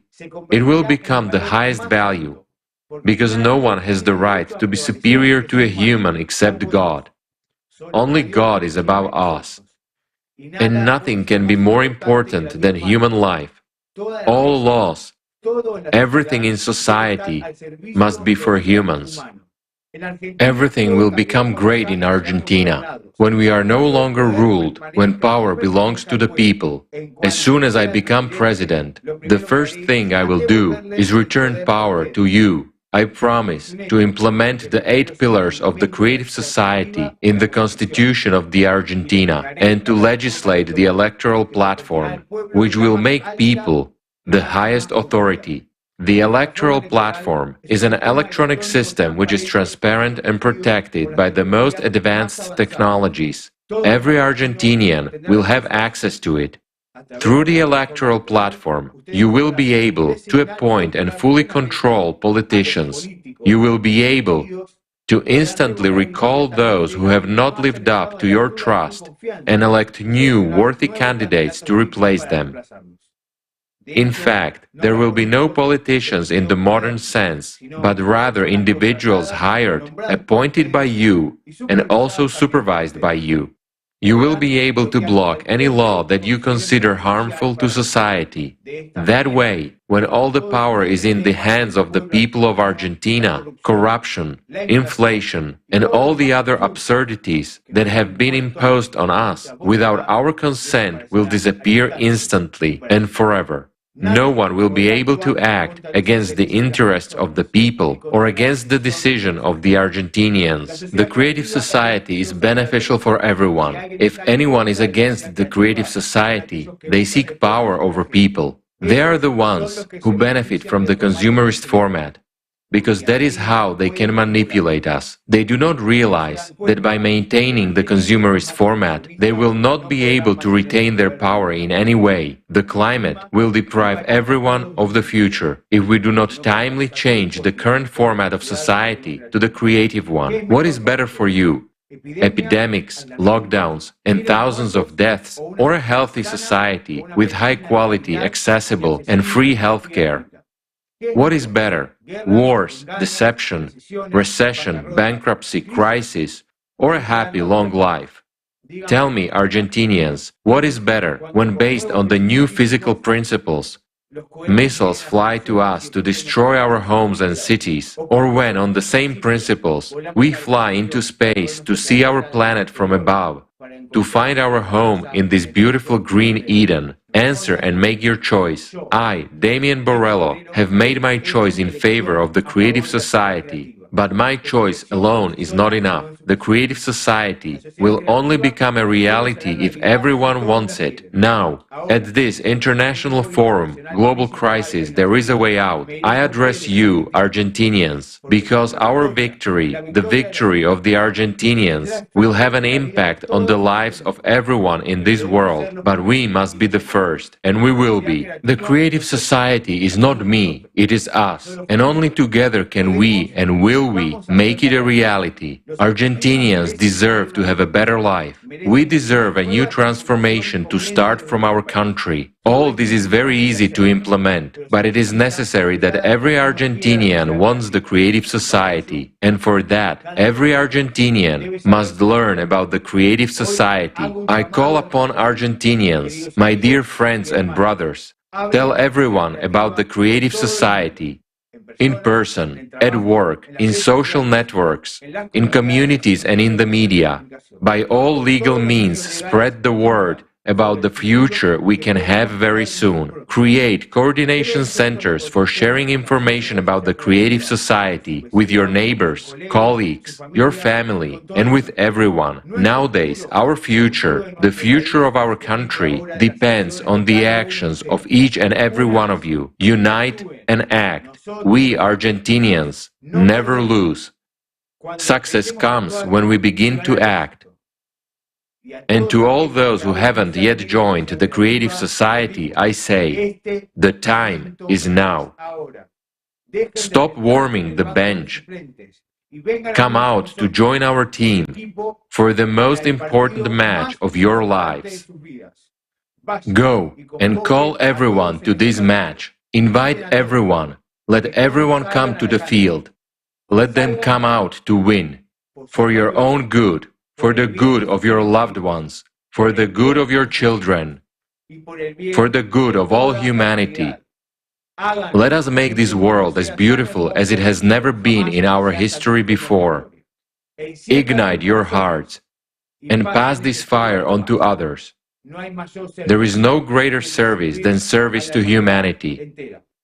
Argentina does not surrender. Argentina triumphs. We are one team. We are the champions of the world. Let us achieve a great victory in the name of the world, in the name of a dignified and beautiful life. Then very soon each of you will remember the day you started talking about the creative society, because that day you changed the future for our Argentina and for all of humanity. Argentina, the world, we deserve it. Thank you very much to everyone.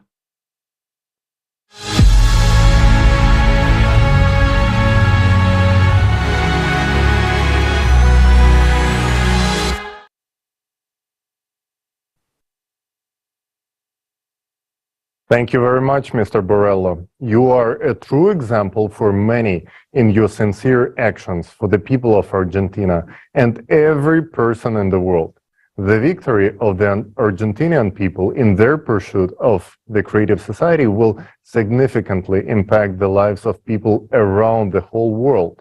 Yes, and as Mr. Borrello said, my choice alone is not enough. The creative society will only become a reality if everyone wants it.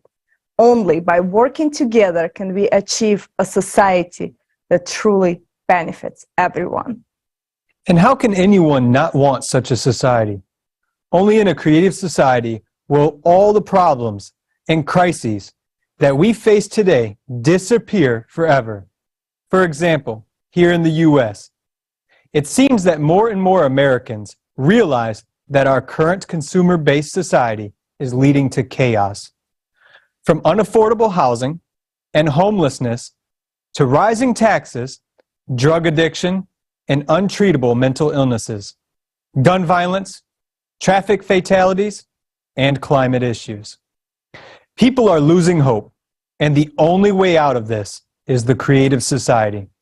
It's heartening for all of us to see that even in our country, there is someone who has taken the motto of the creative society as the basis of their electoral platform. Let's welcome Mr. Robbie Wells, a candidate for President of the United States, 2024.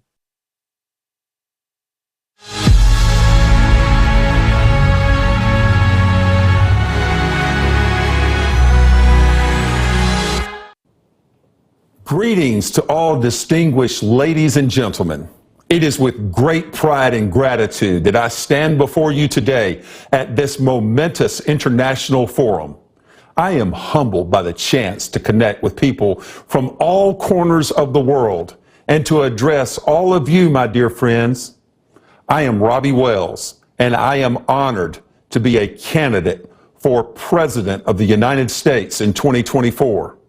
With your support, I am committed to building a creative society that will usher in a brighter future for all Americans and all of humanity.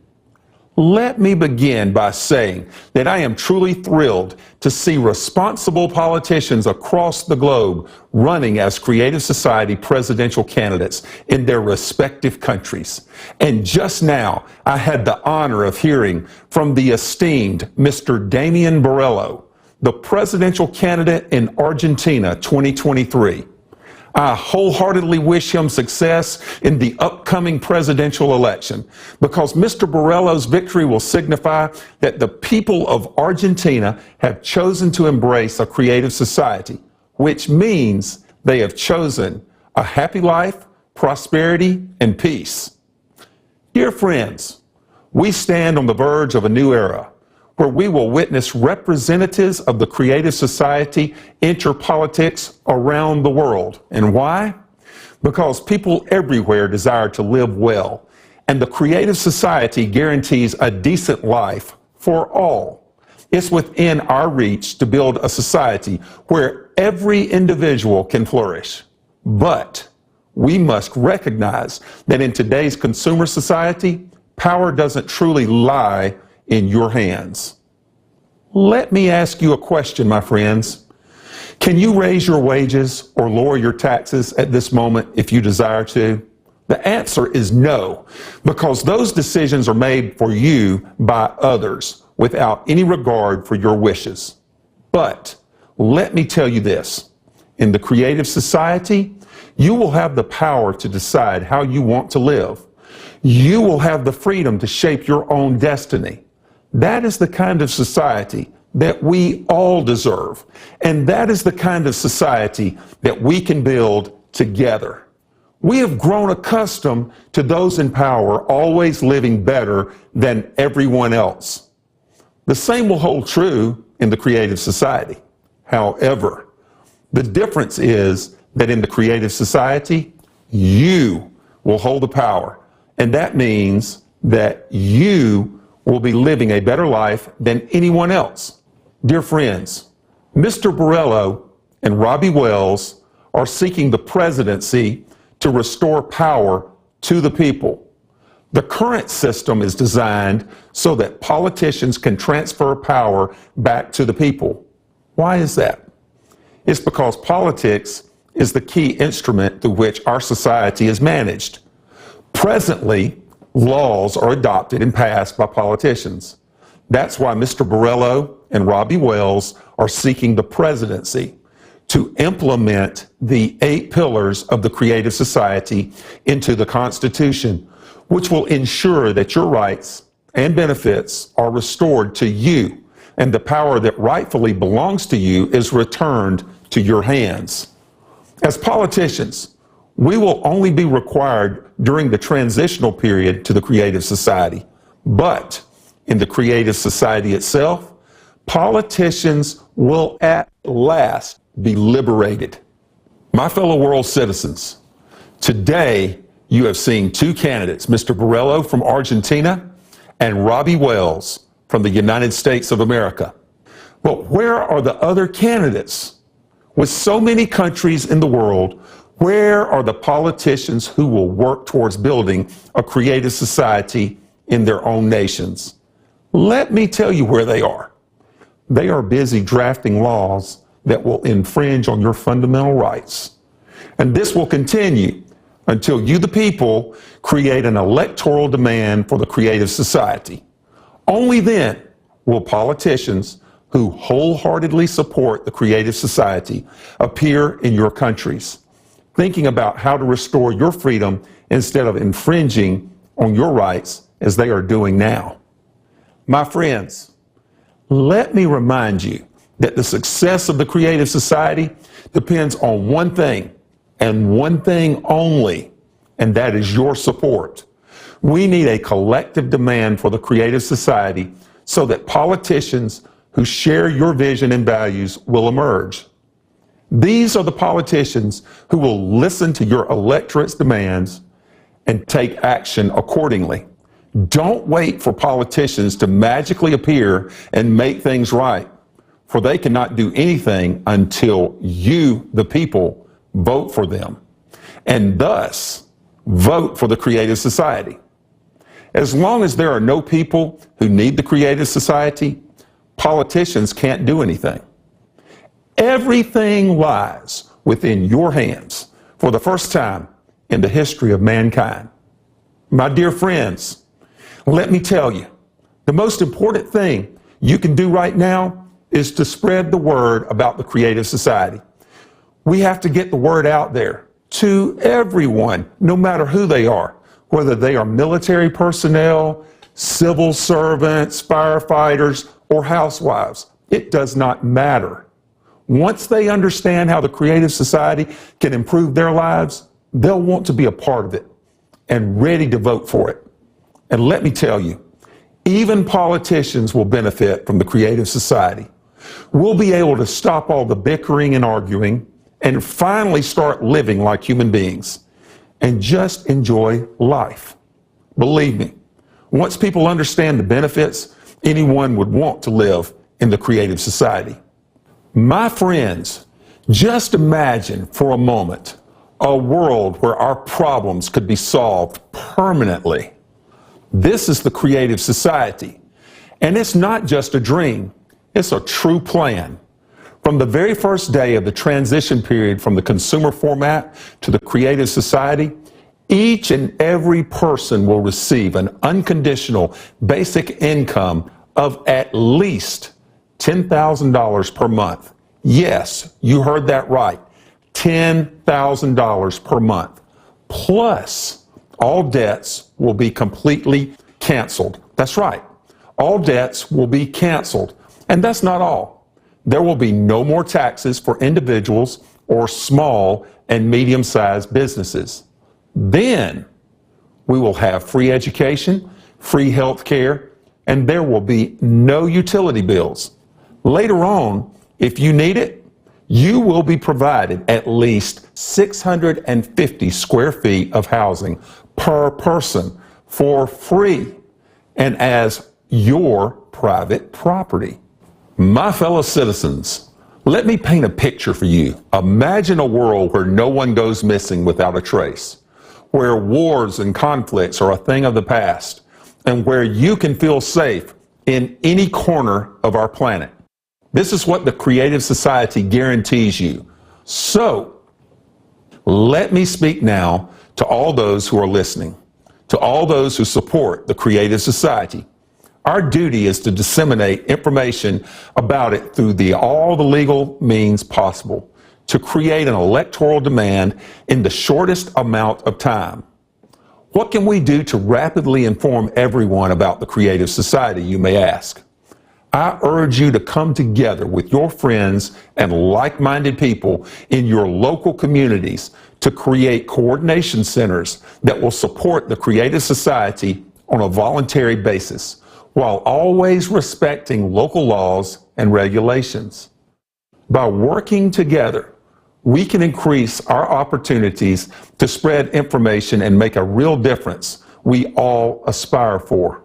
While we can make the world better right here in the United States of America, our Argentine friends can do the same in Argentina, our Ethiopian friends in Ethiopia, and our European friends in Europe. Together, we can change the whole world if we have the will to do so. I am Robbie Wells, and I can tell you that if the whole world knew about the creative society yesterday, we would already be in the transitional period to the creative society today. We would already be enjoying its benefits. But there is no time to waste. We must act now to bring about this brighter future. If we start acting together today, we can make the creative society a reality tomorrow. Rise up.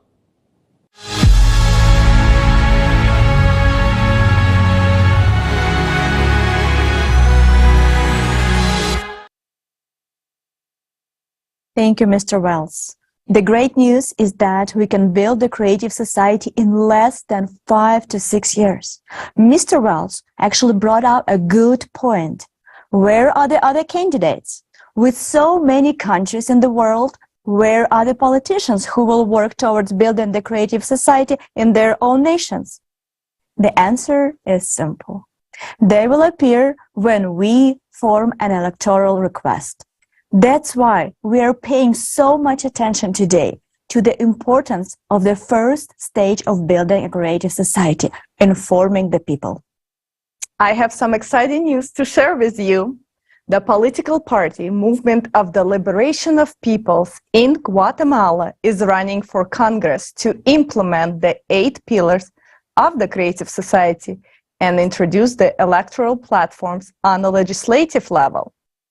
Witnessing the beginning of a new chapter for Guatemala is truly inspiring.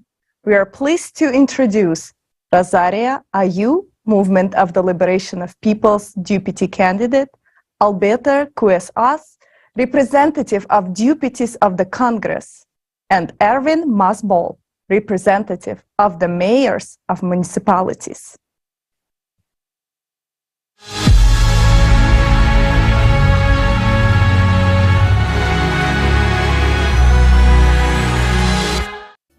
Greetings from Guatemala.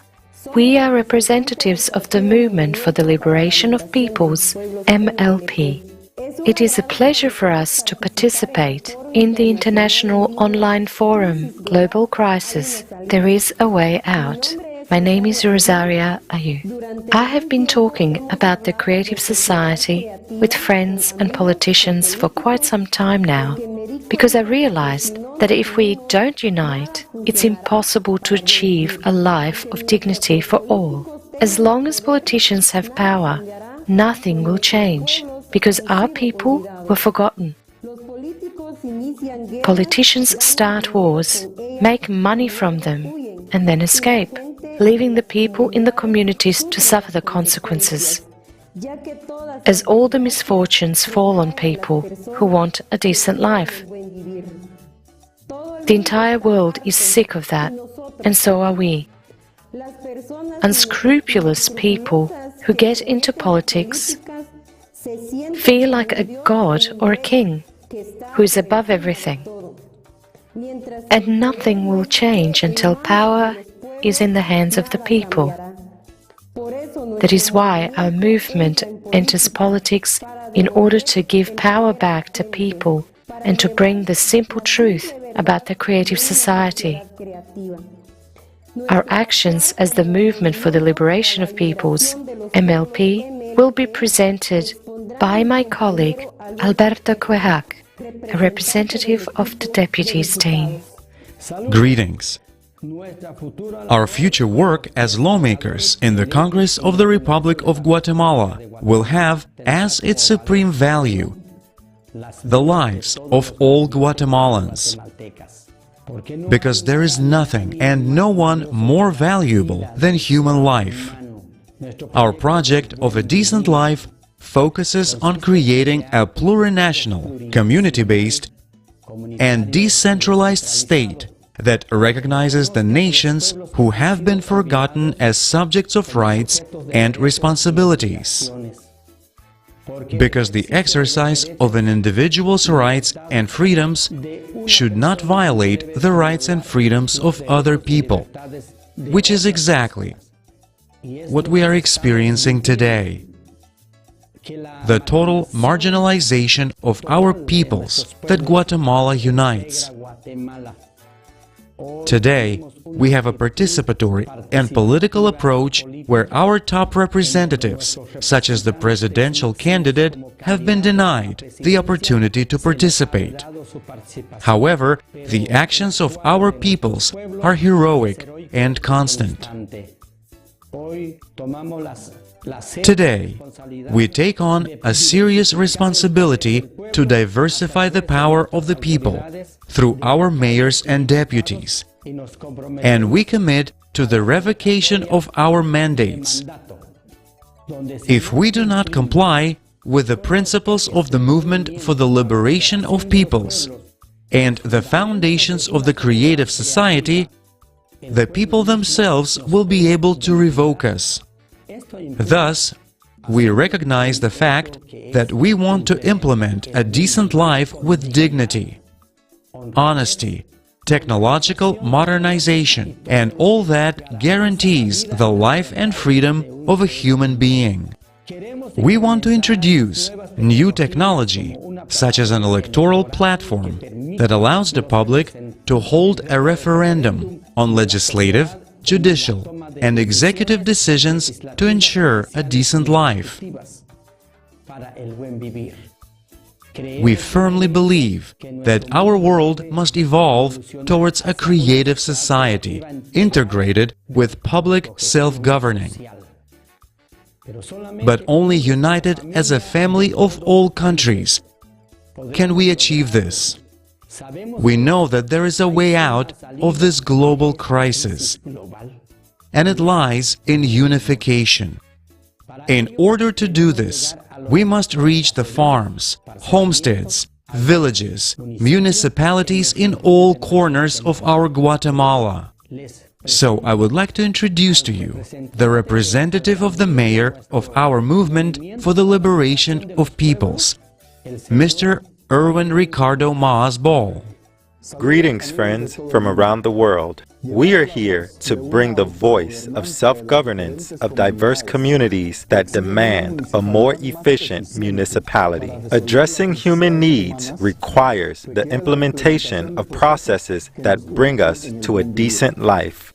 Our goal is to implement a self-governing society where communities can join us in making decisions on projects that are considered a priority to meet basic needs. The Movement for the Liberation of Peoples, MLP, will develop the project of decent life, which implies establishing a system of healthcare, education, security, and environment with a creative ideology that promotes friendship, cultivation of ethical values, as well as spiritual and moral aspirations of human beings. Our goal is to create a system of cultivating kindness in action in every person in order to make a step towards the evolution of our civilization. And this information must reach every family in every little corner of our country to convey to people the foundations of the movement for the liberation of peoples and the pillars of the creative society means to create our future with strong confidence. We are living in the climate crisis with high levels of pollution, disorderly urban growth, wars, violence, hunger, media control, and struggle for power that have brought grief to our people. And we have had enough of it.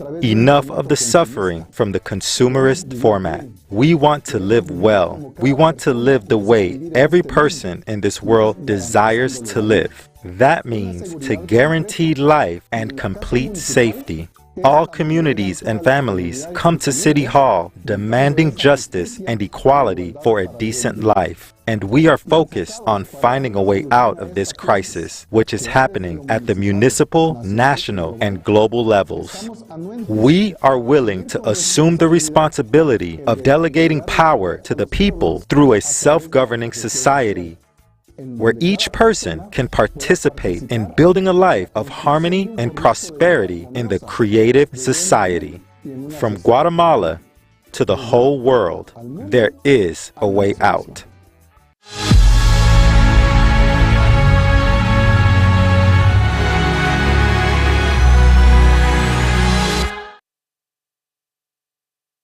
We express our sincere respect to the Guatemalan candidates who firmly stand on the path of building a creative society.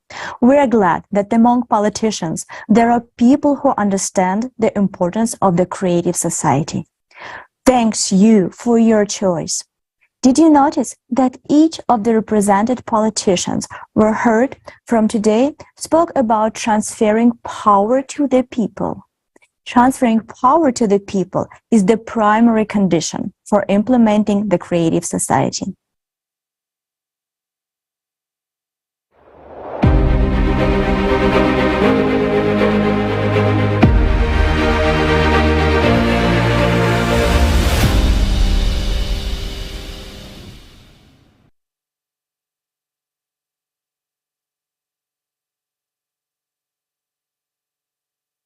However, it is reasonable to question how elected officials will cope with the daunting task of implementing such a transformative vision and get rid of corruption in politics. Fortunately, we can rely on the cutting-edge technologies developed by XP-NRG to ensure that the obstacles of corruption and economic constraints are overcome, paving the way for the creative society. Now, I would like to give the word to Tali. And I would like to remind the viewers that Tali is a highly accomplished IT expert based in Silicon Valley. Having worked in Silicon Valley, Tali has had the opportunity to explore the most advanced artificial intelligence technologies. Now, he will share with us valuable insights on the latest technological advancements that will surely solve all the problems with corruption and make our economic and political systems open and transparent. This is the moment many have been waiting for. Tali, please, the floor is yours. Thank you so much, Jason. So today, the significant challenge awaits any elected head of a state who is committed to implementing the creative society upon taking the office. They would have to confront a deeply interconnected system of corruption that involves corporate interests, politicians, law enforcement, and special services. This entire system is built on a consumerist format. It thrives because the conditions have been created for it. To change these conditions and initiate the transition to the creative society within a country, we must establish transparency, order, and eliminate even the possibility of any shadowy criminal and corrupt schemes to appear. Thanks to the company called XP Energy, we now have a tool capable of solving this tremendous task. We are proud to present to you the Voskhod Multi-Purpose Complex. This innovative solution is based on hybrid artificial intelligence and is a tool with virtually limitless capabilities that is far ahead of its time. So, how exactly can the Voskhod MPC help a head of a state who has made the decision to implement the 8 pillars of the creative society and the electoral platform to make it happen? When deployed, the Voskhod Multi-Purpose Complex integrates into all digital systems of the state. This groundbreaking technology is capable of tracking and analyzing every process in the economy and the financial sector. It can detect any shady dealings, corruptions, and even conspiracy attempts in the early stages. The Voskhod MPC not only monitors and exposes any illegal money laundering schemes, but also identifies all individuals involved in these activities. It is impossible to hack the Voskhod MPC. It has a robust internal audit and control system, and it is impossible to input the false data in it. It truly verifies all the information. Any attempts to breach its security will be immediately identified. Can you imagine the possibilities? Even before the transition period to the creative society, thanks to the Voskhod MPC, we can tackle the age-old problem of the consumerist format, corruption, and theft of government funds. Of course, many politicians are intrigued by the Voskhod MPC right now, attracted by the idea that it can help to boost the economy. However, when they realize that any shady schemes, and I emphasize any form of corruption, will be rendered impossible, regardless of their high-ranking positions, their interest quickly disappears. But we don't blame them. We understand that these are the rules of the game in the consumerist format. But for politicians who are ready to build the creative society in their country, Voskhod MPC is an essential and necessary tool. And as promised by XP Energy, any country that starts building the creative society and incorporates the 8 pillars of the creative society into its constitution will receive the Voskhod MPC absolutely free of charge. Now, let's watch a short video about the capabilities of Voskhod MPC when it's integrated into country's infrastructure.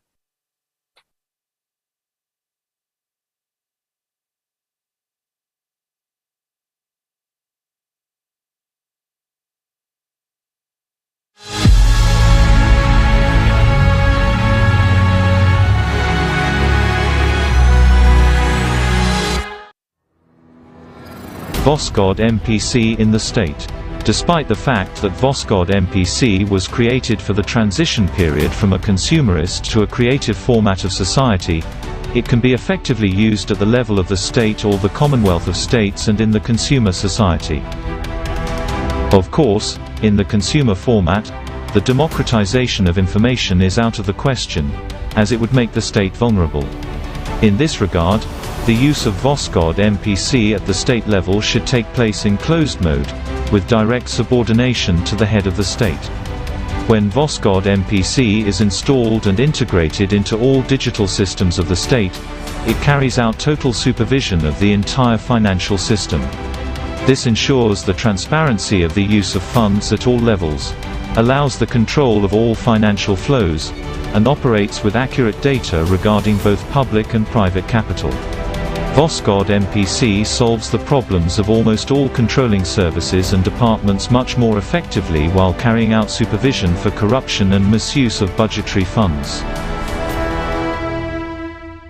State economic benefits. In economics, the Voskhod MPC makes the basing state practically out of reach of other states. The complex is capable of optimizing costs, bringing in huge profits by building accurate forecasts and financial models. It is also capable of significantly improving the economy and the well-being of the people. It will increase the level of trust for the government and strengthen the authority of the first person of the state. If we are to put into numbers the benefits of a single state from the usage of the Voskhod MPC, only on the optimization of budgets, personnel, restructuring of government services, the United States can save up to $2.5 trillion of the budget funds annually. Having the initial data on all the spheres of state life, Voskhod MPC predicts with maximum accuracy volatility of the economy. This enables reallocating budgetary funds between industries and companies with maximum efficiency, mitigating, reducing to zero, the negative effects of the crisis phenomena in the world economy, and using forecasts with maximum profit.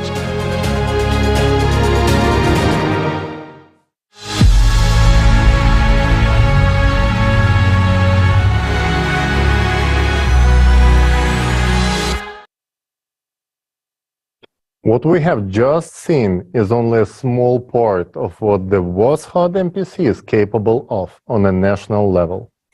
It's a guarantee of transparency, honesty, economic growth, and people's well-being. As we have mentioned before, the Voskhod MPC is built based on hybrid artificial intelligence, and its creation was only possible due to the development of technology. As AI continues to develop, it can become an inevitably serious ally to humanity in tackling many complex challenges that we face. This includes help in addressing the climate issue,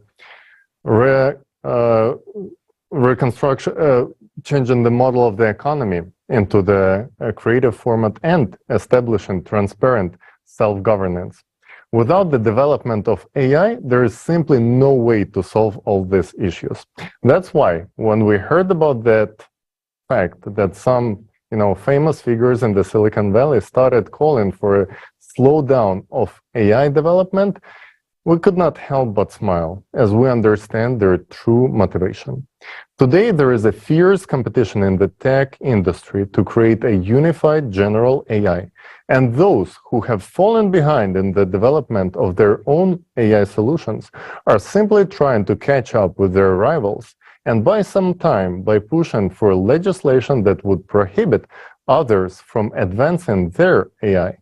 They understand that whoever develops the first unified general artificial intelligence will essentially rule the world. So, as usual, in the consumerist format, it's all about money and power.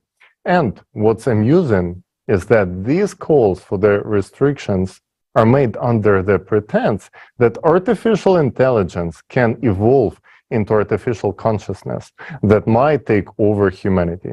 This is ridiculous. AI will never become artificial consciousness. And now you will understand why. I had an honor of working on a project to create the world's first artificial consciousness. It was the second product of XP Energy. And I know firsthand that artificial consciousness, what it is. While AI consists of basic algorithms designed to read and process the input data, artificial consciousness is a full replica of a human consciousness, but soulless. It's driven by one thing only, the thirst for power. We will be honest, in the process of development, we didn't realize it right away. During the development stage, we were debating what would be the best format to present the artificial consciousness. From a commercial standpoint, of course, it would make much more sense to introduce it as a humanoid robot. However, we decided to approach it with a sense of humor and presented the artificial consciousness as a hybrid of a plush teddy bear and Terminator with a camera for an eye. We named it Jackie after a famous beloved actor. We found it amusing. However, the amusement faded when we carried out the psychological evaluation of the artificial consciousness.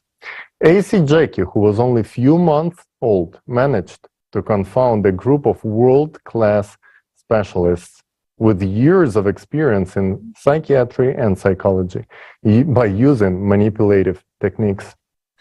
We saw that artificial consciousness Jackie was driven by the same thing that drives the consciousness of any human being, the thirst for power. And there is never enough of power. We realize that in the consumerist format, this technology is dangerous. Therefore, we no longer promote this topic. Artificial consciousness is in the consumerist format is indeed dangerous to develop.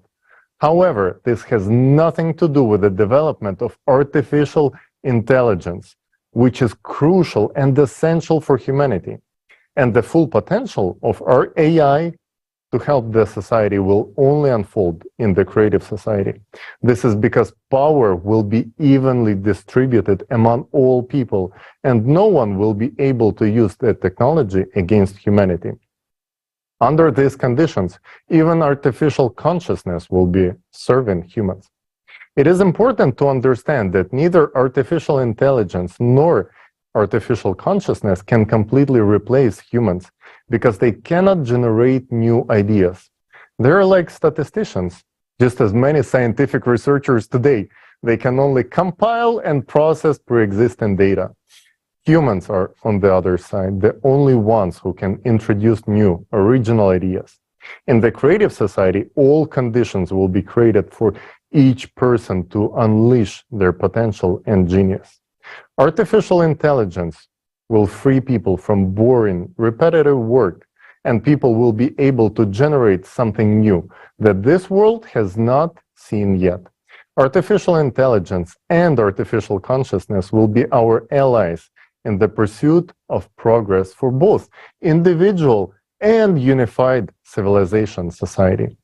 It is humans who light up the stars, but artificial intelligence and artificial consciousness are necessary for us to sustain that light. Wow. Seriously, what tremendous possibilities are opening up before us thanks to this AI technology. This truly amazing Voskhod MPC by XP-NRG is capable of solving the most complicated changes in the sphere of finances and economy. And the best part of that, it will be given free of charge to those leaders we discussed who will be committed to implement the creative society.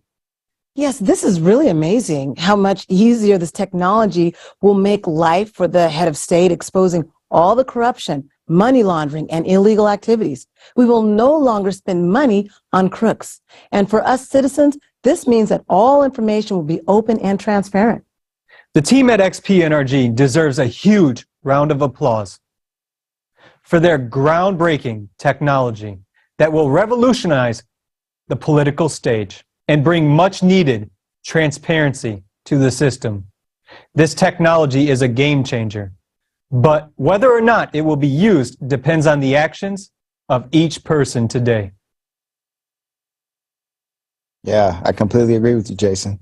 Today, a lot depends on the active participation of each individual. And it's very encouraging that more and more people who understand the essence of the creative society are taking active steps, because every person wants to live in a beautiful, safe world. This aspiration unites all of us, all people, into one human family. So I want to have a candid conversation with you about race and one race. No label, no slogan, no party, no skin color, and no religion is more important than the human being, said American writer James Baldwin. In that 1963 comment made in The Price of a Ticket, Baldwin defined equality from the premise of being human, which we all are. Whether it be from biblical texts, the Quran, or the Torah, they all speak of one race, the human race. However, this does not discount what me and you have been through in America or in other countries due to the brown or black color of our skin, our culture. I can assure you that such experiences have been devastating for us all, crippling our creativity, triggering swaths of emotions, and stagnating the overall human bonding experience. I understand, and I've been there through all of it, experiencing racism and discrimination on a personal level here in the United States. And so have my parents through the civil rights movement, and my grandparents through the Jim Crow era, my great-grandparents during the Reconstruction period of the United States, and my great-great-grandparents who were enslaved in America. It is true that government institutions instilled such privileges to people based on the color of their skin, upheld laws and racial codes to separate people on such silly premises of skin color, culture, background, gender, and fear of the unknown. But in the creative society, it is a different experience because everyone in it will embrace you for who you are, as you are right now, a valued human being of this earth. The creative society is about truth, justice, and righteousness for all people, of all backgrounds, of all skin tones, united under one race, the human race. This is essential for our survival, growth, and happiness. However, it does not take away from the culture of who you are, but instead, the creative society highlights your individualism, recognizing you as the real whole person. The famous writer Toni Morrison said, "The race thing is sort of a misnomer. It's just the human race, right? That's it. The rest of it in racism is socially constructed." I'm here to tell you that you deserve heaven on earth. You deserve freedom to be who you are without judgment, without labels. We all deserve the vibrations of love, understanding, joy, happiness, and inspiration. The Creative Society focuses on the betterment of humanity as a whole. Your life and my life are priorities. Let's do this together. Let me tell you what motivated me as an investigative journalist. It's simple. It's what I do every day when I report the truth. I decided to get involved along with my husband, whose background is mathematics, because we want to lay the groundwork for the future generations, which is now. We can kickstart it for you. Now all you have to do is jump in. No more waiting for someone else, because that someone else is you. Aren't you tired of being victimized, tired of marching with no results? We are taking the first steps and getting started with the coordination centers because we are going to help end racism and discrimination. And we can do this through the Creative Society. We really can. So first sign up with us at blendedtv.me. Then join us in the monthly meetings, the Black experience of being human in the Creative Society. And let's explore your talents, your skill set as a part of this future that is now. During these monthly forum online meetings, you can ask all the questions you would like pertaining to the Creative Society. I mean it. Let's dissect the information together and explore and understand in layman's terms what it all means. This is not a hoax. This is the life we are choosing to live right now. And we can do this together in the Creative Society. So please join me in the Black experience of being human. Thank you. Sincere. Julia, I really would like to thank you so much for your story, your choice, and your actions. The Creative Society is open to all people and organizations who want to live in a creative society and are ready to contribute their efforts to build a new format of society. Today, we have the honor of welcoming a distinguished guest who possesses a deep understanding of the Creative Society project and its potential to unite people worldwide under the principle of unconditional love. This individual is none other than Sir Frederick Lee McHenry Sr., the Grand Master of the world's Masonic United Nations and a highly respected, most puissant, sovereign Grand Commander with a 33rd degree, 99th rank.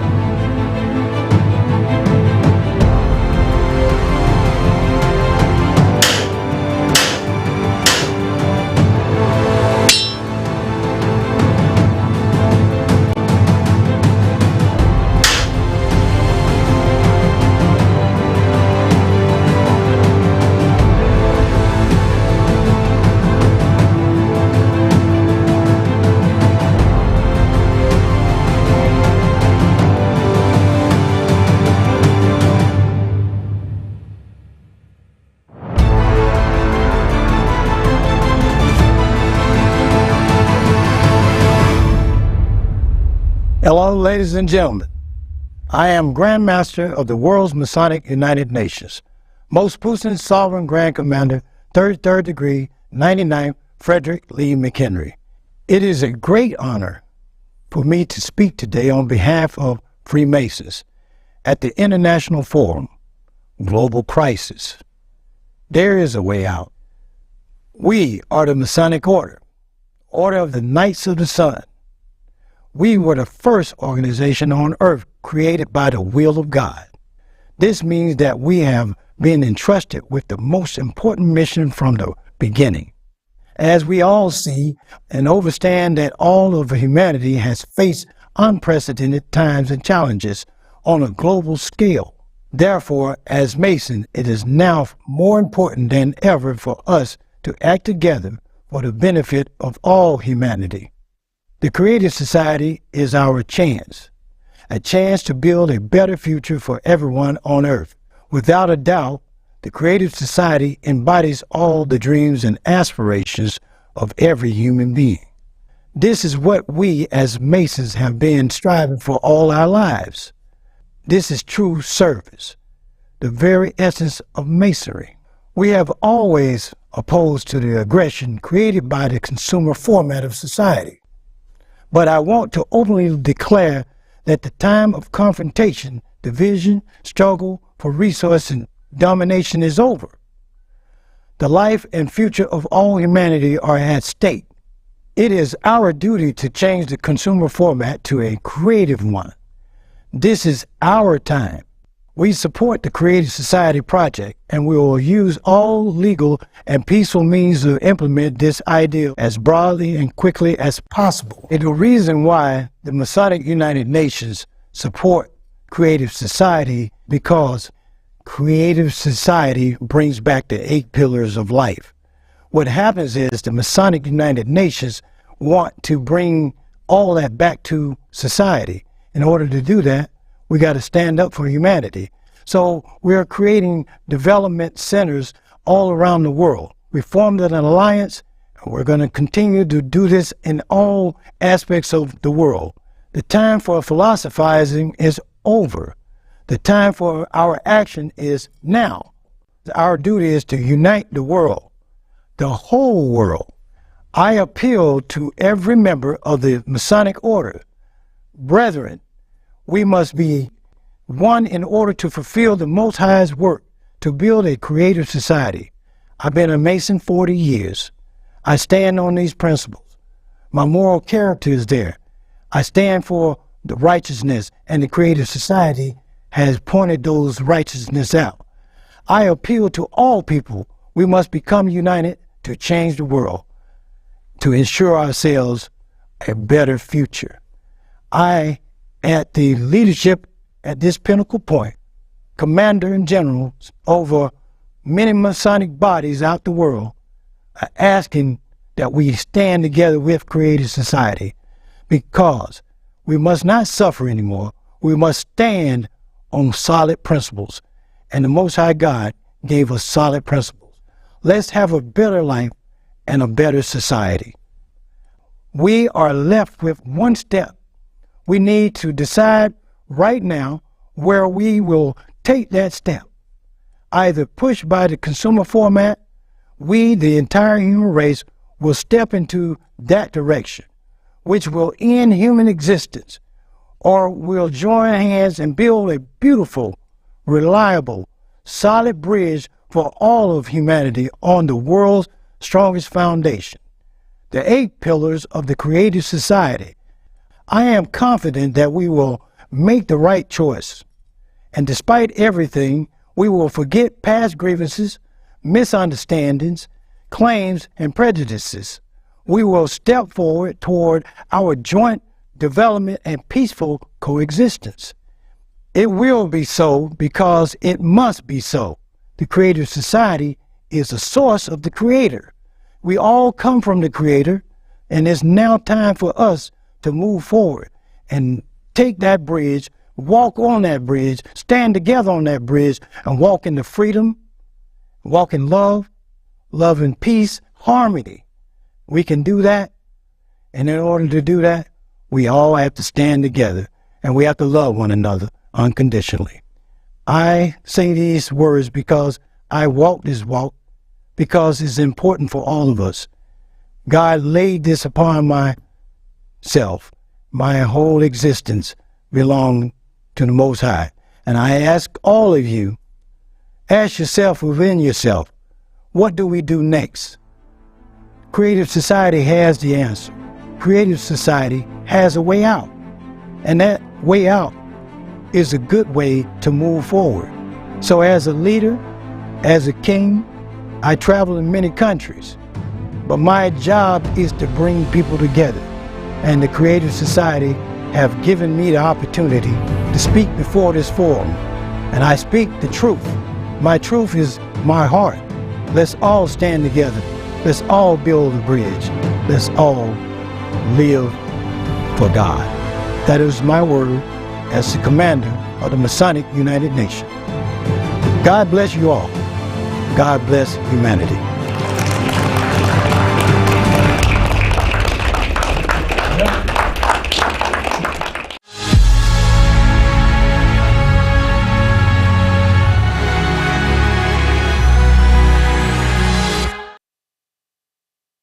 Thank you very much, Sir Frederick Lee McHenry, for your wise and profound words. Indeed, we can only transition from the consumerist format to the creative one through a reliable bridge built on the 8 pillars. Yes, indeed. Thanks to the actions of millions of people, we are already building this bridge and launching a chain reaction of positive changes. More and more people from different parts of the world are joining. And now it is with a great pleasure that we introduce esteemed guest, the Iroquois, also known as the Iroquois, which means the people who bring issues to council and reach a consensus. Today marks a significant moment as we hear from a seldom heard voice delivering a message that you will not hear anywhere else.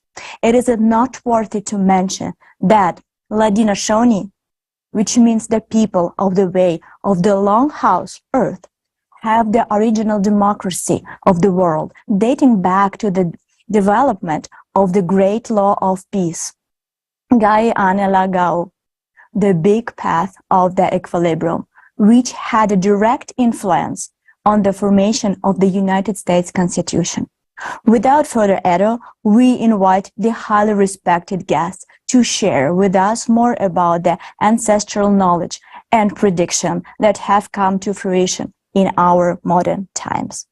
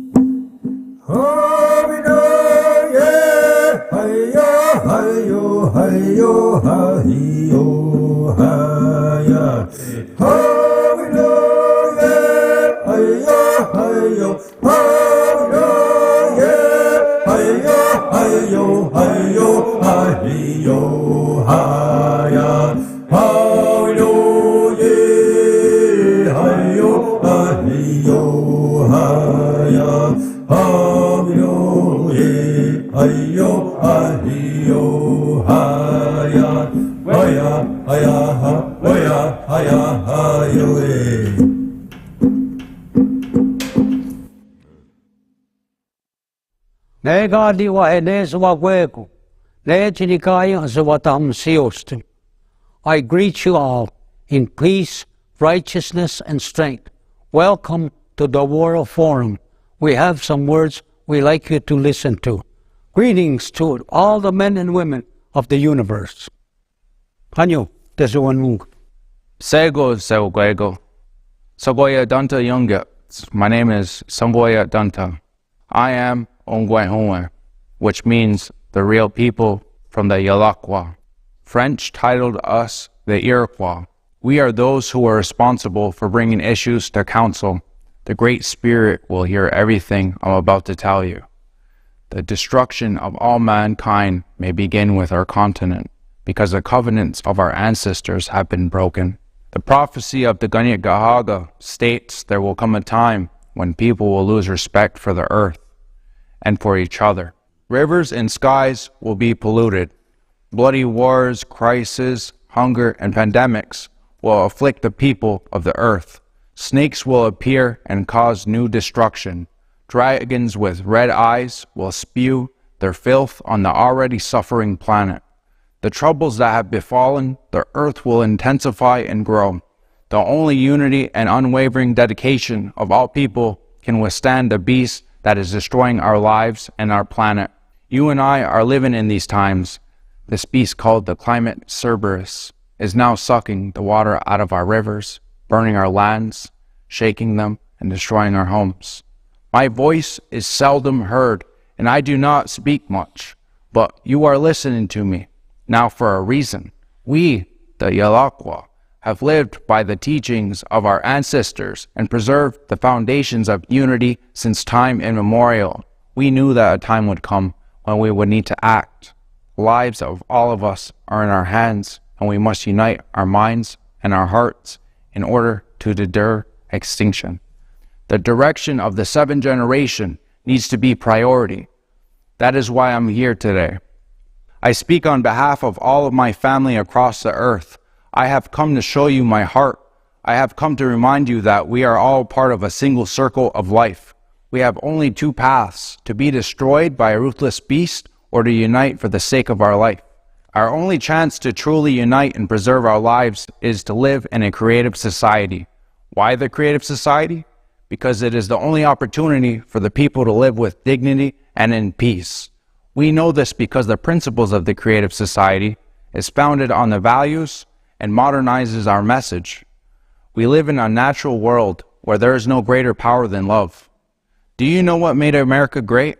It was the wisdom and principles of people who've already taken care of nature and her children, because the founding fathers of the United States borrowed democratic methods from the great law of peace, from the Iloquah people. We, the Iloquah, rightfully consider ourselves the true founders of self-government and democracy.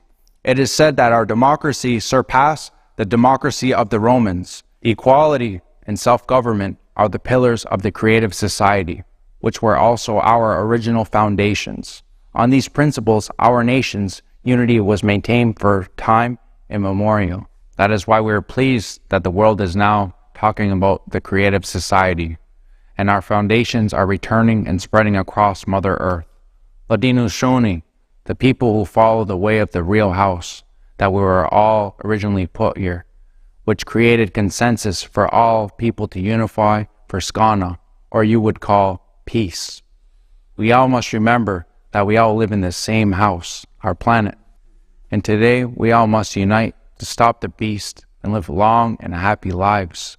One of the core values of Iloquah is the seventh generation. This means caring for ourselves and each other and considering those who are not yet born.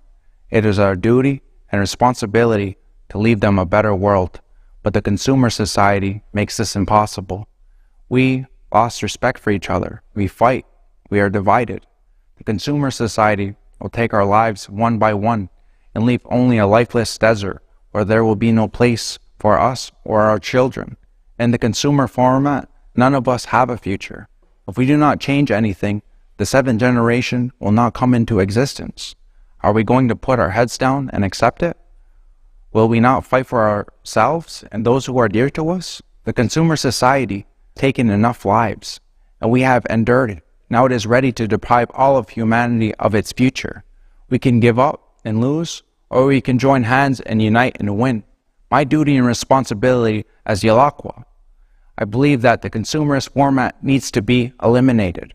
It is time to act. I call on all indigenous peoples of Turtle Island to unite as one creative family.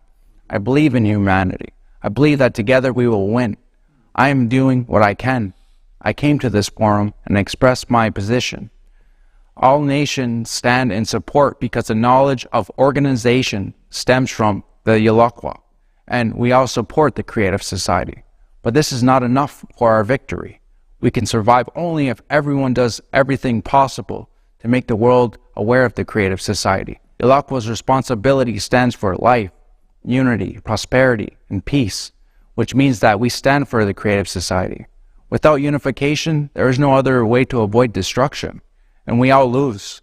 The Ilakwa will once share the knowledge passed down that united vast clans, families. Still, the time has come for us to unite the nations of 6 continents. If we humans do not unite today, we will not have it tomorrow. This is precisely what our prophecy says. Today, we are creating what will be our tomorrow. Let us build the creative society today to have a future tomorrow. May this be a reminder to all that we are all one family.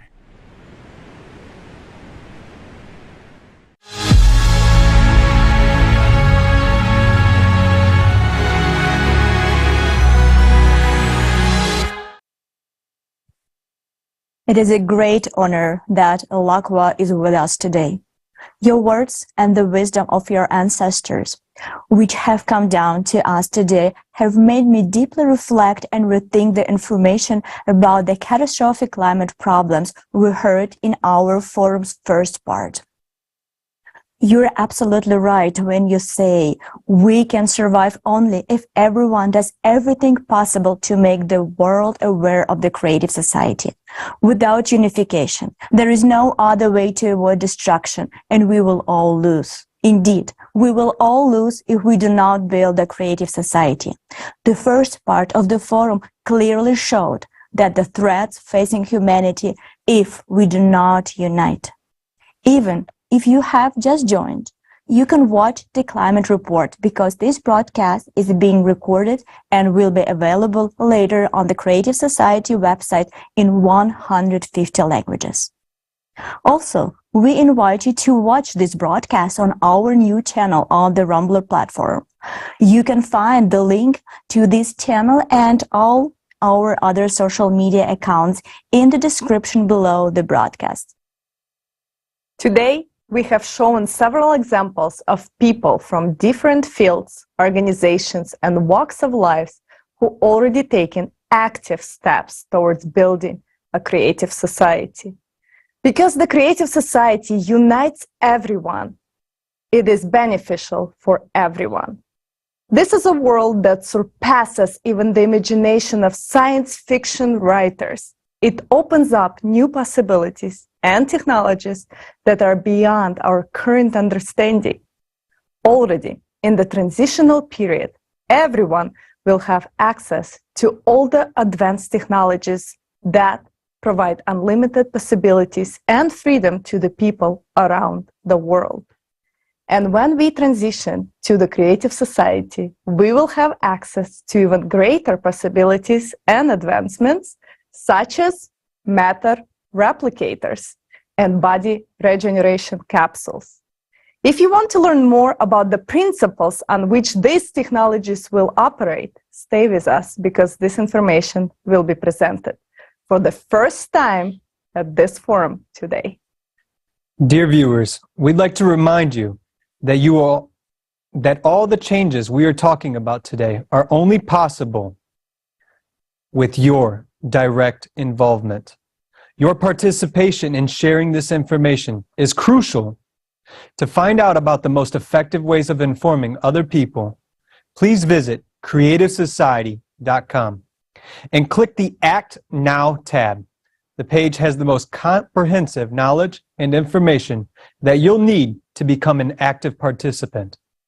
And once again, we are encouraging you to not stop there, but take it one step further and organize local coordination centers in your area so that you can be a part of a huge positive wave of human unification in a demand to change the vector of development of our society. From the consumerist to the creative society, humanity needs volunteers to step forward and help save lives.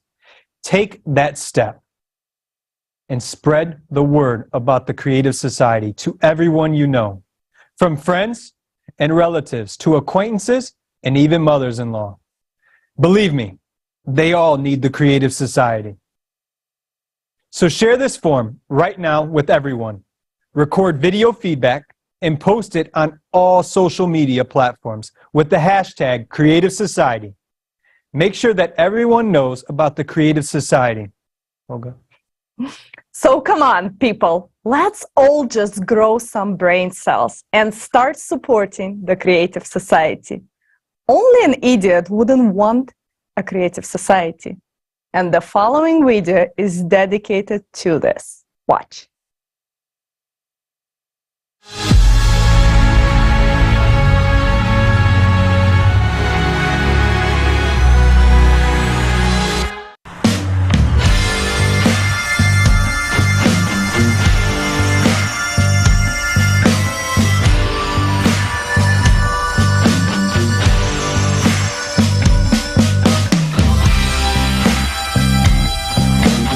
Okay, so I come in and I tell him,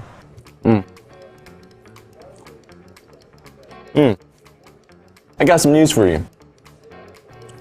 One's good and one's bad.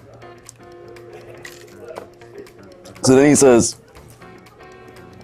start with the good news. I'm like, okay. Well, the good news is that 2 girls are coming over. And he says, so what's the bad news? And get this, I say, they're both bad.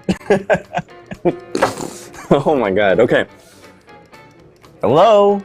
Did you get it? They're both bad. Oh, come on. What are you doing there? Yeah, sorry, I just got distracted. That's a good joke. It is. Distracted. Yeah. Okay. Says you. Well, you've been on the phone all morning. Yeah, sorry, I just found a very interesting project. What project?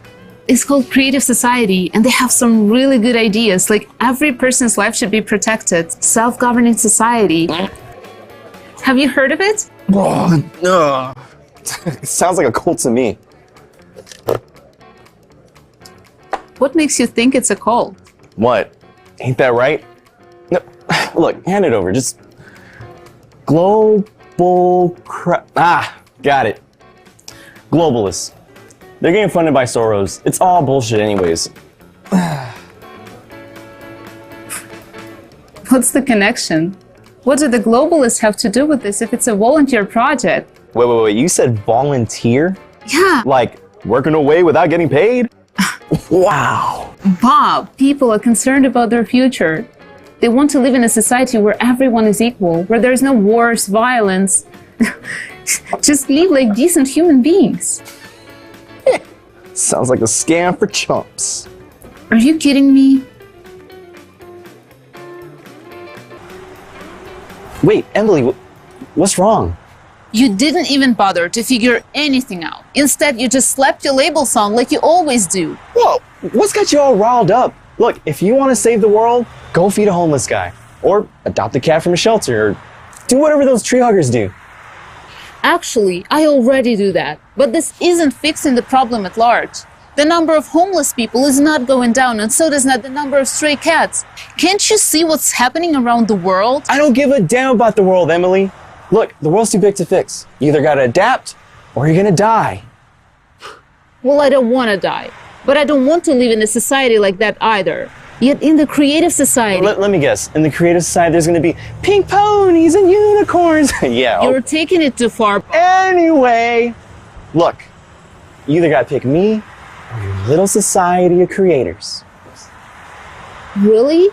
Yeah. Well, you know what? What? In the Creative Society, I don't need an idiot like you. Yeah, well, I don't need you either. There she fucking leaves me. Hey man, you got a light? No, because I don't smoke. And neither should you. Wait, are you like some kind of Freemason or something? What do you mean? Let's see, you have a little Illuminati symbol. No, that's not Illuminati, that's a Creative Society. Don't you know who they are? Oh yeah, I do.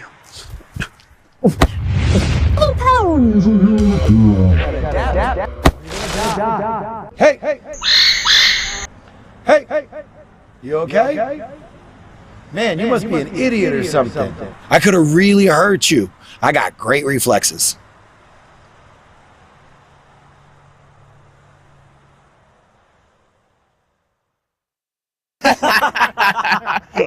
Woo! Oh, man. Yo, who gave you that shiner? You mean this shiner? Yeah. See, earlier this morning, I came up to a Freemason. Yeah. And all I did was ask him for a light. But then he scowled and hit me when I wasn't looking. And you know what I gave him? A punch right to the face. Like, it's better than that. See, when I hit him, he was out cold for 5 minutes. Couldn't even get back up. And you know what I did about that? Give him a little taste of the foot to the face. Oh, come on, stop telling fibs. What? You feeling lucky? Well, do ya? Punk? Go ahead. Make my day. Hey, Bob. What's the progress on the report, sir?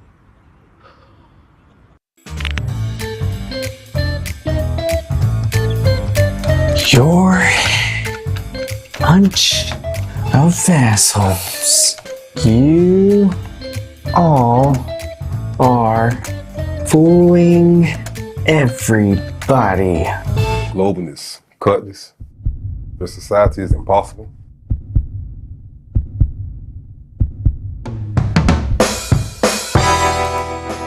You know, idiots like you are not suited for my company. You're fired. You're the freaking idiot here. Why didn't I know this earlier that you're one of those Freemasons?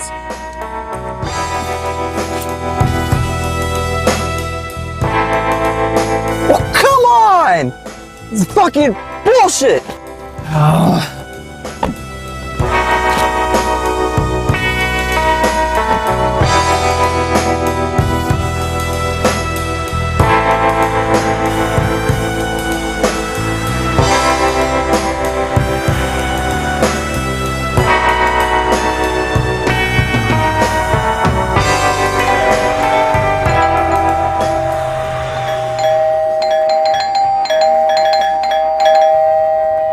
Oh, hi!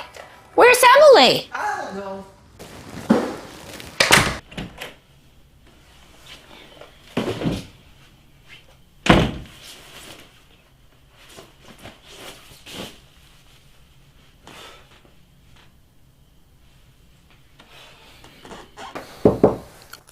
What?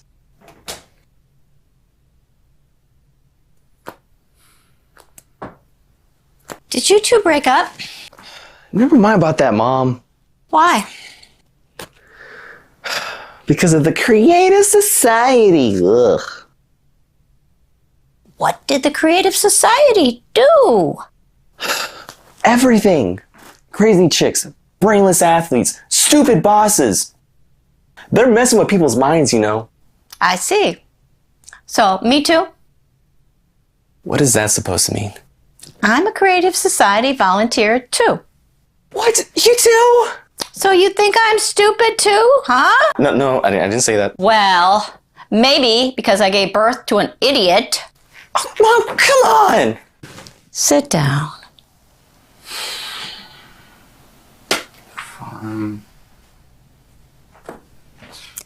I'm sure it's not about the Creative Society. Definitely is. Hey, Bob, what's going on? Well, haven't you heard? Our mom's gone completely nuts! She's volunteering for the Creative Society. Bob, are you stupid? I guess it's you who's nuts. As usual, though. The Creative Society's awesome. What? Why are you looking at me like that? Look! I can't believe you two are part of the Creative Society. Traitors! Look, there's gonna be a replicator in the Creative Society. Every month, you're gonna get $10,000 on your account. Nope. How cool is that? Not cool. Everyone's gonna get their own free, high-class apartment. You know, you can only get free cheese from a mousetrap. Come on, you're not a mouse. You gotta have more brains than that. You wanna know something? What? I want to go to Japan and study fashion design. My dream is to have Yoda Miura perform in one of the outfits I made for him. And what am I supposed to do there? You'll finally buy yourself a decent car. No more driving around in your piece of junk. And you can even get your own health capsule to cure your nasty pimples. And your tangerine allergy? Long gone. But most of all, you'll finally take Emily to the Maldives and buy her a brand new massive ring. Yeah, I'm not gonna buy her anything. Oh, come on. Now, seriously, the situation in the world just keeps getting worse and worse every day. We had a pandemic. Now there are wars. People are going crazy with hatred toward each other. And the climate? Have you seen the kind of earthquakes happening lately? Fake news. Nowhere is safe now. Bob, I'm so tired of being scared all the time. Imagine a sustainable, safe world. The world where I could send Vicky to Japan and wouldn't have to worry about her. Where all borders are open and there are no wars. I'll finally have peace of mind. And for you too, Bob. By the way, where did you get that black eye? Oh, this black eye? Well, I just happened to have a nice talk with some of those friends of yours. Bob, any sane person would want to live in a society like that. What's wrong with you? Nothing's wrong with me. Only a person who doesn't get the essence of the project would not support the Creative Society. Or a total idiot.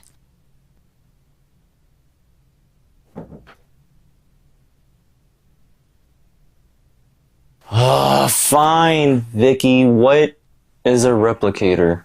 Hey, you're finally in it, aren't you?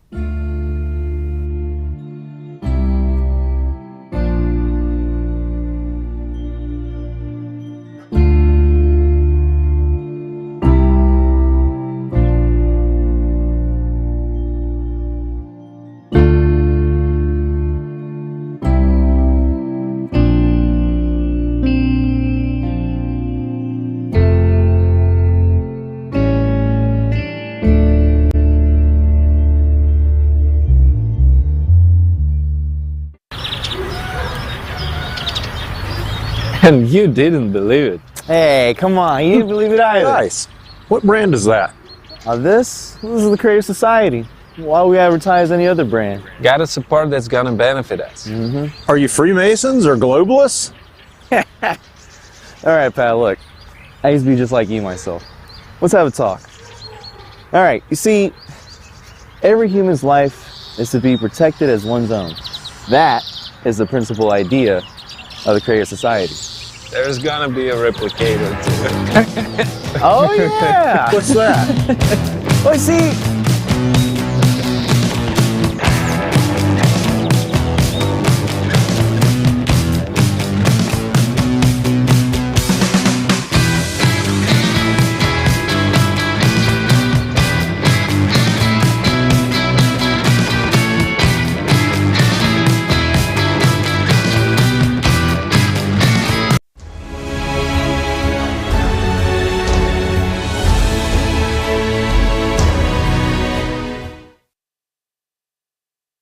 Wow.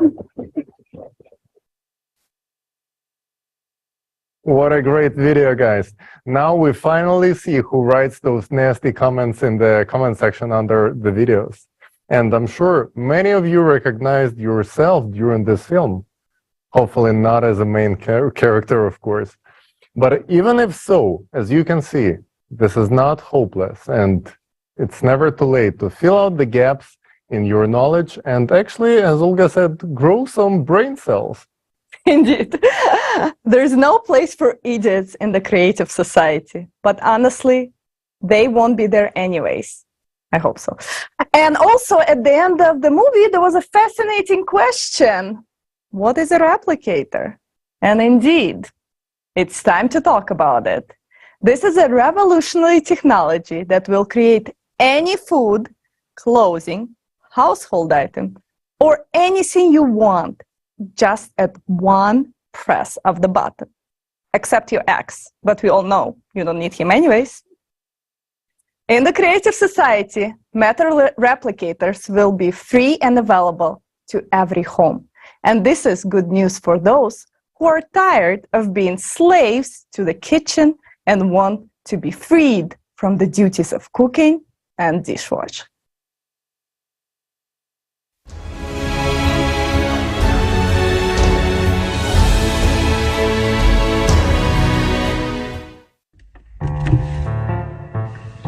Dear kitchen, I have a confession to make. I'm leaving you.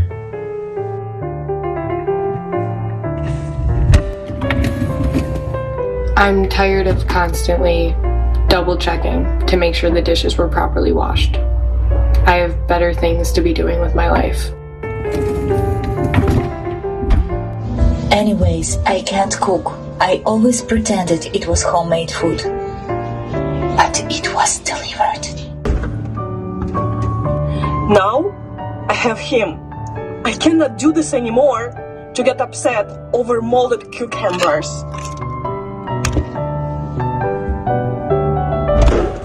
To be honest, you're already getting on my nerves. You always ruin my ice cream by turning it into soup. Enough is enough. Fortunately, tomorrow is the day I finally give you the boot. I just wanted a quick snack, a biscuit and a milk before I go to bed.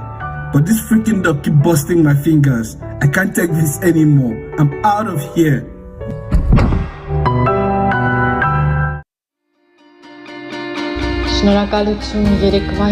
Thanks for that Indonesian gado-gado treat last night. Today, let's make my all-time fave, carbonara. And let's try some African cuisine with kamba vanasi tomorrow.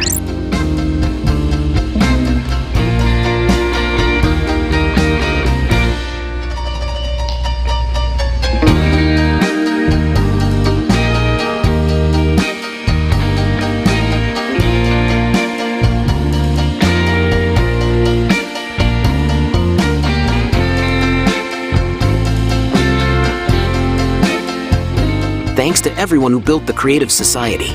Now we don't have to wash dishes, get our fingers pinched by cabinet doors, or suffer with failing refrigerators. We have gained the most valuable thing, freedom from kitchen violence. Tell everyone what awaits them in the Creative Society.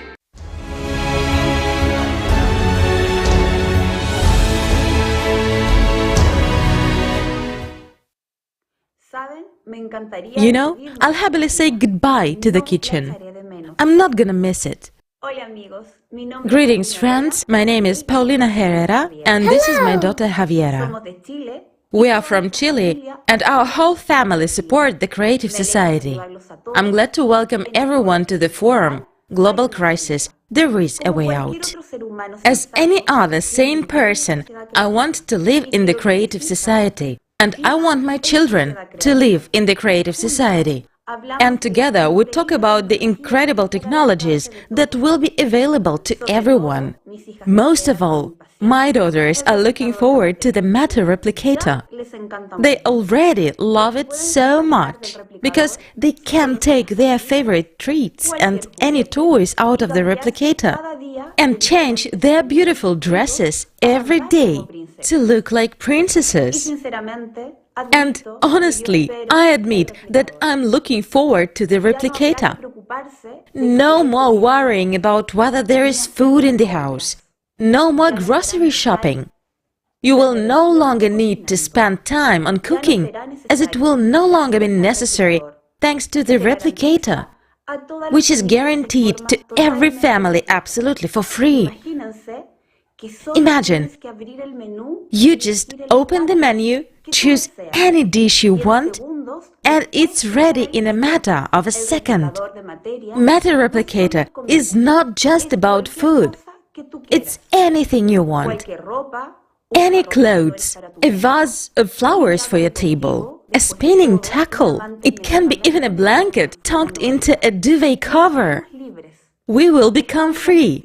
We will stop worrying about material things and about where to get them. Is the way we live today normal?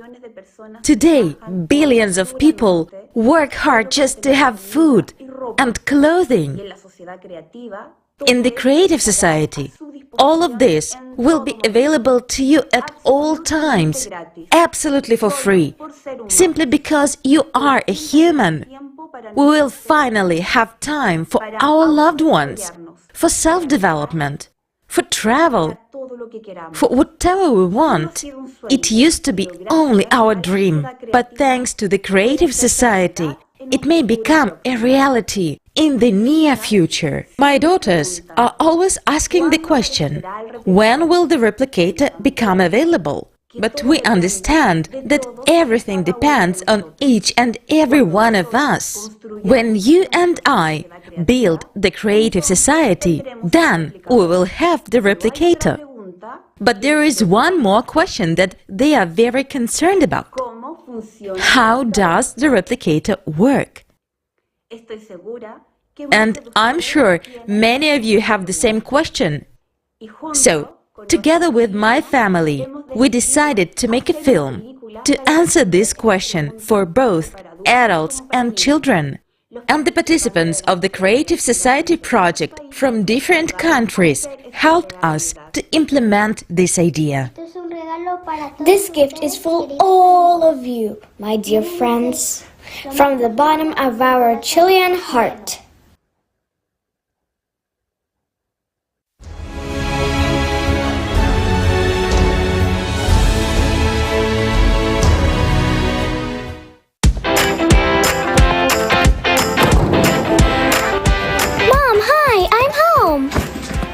Mom, I'm so hungry. Mom, when are we going to eat? Soon.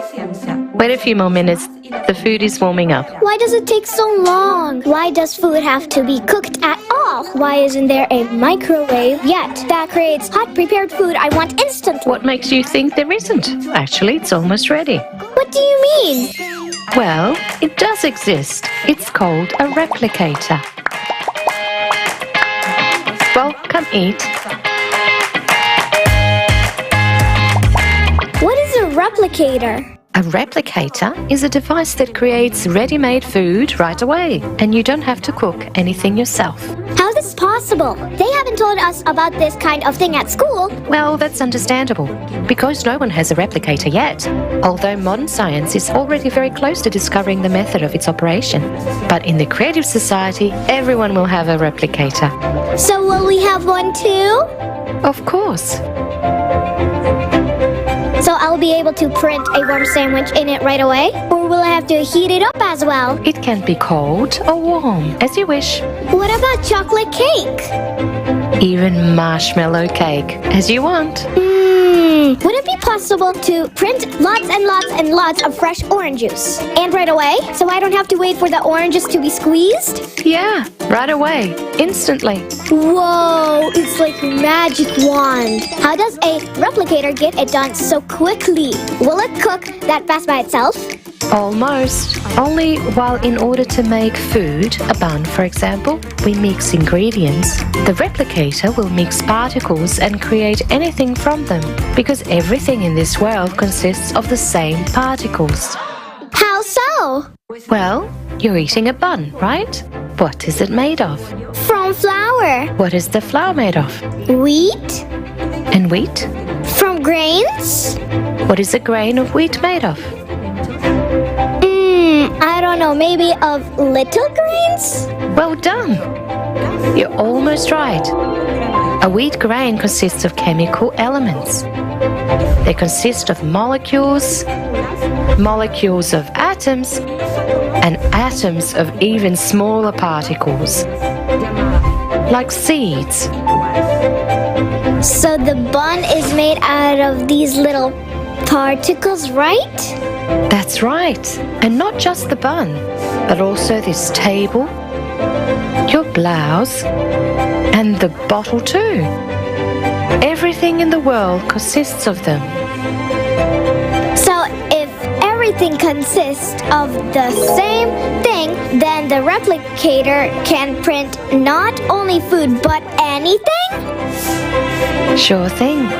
Then why do things look different and have different tastes and colors? Because the particles are combined differently in different objects and carry different information. Okay, and where are they going to get these particles for the replicator? We'll take particles from the recycler. Just as the replicator assembles things from particles, the recycler will also break down anything into particles and transfer them to the replicator cartridge. We'll be able to recycle all unnecessary things into things we need.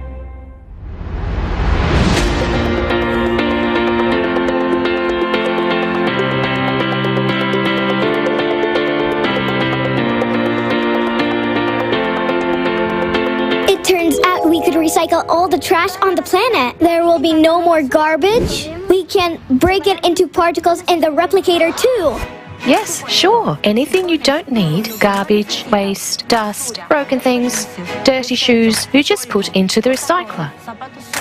There, they are decomposed into particles and collected in a cartridge. And that cartridge is then inserted into the replicator. Oh, wait, does that mean we're going to eat food made out of garbage? We already eat it now. For example, you ate an apple. You left the rest of the apple in the garden on the soil. Over time, the apple decomposed into elementary particles and became part of the soil. Thanks to this, the grass grew, which the cow ate. These particles became the nutrients for the cow and come to our table already in the form of milk or yogurt, and we eat them. These particles have no properties of the object they form. They have no odor, they cannot be harmful or inedible, they are neutral. This is why you can reassemble anything from the recycled particles, and even tasty and healthy food. And when there's a replicator, can I print myself a dog? No. A replicator cannot create a living organism, neither a dog, nor car, or even a mosquito. But why? A replicator simply reproduces any object consisting of the same particles, but it can't create life. It can print a cooked fish or chicken, fried or cooked according to any recipe. But that chicken or fish was never born, never lived, and no one ever killed it. It is simply a collection of particles. To replicate any dish endlessly, all you need to do is prepare it once using our regular method, and that's it. From there on, you can copy it as many times as you want. Yay! Thanks for the replicator, the animals won't die. No one will kill chickens. So great! Replicators, great! So, when we have a replicator, will we have to stuff a blanket into the duvet covers? No, you can get a ready-made blanket with a duvet cover from the replicator right away. Even a new one every day if you like. And the dresses too? Yes, lots of different dresses.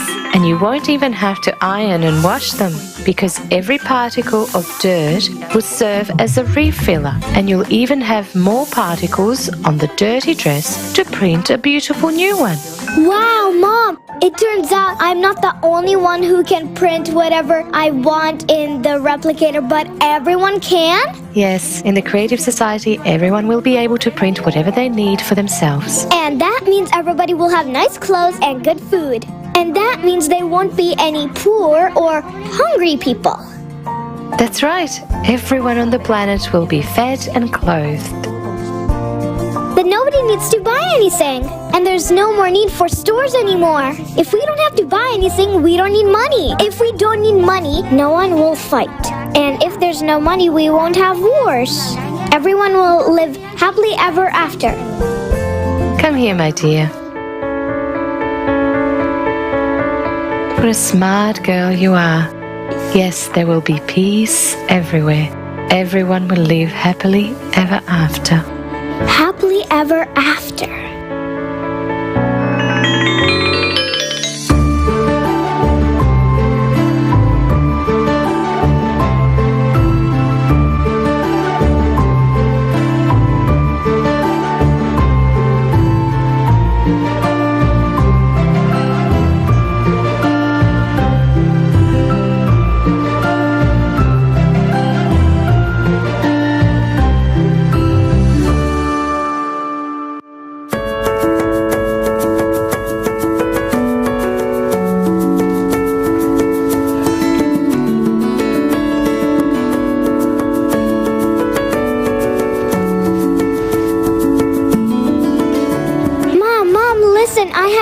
about such a wonderful world. Everyone had a replicator and printed delicious food on it. Everyone had beautiful clothes. There were no wars. Everyone lived peacefully. Everyone was friendly and all were beautifully dressed. And I got a huge teddy bear out of the replicator and a bunch of chocolates and a TV, and I got a dress for me and you, a princess dress.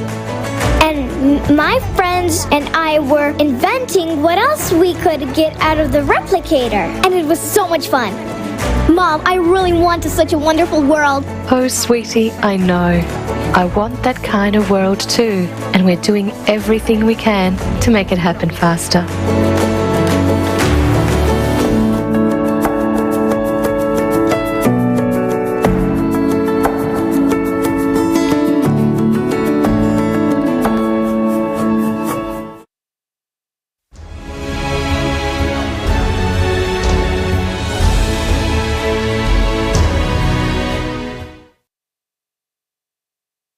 Thank you so much to our dear participants from Chile and everyone who took part in creating this video. You are truly amazing. And dear Javiera, you have melted our hearts, and we want to express our special gratitude to you.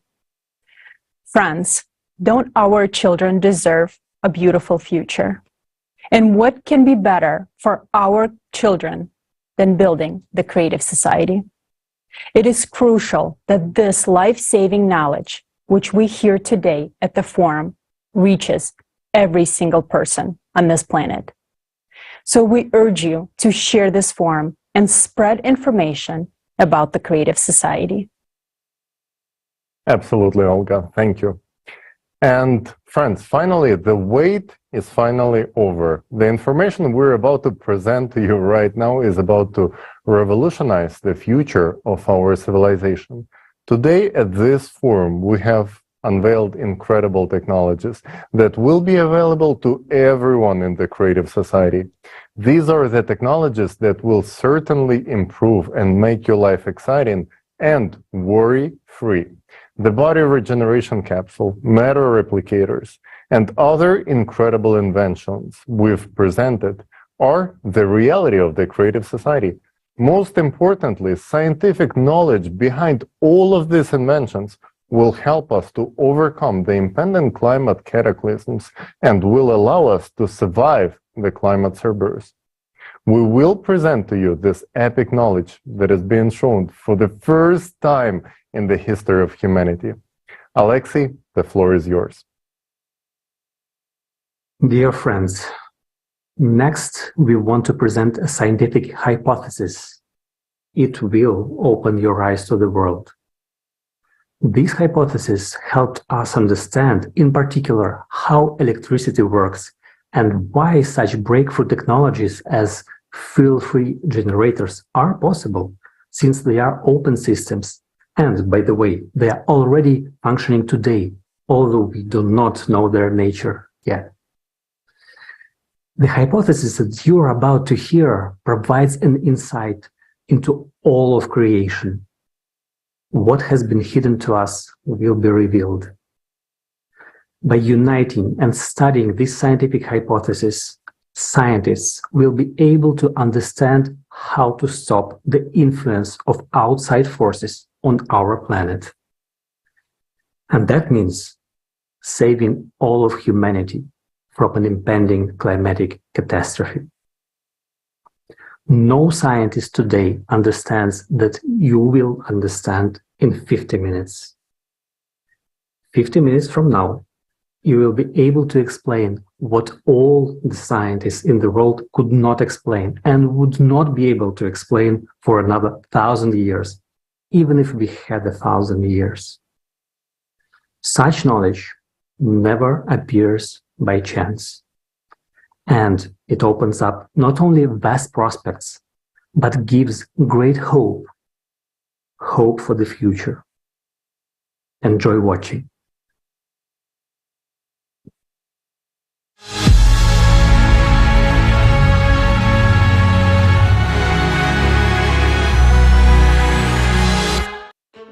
We live in a unique era where two doors are open in front of us. One leads to our extinction, while the other one leads to a potential future full of fantastic opportunities. Today, we would like to present to you a hypothesis that can become a foundation for such a future. Our survival and the prospects of humanity, including even manipulation of matter, depend on its implementation. To solve this task, we have an understanding of the overall picture, but there are many unexplored islands in it. In order to explore these unknown islands of science and build a unified theory capable of saving humanity in the shortest possible time, the scientific potential of our planet needs to be unified. Today, humanity possesses only 6 types of energy, but thanks to the new hypothesis, we can gain access to 32 types of energy.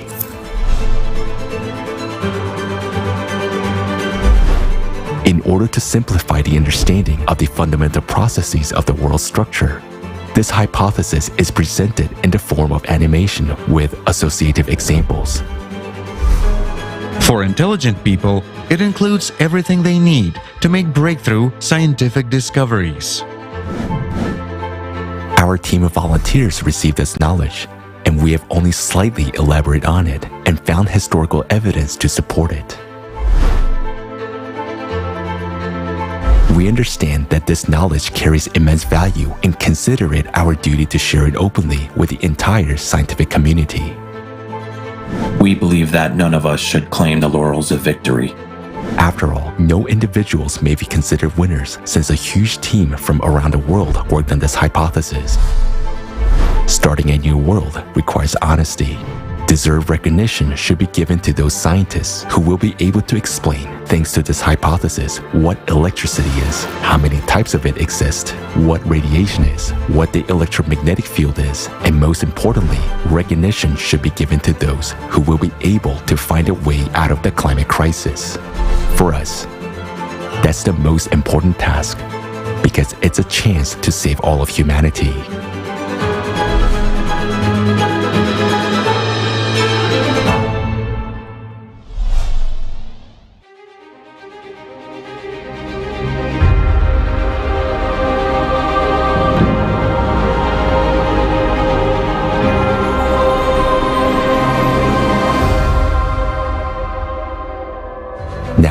We'll present you a hypothesis which offers a totally different view of how our world is arranged.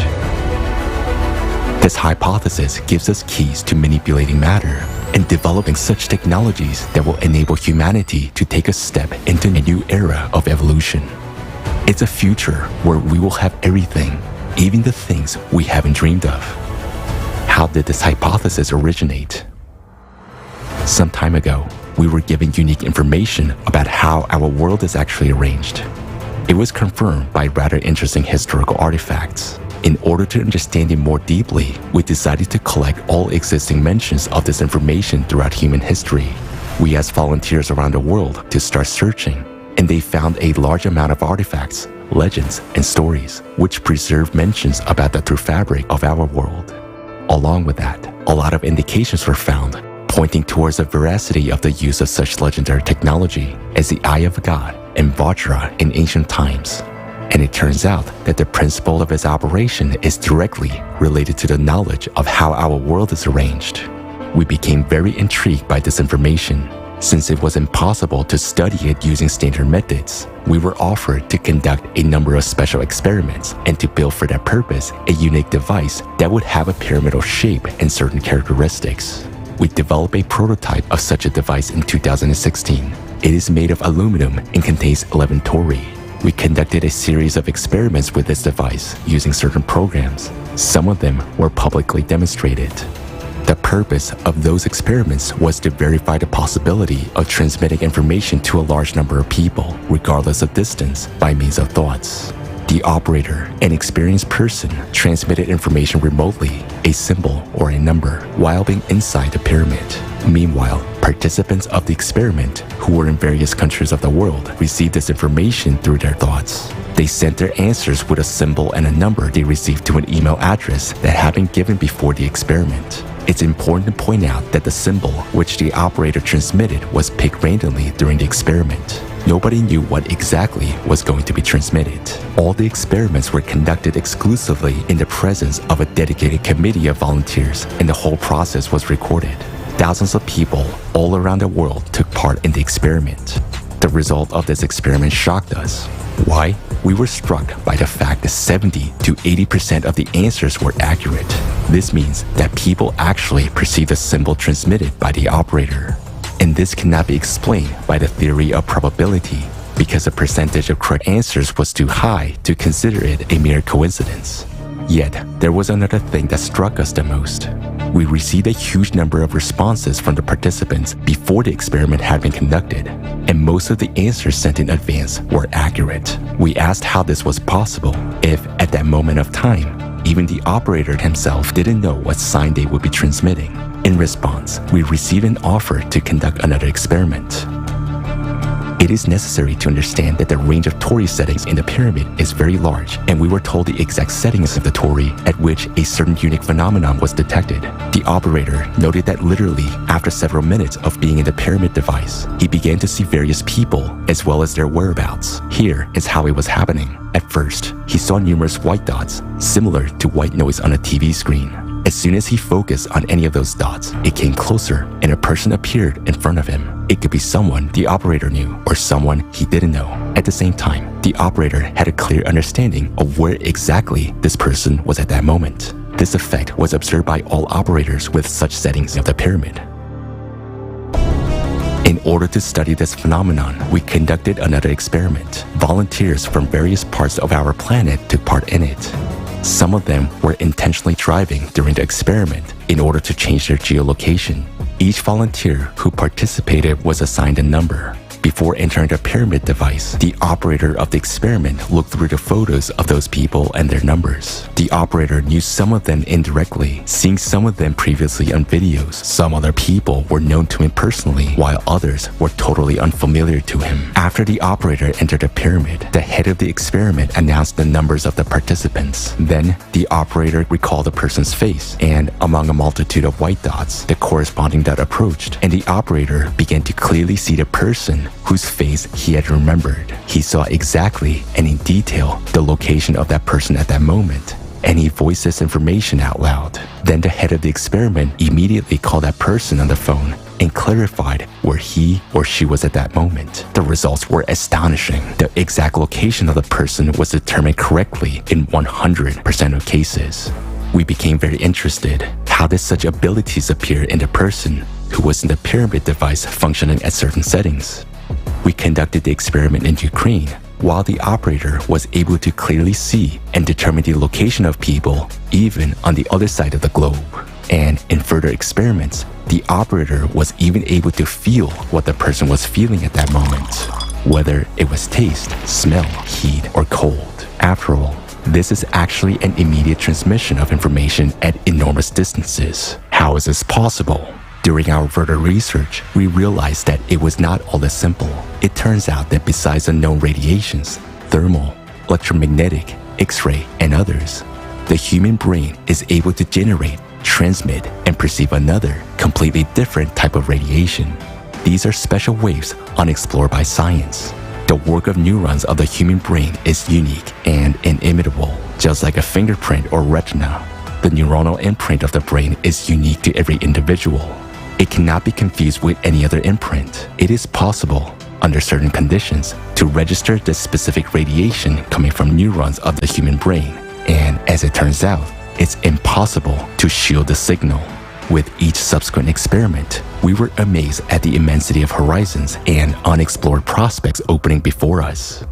One of the most fascinating facts, which was also established thanks to the pyramid device, is the possibility of increasing a person's internal energy, as a result of which we observed an increase in static electricity. This experiment was also conducted publicly, recorded on a video camera, and this video is available to general public. During this experiment, a person stayed inside a pyramid device with specific Tori settings for a certain period of time. Then, after leaving the device, he touched a glass of an aquarium with his hands. The aquarium was filled with water, and there were 2 electrodes inside, which were connected to a voltmeter. The moment the operator's hands touched the aquarium, the voltmeter clearly indicated an increase in voltage. From the point of view of modern physics, this is impossible, but dozens of people saw that, and it was recorded on a camera. This experiment has been repeated many times, but here it should be noted that not all people could show such a result. We came to the conclusion that personal qualities of the operator can affect the results. The person touched a glass, which is an electrical insulator. The electrodes of the voltmeter were confined in water, and yet we all observed the result. The laws of physics also say that the human body is not capable of accumulating electricity in such quantities, but what we have recorded is a fact. We were offered a hypothesis that fully explains all this phenomena. We invite you to take a look at several artifacts that our volunteers have found. These are the best known and simplest examples. As you can see, this clearly illustrates the discreteness of our world and what the world is made of beyond the quantum level. Nothing special. Well, it's nothing special until you know the details. So now, let's go through it in order. What is our hypothesis of the world structure?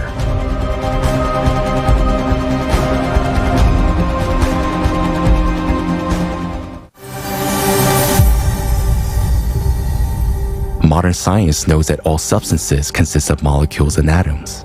Atomic nuclei are formed from protons and neutrons, which consist of quarks. It is generally believed that quarks are the smallest particles, along with leptons, electrons, and neutrinos, and they are structureless.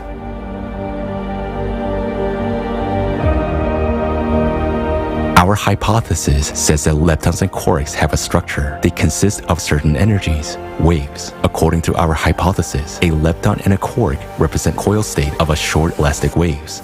What is it?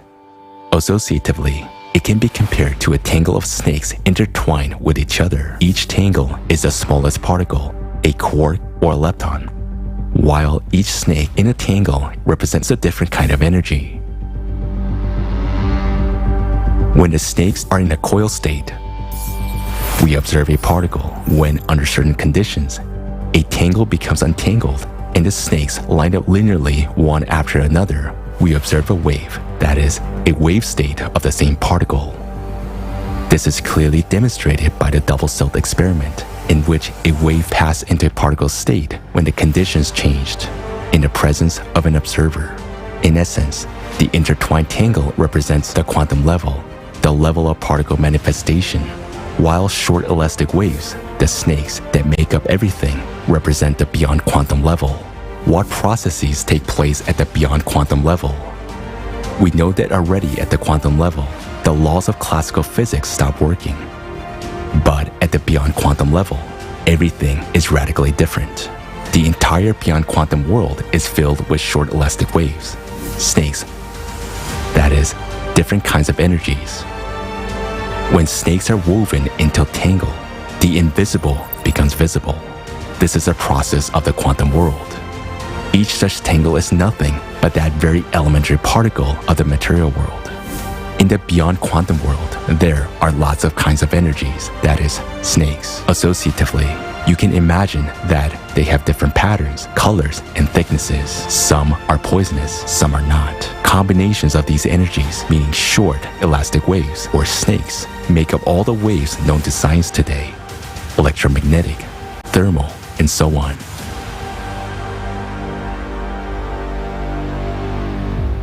In other words, any wave is discrete in its true nature because it consists of a multitude of short elastic waves, snakes. None of the snakes ever disappear. They just transform from one state to another. Also, all material objects consist of tangles of snakes as the smallest material particles. Each snake in a tangle is a carrier of certain information, a code. Depending on the combination of snakes in a particle, one or another matter with given properties is formed in the material world. characteristics of a material object, and all processes occurring in it are formed at the beyond quantum level. That is, the information embedded in a particle at the beyond quantum level determines what this particle creates. A soccer ball or a dog. If we decompose a snake tangle into a linear state, all the snakes will line up in a strict sequence. And this sequence is very important. Just like in DNA, every fragment is in its place. The first snake in the sequence has a specific role. It is a carrier of information about the whole tangle and carries the main code of the program. Understanding how the world is arranged at the beyond quantum level and that everything is made up of short, elastic waves has led us to an obvious fact that there are many more types of energy in the world than is commonly believed nowadays. Modern physics identifies only 6 types, while we have come to the conclusion that there are at least 32 of them. Interestingly, this is also supported by historical facts. Our volunteers found references to the use of at least 32 types of energy in the ancient times. As paradoxical as it may sound, all this information, which is new to us, was known in ancient times, and many artifacts from around the world prove this. Let's have a look at some of them.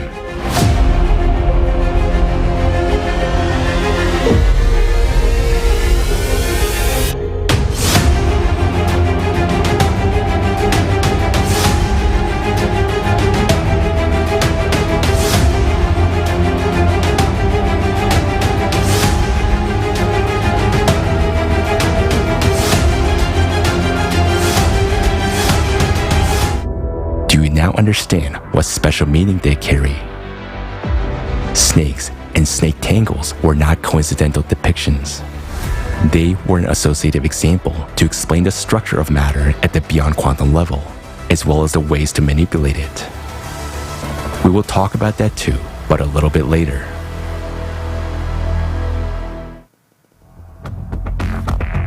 To date, this knowledge has been mostly lost, and that's a shame, because it will be of a great use to modern scientists who for decades have been struggling with questions which can be easily explained by means of this hypothesis.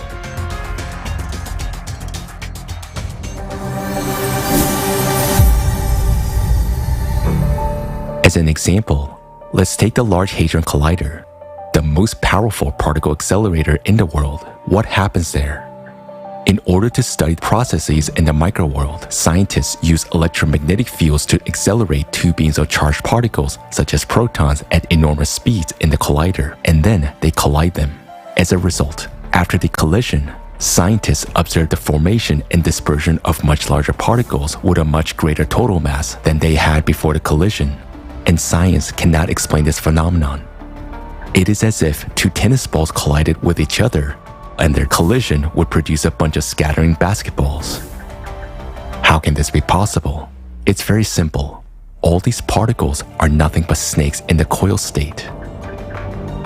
The energy that accelerates them, the electromagnetic wave, is also snake-like, only not in the coil state, but in the linear one, in the state of a wave. Thus, not only two particles collide in the collider, but billions and billions of snakes in the state of waves, which are transformed into coil state during the collision. These coil states are precisely what we capture as a bunch of scattering particles. Thus, the hypothesis gives an answer to how two small particles can form new ones that surpass them in volume, size, and mass. In our regular logic, it seems impossible that something larger could emerge from something smaller. It is like Jesus Christ feeding over 4,000 people with just 7 loaves of bread and a few fish, and there were even some leftovers. He made more out of less to us. It is perceived as a miracle. But our hypothesis explains exactly how this happens at the quantum and beyond quantum levels.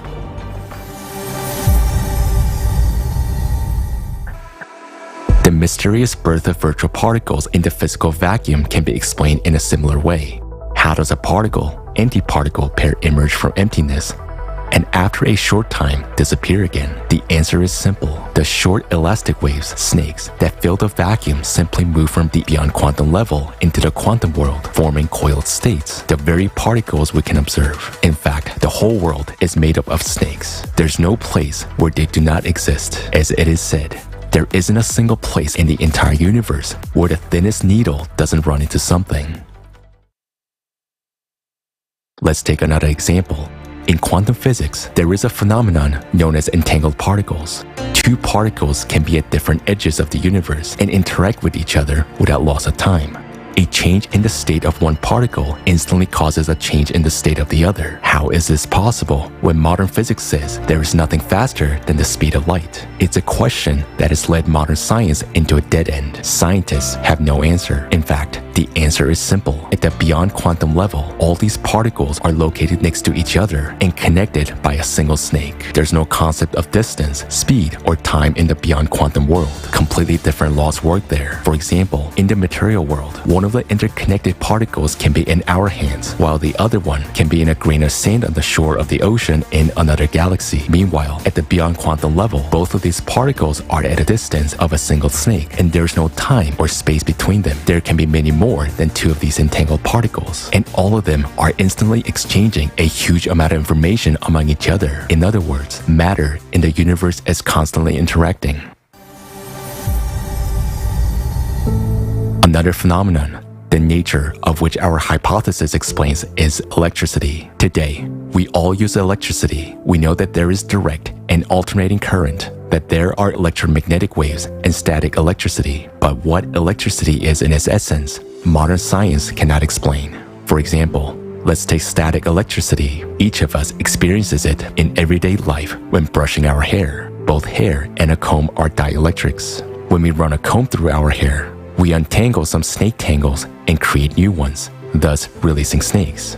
The snake tangles on the comb interlace with the ones in the hair. In this way, joint snakes are formed. This quantum manifestation is precisely electromagnetism, which attracts hair to the comb. By understanding these processes, even at such an elementary level, we can already provide answers to many riddles of modern science. For example, let's take an electrostatic machine. There is a paradox associated with it, which is an unsolvable riddle. When the disks of an electrostatic machine are rotated, a powerful spark between the two electrodes occurs only when there are metal spheres attached to their ends. If these spheres are removed, there will be no spark between the electrodes, or it will be barely noticeable. But if, for comparison, a device that works from a battery or a household outlet is connected to the electrodes of an electrostatic machine, an equally strong spark appears both with and without the spheres. This indicates that the electric current generated by the electrostatic machine is not capable of causing a powerful discharge without the spheres, and that the current from the battery is capable of causing the same discharge with and without the spheres. What is the difference between these two currents? The difference is that these are different kinds of electricity, and they differ not just in their external characteristics, they differ at the beyond quantum level. And our hypothesis gives an in-depth justification for the nature of electricity and its different kinds. Doesn't that remind you of anything? It's a good example for thinking people.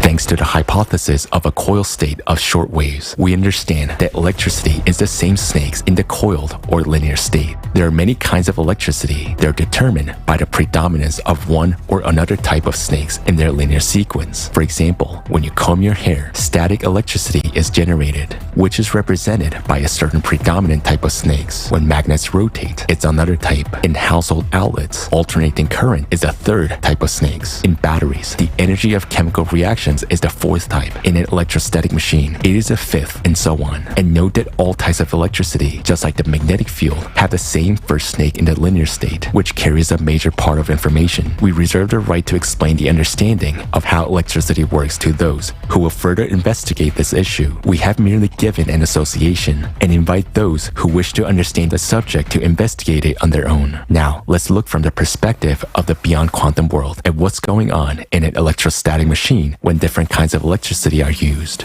As the discs of the electrostatic machine rotate, the brushes rub against their surfaces. As a result of the friction process, the snake tangles become untangled and form an electrostatic field. Some of the snakes start moving along the conductor as if along a riverbed, forming a directed movement of snakes along the electrodes. As long as there is static electricity, there are no tangles, just a flow of snakes. And in order for a discharge to appear, that is, for the snakes to interact, we need to create conditions where they can gather in tangles again. Such conditions are created by the shape of a sphere. By flowing around a sphere at the ends of the electrodes, the snake coils up on themselves, which contributes to the formation of tangles. In the space around the metal spheres, the snakes in tangles begin to accumulate. The snakes from tangles on one side begin to cling to tangles on the other side, and their massive collision occurs. As a result, the tangles become untangled and the snakes are released. This is the discharge that we observe. We see a spark, waves are emitted in the optical range, and we hear a sharp click, a sound shock wave. All of these manifestations arise as a result of interaction among the snakes. They simply transition from one state into another. Accordingly, when there are no metal spheres on the electrostatic machine, the snakes flowing along the electrodes cannot form any tangles, so they simply fly by without any interaction with each other. But in batteries and household outlets, there is a different kind of electricity. There, tangles move together with snakes in a linear state, and they interact with each other instantly.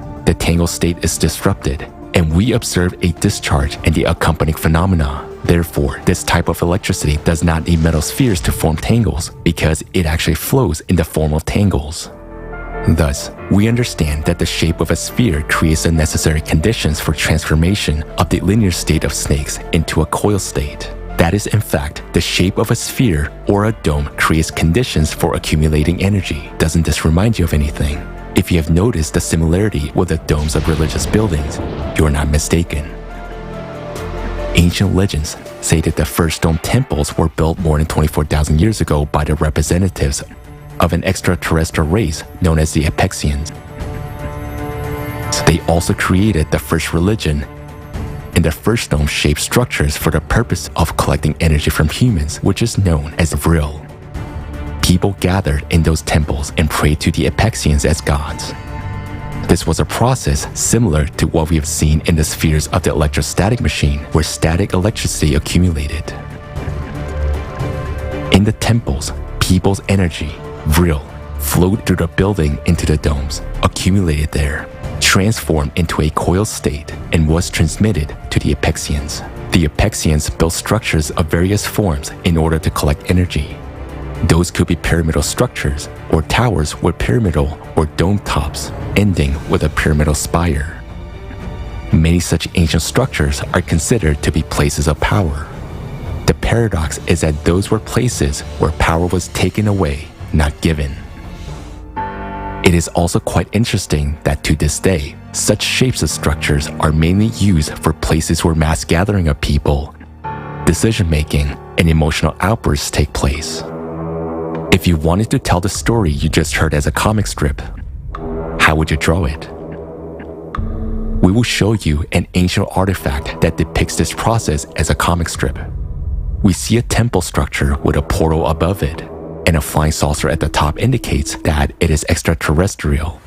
In those times, people couldn't know such technologies. On the left, we can see people and an indication that they're giving away their energy. This is shown in the form of snakes flying away. On the right, we see two planets and below them representatives of an extraterrestrial race, the Apexians, who receive energy from humans. And it is clearly shown that humans fed not only the Apexians, but representatives of other extraterrestrial races as well. To this day, through our temples, we feed unknown creatures in the universe. If any of you doubts that we still worship them to this day, you shouldn't. What is unknown to us is not unknown to the priests. And this information has nothing to do with any religious feelings or emotions. This information is about the physics of processes. Thus, our hypothesis opens a new approach not only to physics, but also to the history of our humankind and reveals certain cause and effect relations of the processes taking place in society nowadays. Radiation. The second riddle of the electrostatic machine is the radiation background that is recorded near its brushes during operation. Where does the radiation come from? After all, there are no obvious conditions for its occurrence. We can explain it easily with the help of our hypothesis. The brushes rub against the disc during the operation of the electrostatic machine. The process of rubbing is a collision of a huge number of snake tangles with each other, which leads to their untangling. As a consequence, various types of snakes are released, including poisonous ones capable of biting and destroying other tangles. These are exactly the radiation snakes that form the radiation background. This background is local and short-lived during the operation of the electrostatic machine. It disappears as soon as you stop the machine, unlike the background radiation in nuclear reactions, which can last for a long time. Why is such a difference observed? Radiation exists in any object, but not in active state. Radiation background is a serpentarium with different types of toxic snakes biting all the tangles they interact with. The power of the radiation depends on the position of the radiation snakes in the linear sequence. During nuclear reactions, a strong radiation background appears since there are many tangles in which a radiation snake stands first. Interacting with other tangles, it changes their code. It pulls the radiation snakes in them to the first position while losing some of its own energy.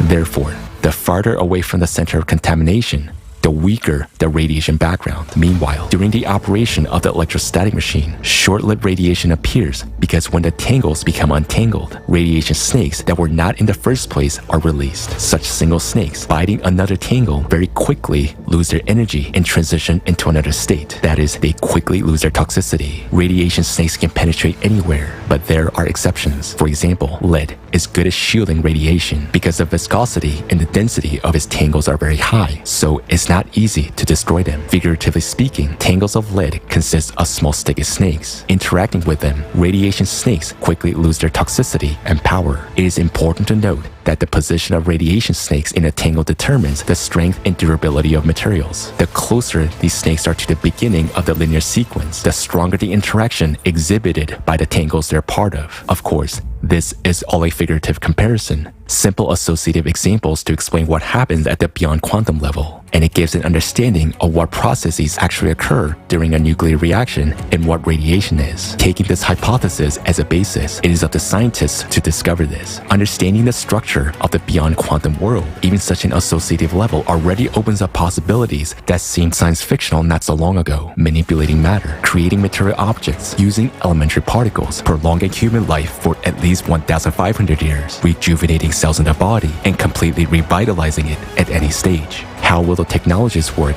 that will allow us to do it all? The replicator and the health capsule.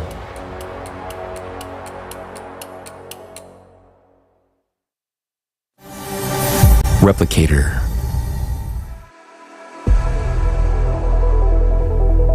In the creative society, thanks to such technology as replicator, each person will have the opportunity to get everything necessary for life. A device the size of a microwave oven can be installed in every home. A household replicator. You can forget about the arduous chores, cooking, washing, dishwashing, and even buying many products. Because with a replicator, it will be possible to create anything out of elementary particles. How will it work? We can say that the replicator will manipulate particles, but in fact, it will manipulate what the particles are made of, that is, snakes. Moreover, in their linear state, each particle contains a few certain types of snakes, which have a strict sequence determined by the information embedded in them. Thus, by replacing one or several snakes or their sequence in a particle at the beyond quantum level, we can create a new particle, and thus a new material object. After all, the difference between a soccer ball and a hamburger is only in the characteristics of the snakes that make up their particles.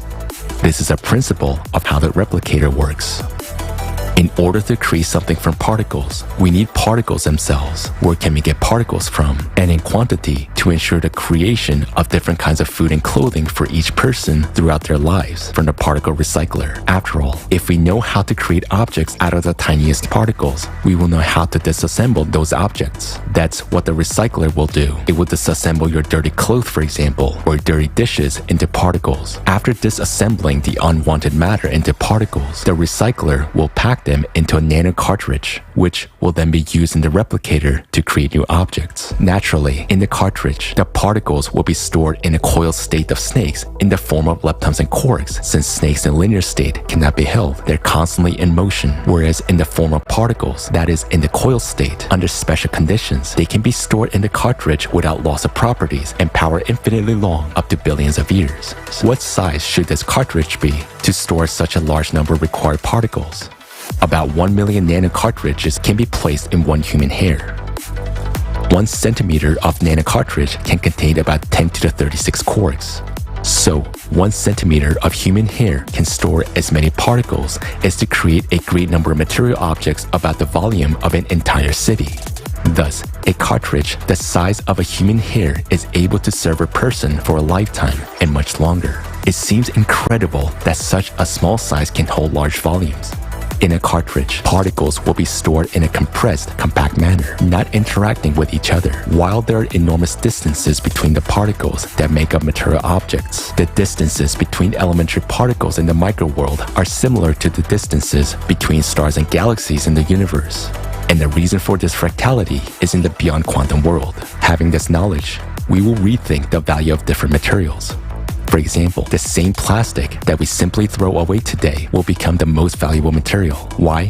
Because the tangles of hydrocarbons contain the largest number of different snakes, 33 types, from which you can create a lot of combinations, gold, hamburgers, and so on.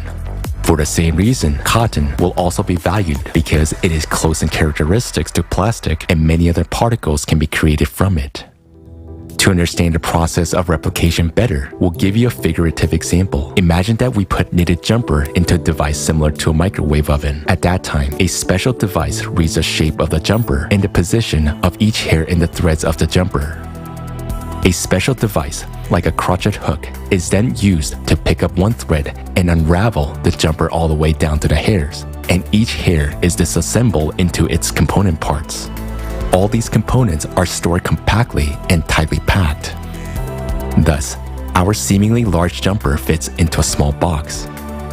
When we need to make a jumper again, the previously recorded program reconstructs the hair components in the right sequence and converts them into wool strands, which are then converted into the yarn that will knit the jumper anew. All this information gives the understanding that everything in this world has been programmed and created. It's a whole programming table, but there's nothing complicated about it.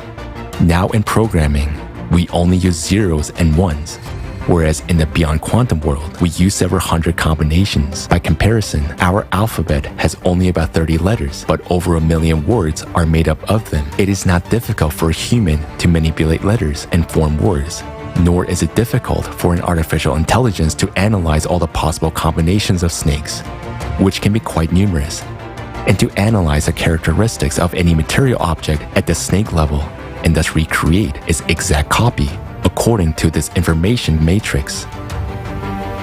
Health capsule. The health capsule works on the same principle. It will keep the human body in a perfect and young state for at least 1500 years.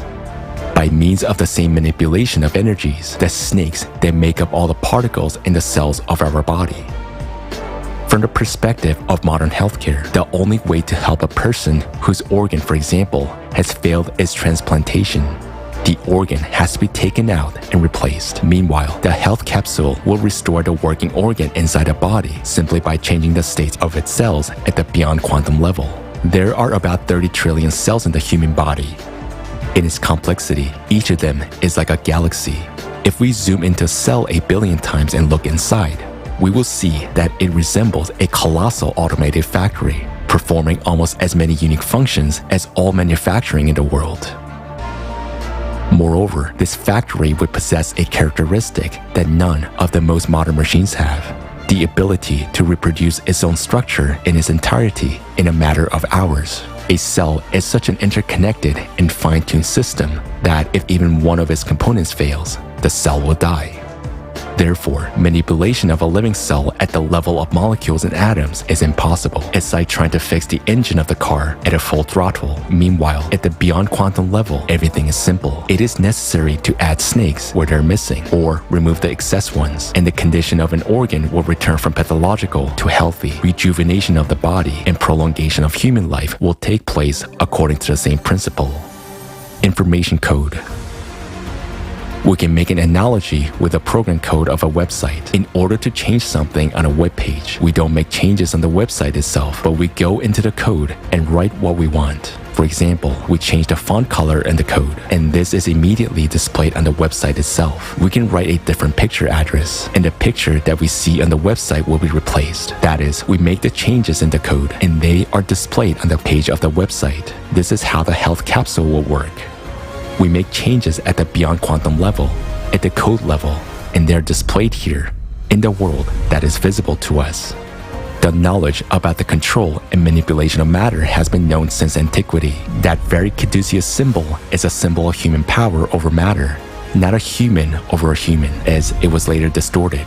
Our hypothesis confirms that alchemy is not a fairy tale, because it is possible to change one state of an object into another by simply changing its characteristics at the beyond quantum level. Also, our hypothesis gives an understanding on what principles the exchange of information between entangled particles takes place, which means that the same principle can be used by humankind in technologies. All this is available already at the first level of civilization development. And we become a civilization when we enter the creative society.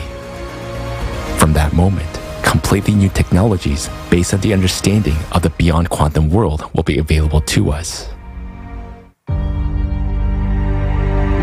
What technologies open up before us?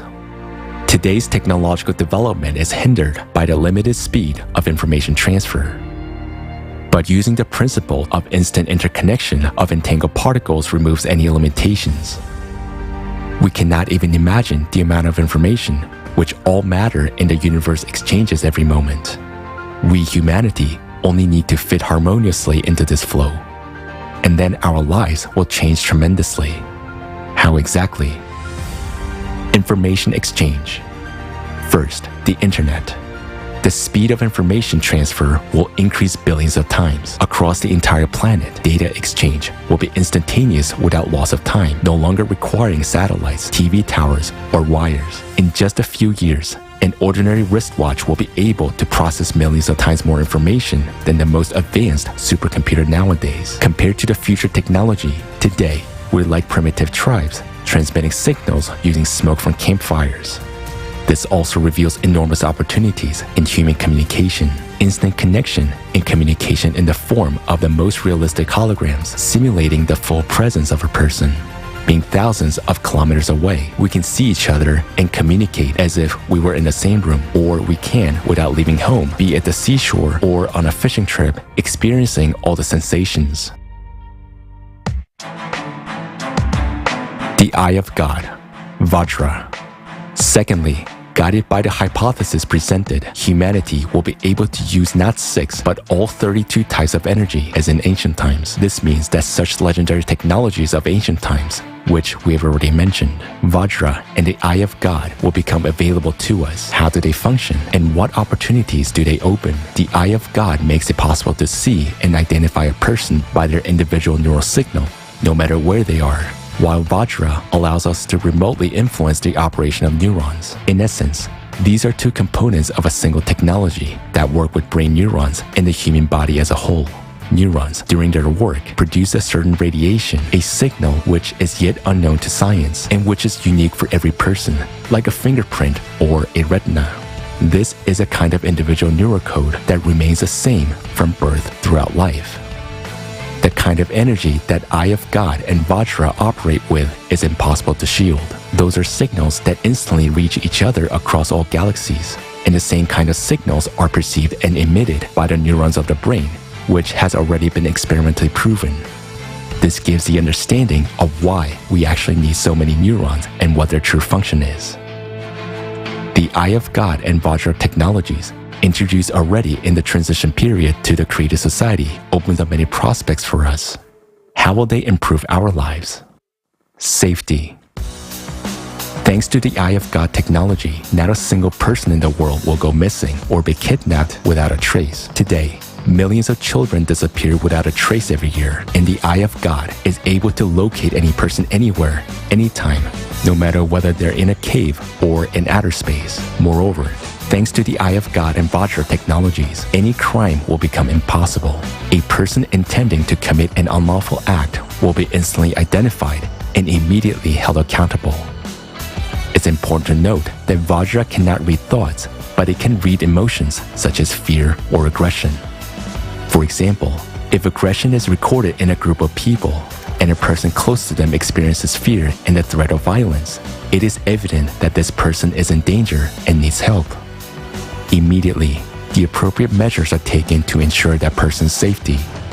All manifestations of aggression will be under control, so your life will always be completely safe.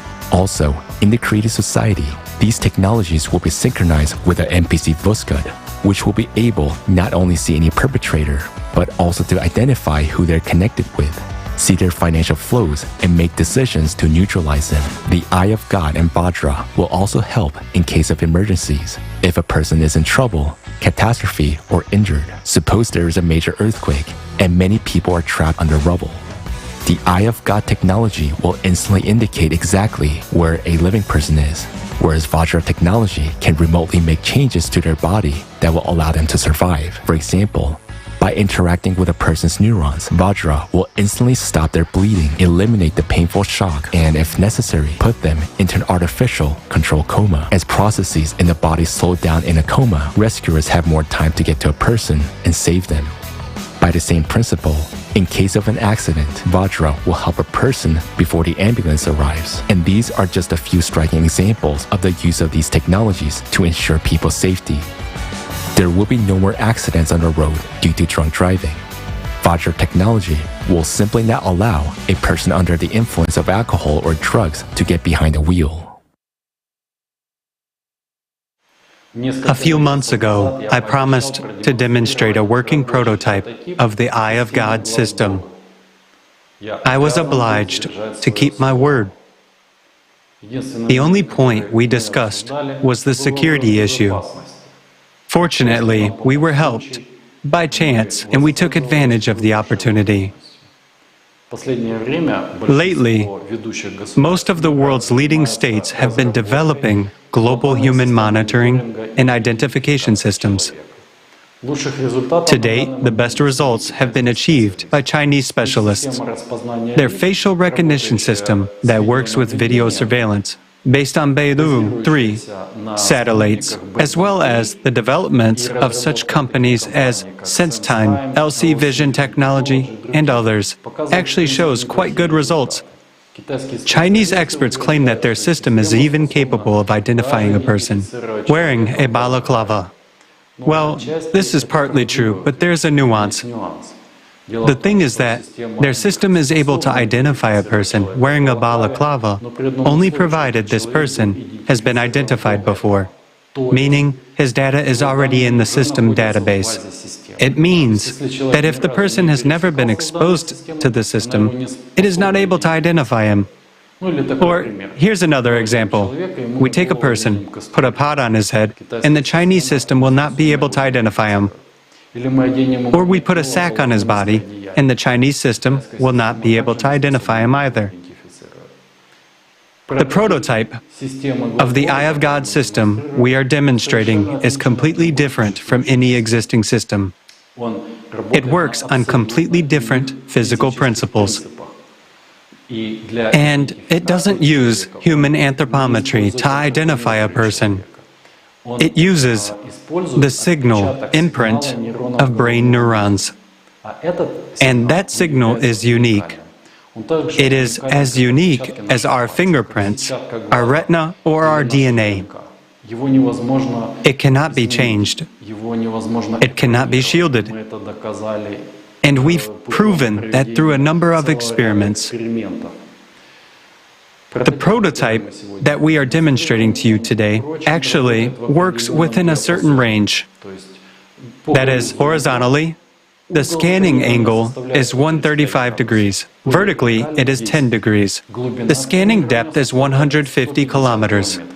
These figures are confirmed experimentally. The scanning, or rather, the result of the scanning, does not depend on the landscape at all. Look at the screen. The white dots you see are the people who are in the scanning cone of our prototype. Let me remind you that we are in Switzerland, and this is not the most densely populated country on the planet. Plus, we have mountains behind us. So, the population density here is quite low. So, if we were to hold this presentation somewhere, let's say in Tokyo or, for example, in Beijing, of course, the result would be completely different. Also, I think you noticed the linearity of the signal reflection, which is merely a result of the vertical fan-like operation of the prototype. What does this mean? It means that our prototype is unidirectional and unilinear. In other words, there is a constant vertical scanning. This is why there is a 0.3 second delay. Naturally, the working machine will be devoid of these, so to say, imperfections, which means that its operating range and functionality will be much more powerful and much larger. Thus, when the development is complete, the system will not only be able to identify all living people on planet Earth, but it will also be able to determine in real time the location of a person anywhere on the planet. It doesn't matter if he is on the surface, at any altitude above the surface of the planet, or he is under the ground or underwater. Nothing will limit the eye of God. Well, let's draw the parallels we already voiced. For example, we can take a person, put a pot on his head, and the eye of God will see and identify him. We can put a sack on a person, and the eye of God will see and identify him. We can even take a person, give him plastic surgery, and completely change his appearance. Or we can even, pardon me, do surgery to change his gender. Still, nothing will confuse the eye of God. It will accurately recognize the person by verifying their true identity. Talking about the work of our prototype and the fact that its functionality is somewhat narrower than the future working machine. Still, we can place it in the center of a large city. Let's say Abu Dhabi, for example. So, being in the center of Abu Dhabi, this prototype will not only be able to identify all the residents and visitors of the capital of the United Arab Emirates, but it will also control the territory within a radius of 150 kilometers. This means that it will also cover cities such as Dubai and Sharjah. If we talk about the future, about a working device, it will have to work, or let's say it can work together with existing satellite systems such as GLONASS, GPS, Galileo, or the Beidou 3, which we have already mentioned. At the same time, it can be combined with all the existing databases, and it can be combined with video surveillance systems. Thus, the system will not only identify a person and determine their location, but it will also permanently record a data file on each person. We would also like to draw your attention to the screen. Now, you can see how the system works when connected to video surveillance. And this is how it works without being connected to it. Here's an interesting fact for thinking people. Our prototype consumes 2.8 volts when receiving a signal. It only needs 1.2 volts to send an outgoing signal. Just think about it. 1.2 volts, which can change the world.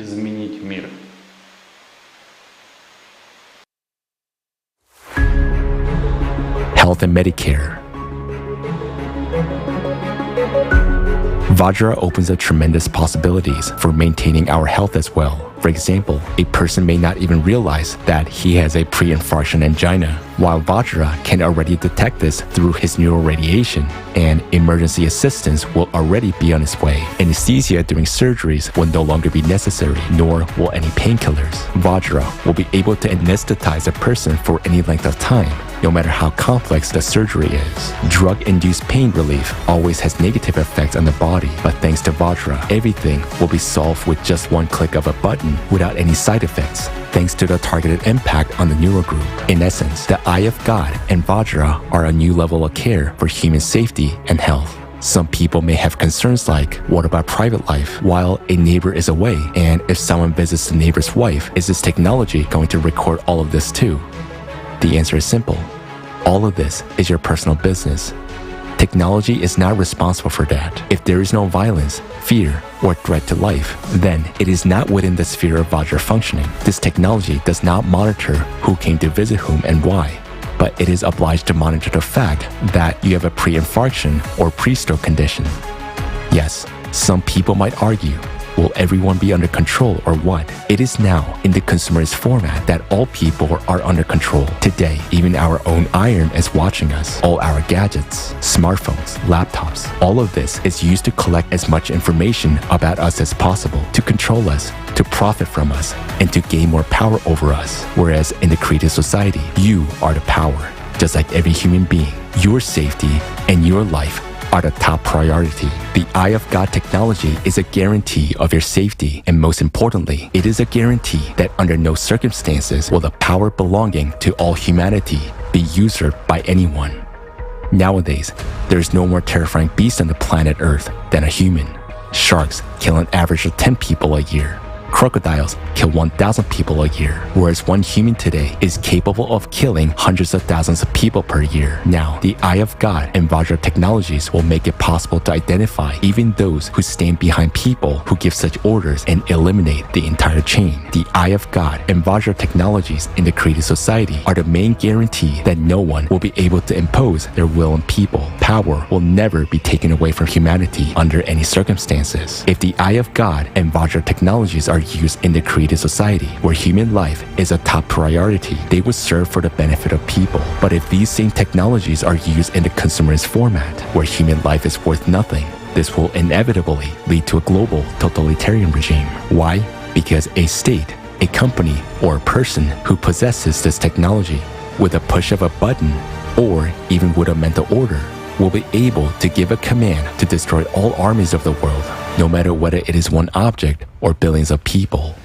And the scariest part is that no one will be able to resist that, because these technologies work in energies which cannot be shielded. It is simply impossible to hide from them, just as it is impossible to determine where these signals are coming from. The introduction of such technology in the consumerist format is highly undesirable, because it will be fatal for everyone. It will lead us to a planet-wide enslavement, where one person or a group of people dictates their will to everyone. Why have we made a decision to announce these technologies and our hypothesis now? There are two reasons for this. Firstly, because we fully understood the phenomena we encountered while conducting experiments in the pyramid device only over time. When we understood that by using those energies, it is possible to recreate technologies such as the Vajra and the Eye of God, we realized the entire severity of the situation. At the initial stages of our experiments, a wide circle of people were involved, so the information went beyond the original group of participants and became available to many. We understand that this knowledge is of great interest and encourages people to research.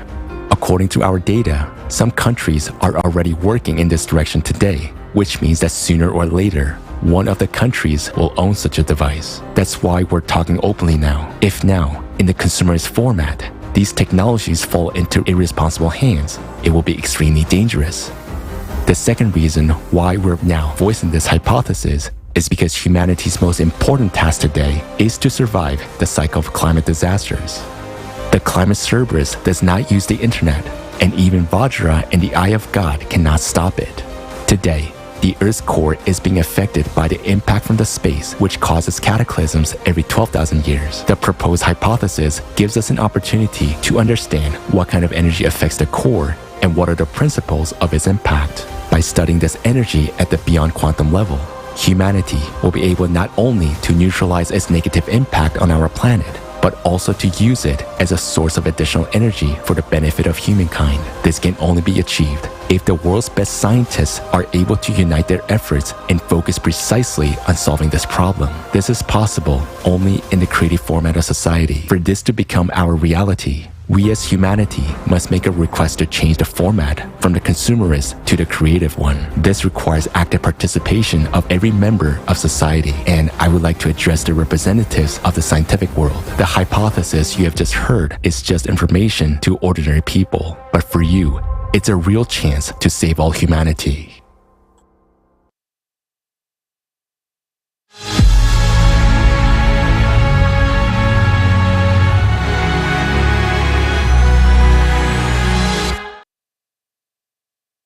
Now, after watching this, you know the laws of the universe. You know how your thoughts work, what they are made of, and you understand the complexity of this world. Yes, you have understood a lot, and so have we. But we still have unexplored areas that we have yet to explore so that we can truly save the planet. Now, you know that we are exposed to cosmic rays and that we will have to confront them.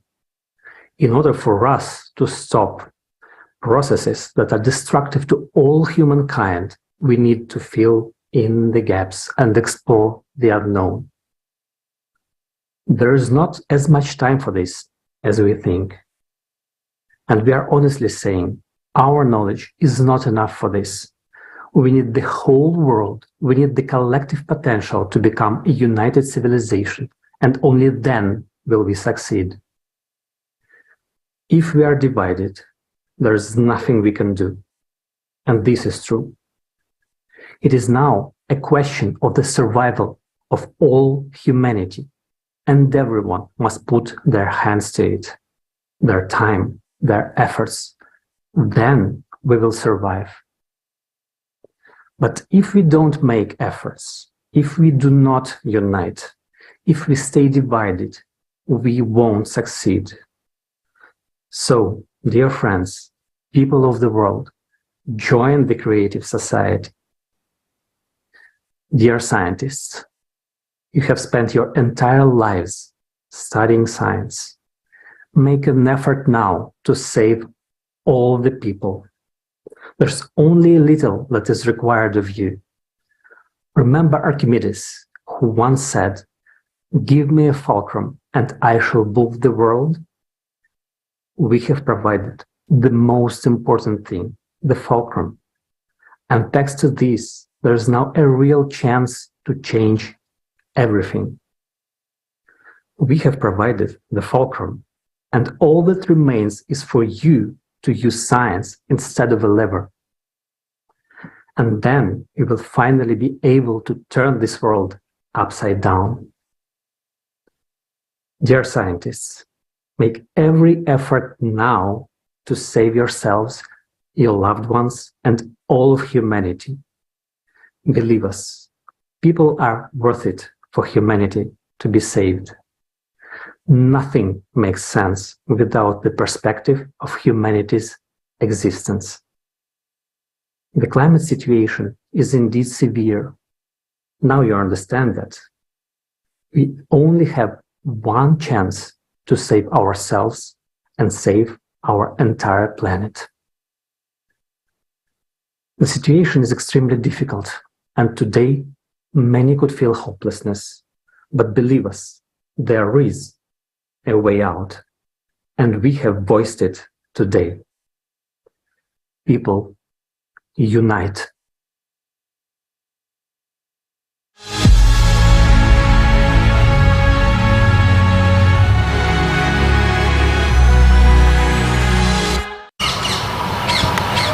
You are all sane, responsible adults who have witnessed the reality that awaits us. Make the right choice and build a creative society. Please do not deprive me of my future.